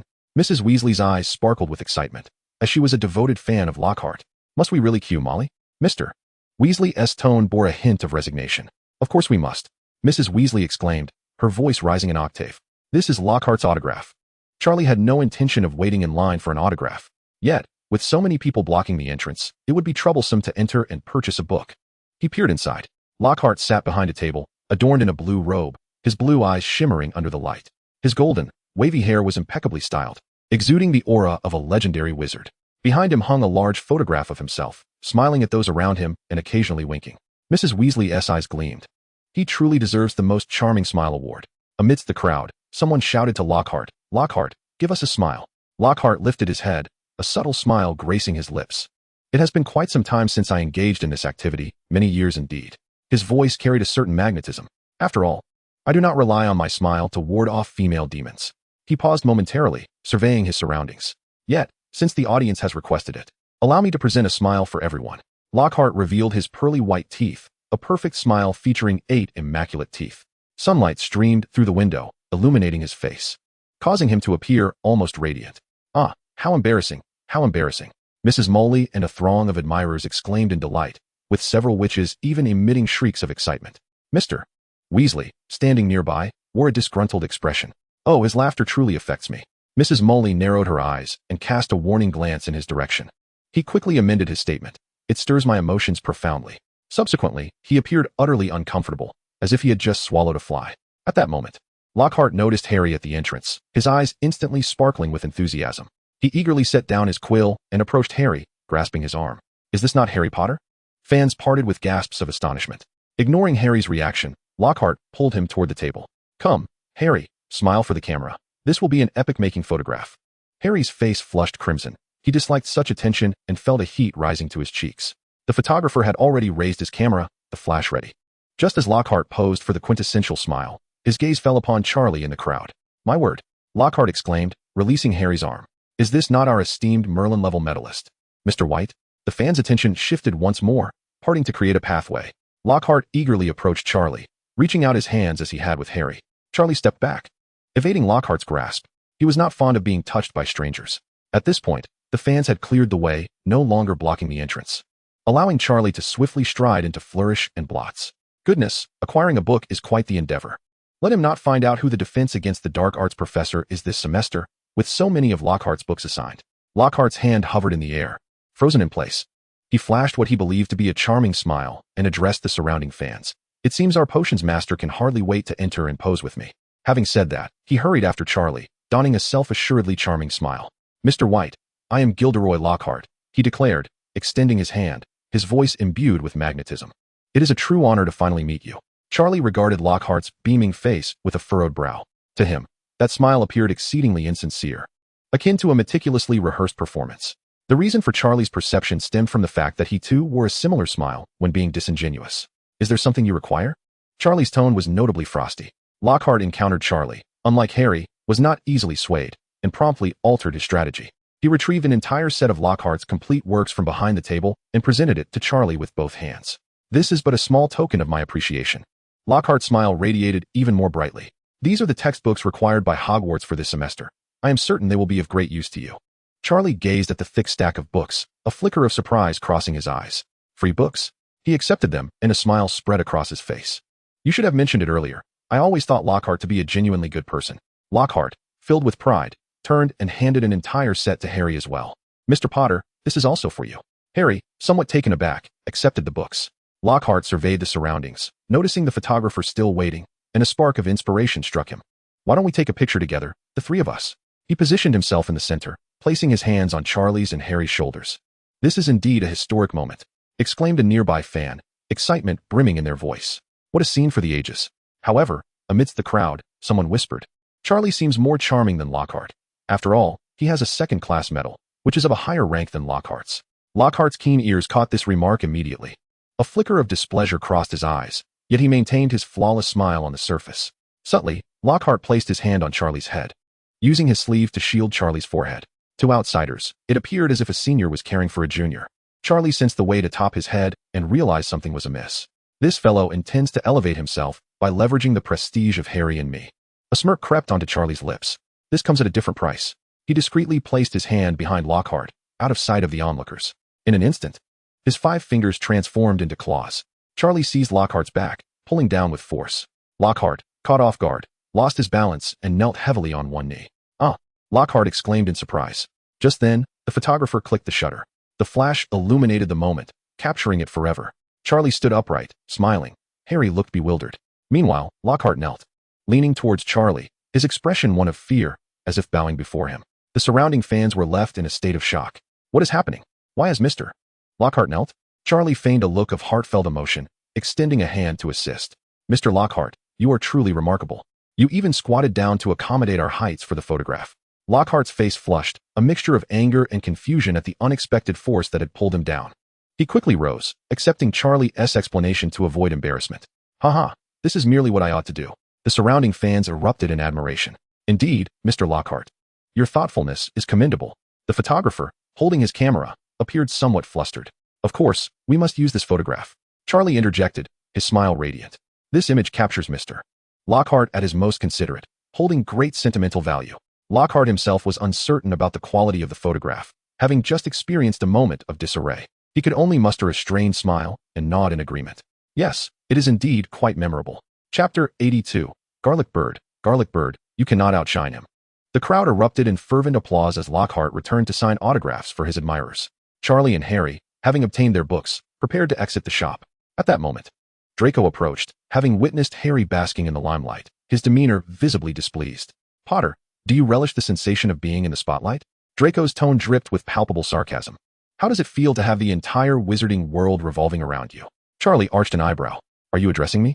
Upon seeing Charlie's expression, Draco's face paled dramatically, and he stammered, I wasn't referring to you, Charlie. I meant Potter. His voice trembled slightly. Ron, standing nearby, mocked. Is Draco being melodramatic again? Why does he turn timid at the sight of Charlie? I am not timid. Draco's face flushed, though his voice lacked conviction. Just then, Mr. Weasley approached, frowning as he inquired, Ron, what are you doing? Why aren't you leaving? Lucius leisurely strolled over, a sardonic smile gracing his lips. Oh, the ever-prosperous Mr. Weasley can actually afford to enter a shop. His expression mirrored that of Draco, both equally disdainful. Mr. Weasley's countenance darkened instantly. Lucius, you would do well to tread carefully. Don't let the Ministry of Magic find any leverage against you. Lucius laughed derisively. You all work so diligently. Surely the Ministry should consider giving you a raise? Mr. Weasley's expression soured further. Lucius continued, his tone brimming with mockery. It seems not. I'm not suggesting anything. But for such meager wages, what are you truly sacrificing? He produced a second-hand beginner-esque guide to Transfiguration from Ginny's cauldron, flipping through its tattered pages. Your daughter can only afford second-hand books. And not just her, every one of your swine-like offspring. These words struck Mr. Weasley like a dagger to the heart. Enraged, he lunged forward. You shut your mouth. Fred and George shouted from the sidelines. Go get him, Dad. Teach that old scoundrel a lesson. Mrs. Molly Weasley cried out urgently, Arthur, stop. Yet her pleas fell on deaf ears as Mr. Weasley and Lucius became entangled in a fierce struggle. Bookshelves toppled, volumes scattered across the floor, and fans screamed as they fled in chaos. The spirit of indulgence within Charlie began to awaken, eagerly observing the two individuals engaged in a brawl. In the realm of wizards, it was unheard of for anyone to sustain significant injuries from mere fists. Even minor wounds could be easily remedied with a spell or a potion. Such scenes were akin to entertainment. At that moment, someone stepped in to intervene, creating considerable chaos. Charlie pretended to join the fray, addressing Mr. Weasley. You cannot possibly best him. He then turned to Lucius, advising, look at how fierce he is. Do not engage him, for it would be to your detriment. The two fighters only grew more fervent in their struggle. Mr. Weasley's fist struck Lucius's nose with a muffled thud. Lucius, unwilling to yield, seized Mr. Weasley's hair and yanked it downward. Stop, shouted several adult wizards, rushing in to separate the two. Mr. Weasley's robe was torn, and his left eye was swollen. Lucius's golden hair was disheveled, and blood streamed from his nose. Charlie lamented silently, having not yet satiated his curiosity. This was far more riveting than a Quidditch match. Mr. Malfoy adjusted his disordered robes and picked up his serpent-headed cane, brushing off the dust in an attempt to restore his former grandeur, though the blood from his nose continued to flow, diminishing any air of nobility. He retrieved a second-hand beginner-esque guide to Transfiguration and approached Ginny. Little girl, Lucius's voice dripped with malice as he hurled the book back into the cauldron. Keep your book. Your father can no longer afford a second copy. Ginny's eyes welled with tears. Mr. Weasley, incensed, attempted to charge forward, but was held back firmly by Mrs. Molly. Arthur, do not be impulsive. Lucius turned to Charlie, the malice fading from his expression, replaced by a gentle smile. My apologies, Mr. White, for the spectacle, he remarked with a slight bow. Draco, we shall depart. Father and son vanished into the crowd. Mrs. Molly trembled with rage. Arthur Weasley. Her voice was sharp and piercing. Look at what you have done. Mr. Weasley hung his head, resembling a child caught in wrongdoing, fighting in front of the children. The earlier commotion had extinguished everyone's desire to continue shopping. Let us return, Mr. Weasley said, wiping away the blood from his nose. His tone muffled. It is indeed time to go, Mrs. Molly replied coldly. The group walked in silence towards the leaky cauldron, the atmosphere somewhat oppressive. Charlie took the subway back to the orphanage. Upon opening the door, he found Storm still asleep. He tiptoed over, retrieving a piece of jerky from his bag. This was a special treat he had bought for Storm. He took out a pouch of sterilization powder and sprinkled it over the jerky. In an instant, the color of the jerky transformed into something peculiar. The once enticing brown morphed into a bizarre shade of green, emanating an indescribable stench that wafted through the air. It was reminiscent of decaying fish mingled with moldy cheese, accented by a hint of sulfur. Charlie pinched his nose and took a couple of steps back. Is this truly edible? He gently nudged Storm. Storm, awakening from slumber, blinked, and yawned. Stretching lazily, its feathers fluffed up. "I've brought you a delightful treat," Charlie declared, raising the jerky aloft. Instantly, Storm perked up, leaping eagerly in front of Charlie, flapping its wings with enthusiasm. It then leaned in closer to the jerky for a sniff. The expression on Storm's face froze instantly. Raising its head, it fixed Charlie with an extraordinarily human-like gaze, as if to say, "Do you think I am a fool? I, Hu Huan-san, have returned. Today, I present 4 chapters, and tomorrow, the tale continues." Chapter 83, The Return to School. The holiday passed swiftly, and before long. It was September 1st, the day of return to school. Charlie dragged his suitcase to King's Cross Station, where a throng of people surged, their voices blending into a cacophony. Skillfully, he located the wall between platforms 9 and 10, preparing to pass through when his peripheral vision caught a glimpse of a furtive figure. It was a house elf, hiding behind a pillar and observing something with keen interest. Narrowing his eyes, Charlie noted the elf's disproportionately large ears, its diminutive frame clad in a tattered pillowcase. The elf, sensing Charlie's gaze, trembled in fright and immediately vanished in a flash. Charlie shrugged it off, thinking nothing more of it. Likely, it belonged to some pureblood family escorting their children. These noble households often kept house elves.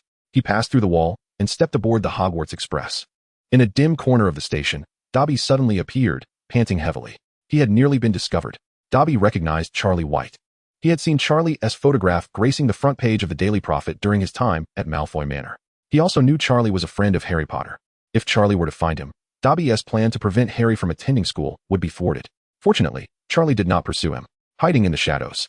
Dobby anxiously rubbed his fingers together, silently praying that Harry would not arrive. Yet, just 10 minutes before the train's departure, the Weasley family arrived at the station, causing Dobby's heart to sink. Mr. and Mrs. Weasley, Percy, Fred, George, Ginny, and Harry, an entire entourage made their way towards platform 9. "Hurry, the train is about to leave," Mrs. Molly urged. The others seamlessly passed through the wall, leaving only Harry and Ron behind. "On 3, Ron exclaimed, pushing the luggage trolley with excitement. Harry nodded, and together they accelerated towards the wall. At this pivotal moment, Dobby discreetly extended his finger and snapped it. Instantly, the magical wall that could have been traversed transformed into a solid barrier. Bang! Harry and Ron collided heavily against the wall, tumbling over one another as their luggage scattered across the ground. Hedwig's cage crashed to the floor, emitting an indignant squawk. Surrounding muggles turned their heads in curiosity, whispering and pointing. "My goodness, what has happened to these 2 children?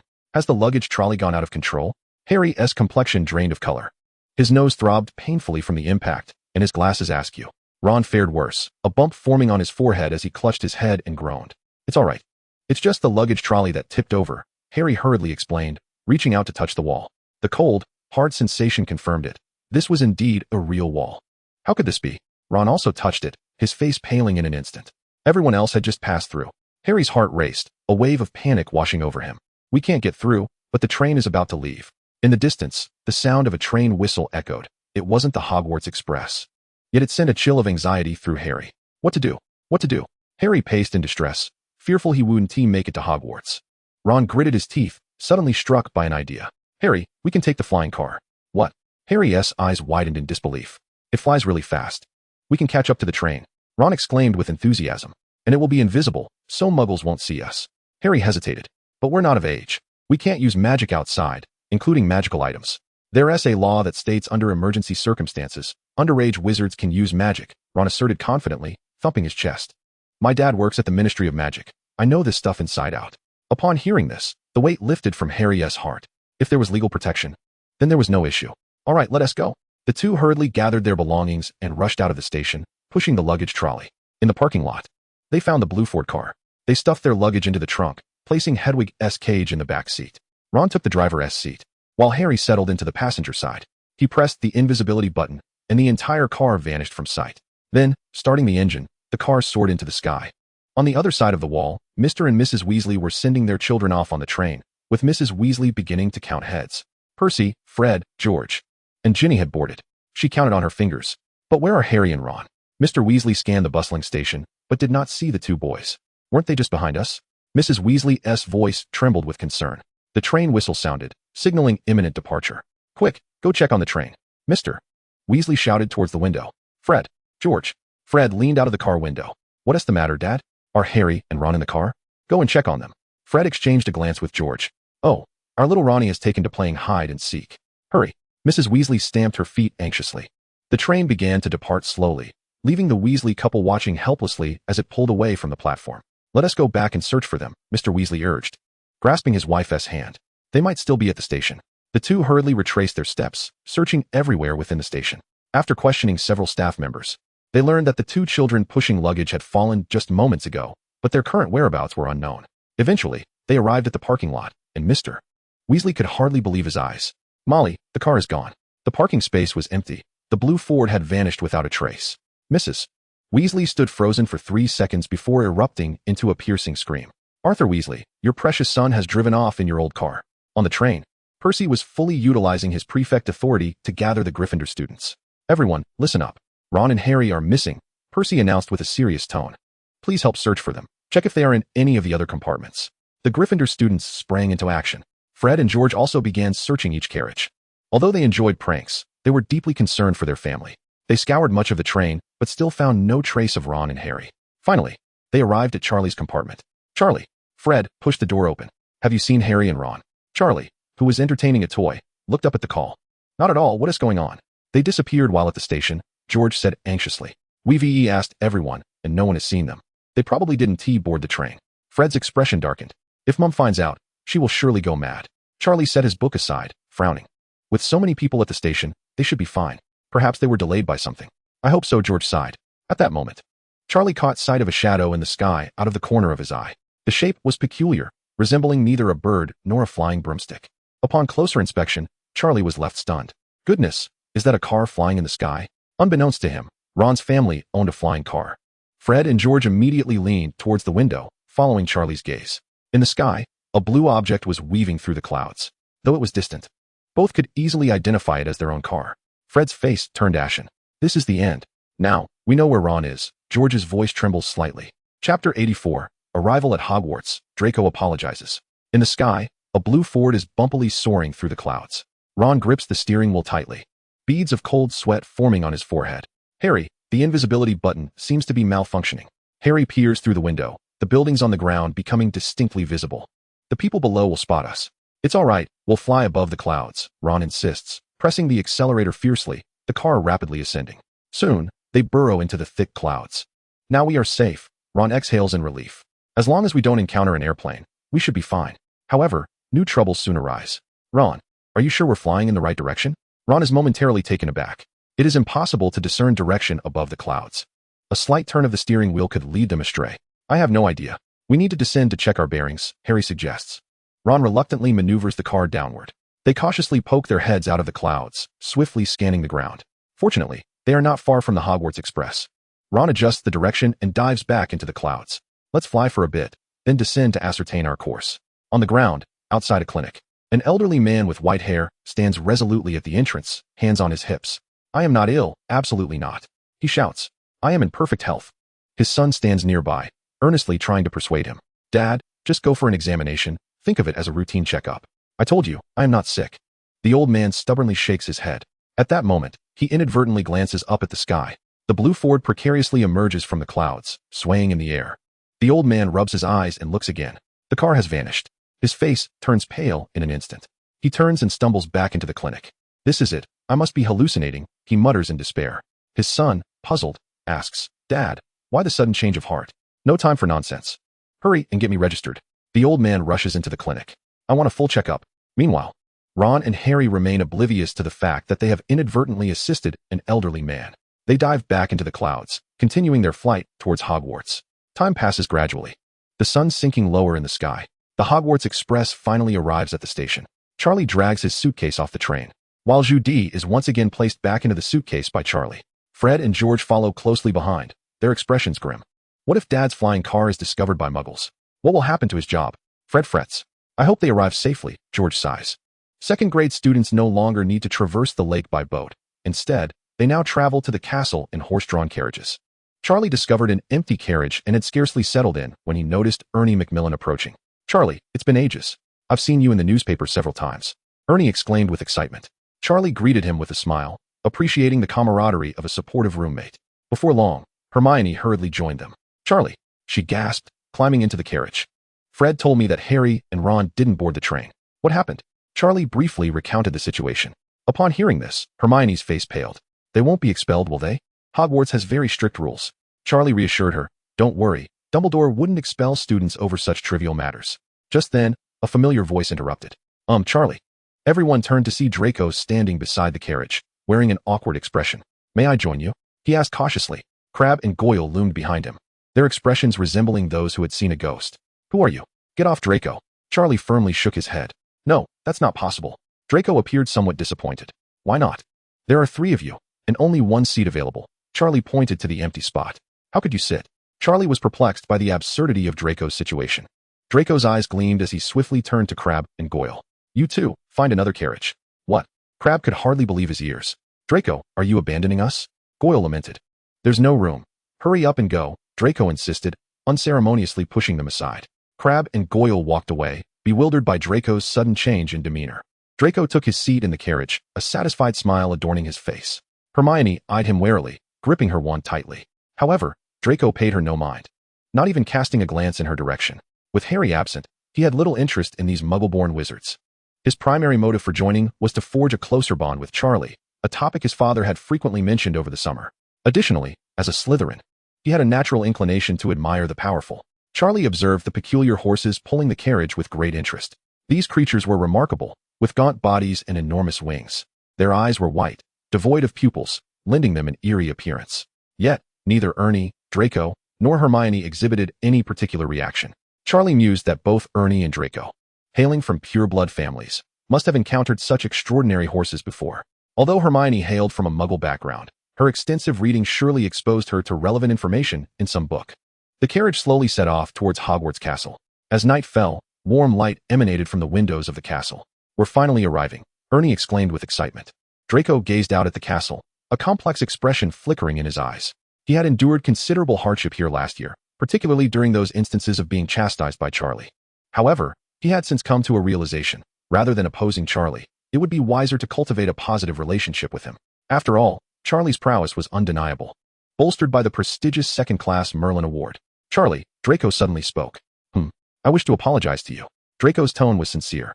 I committed many foolish acts last year, and I hope you can find it in your heart to forgive me. Hermione's eyes widened in astonishment. She had never witnessed Malfoy so humble. Ernie was equally taken aback.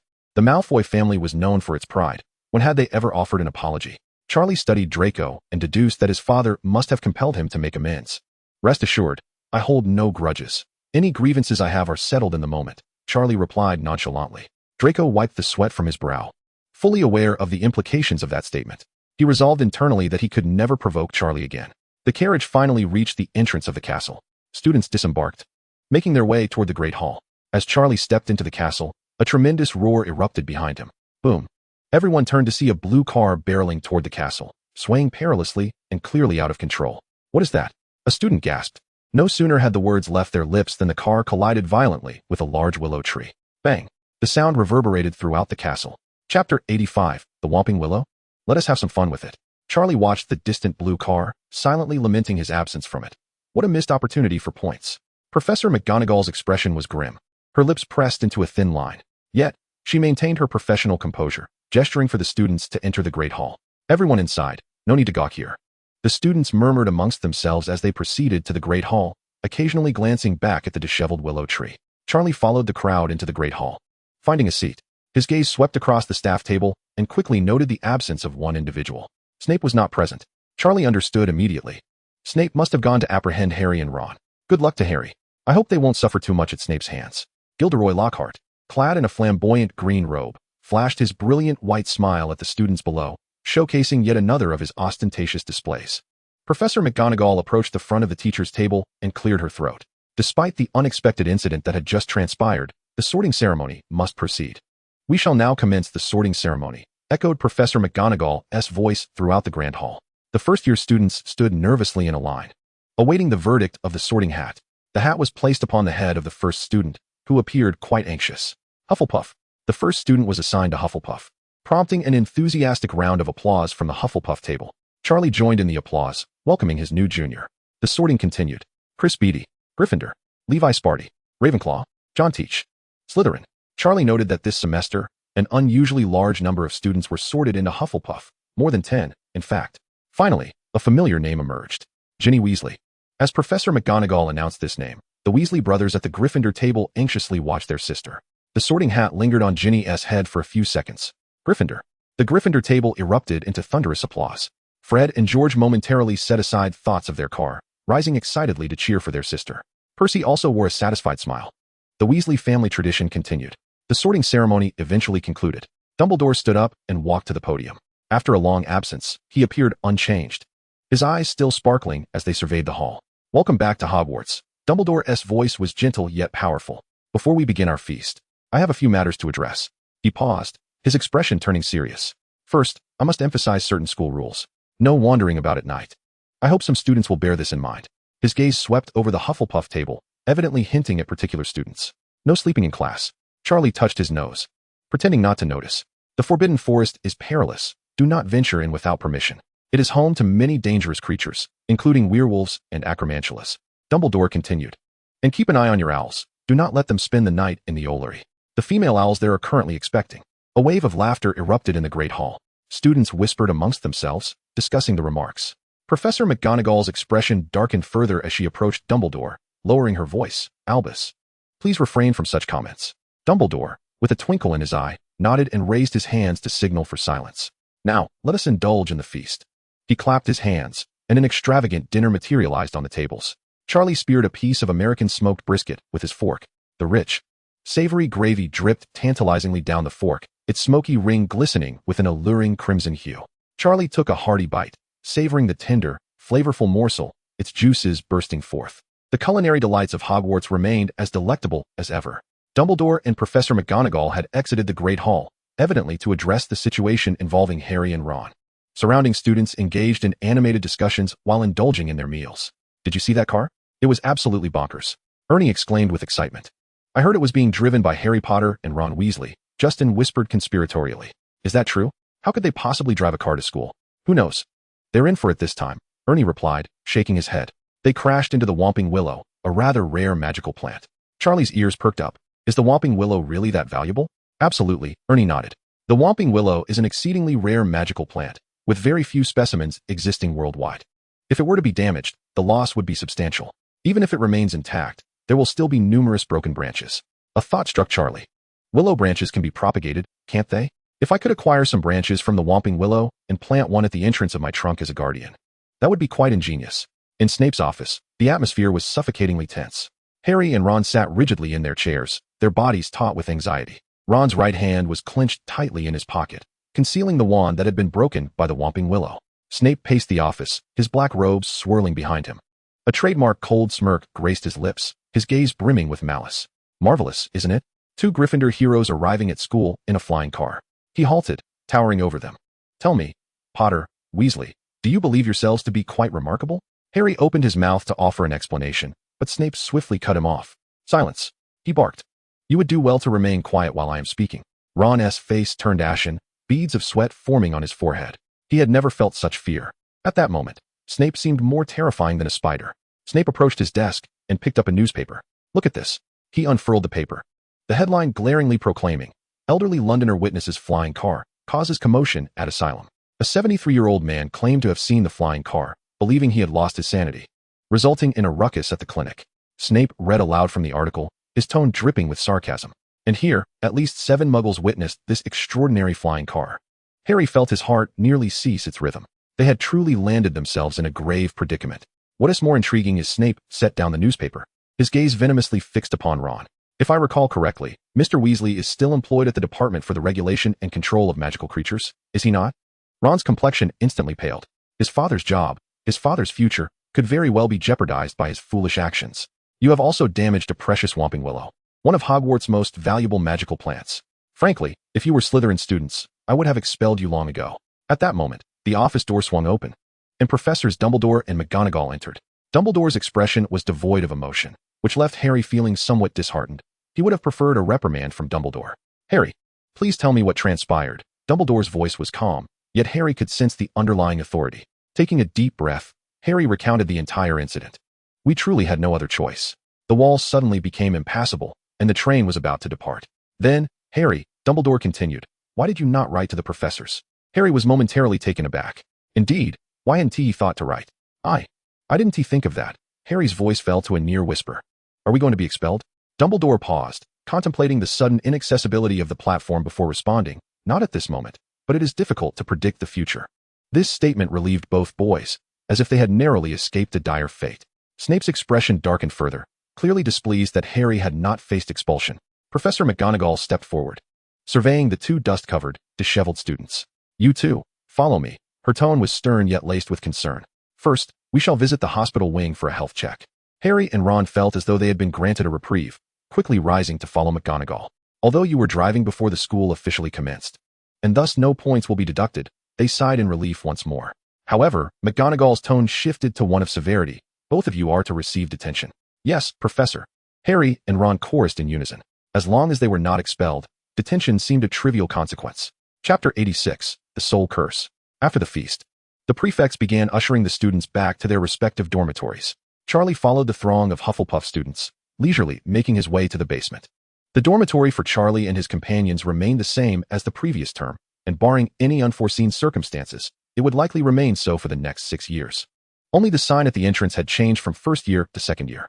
Upon reaching his bedside, Charlie silently murmured, System, open the panel. Majesty, Charlie White. Age, 12. Magical talent rating, max level 10. Transfiguration, 10.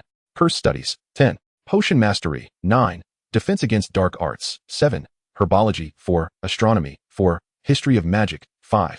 Foolish monarch points, 5,269. Free talent points, 0. Mastered spells, Transfiguration, level 3, 501000. Blazing flames, level 3, 9601000. Drowsiness, level 3, 9101000. Disarmament, level 3, 1201000. Guardian Spirit, level 2, 0500. Unerring Strike, level 2, 10500. Observing these figures, Charlie nodded in satisfaction. Today promised to be a momentous occasion for the lottery. Lottery, congratulations. Your Majesty, you have attained Drowsiness Proficiency 50. Congratulations, Your Majesty, you have attained Transfiguration Proficiency 30. Congratulations, Your Majesty, you have attained Blazing Flames Proficiency 40. A flurry of proficiency notifications flooded the screen. Charlie furrowed his brow. System, could you perhaps mute these proficiency alerts? Just inform me of newly acquired spells and items. Understood. Charlie continued with the lottery, and this time the interface appeared much cleaner. Congratulations, Your Majesty, you have acquired a new spell, Total Amnesia. Total Amnesia can erase specific memories. Charlie fell into deep contemplation. The system continued with the lottery. Congratulations, Your Majesty, you have received Talent Point 1. Congratulations, Your Majesty. You have received Soul Binding Spell. The Soul Binding Spell grants complete control over another's will, compelling them to obey. Charlie's thoughts grew even more profound. The Invisibility Spell allows for covert infiltration, the Soul Binding Spell ensures obedience, and the Forgetting Spell erases memories afterward. Am I truly learning legitimate magic? Congratulations, Your Majesty. You have received Talent Point 1. Congratulations, Your Majesty, you have received Talent Point 1. 2 additional talent points were acquired in succession, depleting his foolish monarch points. A sense of emptiness washed over Charlie as he felt drained. He opened the talent panel, pondering how to allocate his talent points. Charlie gazed at herbology and resolved to invest all 3 points into it. After all, Professor Sprout was the head of their institution, and it was only fitting to show some respect. Moreover, should he wish to cultivate the Whomping Willow, knowledge of herbology would undoubtedly be essential. Congratulations, Your Majesty. Herbology level has increased, level 4 to level 7. Instantly, a wealth of knowledge regarding herbology interconnected in Charlie's mind. Concepts previously unrecognized suddenly became clear. The characteristics, cultivation methods, and medicinal values of various magical plants were vividly imprinted in his memory. Charlie nodded in satisfaction before examining the system panel. At this moment, the panel underwent another significant upgrade. Your Majesty, Charlie White. Age, 12. Magical talent rating, maximum level 10. Transfiguration, 10. Charms, 10. Potions, 9. Defense against the dark arts, 7. Herbology, 7. Astronomy, 4. History of magic, 5. Dizziness spell points, 9. Free talent points, 0. Mastered spells, Transfiguration, level 3, 5501000. Fiery flames, level 4, 1405000. Dizziness, level 4, 2105000. Armor of protection, level 4, 905,000. Guardian Spirit, level 3, 01000. Shadowless Blade, level 3, 101000. Transfiguration has reached the midpoint of level 3, while fiery flames, dizziness, and armor of protection have ascended to level 4. The other spells have generally attained a proficiency level around the midpoint of level 3, with Shadowless Blade and Guardian Spirit also successfully reaching level 3. Charlie brandished his wand and softly uttered, "Guardian Spirit." A silver-white dragon emerged from the tip of his wand, soaring and spiraling within the dormitory. At that moment, the dragon had taken on a solid form, vividly lifelike, with each scale distinctly visible. Its whiskers fluttered, and its eyes sparkled with intensity, exuding an imposing majesty. "Merlin's beard," Ernie exclaimed, his eyes wide with astonishment. "What is this?" Justin was equally struck by the spectacle. "Charlie, what spell is this?" Charlie retracted his wand, causing the dragon to dissipate. "This is my guardian spirit," he replied nonchalantly. Ernie, filled with envy, remarked, "At what point will I be able to learn such a spell?" After experimenting with the spell, Charlie bid farewell to Ernie and Justin. "I'm going for a stroll. You two should rest early." Ernie and Justin, lacking interest in a nighttime adventure and concerned about waking up for classes the next day, chose not to accompany Charlie. With his undetectable extension charm bag in hand, Charlie exited the dormitory and stepped into the corridor. He drew his wand and cast a disillusionment charm upon himself, rendering his body transparent and blending him with the surrounding environment. It was certain that Filch was patrolling. Thus, it was best to avoid unnecessary encounters. Charlie stealthily traversed the castle corridors, heading towards the Whomping Willow. Indeed, he soon encountered Filch, whose cat, Mrs. Norris, twitched her nose as if sensing something amiss. However, upon looking up, she saw nothing. Before long, Charlie found himself outside the castle. Moonlight bathed the grass, and in the distance stood the Whomping Willow. At that moment, the tree appeared rather forlorn. Its robust branches lay scattered on the ground, and the trunk bore visible signs of impact, with large patches of bark scraped away. Charlie cautiously approached, gathering the fallen branches. These branches appeared quite vibrant and would be perfect for propagation.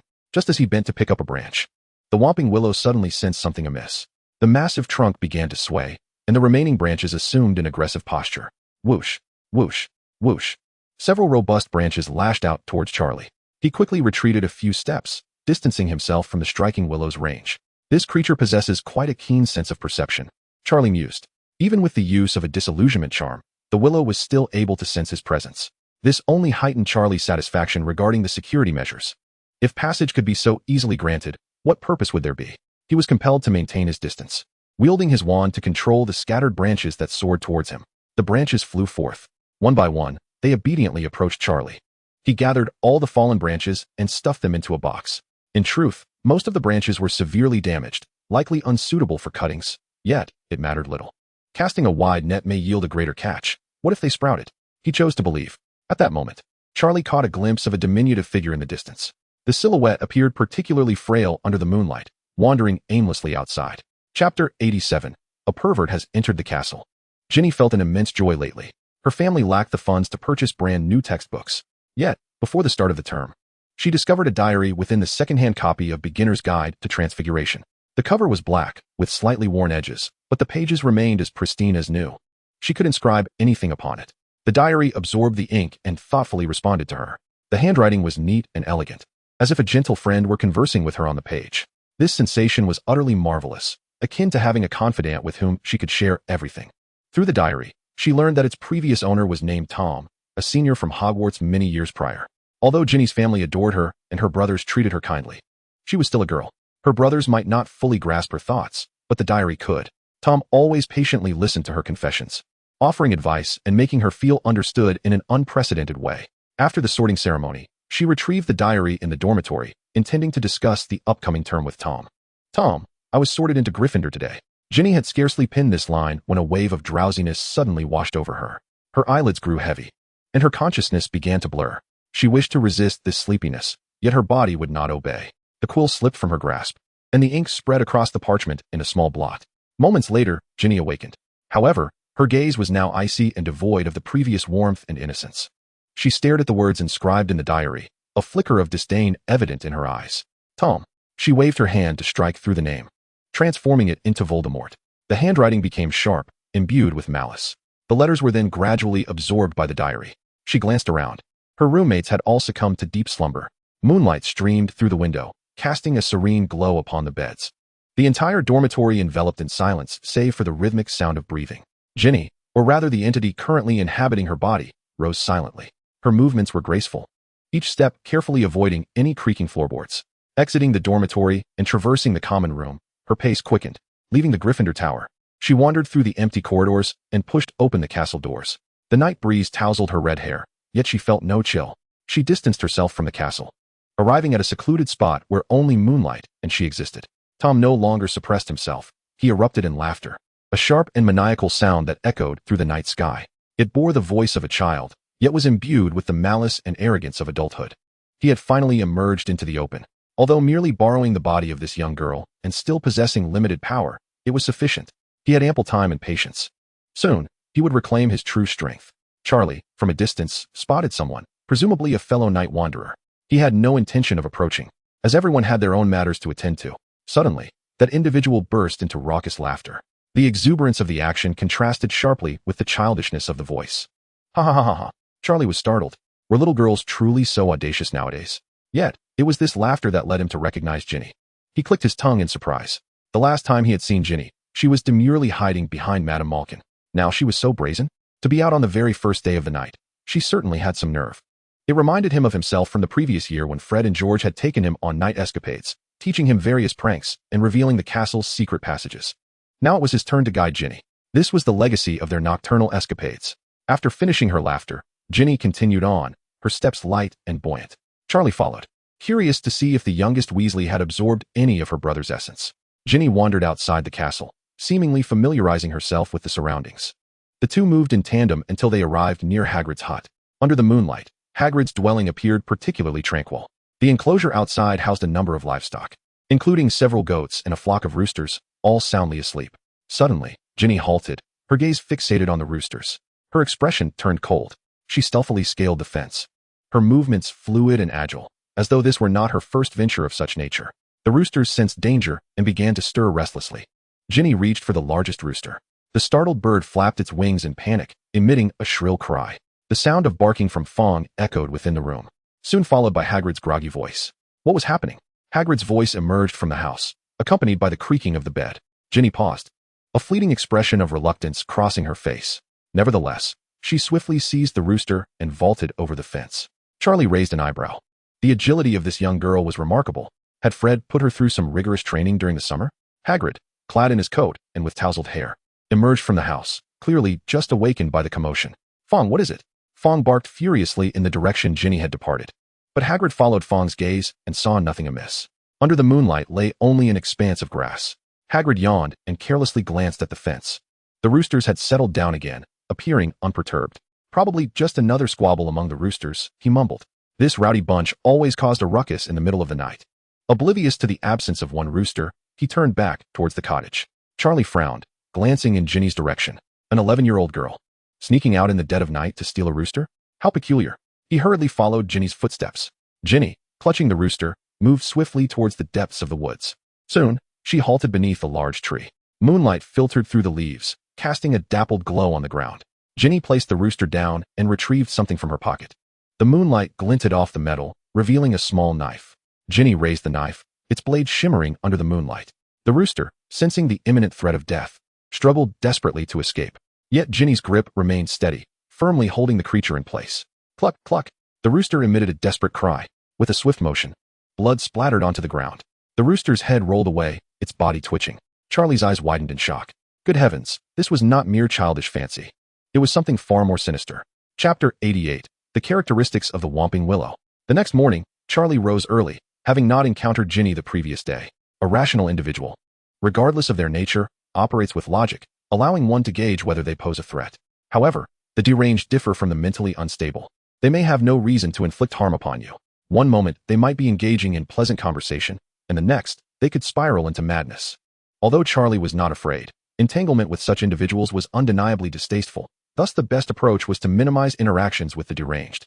After breakfast, Charlie made his way to the staff table. He intended to inquire with Professor Sprout about the habits of the Whomping Willow. Good morning, Professor Sprout, Charlie greeted politely.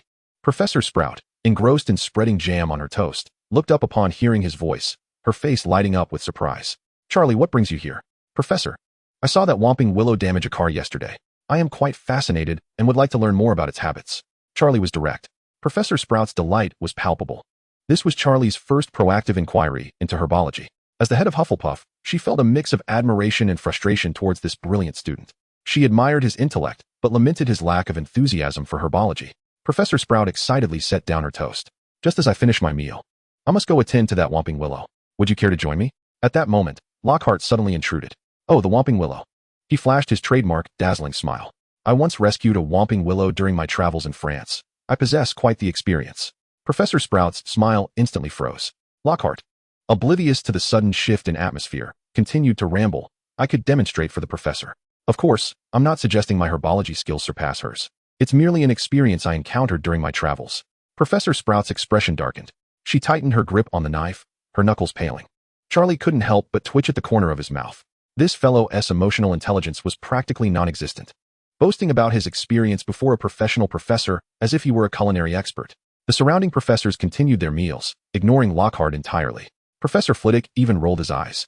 Charlie felt embarrassed for him, but Lockhart seemed oblivious to the discontent surrounding him, still attempting to engage other professors. Professor Flitwick, what do you think of my suggestion? Flitwick did not lift his head. I think you should focus on your breakfast. Lockhart's smile became somewhat strained, yet he persisted, turning to Snape. Severus, what do you think? Silence, Snape coldly interjected. Your drivel is more tedious than your books. Lockhart's face flushed crimson. All right. It seems no one is in the mood for conversation this morning. Just when the atmosphere reached an unbearable awkwardness, owls swooped in. A large flock of owls flapped their wings, circling above the Great Hall. Students eagerly extended their hands, awaiting their letters. Charlie noticed one owl heading straight for the Gryffindor table, clutching a bright red envelope in its talons. Oh no, Professor Sprout's expression shifted. It's a howler. She quickly drew her wand and cast a spell on herself and Charlie. Instantly, the sounds from the students became muffled. Charlie felt as though cotton had been stuffed in his ears, the surrounding noise fading into the distance. This way, we want to hear it, Professor Sprout explained. The howler's voice can be deafening. The crimson owl descended before Ron, hastily dropping the red letter before soaring away. Ron gazed at the letter on the table, his face as pale as a ghost. His hands trembled, and beads of sweat emerged on his forehead. Harry sat beside him, equally anxious. Just open it, Neville urged in a low voice. The longer you delay, the worse it gets. How do you know? Ron replied, reluctant to engage. Taking a deep breath, he nervously opened the envelope. Instantly, it flared open, and Mrs. Weasley's voice thundered forth. Although the specifics were inaudible, Charlie could see Ron frantically digging at his ears, his entire body quaking. The surrounding students covered their ears, their faces etched with agony. The screeching letter persisted for a full 3 minutes before disintegrating into ashes. The Great Hall fell into a profound silence. Ron's face flushed a deep crimson, wishing he could vanish into the floor. Professor Sprout lifted the enchantment, restoring clarity to the atmosphere. I hope he learns a lesson this time, she remarked, shaking her head. No more such foolish antics. Charlie nodded vigorously, echoing her sentiment. Indeed, how could one be so absurd? Let us go and inspect the Whomping Willow, Professor Sprout declared, rising to her feet. The two made their way along the castle's path, soon arriving before the injured Whomping Willow. Professor Sprout halted, furrowing her brow as she surveyed the scene. How peculiar, she muttered, circling the tree. There were numerous broken branches scattered about yesterday. How can there be none now? Charlie maintained his composure, feigning just now noticing the issue. Could it be that Professor Snape took them? He said nonchalantly. I've heard that the branches of the Whomping Willow are valuable potion ingredients. Professor Sprout nodded, accepting this explanation. Severus indeed often requires these rare materials. Typically, it is only the two of us who gather the branches. As they approached the Whomping Willow, it immediately reacted. The sturdy trunk began to sway, its remaining branches adopting a defensive posture, and the leaves rustled ominously, as if to threaten intruders. Professor Sprout raised her wand, the tip emitting a precise beam of light. The light struck an inconspicuous small bulge at the base of the trunk. In an instant, the Whomping Willow stilled, its branches drooping, the entire tree succumbing to silence. Professor Sprout retrieved a roll of bandages from her pocket and approached to tend to the tree's fractures. The magic of the Whomping Willow is quite unique, she explained while wrapping the wounded area. It repels all external magical forces. This is its nature. This small bulge is the tree's weakness. Touching it disrupts the internal flow of magic, rendering it oblivious to its surroundings. Charlie observed the location of the bulge, mentally noting its significance. He nodded thoughtfully, deep in contemplation. Why is the venomous tentaculus so rare? Mused Professor Sprout, sighing. Logically, such a formidable plant should be quite easy to propagate. She shook her head. It is precisely because of this characteristic. The venomous tentacula is already on the brink of extinction, and its rejection of foreign magical influences renders many potions infused with wizarding magic ineffective. Cultivating it artificially is exceedingly difficult, with a success rate of less than 1%. Charlie fell into contemplation. Is it really that hard to cultivate?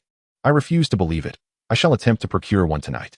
At that moment, a familiar voice echoed from behind. Oh, my dear Professor Sprout. Gilderoy Lockhart strode over in a brilliant green robe, his hair glistening in the sunlight and his teeth dazzlingly white. I have come to assist. He beamed his signature radiant smile. As I mentioned in Walks with Yetis, I once tended to an injured venomous tentacula in the mountains of France. Professor Sprout's expression darkened instantly. Chapter 89, Underappreciated Herbology. Lockhart, oblivious, noticed the bandages and wore an expression of understanding. Oh, dear Professor Sprout, your methods may be effective, but they seem rather antiquated. He waved his hand dismissively, his tone laced with superiority. In Chapter 3 of Walks with Yetis, I documented a more efficient remedy. Professor Sprout remained impassive. It appeared that Professor Lockhart had surpassed her in expertise. She had never heard of any new treatments for the venomous tentacula. No, of course, you are more knowledgeable. Lockhart feigned humility. It's merely that I have encountered such a situation before, with injuries far worse, and I healed it in 3 minutes with this spell. Professor Sprout, having endured enough, refrained from reprimanding Lockhart. Charlie squinted, his skepticism evident. So far, he had yet to witness any remarkable display of prowess from Lockhart. Lockhart raised his wand, aiming its tip at the venomous tentacula, and began to mutter incantations. Abracadabra, what comes next? Professor Lockhart, please stop. Professor Sprout urgently interjected. You cannot cast spells on the venomous tentacula recklessly. Lockhart turned with a broad grin. Trust me, Professor, I can handle this. He furrowed his brow, struggling to recall the incantation. Ah yes, what was it again? Never mind, it's all quite similar. Professor Sprout's face turned pale as she hastily pulled Charlie back. We must go, she whispered urgently. Though the magical flow of the venomous tentacula is temporarily obstructed, casting a spell upon it will reactivate its magical currents. Just as they retreated to a safe distance, a triumphant voice emerged from Lockhart's direction. Look, the spell was successful. A blinding white light shot from the tip of his wand, striking the trunk of the venomous tentacula directly. The whomping willow began to tremble, initially with a slight sway that rapidly escalated into a vigorous shake. Did you see that? I have rejuvenated this whomping willow. Lockhart exclaimed as he turned to glance at Professor Sprout and Charlie, who stood at a distance, utterly bewildered. Why have you retreated so far? In the next instant, a robust branch came whistling through the air. Crack! Lockhart was sent flying, tracing a perfect parabolic arc before crashing heavily onto the grass 5 meters away. His anguished cry echoed across the open field. The whomping willow had fully awakened, its branches thrashing wildly, emitting an irate rustling sound. It was evidently displeased with the recent treatment. Professor Sprout tilted her head, unable to bear the cruel sight. I knew this would happen. Yet Charlie watched with keen interest, admiring the great Professor Lockhart for effortlessly testing the resilience of future security measures. He was quite satisfied with the results. Help! Lockhart called out feebly from a distance, his voice laced with desperation. His once splendid robe was tattered, his hair a disheveled mess resembling a bird's nest, and his face bore several red marks left by the branches. Professor Sprout drew her wand and aimed it at the willow's knotted trunk. The whomping willow settled once more, its branches drooping into a state of stillness. Charlie, you should head to class now. The professor's tone suddenly brightened. The first lesson is herbology, don't be late. I will escort Professor Lockhart to the hospital wing. She hummed a cheerful tune as she walked towards him. Charlie strolled leisurely toward the greenhouse. The first lesson was herbology, alongside Gryffindor. Upon reaching the greenhouse entrance, he spotted Harry and Ron standing there dejectedly. The effects of the howler evidently still lingered. Hi, Charlie, Harry greeted weakly. Ron looked even worse, utterly deflated and not inclined to speak. Good morning, Charlie nodded in acknowledgement. Hermione, standing nearby, felt no sympathy for her friends. She believed they deserved it. The class bell rang, and Professor Sprout entered the greenhouse, having hastily deposited Lockhart at the hospital wing without a thought for her colleague. Class, please take your seats. She clapped her hands to signal for silence. Charlie settled next to Ernie, who had saved him a spot. Harry and Ron still sat forlornly in the corner. Hermione, already prepared with her quill and parchment, gazed at the professor with sparkling eyes, anticipating the arrival of new knowledge. Neville fidgeted nervously, as he had performed well in herbology last semester, leaving him both excited and anxious about the class. Last year, we covered the fundamentals of herbology. Professor Sprout commenced her discourse.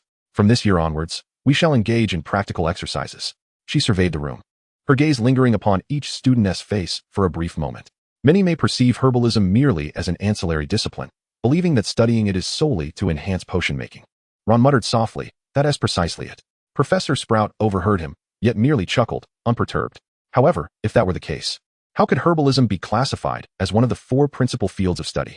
I shall now unveil the true allure of herbalism. She retrieved her wand from within her robe.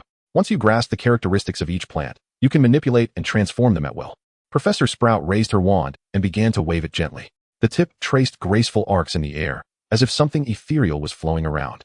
Charlie sensed a ripple of magic, distinct from the sharpness of spells, resembling the fluidity of water, imbued with a warm vitality.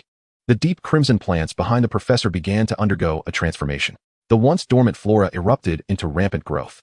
Merlin! Ron exclaimed in astonishment. The stems thickened at a visible rate, expanding from the width of a finger to that of an arm in an instant. Branches twisted wildly in the air, sprouting a multitude of sharp thorns. Each thorn glimmered ominously, exuding a toxic allure. The plants, with their menacing appendages, waved about yet remained tethered to the professor, refraining from assaulting anyone. Neville's eyes sparkled with fascination as he beheld the spectacle. Hermione fervently scribbled notes, realizing the potential of herbalism to enlarge plants. These are venomous tendrils, Professor Sprout elucidated. They serve not only medicinal purposes, but are also invaluable aids for wizards. As she spoke, one tendril ensnared a pair of dragonhide gloves resting on a shelf and cautiously presented them to the professor. Charlie blinked, recognizing the gloves he had gifted her. Do you see? Professor Sprout donned the gloves, nodding in satisfaction. They possess intelligence, discerning what is beneficial for their master. The students were utterly astonished by this display. Professor, this is astonishing, exclaimed Seamus, brimming with excitement. He could hardly contain his eagerness to learn this. Surely, larger plants would yield even greater power, Charlie mused, reflecting on his previous underestimation of herbalism. While transfiguration could conjure vines and various plants, those creations relied on one's energy and magic for sustenance. Once the magical supply ceased, the transformation would dissipate. In contrast, the wondrous plants born of herbalism not only surpassed ordinary flora in strength, but could endure indefinitely. Most importantly, upon receiving a command to attack, they would act autonomously. The ability to move independently is indeed a remarkable advantage. This is akin to having several tireless and utterly loyal henchmen at your disposal. The sorcerer has significantly transformed the summoner. Chapter 90. Herbology Class Stuns Gryffindor. Professor Sprout, noticing the student's burgeoning interest in the venomous tentacles, wore a satisfied smile. Naturally, reaching such a level is still premature for you all. With a flourish of her wand, the venomous tentacles quieted down obediently, retreating back into their pots. Your task now is to repot the mandrake. She turned and walked deeper into the greenhouse, gesturing for the students to follow. Come along, but watch your step on the puddles. The students trailed after the professor to a round table, where a circle of small flower pots was neatly arranged, each containing a plant with green leaves tinged with purple. This is the mandrake. Professor Sprout clapped her hands, urging everyone to form a circle. They are crucial ingredients in most antidotes, yet they are also quite perilous. Does anyone know why? Hermione's hand shot up high, nearly knocking off Harry's glasses. Miss Granger, because the cry of the mandrake can be fatal. Professor Sprout nodded with approval. Excellent. 10 points to Gryffindor. Indeed, the cry of a mature mandrake can kill anyone who hears it. The professor retrieved a stack of pink earmuffs from a shelf. Thus, we must ensure our protection. She distributed a pair of earmuffs to each student and donned a pair herself. Oh dear, these earmuffs pinch my ears painfully, Ron exclaimed after putting them on. Mr. Weasley, bear with it. The tighter they fit, the better the soundproofing. Now, I shall demonstrate how to repot. Professor Sprout picked up an empty flower pot filled with fresh dragon dung fertilizer. Carefully, she grasped the root of a mandrake and tugged with force, extracting a rather unsightly infant, the root of the mandrake. Ah! Even through the earmuffs, the students could faintly hear the mandrake's piercing wail. Unfazed, Professor Sprout skillfully placed the mandrake into the new pot and covered it with soil. The mandrake's cries ceased immediately. Did you see that? The movements must be swift and decisive. The professor dusted off her hands. Now, you will work in groups of 4, each responsible for one mandrake. Remember to wear your earmuffs, Professor Sprout reminded them. The current mandrakes are still in their juvenile stage and won't be fatal, but they can induce a deep slumber for several hours. I trust you do not wish to miss the first day of school, do you? Charlie blinked. A deep slumber? Can I skip class and sleep the entire day? What a delightful prospect. Let me take care of this, Charlie said, rolling up his sleeves. He seized the mandrake by its leaves and yanked it with force. The mandrake was uprooted, immediately unleashing an ear-splitting scream. Professor Sprout was somewhat taken aback by Charlie's effortless extraction of the mandrake. She had not anticipated that Charlie possessed such remarkable herbal talents. The mandrake did not resist in his hands as violently as it did with other young wizards. At that moment, Charlie suddenly reached up and yanked off his earmuffs. Charlie! Ernie exclaimed. The piercing wail immediately filled Charlie's ears, yet he felt no discomfort, only a profound distaste for the cacophony. Your Majesty disregards the instructor and acts impulsively, earning foolish ruler points. 3. Professor Sprout was startled by Charlie's actions. No, if you wish to sleep, We can discuss it. There is no need for such impulsiveness. The surrounding students, witnessing Charlie remove his earmuffs without consequence, assumed the professor was merely trying to intimidate them. Charlie can manage without earmuffs. I wish to remove mine as well, Ron grinned, feeling as though his ears were about to be crushed. My ears ache too. But the professor insisted we keep them on. Harry hesitated. However, Ron boldly mimicked Charlie and took off his earmuffs. Harry and several other Gryffindor students, seeing this, hesitated no longer and promptly removed theirs. No. Professor Sprout attempted to intervene, but it was too late. The Mandrake's wail erupted once more. In the next moment, a series of thuds reverberated through the greenhouse. Except for Hermione, who kept her earmuffs on, the young Gryffindors collapsed into a deep slumber. Well done, Your Majesty. Nearly a total loss. Foolish ruler points. 20. Charlie still clutched the Mandrake, observing the sleeping students with a hint of chagrin. Professor, I truly did not intend for them to remove their earmuffs. Do you believe me? Professor Sprout's face flushed with anger. Even her usually placid demeanor was tested. Taking a deep breath, she struggled to temper her emotions. They are from my house. I shall endure. Turning, she saw Ron sprawled on the ground, drooling in deep slumber. Harry lay beside a flower pot, his glasses askew. Poor Seamus was worse off, face down in a pile of dragon dung. I can no longer tolerate this. She waved her wand, returning the fallen mandrakes to their pot. Hufflepuff loses 20 points. Gryffindor loses 20 points. Hermione was near tears. I just gained 10 points. Despite having done nothing wrong and dutifully wearing her earmuffs, she now faced penalties. She longed to demonstrate a complete set of Hogwarts self-defense techniques to Charlie. However, Charlie remained unfazed, impervious to Hermione's scathing gaze. Professor, I have a question. Speak. Professor Sprout replied with exasperation. Why am I not fainting? Although irate. Professor Sprout answered with earnestness. The cries of the Mandrake have limited effects on the powerful wizard, especially considering these are merely juvenile mandrakes. However, she suddenly raised her voice. This is not an excuse to disregard safety protocols. Understood, understood. Charlie nodded repeatedly, appearing quite obedient. Professor Sprout surveyed the students sprawled on the ground, her head throbbing with frustration. Charlie, please take the unconscious students to the hospital wing. She still needed to continue teaching the remaining conscious badgers, and at that moment, she was somewhat reluctant to see Charlie. Charlie shrugged. No problem, Professor. He relished the idea of skipping class. With a flick of his wand, he cast the levitation spell. Ron, Harry, Seamus, and several other Gryffindor students floated upwards, forming a line behind Charlie. Upon arriving at the hospital wing, Madame Pomfrey instructed Charlie to place them on the beds. After a brief examination, she remarked, There's nothing serious. They will awaken after a few hours. Relieved by her words, Charlie departed from the hospital wing. At this point, there was still some time left before classes resumed. Charlie faced two choices, return to class or go wherever he pleased. Hesitating for even a moment would be a disservice to this precious freedom. He decisively chose the latter. Chapter 91. The Breeding of the Whomping Willow. Charlie decided to return to the dormitory first. Upon entering the Hufflepuff basement dormitory, he skillfully slipped into the undetectable extension charm. In a cavern within the hilly terrain, Judy was stealthily approaching the Niffler, seizing the opportunity while the Niffler was asleep. It stealthily extracted 2 gold coins from beneath the Niffler's pile of treasure and swiftly stuffed them into its ample belly. Content, its eyes narrowed into crescent moons.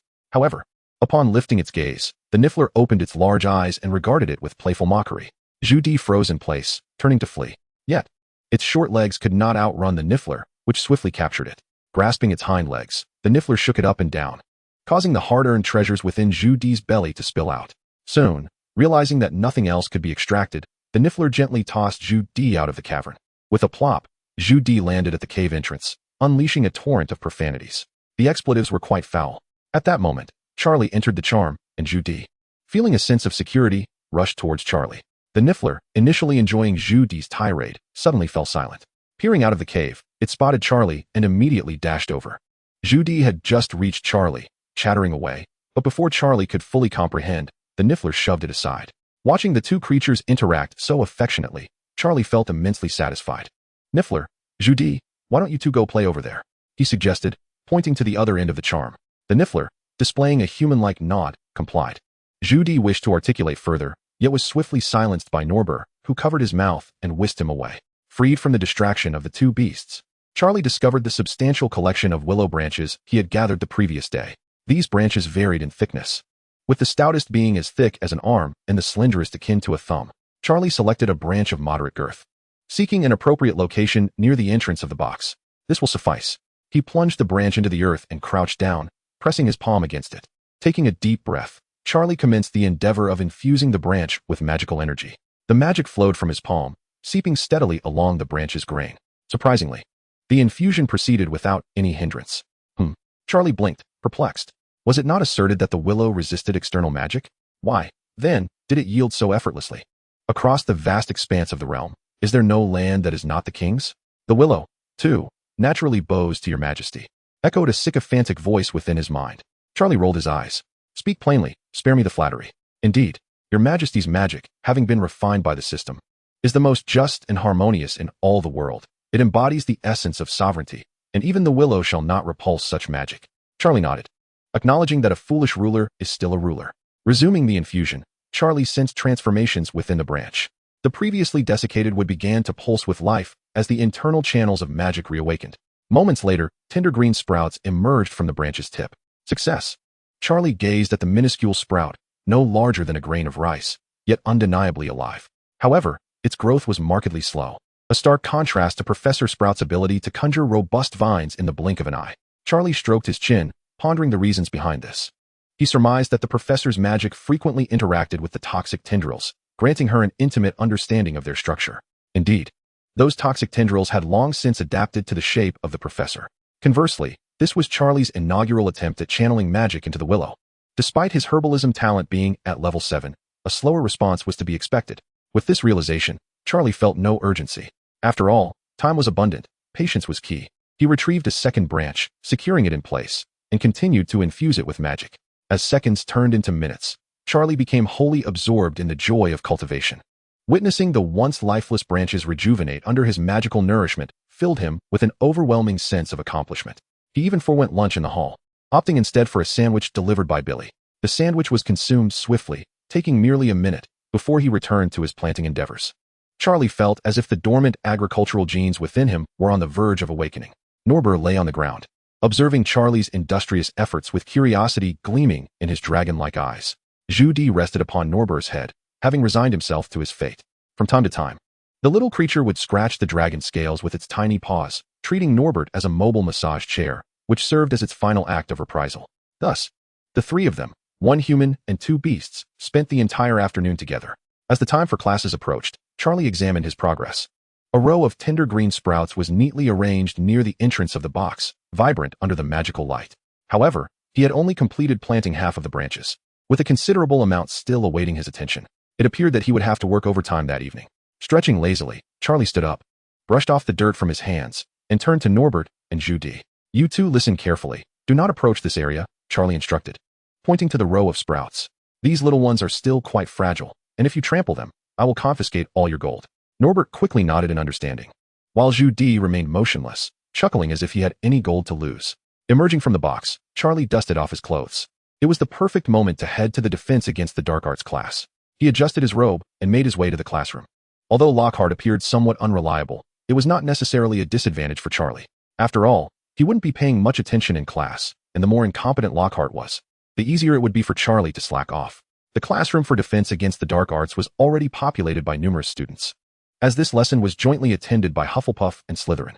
Upon entering, Charlie noticed Lockhart seated at the lectern, his body wrapped in bandages, with his left arm suspended in a sling, yet he seemed in good spirits. The resilience of wizards was indeed remarkable. Despite suffering a severe beating from the Whomping Willow that morning, he was able to conduct class normally.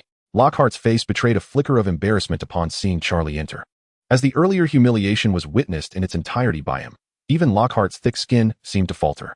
Clearing his throat, Lockhart endeavored to adopt an elegant demeanor. Charlie surveyed the classroom and settled down next to Ernie in the last row. The two had been moved from the front row to the back at Charlie's behest. At that moment, Malfoy unexpectedly rose from the Slytherin side and briskly approached Charlie. Charlie, may I sit here? Malfoy inquired, pointing to the empty seat beside him with a congenial smile. Previously, the seat beside Malfoy had been occupied by a girl resembling a pug, who now gazed at Charlie with a bewildered and somewhat hostile expression. Charlie nodded, permitting Malfoy to take the seat beside him. With his objective achieved, Malfoy sat upright next to Charlie, which struck Charlie as peculiar. When had Malfoy become so earnest? His demeanor was reminiscent of Hermione's studious spirit. Chapter 92, Defense Against the Dark Arts. Lockhart, completely bandaged, still maintained his signature smile. The once charming smile now appeared somewhat ludicrous, accentuated by the bandages adorning him, resembling a veritable mummy. Welcome to the Defense Against the Dark Arts class, Gilderoy Lockhart announced in his exaggerated tone, I am your professor, Gilderoy Lockhart, recipient of the 3rd Class Order of Merlin, honorary member of the Dark Arts Defense League, and a 5-time winner of the Most Charming Smile Award, as voted by Witch Weekly. Of course, I seldom mention it, as I do not rely on my smile to ward off banshees. The students exchanged bewildered glances. Charlie scoffed. You might as well tattoo that award on your forehead. Naturally, I trust you have all perused my works, Lockhart proclaimed, surveying the room with pride. Traveling with vampires, vacationing with ghouls, strolling with banshees, and so forth. Justin muttered quietly, I haven't read a single one. To assess your familiarity with my writings, let us conduct a brief quiz. Lockhart instructed the students in the front row to distribute the papers. Why not use magic? Ernie wondered, surprised that such trivialities were not handled with a simple wave of the professor's wand. Charlie took the paper and glanced down, utterly dumbfounded. The first question read, what is Gilderoy Lockhart's favorite color? The second, what is Gilderoy Lockhart's birthday? The third, what does Gilderoy Lockhart consider his greatest achievement? Charlie blinked in disbelief. What kind of quiz was this? Was this a defense against the dark arts class or a fan meet and greet for Lockhart? If anyone could answer these, I might as well eat the paper. Just as Charlie was about to discard the quiz, he heard the sound of fervent writing beside him. Turning, he discovered Draco was diligently scribbling away. Charlie was even more perplexed. When did Master Malfoy become a fan of Lockhart? This was simply unscientific. Whenever Harry made a stir, Draco was quick to pounce, unleashing a tirade against him. Yet Lockhart, in terms of garnering attention, was certainly an authority, so how could Draco possibly be his admirer? Something was amiss, profoundly amiss. In less than 10 minutes, Draco had completed all the questions. Noticing Charlie's astonished gaze, he smiled sheepishly and discreetly passed his paper to Charlie. Was this an invitation for Charlie to copy? Yet, even the thought of copying such questions felt humiliating. But then, he saw that the paper bore the name Charlie White at the top. It turned out that this quiz was indeed meant for Charlie. No worries now. It was practically handed to him on a silver platter. Charlie passed his blank paper to Draco, who continued to write vigorously. Ernie and Justin watched in stunned silence. Charlie, what on earth is going on with Draco? Ernie whispered. Wasn't he at odds with you before? Charlie furrowed his brow and replied, what are you talking about? What is this nonsense? Draco is my beloved friend, my brother, Charlie exclaimed. Justin rolled his eyes. What a loss of dignity. Are you going to copy or not? Huh. Thank you, Godfather. Half an hour later, Lockhart instructed everyone to submit their papers. Charlie handed in his exam filled with answers and returned to his seat. Draco, you can't possibly be a fan of Lockhart? Draco quickly shook his head, his tone dripping with disdain. I am not his admirer. What is there to idolize about that superficial charlatan? Charlie raised an eyebrow. Then why did you answer those questions? Have you actually read his books? Leaning closer, Draco whispered to Charlie, Lockhart distributed this exam in class this morning. High-scoring students received extra points. The upperclassmen from Slytherin compiled all the answers for us to boost our scores. As he spoke, Draco pulled a crumpled piece of paper from his pocket, densely filled with answers. Charlie glanced at the note, which contained the standard answers for all the questions. One must commend Slytherin. They could devise any scheme for the sake of points. However, this tactic indeed proved effective with Lockhart, who soon finished reviewing all the papers, his face illuminating with surprise. Oh, this is simply marvelous, Lockhart exclaimed, excitedly waving the exam papers. Almost all of Slytherin has scored full marks. Charlie, Ernie, Justin, and Hannah, you two have achieved full scores. You all know my secret desire, to eradicate evil from this world and to ensure that my line of hair products becomes a bestseller. Lockhart proclaimed with great pride, Slytherin receives 50 points. Hufflepuff earns 30 points. Now, I have a profound understanding of your capabilities. It is time for the formal class to commence. Lockhart collected the papers and struggled to drag a large cage covered with a cloth from beneath the podium. He gazed mysteriously at everyone. Students, today I shall present to you the most terrifying creature in the magical world. Charlie was quite skeptical of this claim. What frightful being could possibly fit in such a small cage? Even a creature as large as Norbert could only be let loose for a kite-flying session. Are you ready? Lockhart grasped one corner of the cloth. I am about to unveil it. He suddenly whipped off the cloth. Tada! A Cornish pixie. Inside the cage was a swarm of small blue pixies, around 20 in number, each no larger than a palm. They sported pointed ears and wings, chattering excitedly within the confines of the cage. Malfoy scoffed derisively. Is that it? Other Slytherin students joined in the laughter. Indeed, these creatures hardly qualified as fearsome beasts. Lockhart shook his head in mild irritation. It seems everyone is quite confident in their ability to handle them. Well then, let us commence with the practical demonstration. With that, he opened the cage without hesitation. The little sprites suddenly burst forth, darting chaotically around the classroom. Their shrill screams pierced the air as they began their frenzied destruction. Some seized ink bottles, hurling them into the air, the black liquid cascading down like raindrops. Others tore at the students' quills and parchment, fragments swirling about in disarray. still more charged directly at the students, their tiny mouths agape, intent on biting. Ah, get away. They're going to bite me. The students, in a state of panic, scrambled for cover, transforming the classroom into utter chaos. Professor Lockhart stood at the lectern, visibly flustered, the scene unfolding before him seemingly beyond his expectations. Cough, cough. Everyone remain calm. Just catch them. They are merely a bunch of little sprites. Yet before he could finish his sentence, one of the sprites flew towards him, tugging at his hair. Ah, let go of my hair. Lockhart yelped. At that moment, another sprite swooped towards Charlie, aiming to bite his face. With a furrowed brow, Charlie swiftly swatted it away. Smack! The sprite was sent flying, crashing against the wall and sliding down, stars dancing in its eyes.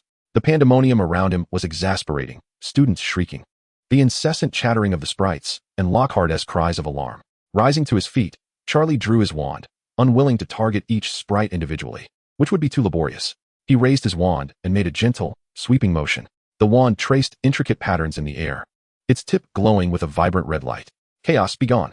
As the incantation escaped his lips, countless red points of light erupted from Charlie, expanding indiscriminately in all directions.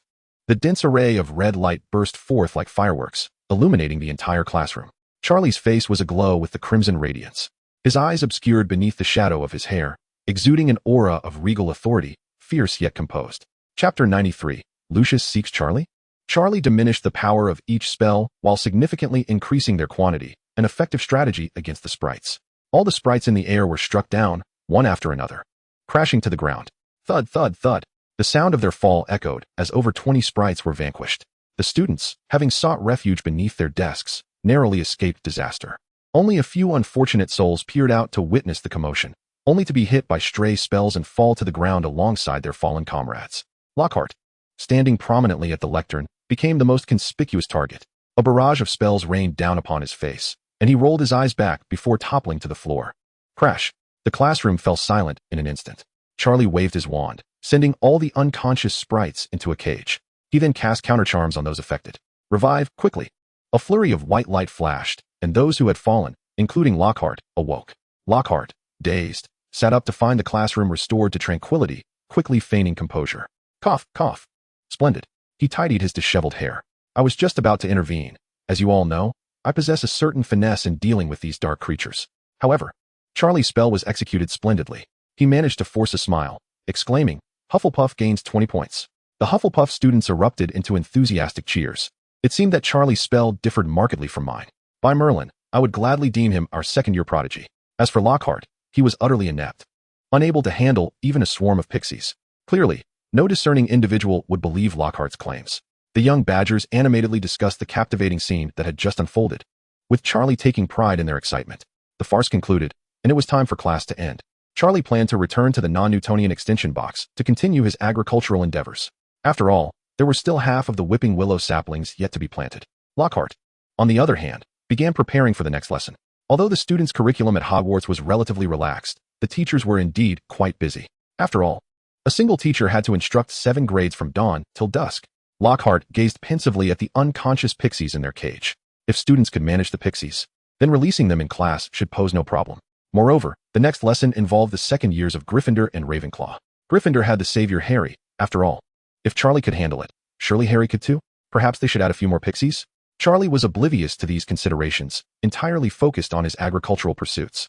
Throughout the afternoon, he devoted himself wholeheartedly to his farming endeavors. Magic flowed ceaselessly from his palms, nurturing each sapling. Under his meticulous care, those branches sprouted tender buds the size of grains of rice.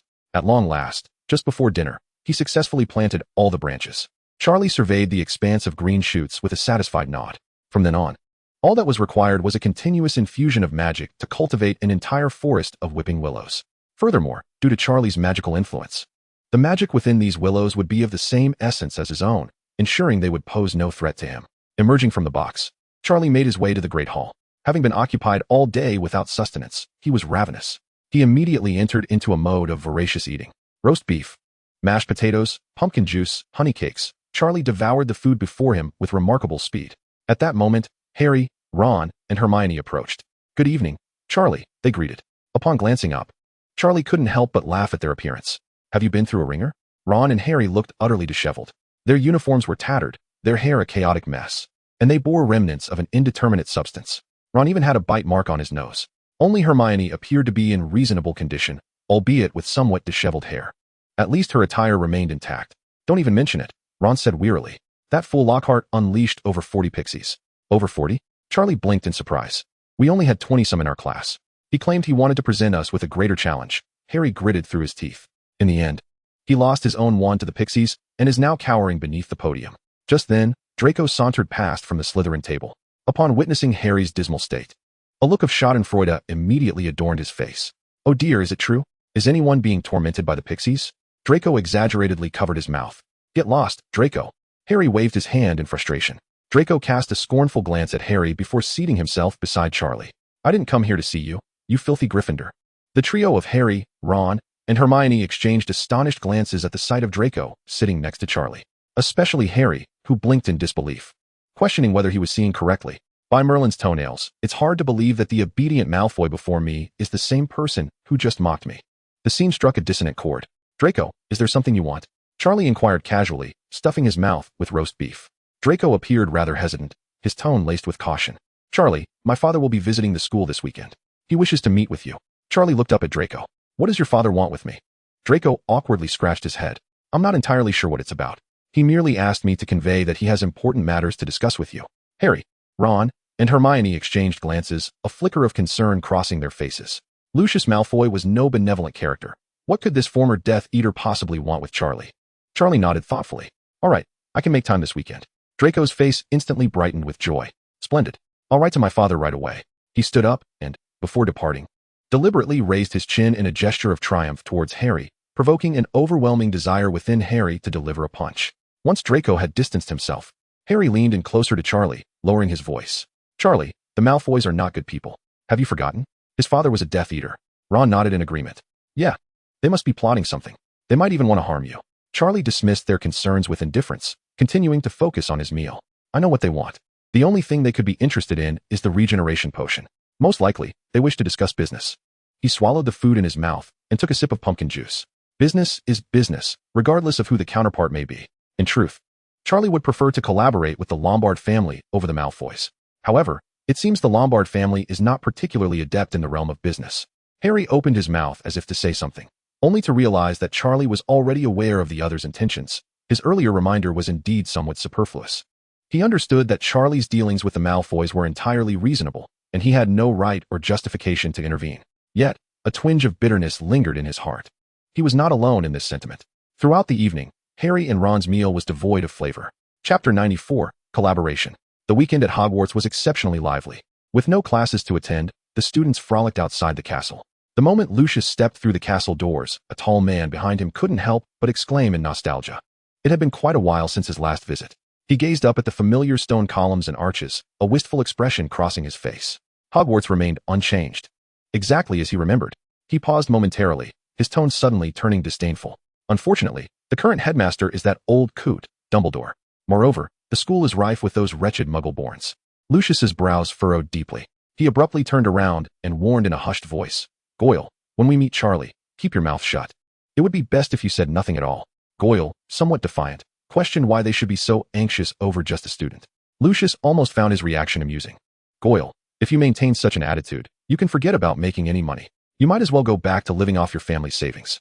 This statement instantly subdued Goyle. Although they belonged to the same pureblood family, the Goyle family had their own struggles. He sheepishly scratched the back of his head, his tone softening considerably. I'll listen to you. I want to speak when we meet. Lucius nodded in satisfaction. Remember, I will handle all discussions when we meet. As previously agreed, the profits will be divided 70-30. Goyle frowned, feeling uneasy. 70-30? Why do we only get 30%? Lucius's complexion darkened, his teeth clenched in anger. 30% is theirs. We can only take 30%. Goyle's expression fell immediately. He opened his mouth to protest, but, upon seeing Lucius's countenance, wisely decided to remain silent. Lucius genuinely wished to cast a jinx on him to wake him up. However, the Goyle family was one of the Malfoy family's most loyal allies, leaving him at a loss for options. Soon, after visiting Dumbledore, Lucius borrowed an empty classroom. Dumbledore readily agreed, recognizing Lucius's current position as a Hogwarts governor, and felt it was only right to extend this courtesy. In the empty classroom, Lucius adjusted his robe, ensuring that every detail was meticulously perfect. He glanced at the time, noting that only a few minutes remained until the appointed hour. Draco should soon arrive with Charlie. Lucius contemplated his conversational strategy for the impending discussion. Just then, the classroom door swung open. Draco stepped in first, followed closely by Charlie. Upon entering, Charlie surveyed the room, his gaze ultimately settling on Lucius. Mr. Malfoy. Charlie acknowledged with a polite nod. Lucius rose, his face adorned with a quintessential noble smile. Charlie, it is a pleasure to see you. Please, take a seat. Lucius gestured for Charlie to sit down. Without hesitation, Charlie sat on the chair and promptly inquired, "What business do you have for me, Mr. Malfoy?" Goyle furrowed his brow at the boy's bluntness. Why was he so direct? Lacking even the slightest semblance of courtesy, he couldn't even engage in small talk. Lucius was momentarily taken aback by Charlie's forthrightness but quickly regained his composure, reasoning that potion masters might possess such straightforward natures. Very well, since you are so direct. I shall dispense with any circumlocution. Lucius cleared his throat. I have come to discuss a business proposition with you.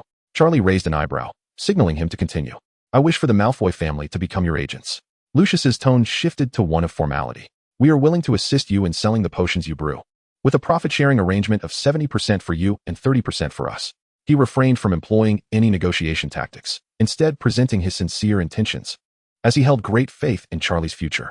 After listening, Charlie did not respond immediately. Instead, he regarded Lucius thoughtfully.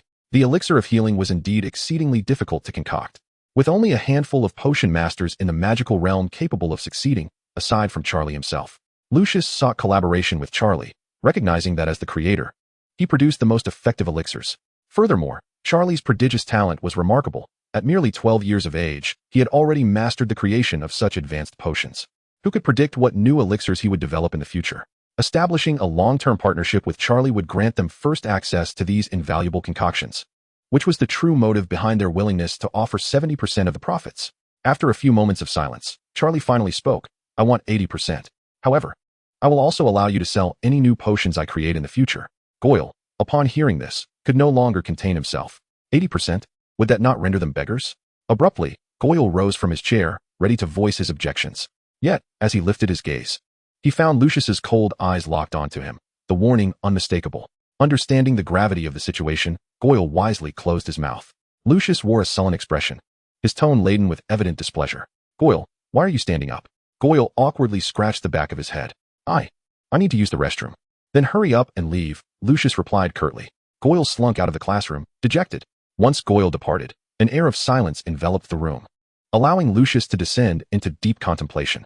A profit margin of 10% in exchange for an exclusive sales agreement with a potions master did not seem like a poor deal. Moreover, Charlie was the youngest potions master in the magical realm. From a marketing perspective, this novelty was sufficiently captivating. The prospect of a 12-year-old potions master personally crafting healing potions made it almost impossible to fail in sales. Furthermore, Charlie had just pledged that future concoctions would also be entrusted to them for sale. Given Charlie's prodigious talent, it was certain that more astonishing works would emerge in the future. If this opportunity were not seized now, by the time Charlie truly matured, they might not even qualify for a discussion on collaboration. With these thoughts in mind, Lucius nodded in agreement. It's a deal. However, I have a condition, he added. What condition? Charlie inquired. I wish to formalize our partnership with a written contract, Lucius stated. Additionally, I expect you to supply at least 100 healing potions each month. Charlie contemplated this. For him, providing 100 healing potions was not an insurmountable task. All right, but I have a condition as well, Charlie responded. Speak. I will supply you with potions each month, but you must not interfere with when or how I brew them. Charlie's tone grew serious. He did not want to be coerced into brewing potions, which would monopolize his time. Lucius promptly nodded. Of course, that is only fair. The two quickly finalized the details of their collaboration. Lucius produced a contract he had prepared in advance, magically altering a few clauses before handing it to Charlie. After carefully reviewing the document and confirming its integrity, Charlie signed his name. Lucius followed suit, then magically duplicated the contract for Charlie. To a fruitful partnership. Lucius extended his hand. To a fruitful partnership. Wishing all esteemed gentlemen a joyous mid-autumn festival. Chapter 95, A Stealthy Journey to Hogsmeade. With the business arrangement sealed, Charlie initially intended to return to the common room. However, Draco eagerly tugged at his sleeve, excitement gleaming in his eyes. Charlie, don't leave just yet. Draco's voice brimmed with enthusiasm, reminiscent of a child eager to showcase a new toy. I have something magnificent to show you. Charlie raised an eyebrow in curiosity. What is it? Follow me, and you shall see, Draco replied mysteriously, leading Charlie to another empty classroom. Upon opening the door, they were greeted by the sight of 7 brand new broomsticks, each one gleaming with a polished sheen. The sleek design, exquisite handcrafted carvings, and the iconic golden embellishments The latest model of the Nimbus 2001. Draco spread his arms wide, his tone brimming with pride. It was just produced last month. Charlie approached, scrutinizing the brooms closely. They were indeed impressive, far superior in appearance to the school's provided clean sweep series. Merely gazing at them evoked a sense of their remarkable speed in flight. Where did you acquire so many brooms? Charlie inquired. Draco puffed out his chest with self-satisfaction. My father funded them. I am now the new seeker for the Slytherin Quidditch team. Charlie shot him a peculiar glance. Are you taking the backdoor approach? Draco's face flushed instantly. What do you mean by backdoor? He exclaimed, gesticulating animatedly. Can funding be considered as taking the backdoor? Harry only relies on the Nimbus 2000. What's next? Talk of funding and fairness that you don't understand. The classroom was filled with a cheerful atmosphere. Charlie disregarded Draco and became lost in thought while examining the brooms. He had watched his own house's matches last semester. Cedric was a formidable seeker, and the other players were commendable as well. However, the brooms were woefully inadequate. Hufflepuff was using the antiquated brooms provided by the school, some of which were relics from over a decade ago. Their flying speed was sluggish, maneuverability was poor, and they were prone to malfunctioning at critical moments. Watching the matches last semester felt akin to witnessing the national football team's struggles in a previous life, frustrating and disheartening. Soon, Lucius delivered a substantial supply of potion ingredients. Charlie transferred all the materials into his undetectable extension charm bag, embarking on a new round of potion brewing. Brewing the essence of healing was a skillful endeavor. Yet for Charlie, it was second nature.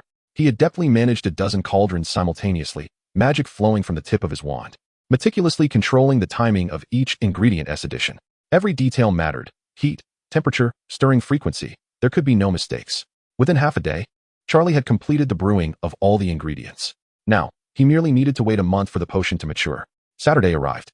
Students in their third year and above could apply to visit Hogsmeade, the largest wizarding village in Britain, during the weekend. With nothing planned, Charlie yearned to explore.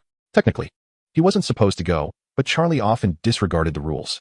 He sought out the twins, knowing their familiarity with the castle would lead him to secret passages for escape. Fred and George were just emerging from the Gryffindor common room, intending to gather in the courtyard for their excursion to Hogsmeade.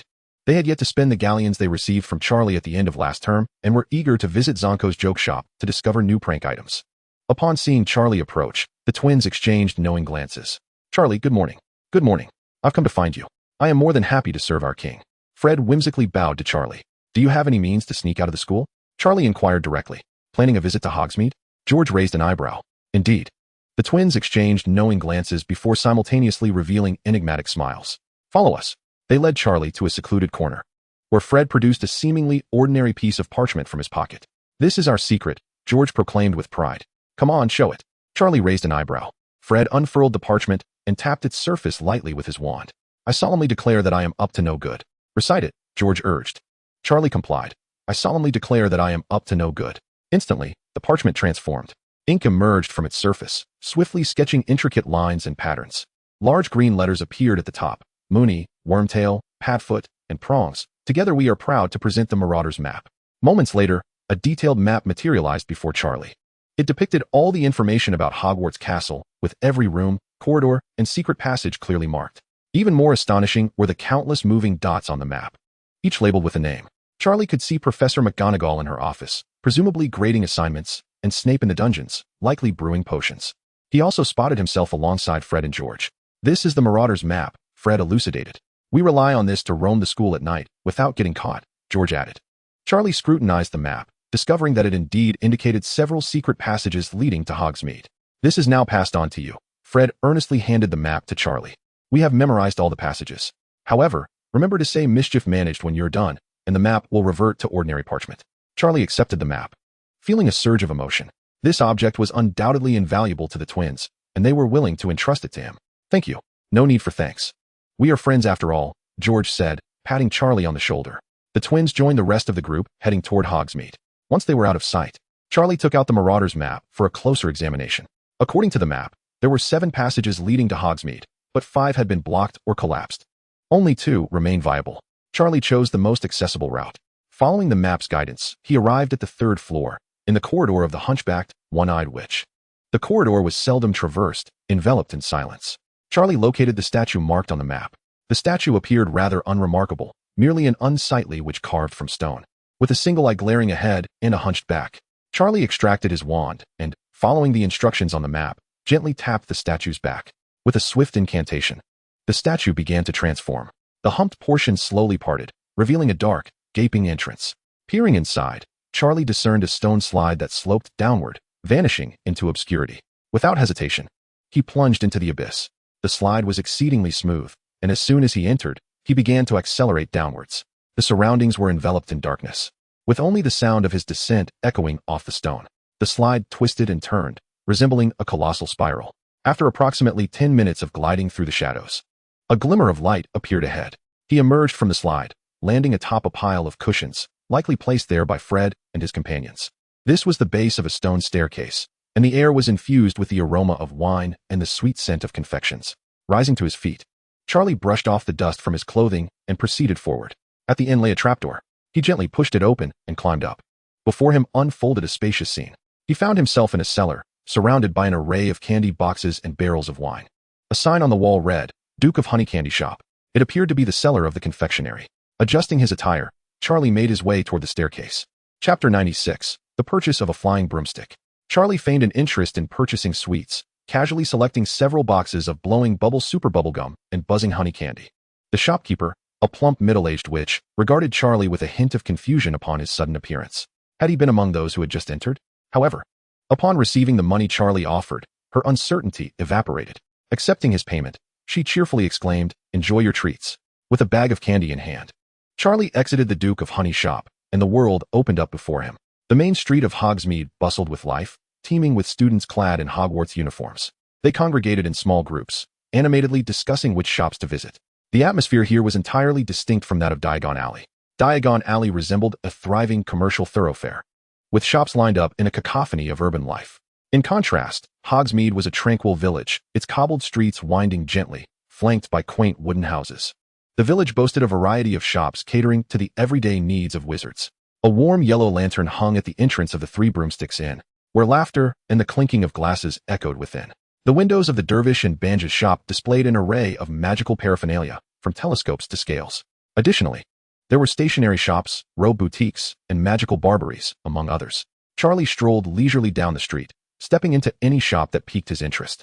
Indulging in his favorite things, Charlie embarked on a shopping spree, instructing the proprietor to send his acquisitions to Hogwarts via owl.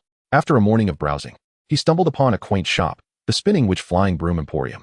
The establishment, though modest in size, boasted an impressive array of flying brooms showcased in its window. From the ancient Clean Sweep series to the latest Nimbus line, the selection was dazzling. Charlie suddenly recalled the Hufflepuff Quidditch team's subpar brooms. If only their brooms were of superior quality, perhaps the Quidditch Cup would rightfully belong to their house. Determined not to endure the matches with the same despair one might feel while watching the national football team, Charlie resolved to procure a broom for the team. However, one must consider the potential folly of such a decision. As he pushed open the door, he was greeted by a tall, slender, middle-aged wizard, adorned with thick spectacles, who was polishing a gleaming broomstick. Upon hearing the doorbell chime, the proprietor looked up, and his eyes immediately sparkled upon seeing Charlie's well-tailored robe, crafted from exquisite fabric. Here was a customer of affluence. He promptly set down the broom and approached with enthusiasm. "Welcome to the Spinning Witch," the owner said, rubbing his hands together. "Sir, are you looking to select a broom for yourself? We offer the most comprehensive range of broom models. From the entry-level Clean Sweep 5 to the professional Nimbus series, everything you could desire." Charlie surveyed the shop and cut straight to the chase. "Do you have the Nimbus 2001? "Indeed. We do. Absolutely," the proprietor exclaimed, his excitement palpable. "The Nimbus 2001 is the latest model released this year, and it has yet to find a purchaser. You truly possess discerning taste. It is indeed the finest flying broom currently on the market." Charlie nodded. "I would like 7 of them." 7? The proprietor's voice was tinged with astonishment. A flicker of skepticism crossed his eyes. Even the wealthiest pureblood families would hardly allow a child to purchase such an expensive item independently. Was he being taken for a fool? "Are you certain you mean 7? "Quite certain," Charlie replied calmly. While the proprietor continued to wear a friendly smile, his demeanor had shifted to one of caution. "It's not that I doubt your intentions, but 7 Nimbus 2001s represent a considerable sum of galleons." Charlie produced a hefty gold ingot and tossed it to the owner. "This shall serve as a deposit." The proprietor received the gold, glancing at it briefly, and his face flushed with excitement. "Oh dear, what are you doing? Surely, I can trust you. My concern was merely that the galleons for 7 brooms are rather substantial, and you likely do not have such a sum on your person. I can accompany you to Gringotts to withdraw the funds, if that would be preferable. Let us not quibble over details. I shall fetch the stock for you," he declared. Bustling toward the storeroom at the back of the shop, his steps lively as a young man's. Charlie observed his retreating figure, bemused. Indeed, he was a seasoned businessman. Suddenly, a question arose in his mind. Why do most witches ride brooms? Could it not be something else? Soon, the proprietor returned, cradling a multitude of exquisitely packaged boxes. 7 Nimbus 2001s, I'll offer you a 10% discount. He carefully placed the boxes upon the counter, cautious not to cause any damage. Seizing the opportunity, Charlie voiced his curiosity. Sir, I am quite intrigued as to why witches utilize brooms for flight. Is it not possible to employ alternative objects? Ah, you inquire about this? He adjusted his spectacles. There exists a historical anecdote surrounding this. His tone shifted to one of solemnity, indicative of his deep knowledge on the subject. During the height of the witch-hunting frenzy in the Middle Ages, witches were subjected to brutal persecution, necessitating the concealment of their identities for survival. Most witches of that era disguised themselves as ordinary housewives, who often wielded brooms for domestic chores. This astute witch ingeniously transformed a common broom into a flying broom, thereby enabling her to escape at a moment's notice without arousing the suspicions of muggles. A glimmer of admiration sparkled in the proprietor's eyes as he recounted this tale. In honor of this remarkable witch, the flying apparatus has since retained the form of a broom, thus becoming a cherished tradition within the European magical community. Charlie suddenly comprehended the historical context behind it. However, a new thought crossed his mind. Could we customize a different shape? He inquired. The proprietor hesitated momentarily. Such requests were indeed rare. He scratched his head. Theoretically, it is possible, but what? The costs would be exorbitant, the proprietor replied, somewhat flustered. Customization necessitates redesigning the flight runes and adjusting the balance system, which is far more complex. Furthermore, straying from traditional designs makes achieving the same level of stability significantly more challenging. He discreetly cast a glance at Charlie. Charlie then produced a gold coin from his pocket and gently placed it on the counter. The gleaming gold shimmered under the lights. Is this sufficient? Charlie inquired calmly. Absolutely sufficient, exclaimed the proprietor, his eyes nearly popping out. He nodded vigorously, his voice trembling with excitement. What shape would you like to customize? A magic carpet? Or something else? Charlie leaned in closer to the proprietor. I wanted to look like this.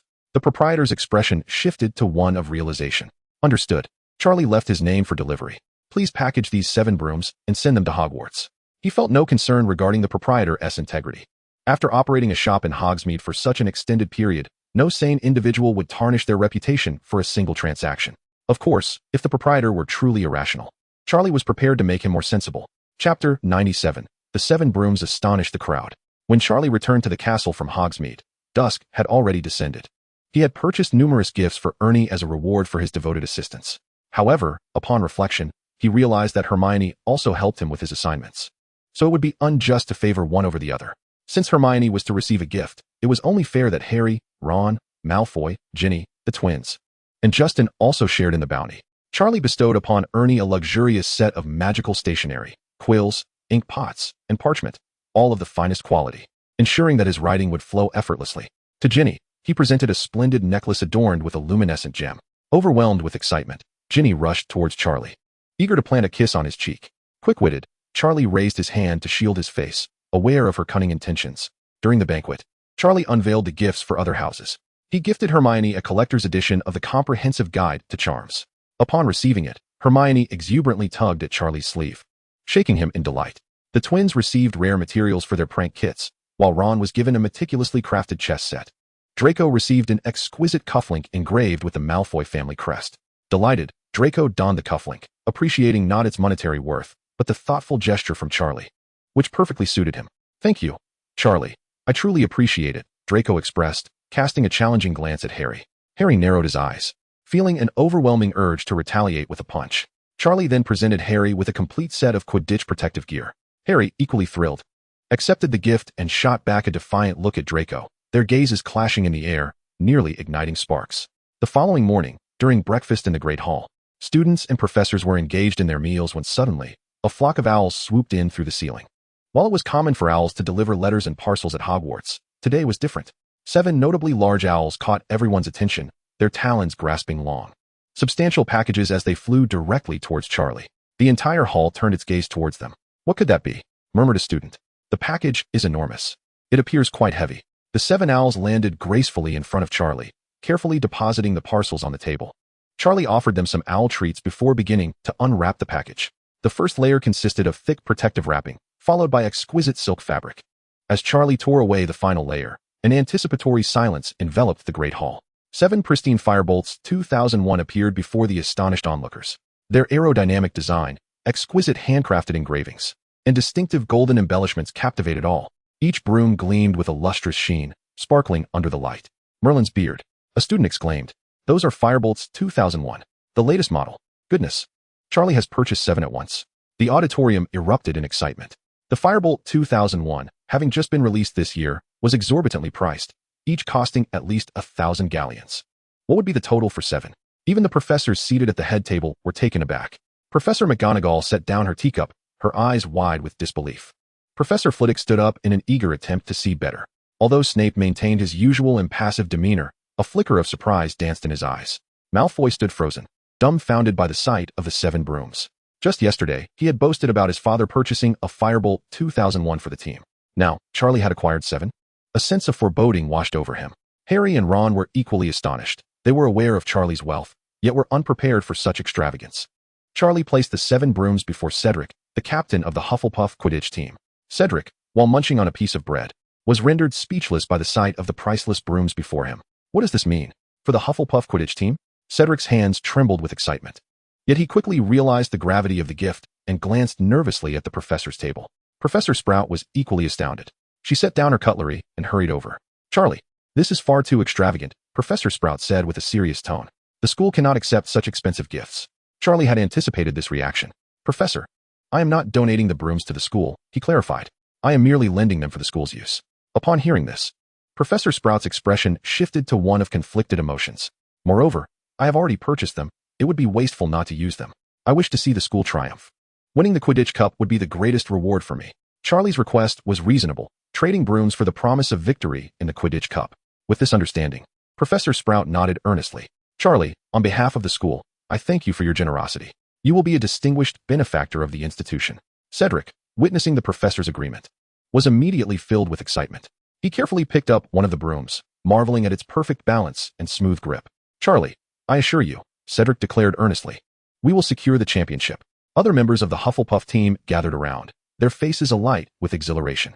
Though Hufflepuff is not inclined to compete fiercely, they would certainly not disappoint Charlie after all he has invested in them. They would at the very least exert every effort to vie for the Quidditch Cup. Professors McGonagall and Flitwick exchanged glances from the staff table, their eyes brimming with envy. Isn't Charlie a student of Gryffindor or Ravenclaw? Malfoy, seated at the Slytherin table, gazed incredulously at Charlie. Oh no, it seems he has boasted too much in front of Charlie. Chapter 98, The Quidditch Chaos. Cedric clutched the Nimbus 2001, utterly reluctant to let it go. For those who cherish Quidditch, a fine broomstick is akin to a beloved spouse. Professor, may I request to use the Quidditch pitch today? Cedric implored Professor Sprout. We must commence our training at once. Observing her student's enthusiasm, Professor Sprout felt no inclination to dampen his spirits. Of course, I shall write you a note. She produced a quill and began to inscribe on parchment. However, Cedric, remember to take good care of those brooms. Rest assured, Professor. Cedric accepted the note and turned to Charlie. Charlie, you must come watch our practice. Cedric's eyes sparkled with anticipation. I promise you won't be disappointed, he added earnestly. Charlie nodded. All right, I will be there. After breakfast, Charlie strolled leisurely towards the Quidditch pitch. Summer had just departed, and the bright sunlight bathed the grass while a gentle breeze caressed the air. As Charlie settled into the stands, he unexpectedly spotted 2 familiar figures. Hermione was engrossed in a hefty tome titled Quidditch Through the Ages, while Ron munched on a chocolate frog, glancing towards the pitch as he ate. What brings you here? Charlie inquired as he took a seat beside them. Hermione looked up. Gryffindor is training today, so we came to observe. Gryffindor training? We Hufflepuffs are training too. Really? The 3 of them were momentarily taken aback. Just as commotion erupted on the pitch, Cedric entered the field with the Hufflepuff team, each member proudly carrying a brand new Nimbus 2001, their steps synchronized. However, as they stepped onto the field, they noticed 2 other teams entering as well. The Gryffindor team emerged from the left, with Harry trailing behind Captain Wood. The Slytherin team entered from the right, Draco leading the way with an expression of smug satisfaction. The 3 teams converged at the center of the pitch. The atmosphere grew tense, thick with anticipation. Each team glared at the others, sparks flying. None were willing to yield. Wood was the first to speak. We have reserved the pitch for today. Flint sneered. So have we. Cedric raised the note in his hand. I have Professor Sprout's authorization. The 3 captains simultaneously produced their respective permits, each granting permission to use the pitch today. Clearly, this was a miscommunication. Draco emerged from the Slytherin team, his silvery gray eyes sweeping over the Gryffindor players, ultimately settling on Harry. Harry Potter, Draco's voice dripped with unmistakable sarcasm. Last semester, you merely relied on a good broomstick. This term, my father has sponsored Slytherin with 7 Nimbus 2001s. He smugly patted his broom. Faster and more advanced than your Nimbus 2000. I assure you. Gryffindor won T-score a single point. Harry's expression darkened. This was evidently bad news, indicating that the entire Gryffindor team would be at a disadvantage. Charlie sponsors. And you do too, you dung-brained twit. Ron mocked as he, Charlie, and Hermione descended from the stands. Charlie's lips twitched slightly. Draco had managed to insult 2 people in one breath. Draco glared fiercely at Ron. You foolish Weasley, you know nothing. Hermione chimed in with her rebuttal. What is wrong with what Ron said? Harry made the team on merit, while you relied on your broom. Her words struck a nerve with Draco, his face flushing crimson as he opened his mouth to retaliate. You. But midway through, he suddenly remembered that Charlie was present. Draco instantly sobered, recalling how he had used that very term to insult Charlie last semester, resulting in a rather embarrassing situation for himself. He hastily changed his tune. Your mother is quite nice, actually. The Slytherin players, who had been snickering, fell into stunned silence. No. It's just that the mushrooms in this morning's soup weren't cooked properly. Draco seemed to be losing his mind. Hermione stood frozen, completely taken aback. Yet, maintaining her composure, she blinked and replied, I'm fine, thank you for your concern. The atmosphere grew exceptionally awkward. Observing the stalemate among the 3 teams, Charlie suggested, how about this? Let us have all 3 teams engage in a practical training session together. Wood furrowed his brow. How can 3 teams compete? Even if we all take the field, there are only 2 hoops. How do we divide that? Charlie shrugged. If we can't divide it, then we 1T. We'll just use 1 set of hoops. Whoever scores will earn points. The Hufflepuff team was nearly ready to elevate Charlie to a pedestal, naturally agreeing to whatever he proposed. Cedric was the first to raise his hand. I'm in. Other Hufflepuff players nodded in agreement. The Gryffindor side hesitated. However, several team members had fought alongside Charlie against Voldemort last semester and had even paid him 10 galleons. I think we should give it a try, Harry spoke up. Wood observed the expressions of his teammates and finally nodded. All right then, it seems we have no better options. Slytherin currently regards Draco as its leader. Yet, Draco heeds Charlie's guidance, following his instructions on how to play. Although Flynn expresses some reluctance, he ultimately acquiesces to Draco's command. Thus, the 3 teams embark upon a chaotic and disordered game of Quidditch. Charlie returns to the stands, producing the delectable honeycomb sweets he purchased from Honeydukes. Savoring the spectacle before him, Hermione, exasperated, flips through Quidditch through the ages, remarking that she has scoured the entire book without finding such a gameplay. Nevertheless, Charlie generously shares the sweets with Hermione and Ron, asserting that enjoyment is what truly matters.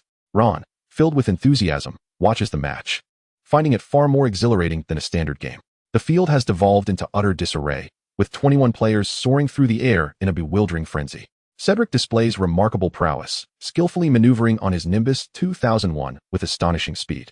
Leveraging his superior velocity and longer reach, Cedric seizes the golden snitch just ahead of Harry. Bravo! Charlie applauds from the stands, and the Hufflepuff players erupt in cheers. The final score is announced, excluding the 150 points for catching the snitch. Hufflepuff 180, Slytherin 120. Gryffindor 80. Gryffindor's brooms lag significantly behind. Unless Harry captures the snitch, victory seems elusive. Cedric's confidence proves well-founded. With the entire team equipped with Nimbus 2001 brooms, their performance has markedly improved. Hufflepuff's Quidditch skills rival those of the other 2 teams, exhibiting even greater organization. While all members of the Quidditch teams possess talent and enthusiasm, Hufflepuff often practices before returning to their studies, dedicating their utmost energy to Quidditch. Should Slytherin and Gryffindor adopt such a practice, they would face the wrath of Professors McGonagall and Snape, who would not hesitate to demonstrate what true rigor entails. Chapter 99, Ginny's Dilemma. After the practice match concludes, the 3 teams convene to reflect on their performances. The atmosphere among Gryffindor is notably somber, as their inferior brooms rendered today's game particularly challenging. Conversely, the mood in Slytherin is fraught with reprimands, as Flint chastises his teammates for losing to Hufflepuff despite wielding the finest brooms. His voice booms, reverberating throughout the pitch. What a disgrace. In stark contrast, Hufflepuff revels in a far more positive ambience, with each player having performed commendably in the recent match. Upon the conclusion of the game, Charlie rises from his seat. I shall pay Hagrid a visit, he informs Hermione and Ron. Every weekend, Hagrid has been inviting Charlie to his abode to see Norbert and to collect provisions for the dragon for the following week. Frankly, with Hagrid taking care of these arrangements, Charlie finds himself considerably relieved. Ron and Hermione were originally supposed to accompany Harry to Hagrid's, but with Harry still engaged in a meeting, they decided to set off with Charlie first. The trio meandered along the narrow path that skirted the castle, making their way to Hagrid's quaint abode. Ron appeared rather dejected. the recent defeat of Gryffindor weighing heavily on his spirits. Observing Ron's dismal demeanor, Charlie felt a sense of secret satisfaction. It mirrored the feeling he had experienced last semester when Hufflepuff had lost. Soon enough, they arrived at the doorstep of Hagrid's cottage. Charlie stepped forward and knocked on the door. Knock, knock, knock. The sound of heavy footsteps and some disgruntled murmurs emanated from within. The door swung open, revealing Hagrid's furry visage. Upon recognizing Charlie, his face brightened with a warm smile. "Oh, it's Charlie." Hagrid's voice instantly took on a more welcoming tone. "Come in. Come in." He ushered the trio inside and promptly closed the door behind them. The room was pleasantly warm, with the flames in the fireplace crackling cheerfully. However, Charlie soon noticed another occupant in the room. Lockhart was seated in one of Hagrid's chairs, adorned in a resplendent purple robe, elegantly sipping from a teacup. Upon seeing Charlie enter, Lockhart's smile faltered slightly.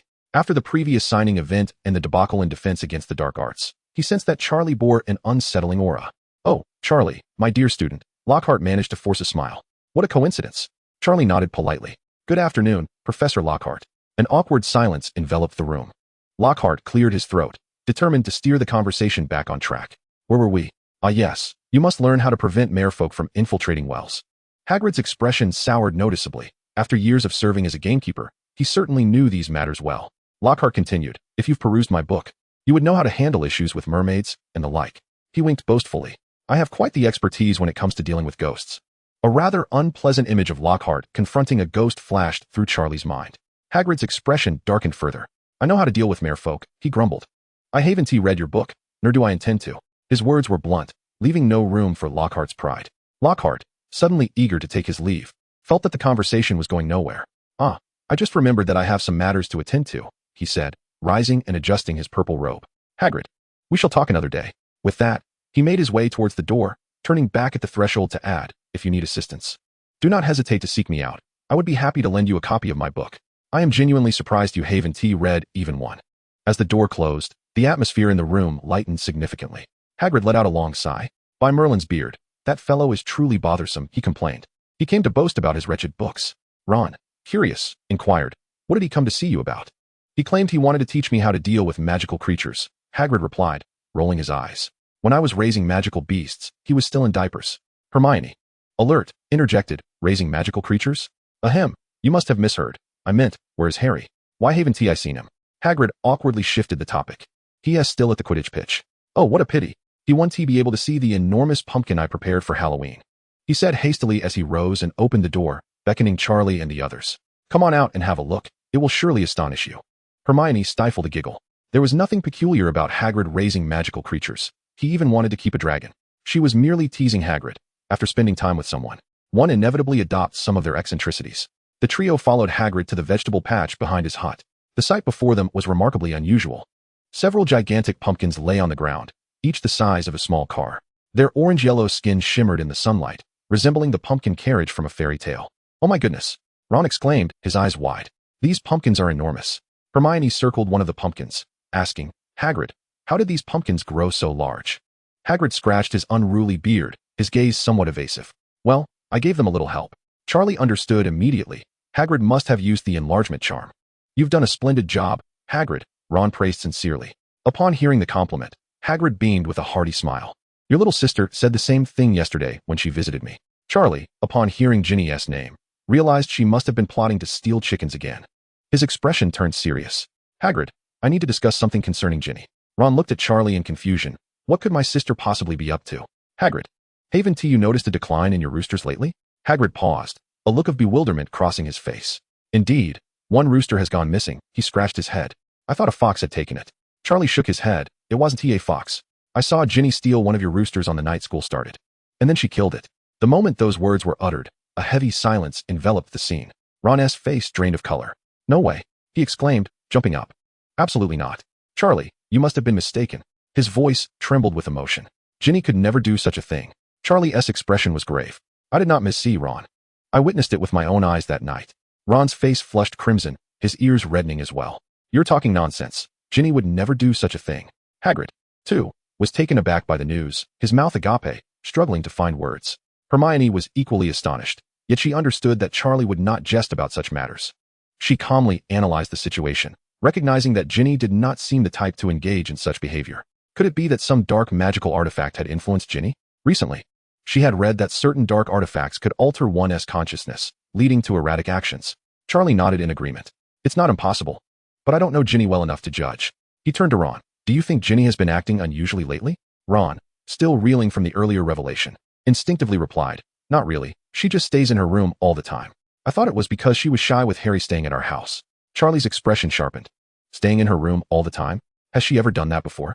No, Ginny has always been lively. We all adore her. Ron, you need to ascertain what Ginny has been doing in her room during the holidays. If she is indeed affected by a dark artifact, it is likely that it resides in her room. Ron's expression grew increasingly grave as he began to reflect on Ginny's recent behavior. Indeed, since the start of the term, Ginny had become quite peculiar. Once cheerful and vibrant, she now secluded herself in her room, avoiding conversations and exuding an air of mystery. Ron felt a deep sense of regret for not noticing Ginny's oddities sooner. Chapter 100. Harry hears the mysterious voice again. On the Quidditch pitch, the Gryffindor team's training continued. Wood's expression was so grim it seemed as though he might burst into tears. The outcome of today's practice had left him utterly flustered. Once more, Wood bellowed, his voice hoarse. What was that performance? Harry sat astride his broom, feeling as though he might fall apart. Sweat streamed down his cheeks, his glasses fogged over. Fred and George exchanged glances. Wood, it's just us who are still practicing, Fred panted. At this rate, we'll be so exhausted we'll be like corpses on the field, scaring Slytherin half to death, George added in complaint. You're still joking, Wood glared at them. Do you realize that Slytherin and Hufflepuff both have Firebolt 2001 brooms? Our brooms lag far behind. We must double our efforts. Harry wanted to say something, but he was too fatigued to muster the energy to speak. They had initially planned to visit Hagrid, but Wood had firmly kept him from leaving. Just then, the distant sound of the dinner bell rang out. All right, Wood reluctantly glanced at the sky. Today's training session concludes here. However, we shall resume after class tomorrow. The team members, visibly relieved, descended to the ground. Harry, slightly unsteady, dismounted from his broom, his legs feeling weak. Fred patted Harry on the shoulder, encouraging him to persevere, stating that Wood was utterly obsessed with the Quidditch Cup, treating them like mere beasts of burden. George, equally aggrieved, grumbled alongside him. The weary group trudged toward the castle. In the great hall, dinner had commenced. Harry, dragging his heavy feet, approached the Gryffindor table and plopped down. He buried his head in his meal, feeling too exhausted to engage in conversation. At that moment, Professor McGonagall approached, delivering even graver news. Harry, you are to report to Professor Lockhart for detention at 8:30 tonight. Ron, you will check in with Mr. Filch. Do not forget, this is your punishment for the mischief at the beginning of the term. Instantly, Harry's spirits plummeted further. The training had already been exhausting, and now he was to face Lockhart's torment. Ron sat beside him, preoccupied, poking at his mashed potatoes. Ever since hearing about Ginny earlier that afternoon, he had been restless. Hermione, too, displayed little appetite, her mind occupied with thoughts of the dark magical artifacts Ginny might have encountered. The trio fell into a heavy silence, the atmosphere oppressive. Harry glanced at Ron and Hermione, contemplating inquiring about the events of the afternoon, but fatigue overwhelmed him. He decided to wait until after detention to discuss it. At 8:30, Harry, dragging his weary body, arrived at Lockhart's office. He knocked on the door, and Lockhart's flamboyant voice called from within. Come in. Harry pushed the door open. Lockhart's office was resplendently decorated, adorned with numerous photographs of himself, each Lockhart in the pictures winking at Harry. Ah, Harry, Lockhart exclaimed warmly. Do take a seat. A towering stack of letters cluttered the desk, all fan mail. Tonight's task is quite simple, Lockhart declared, gesturing toward the letters as if Harry had struck a tremendous bargain. Assist me in responding to these letters from my adoring fans. Oh, sometimes enthusiastic admirers can be rather burdensome. Harry discerned no hint of distress in Lockhart. He seemed utterly delighted, resigned. Harry sat down and picked up a quill to begin his work, while Lockhart sat nearby, regaling him with tales of his supposed heroism. As Harry replied to the letters, he found himself increasingly tormented by Lockhart's incessant chatter. Fatigue weighed heavily upon his eyelids. Just as he was on the brink of slumber, a chilling, malevolent voice pierced the air. I shall tear you apart. The voice was sinister and filled with malice, sending shivers down his spine. Harry jolted awake, every hair on his body standing on end. He scanned the surroundings, searching for the source of the voice. I will kill you when you are hungry. The voice persisted, though it seemed to fade into the distance. Harry's complexion suddenly turned pale. Professor. Harry hastily turned to Lockhart. Did you hear that? Lockhart halted his lengthy discourse, gazing at Harry in confusion. Hear what? The voice from just now, Harry exclaimed, anxious. Lockhart furrowed his brow and listened intently. Aside from the crackling of the fireplace, the office was silent. Harry, I heard nothing, Lockhart replied, perplexed. Are you perhaps exhausted? Experiencing hallucinations? Harry was adamant it was not a hallucination. He had distinctly heard the voice even after regaining his composure. Lockhart approached and placed his hand on Harry's forehead. It may be fatigue causing your mind to play tricks. I suggest you return and rest well tonight. You should feel better by tomorrow. Harry wished to argue, but Lockhart had already begun tidying the letters on his desk. That's all for tonight, Lockhart pronounced. You truly need rest. Reluctantly, Harry rose, his mind swirling with confusion and unease. Upon returning to the Gryffindor common room, Ron had also concluded his detention and lay in bed, clearly unable to sleep. Harry, Ron said, sitting up upon hearing movement. How did it go with Lockhart? Harry sat on the edge of his bed, removing his robe. Ron, I encountered something rather peculiar. What is it? Ron immediately perked up. Harry recounted in detail the voice he had just heard. After listening, Ron's expression turned grave. Only you heard this voice. Ron pondered. This reminds me of last semester. Harry recalled. At the end of last term, he had heard a voice proclaiming it would steal the Philosopher's Stone, yet neither Ron nor Hermione had heard it. That voice belonged to the snake possessed by Voldemort. Chapter 101, Testing Ginny. Ron looked intently at Harry. Harry, I have something to tell you as well. What is it? Ron relayed everything he had learned from Hagrid that afternoon. Harry shot up, astonished. What? Ginny? That's impossible. I didn't believe it at first either, Ron admitted nervously. But Charlie wouldn't lie about such matters. Plus, Hermione suggested that Ginny might be influenced by some dark magical object. Harry's heart began to race. Seamus sleepily lifted his head. What are you discussing? Shouldn't you be sleeping? Nothing. Go back to sleep, Ron whispered, not wishing to divulge too much for Ginny's sake. Once Seamus lay back down, Ron leaned closer to Harry and whispered, Harry, I must ascertain what has happened to Ginny. Can you assist me? Without hesitation, Harry nodded. Of course. Charlie mentioned Ginny goes out at night. A flicker of determination shone in Ron's eyes. They could remain in the common room, observing her movements. After devising their plan, Harry retrieved the invisibility cloak from the trunk. He had misplaced it last semester, but it had soon been returned, presumably by Dumbledore. Let us go? He urged. The two donned the cloak and stealthily exited the dormitory. The Gryffindor common room was enveloped in darkness, illuminated only by the faint glow of the embers in the fireplace. They settled into a corner, waiting in silence as time passed slowly. Harry felt his eyelids growing heavier. At that moment, soft footsteps echoed from the girls' dormitory staircase. Ron immediately perked up, nudging Harry with his elbow. A slender figure descended the stairs. Bathed in the moonlight filtering through the window, Ginny. She wore a nightgown and was barefoot, her face obscured by shadows. He instinctively wanted to rush forward, but Harry restrained him. Wait, he whispered. Let us see where she is headed. Ginny walked directly towards the portrait of the fat lady, the entrance to the common room. Suddenly, Harry lifted the invisibility cloak. Ginny. She turned around calmly, as if nothing had happened. Harry? Ron? Her voice sounded perfectly normal. What are you doing here? Ron stepped forward, his excitement palpable. Ginny, where are you off to at this hour? Ginny blinked, her expression innocent. I'm hungry. I wanted to get something to eat. Her demeanor was flawless, her tone entirely natural. Ron and Harry exchanged bewildered glances. Could Charlie have been mistaken? Harry squinted. Then go to the kitchen for a snack. Remember? I told you where it is. Ron looked at Harry, puzzled. Mate, what kitchen? Why didn't you mention this to me? Ginny paused for a moment before nodding. I remember. I was just about to go there. A spark of realization flickered in Harry's eyes. I never told Ginny where the kitchen is. He exclaimed. You aren't Ginny. Ron charged forward angrily. Let go of my sister. But Ginny, or rather Tom Riddle, was remarkably agile. She swiftly dodged Ron and dashed toward the portrait hole. Tom's expression darkened, caught off guard by a mere child's cunning. With his cover blown, he could no longer remain in Gryffindor's dormitory. He needed to seek a new target. Stop! Harry and Ron shouted in unison as they chased after her. Yet Ginny's speed was astonishing. Far from that of an 11-year-old girl. She sprinted down the corridor, her footsteps as light as a cat's. Harry and Ron ran desperately after her, but the distance between them only widened. Blast it! Ron panted, breathless. How could she run so swiftly? By the time the two reached the third floor, Ginny's figure had vanished at the end of the corridor. Lost. Harry halted, gasping for breath. Ron, however, remained resolute, determined to find Ginny. After catching his breath, Harry followed suit. Tom controlled Ginny's body, hastily traversing the corridor. His expression was dark and foreboding. A month of meticulous planning, a month of insidious infiltration, was thus undone by two mere children. Damn Harry Potter. Tom seethed. It took him a full month to completely invade the consciousness of that Weasley girl, granting him the ability to manipulate her body at will. Yet tonight's unforeseen turn of events had rendered his efforts futile. Now that he was exposed, he needed to shift his target. In the four houses, his preference undoubtedly lay with Slytherin. He guided Ginny's body directly toward the basement. The entrance to the Slytherin common room was concealed deep within the dungeons. Tom skillfully located the stone door. The entrance was deserted. After ensuring the coast was clear, Tom withdrew a black notebook from Ginny's robe. He carefully placed the notebook in a shadowy corner by the door. The positioning was clever. ensuring it would not be trampled, yet would be conspicuous enough to be discovered by passing Slytherin students in the morning. A new host would soon be at hand. A cold smirk crept across Tom's lips.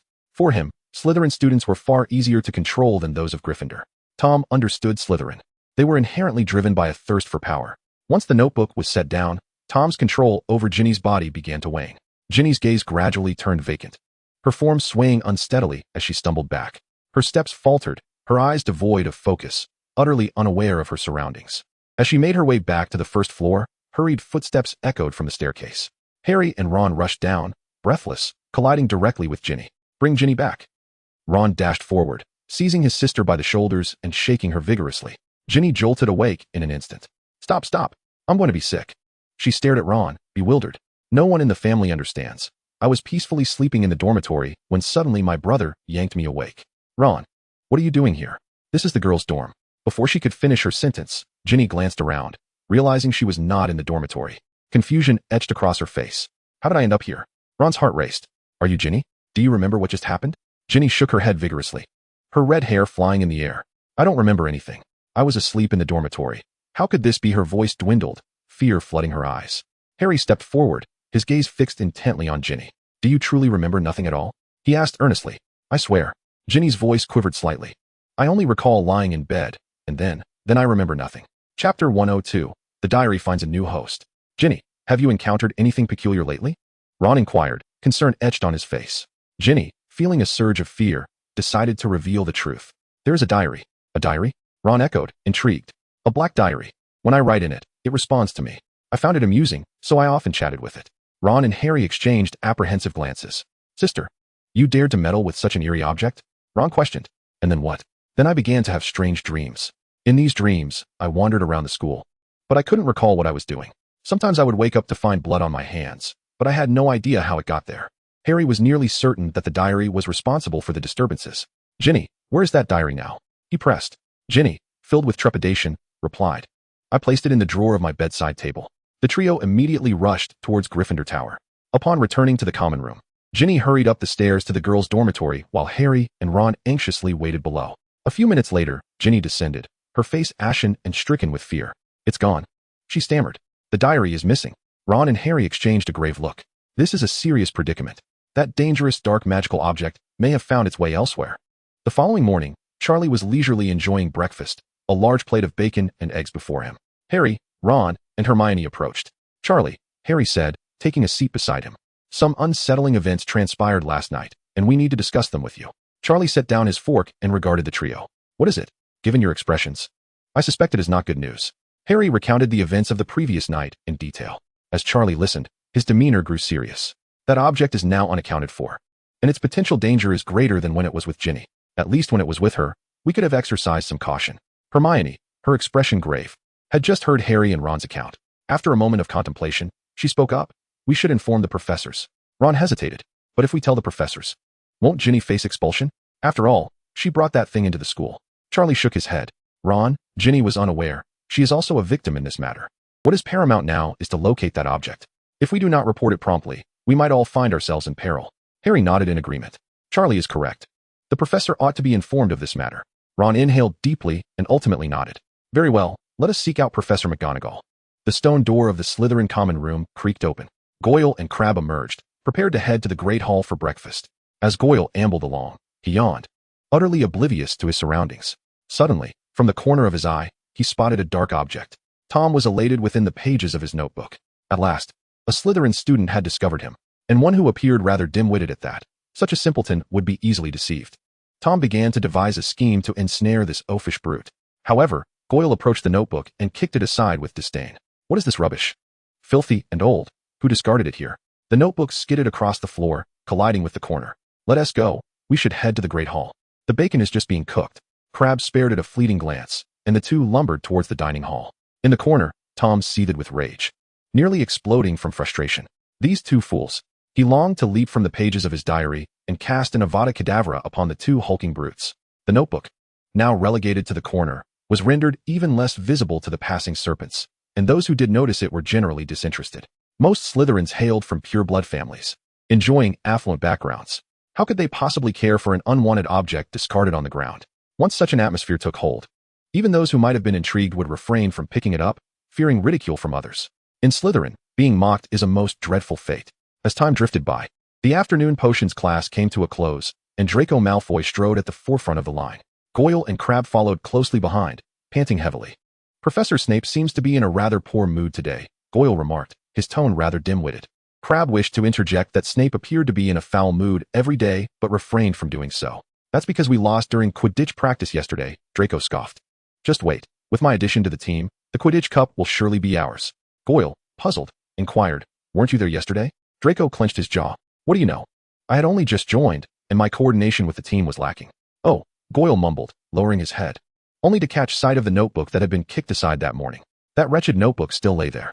Draco followed Goyle's gaze. The black cover, plain binding, appeared unremarkable. Yet Draco's pupils constricted slightly. This notebook reminded him of a safe in his father's study, which housed several dark magical artifacts, including an identical black diary. His father had once cautioned him that those things were perilous and must never be touched. Yet now, a nearly identical notebook lay before him. Draco's heartbeat quickened. Draco? Crabbe looked at him with confusion. Draco remained silent, striding towards the corner.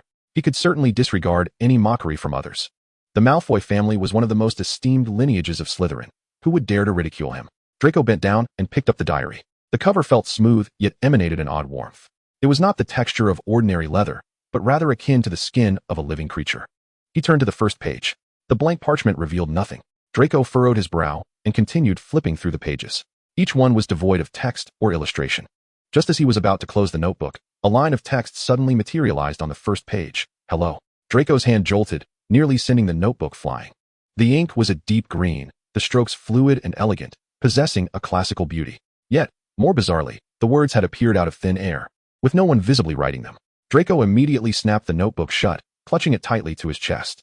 His eyes glinted with a complex mix of emotions: excitement, fear, curiosity, and a subtle hint of greed. This was certainly not an ordinary diary. Chapter 103, Malfoy is invaded. Draco returned to the Slytherin dormitory, his heart still racing. He concealed the notebook in the innermost drawer of his bedside table and, ensuring that his roommates were absent, cautiously retrieved it. Draco picked up a quill and carefully inscribed on the first page. Who are you? As soon as the ink touched the paper, it was swiftly absorbed. Draco's eyes widened as he watched his writing vanish without a trace. Moments later, elegant green script emerged. Tom Riddle. Draco's pupils constricted sharply. Riddle? The ancient pureblood family that had descended from Slytherin? Although the Riddle lineage was now seemingly extinct, the surname still signified noble blood within pureblood circles. Tom smirked inwardly in the diary. He understood Slytherin well. Using a Muggle surname would garner little attention. However, invoking the name of a pureblood family would naturally endear him to them. What is your name? New writing appeared on the page. Draco grasped the quill, hesitating to respond. He was aware that certain dark magical objects could inflict harm upon their owners if they learned their true names. Observing Draco's reluctance to answer, Tom continued, Don't be nervous. You must be from Slytherin House, right? I can sense that you are quite a figure of renown at school. Upon reading those words, Draco's vanity swelled with satisfaction. He proudly wrote, Indeed, I am a second-year student of Slytherin. I am also the seeker for the Slytherin Quidditch team. Tom found this response utterly baffling. He had expected something far more impressive. Being a seeker hardly constituted an achievement. I am also a product of Slytherin House, though that was many years ago. Tom continued to prod. In my time, the finest student in the history of Hogwarts created me to assist students in their pursuit of knowledge. Draco, upon reading this line, displayed a look of disdain. The finest? He wrote. Could he possibly surpass Charlie? Tom paused momentarily. Charlie? Which Charlie? He inquired. Perhaps Charlie is the most exceptional student you have encountered, Tom cautiously replied. Yet, dear child, in the annals of Hogwarts history, there are countless geniuses, many of whom are far superior. Draco was unconvinced that anyone could surpass Charlie. Could you single-handedly defeat a troll upon your arrival at school? The diary remained silent for a moment, revealing no new words. Draco continued, Could you best the defense against the dark arts professor in your first year? The diary continued its silence. Could you become a master of potions in your first year and earn a second-class Merlin award? Tom's silence was deafening. Draco scoffed. If you can't accomplish these feats, how can you claim to be the best? Mere boasting. Tom sank into profound self-doubt within the pages of the diary. Were the current students of Hogwarts truly this extraordinary? Or was this insufferable brat merely toying with him? After a long pause, Tom finally wrote, The Charlie you speak of is indeed remarkable. However, if you aspire to be like him, I can assist you. A flicker of doubt crossed Draco's eyes upon reading this statement. What can you help me with? Knowledge, Tom replied. I can teach you many forms of magic that are not covered in the classroom. Such as? Draco inquired. Advanced transfiguration techniques, secret potion recipes, and some unique spells. Draco's heart began to race. As the heir of the Malfoy family, he yearned to grow stronger, especially after witnessing Charlie's prowess. His desire for self-improvement intensified. Then you must first answer a few of my questions, Draco wrote. He proceeded to list a dozen queries in the diary, all concerning subjects he struggled to comprehend. The diary provided perfect answers to his confusions, some of which were even more detailed than what he found in textbooks. These explanations were effortless for Tom. It was then that Draco began to believe in the diary's genuine capability. Though he remained wary of the enigmatic Tom Riddle, he had started to trust his words. Very well, Draco wrote. I may study with you, but I have conditions. What conditions? First, you must not inquire about my true name. Secondly, do not coerce me into any actions. Thirdly, should I sense any discomfort, I reserve the right to cease at any moment. Upon reading these stipulations, Tom could not help but smirk coldly. While the caution exhibited was rather prudent, he found it excessively amusing. He believed that to exert control over another, one need only spend sufficient time in their company to infiltrate their consciousness completely. He was not afraid of their caution. Rather, he feared they would not engage at all. Of course, Tom replied. I merely wish to assist a gifted young wizard. Time swiftly passed, and soon it was Halloween. After Harry confided in Professor McGonagall about the diary, a palpable tension enveloped Hogwarts. Professor McGonagall's expression turned grave as she promptly organized the heads of houses to commence a search throughout the campus. The heads, divided into groups, meticulously scoured every nook and cranny, from the dormitories to classrooms, from the library to the dungeons, leaving no corner unchecked. Percy, armed with a list, diligently examined each suspicious item. Yet regrettably, nothing was uncovered. It was only natural. If it were so easily discovered, why would Mr. Weasley allow the diary to remain with Ginny for so long? Clearly, the diary had the ability to conceal the taint of dark magic. Draco, too, received notification from Professor McGonagall. However, he had no intention of surrendering the diary. Slytherin students inherently craved power and success. Given sufficient temptation, they would willingly step into a trap. Moreover, having frequently encountered dark magical artifacts at home, he perceived the professor's actions as an overreaction. During this time, Draco had garnered considerable attention in class through the diary. He reveled in the envious glances from his peers and the praise from his professors. This sensation was intoxicating, rendering him incapable of parting with the diary. On Halloween night, Draco once again produced the diary. Tonight, a special task awaits you. Tom's handwriting materialized on the page. What task? Draco inscribed. Proceed to the girls' restroom on the second floor. A secret awaits your discovery there. Draco hesitated. The girls' restroom? That seems rather inappropriate. Trust me, it harbors one of Hogwarts' greatest secrets, Tom continued to entice. If you wish to grow stronger, you must go there. Draco's rational mind urged him to resist, yet the allure of his desires triumphed over reason. The girls' restroom on the second floor had been abandoned for ages, devoid of any presence. Draco anxiously surveyed his surroundings. What now? He whispered. Tom's consciousness began to invade his mind. Draco felt a wave of dizziness wash over him as the world before his eyes blurred. When he opened his eyes again, he was no longer himself. Tom was commandeering Draco's body, striding directly towards the sink. His gaze fixed upon a particular faucet adorned with the engraving of a small serpent. Tom took a deep breath, letting out a hiss. Chapter 104. The Inheritance of the Secret Chamber? As Charlie entered the hall, the atmosphere was already abuzz with excitement. Hagrid was struggling with a colossal pumpkin, which must have weighed at least 300 pounds. Although lifting it posed no challenge for Hagrid, the enormous pumpkin obscured his line of sight, compelling him to call out with every step he took. Make way, make way. Charlie glanced at the pumpkin and drew his wand. Wingardium Leviosa. The massive pumpkin immediately floated into the air, hovering steadily. Hagrid sighed in relief, wiping non-existent sweat from his brow. Thanks, Charlie, he chuckled. This thing is just too big. Charlie skillfully maneuvered his wand, guiding the pumpkin to the most prominent spot in the center of the hall. Hagrid produced a sharp knife and, in a matter of moments, carved the pumpkin into the classic Halloween visage, triangular eyes, a jagged mouth, and a candle nestled inside. Once lit, the pumpkin emitted an eerie orange glow. The professors busied themselves with the decorations. Professor Flitwick waved his wand, causing countless bats to swoop down from the ceiling, swirling above the students' heads. Professor McGonagall conjured a multitude of skeletons, arranging them against the walls. As for Professor Snape, he needed no effort. His mere presence suffused the atmosphere with the essence of Halloween. Even Filch, who usually reveled in catching students misbehaving, had set aside his scowl, dutifully assisting in the hall-s preparations. Observing Filch bent over scrubbing the floor, Charlie suddenly pondered a question. He had never seen Filch eat in the hall. Did the old man prepare his own meals? That didn't seem likely. His cat was as thin as a rail. The hall was soon adorned. The ceiling, enchanted, now displayed a night sky. Dark clouds rolled ominously, lightning flickered, and occasionally, a ghost drifted by. Students began to take their seats. Dumbledore stood up, applauding. "Happy Halloween." He beamed. "Let us indulge in this feast." No sooner had he spoken than an array of food materialized on the long tables. However, the appearance of the dishes was quite unsettling. Bloodied finger biscuits, a dark liquid soup, and jelly that resembled eyeballs were among the offerings. Charlie picked up a rather gruesome-looking piece of meat and took a bite. "Ketchup," he noted. He then sampled the black soup. "Squid ink." A grin spread across his face. The culinary skills of the house elves were truly remarkable. They could create anything. The level of curiosity presented by these dishes was even more intriguing than the ingredients used for potion making. As Charlie pondered the topic of potions, he suddenly recalled that the healing elixir had been brewing for an entire month and should be ready for retrieval. He needed to summon Lucius to collect it. Raising his gaze towards the Slytherin table, he intended to convey a message to Draco. However, Draco was conspicuously absent from the long table. A frown creased Charlie's brow. Where could that boy have vanished to? It was uncharacteristic of Draco to miss the Halloween feast. He was typically one to relish in such displays. It was inconceivable that he would be absent from this occasion. Gradually, the festivities drew to a close. The students, sated and merry, began to rise and make their way towards their respective common rooms. The corridors were crowded, filled with lively conversations about Halloween decorations and delicacies. Suddenly, a piercing scream echoed from ahead. "Ah!" The crowd erupted into a flurry of agitation. Charlie furrowed his brow and hastened forward. Navigating through the throng, he beheld a scene that struck terror into the hearts of all present. Filch's cat, Mrs. Norris, was suspended grotesquely from a torch bracket on the wall, her body rigid as if carved from stone. Scrawled in vivid crimson liquid upon the wall were ominous words. "The chamber has been opened. Enemies of the heir, beware." Harry, Ron, and Hermione stood by the wall, the surrounding students pointing and whispering. "Did they do this?" Someone murmured.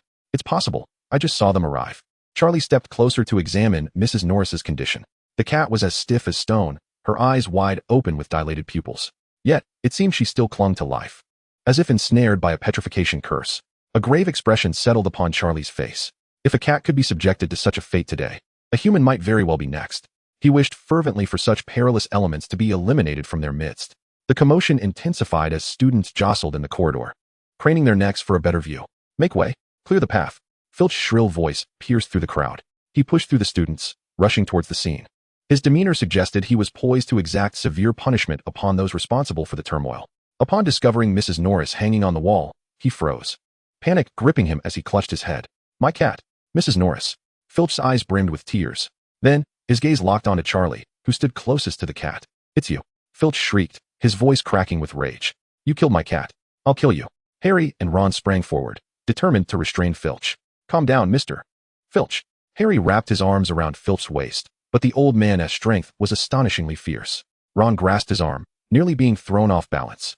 Charlie cast a sidelong glance at the agitated Filch, his tone devoid of emotion. "If I had intended to kill your cat, there would be nothing left of her now."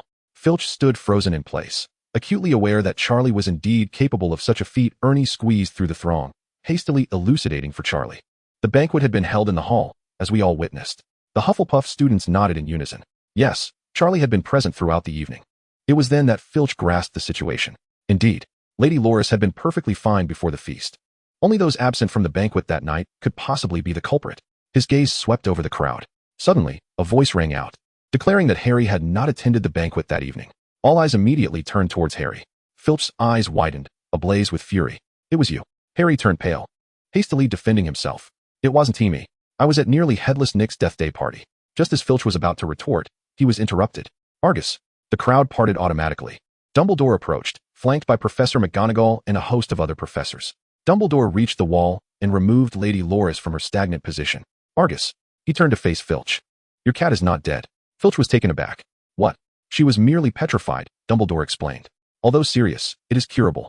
A look of relief washed over Filch's face. Dumbledore then turned his attention to Harry, Ron, and Hermione. "You three, come with me." Lockhart hurriedly stepped forward, eager to assert his presence. "My office is available. Come to me." He flashed a perfect smile at the surrounding students. "Leave matters like this to me. I have experience." Just as Dumbledore prepared to depart, Charlie called out to him. "Professor, what is the Chamber of Secrets, and who is the heir?" Dumbledore turned back to Charlie, his gaze profound. "The Chamber of Secrets, Minerva." Professor McGonagall interjected, seemingly reluctant to delve into the topic. "It is all right, Minerva. If they wish to know, they shall find a way." Dumbledore shook his head, and McGonagall ceased her objections. "The Chamber of Secrets is merely a legend," constructed by Salazar Slytherin, accessible only to his heir. It is said that Slytherin harbored a creature within, which would purge the school of all those unworthy of studying magic when the heir opened the chamber. Of course, this is merely a legend, and should not be taken seriously. With that, Dumbledore took his leave with Harry and the others. However, Charlie felt a sense of foreboding. Given Slytherin's pure-blood ideology, the term unworthy of studying magic surely referred to those of Muggle lineage. This is dire, heading my way. Professor McGonagall began to disperse the crowd. Return to your dormitories, she commanded sternly. There is nothing to see here. The students gradually dispersed, yet the murmurs of discussion continued to rise and fall. Charlie stood rooted in place, his gaze directed elsewhere, towards the Slytherin house. Among those absent from the feast, besides Harry and his companions, was Draco Malfoy. Chapter 105, Tom Dame. Yemigo. Time rewound to just before the conclusion of the feast. As Draco regained consciousness, his mind remained somewhat foggy. He blinked in confusion, realizing he was standing in the corridor on the second floor. The sight before him jolted him awake. Filch's cat was hung on the wall, its body rigid as stone. Written in vivid red liquid was a bold proclamation. The Chamber of Secrets has been opened. Enemies of the heir, beware. Heir. Draco's heart raced. As a scion of a pure-blood family, he was well aware of the legends surrounding the Slytherin chamber. It was the greatest secret left by Salazar Slytherin, accessible only to the true heir. And now, the chamber had been opened. The words on the wall unmistakably declared heir. It must be him. It had to be him. Draco struggled to suppress the urge to laugh in exhilaration. He, Draco Malfoy, had been chosen by Slytherin. Footsteps echoed from the far end of the corridor. Instantly alert, Draco swiftly concealed himself behind a nearby stone pillar. Harry, Ron, and Hermione approached, halting directly beneath the cat. Moments later, students from the Great Hall surged forth, their screams, chatter, and Filch's wailing filling Draco's ears. Hidden in the shadows, he observed everything unfold behind him. Excitement coursed through Draco, mingled with a tinge of fear. He understood that he could not return to the student body now. Should anyone spot him alone, suspicion would surely follow. As the crowd gradually dissipated, Draco quietly trailed behind the last of the Slytherin contingent, striving to remain inconspicuous. Charlie exchanged greetings with Ernie and then cast a disillusionment charm upon himself, his form becoming translucent, blending seamlessly into the surroundings. He made his way towards the Slytherin common room. If the heir intended to attack Muggles, he could not afford to remain idle. Charlie did not consider himself to possess any pure-blood lineage. As an orphan, no one could vouch for his blood status. If Draco was indeed the perpetrator, it was likely he had yet to return to the dormitory. Waiting by the entrance might yield an opportunity to catch him. Even if he was mistaken, there would be no significant loss. Charlie moved with greater speed than the entirety of the student body. He arrived first at the entrance of the Slytherin common room, concealing himself in the shadows. Under the protection of the disillusionment charm, no one could detect his presence. Slytherin students arrived in succession. Pureblood. The prefect uttered the password, and the stone doors slowly creaked open. Charlie silently memorized the password. The students entered in a steady stream, quickly filling the space. However, Draco was absent from the throng. Charlie squinted, continuing to wait.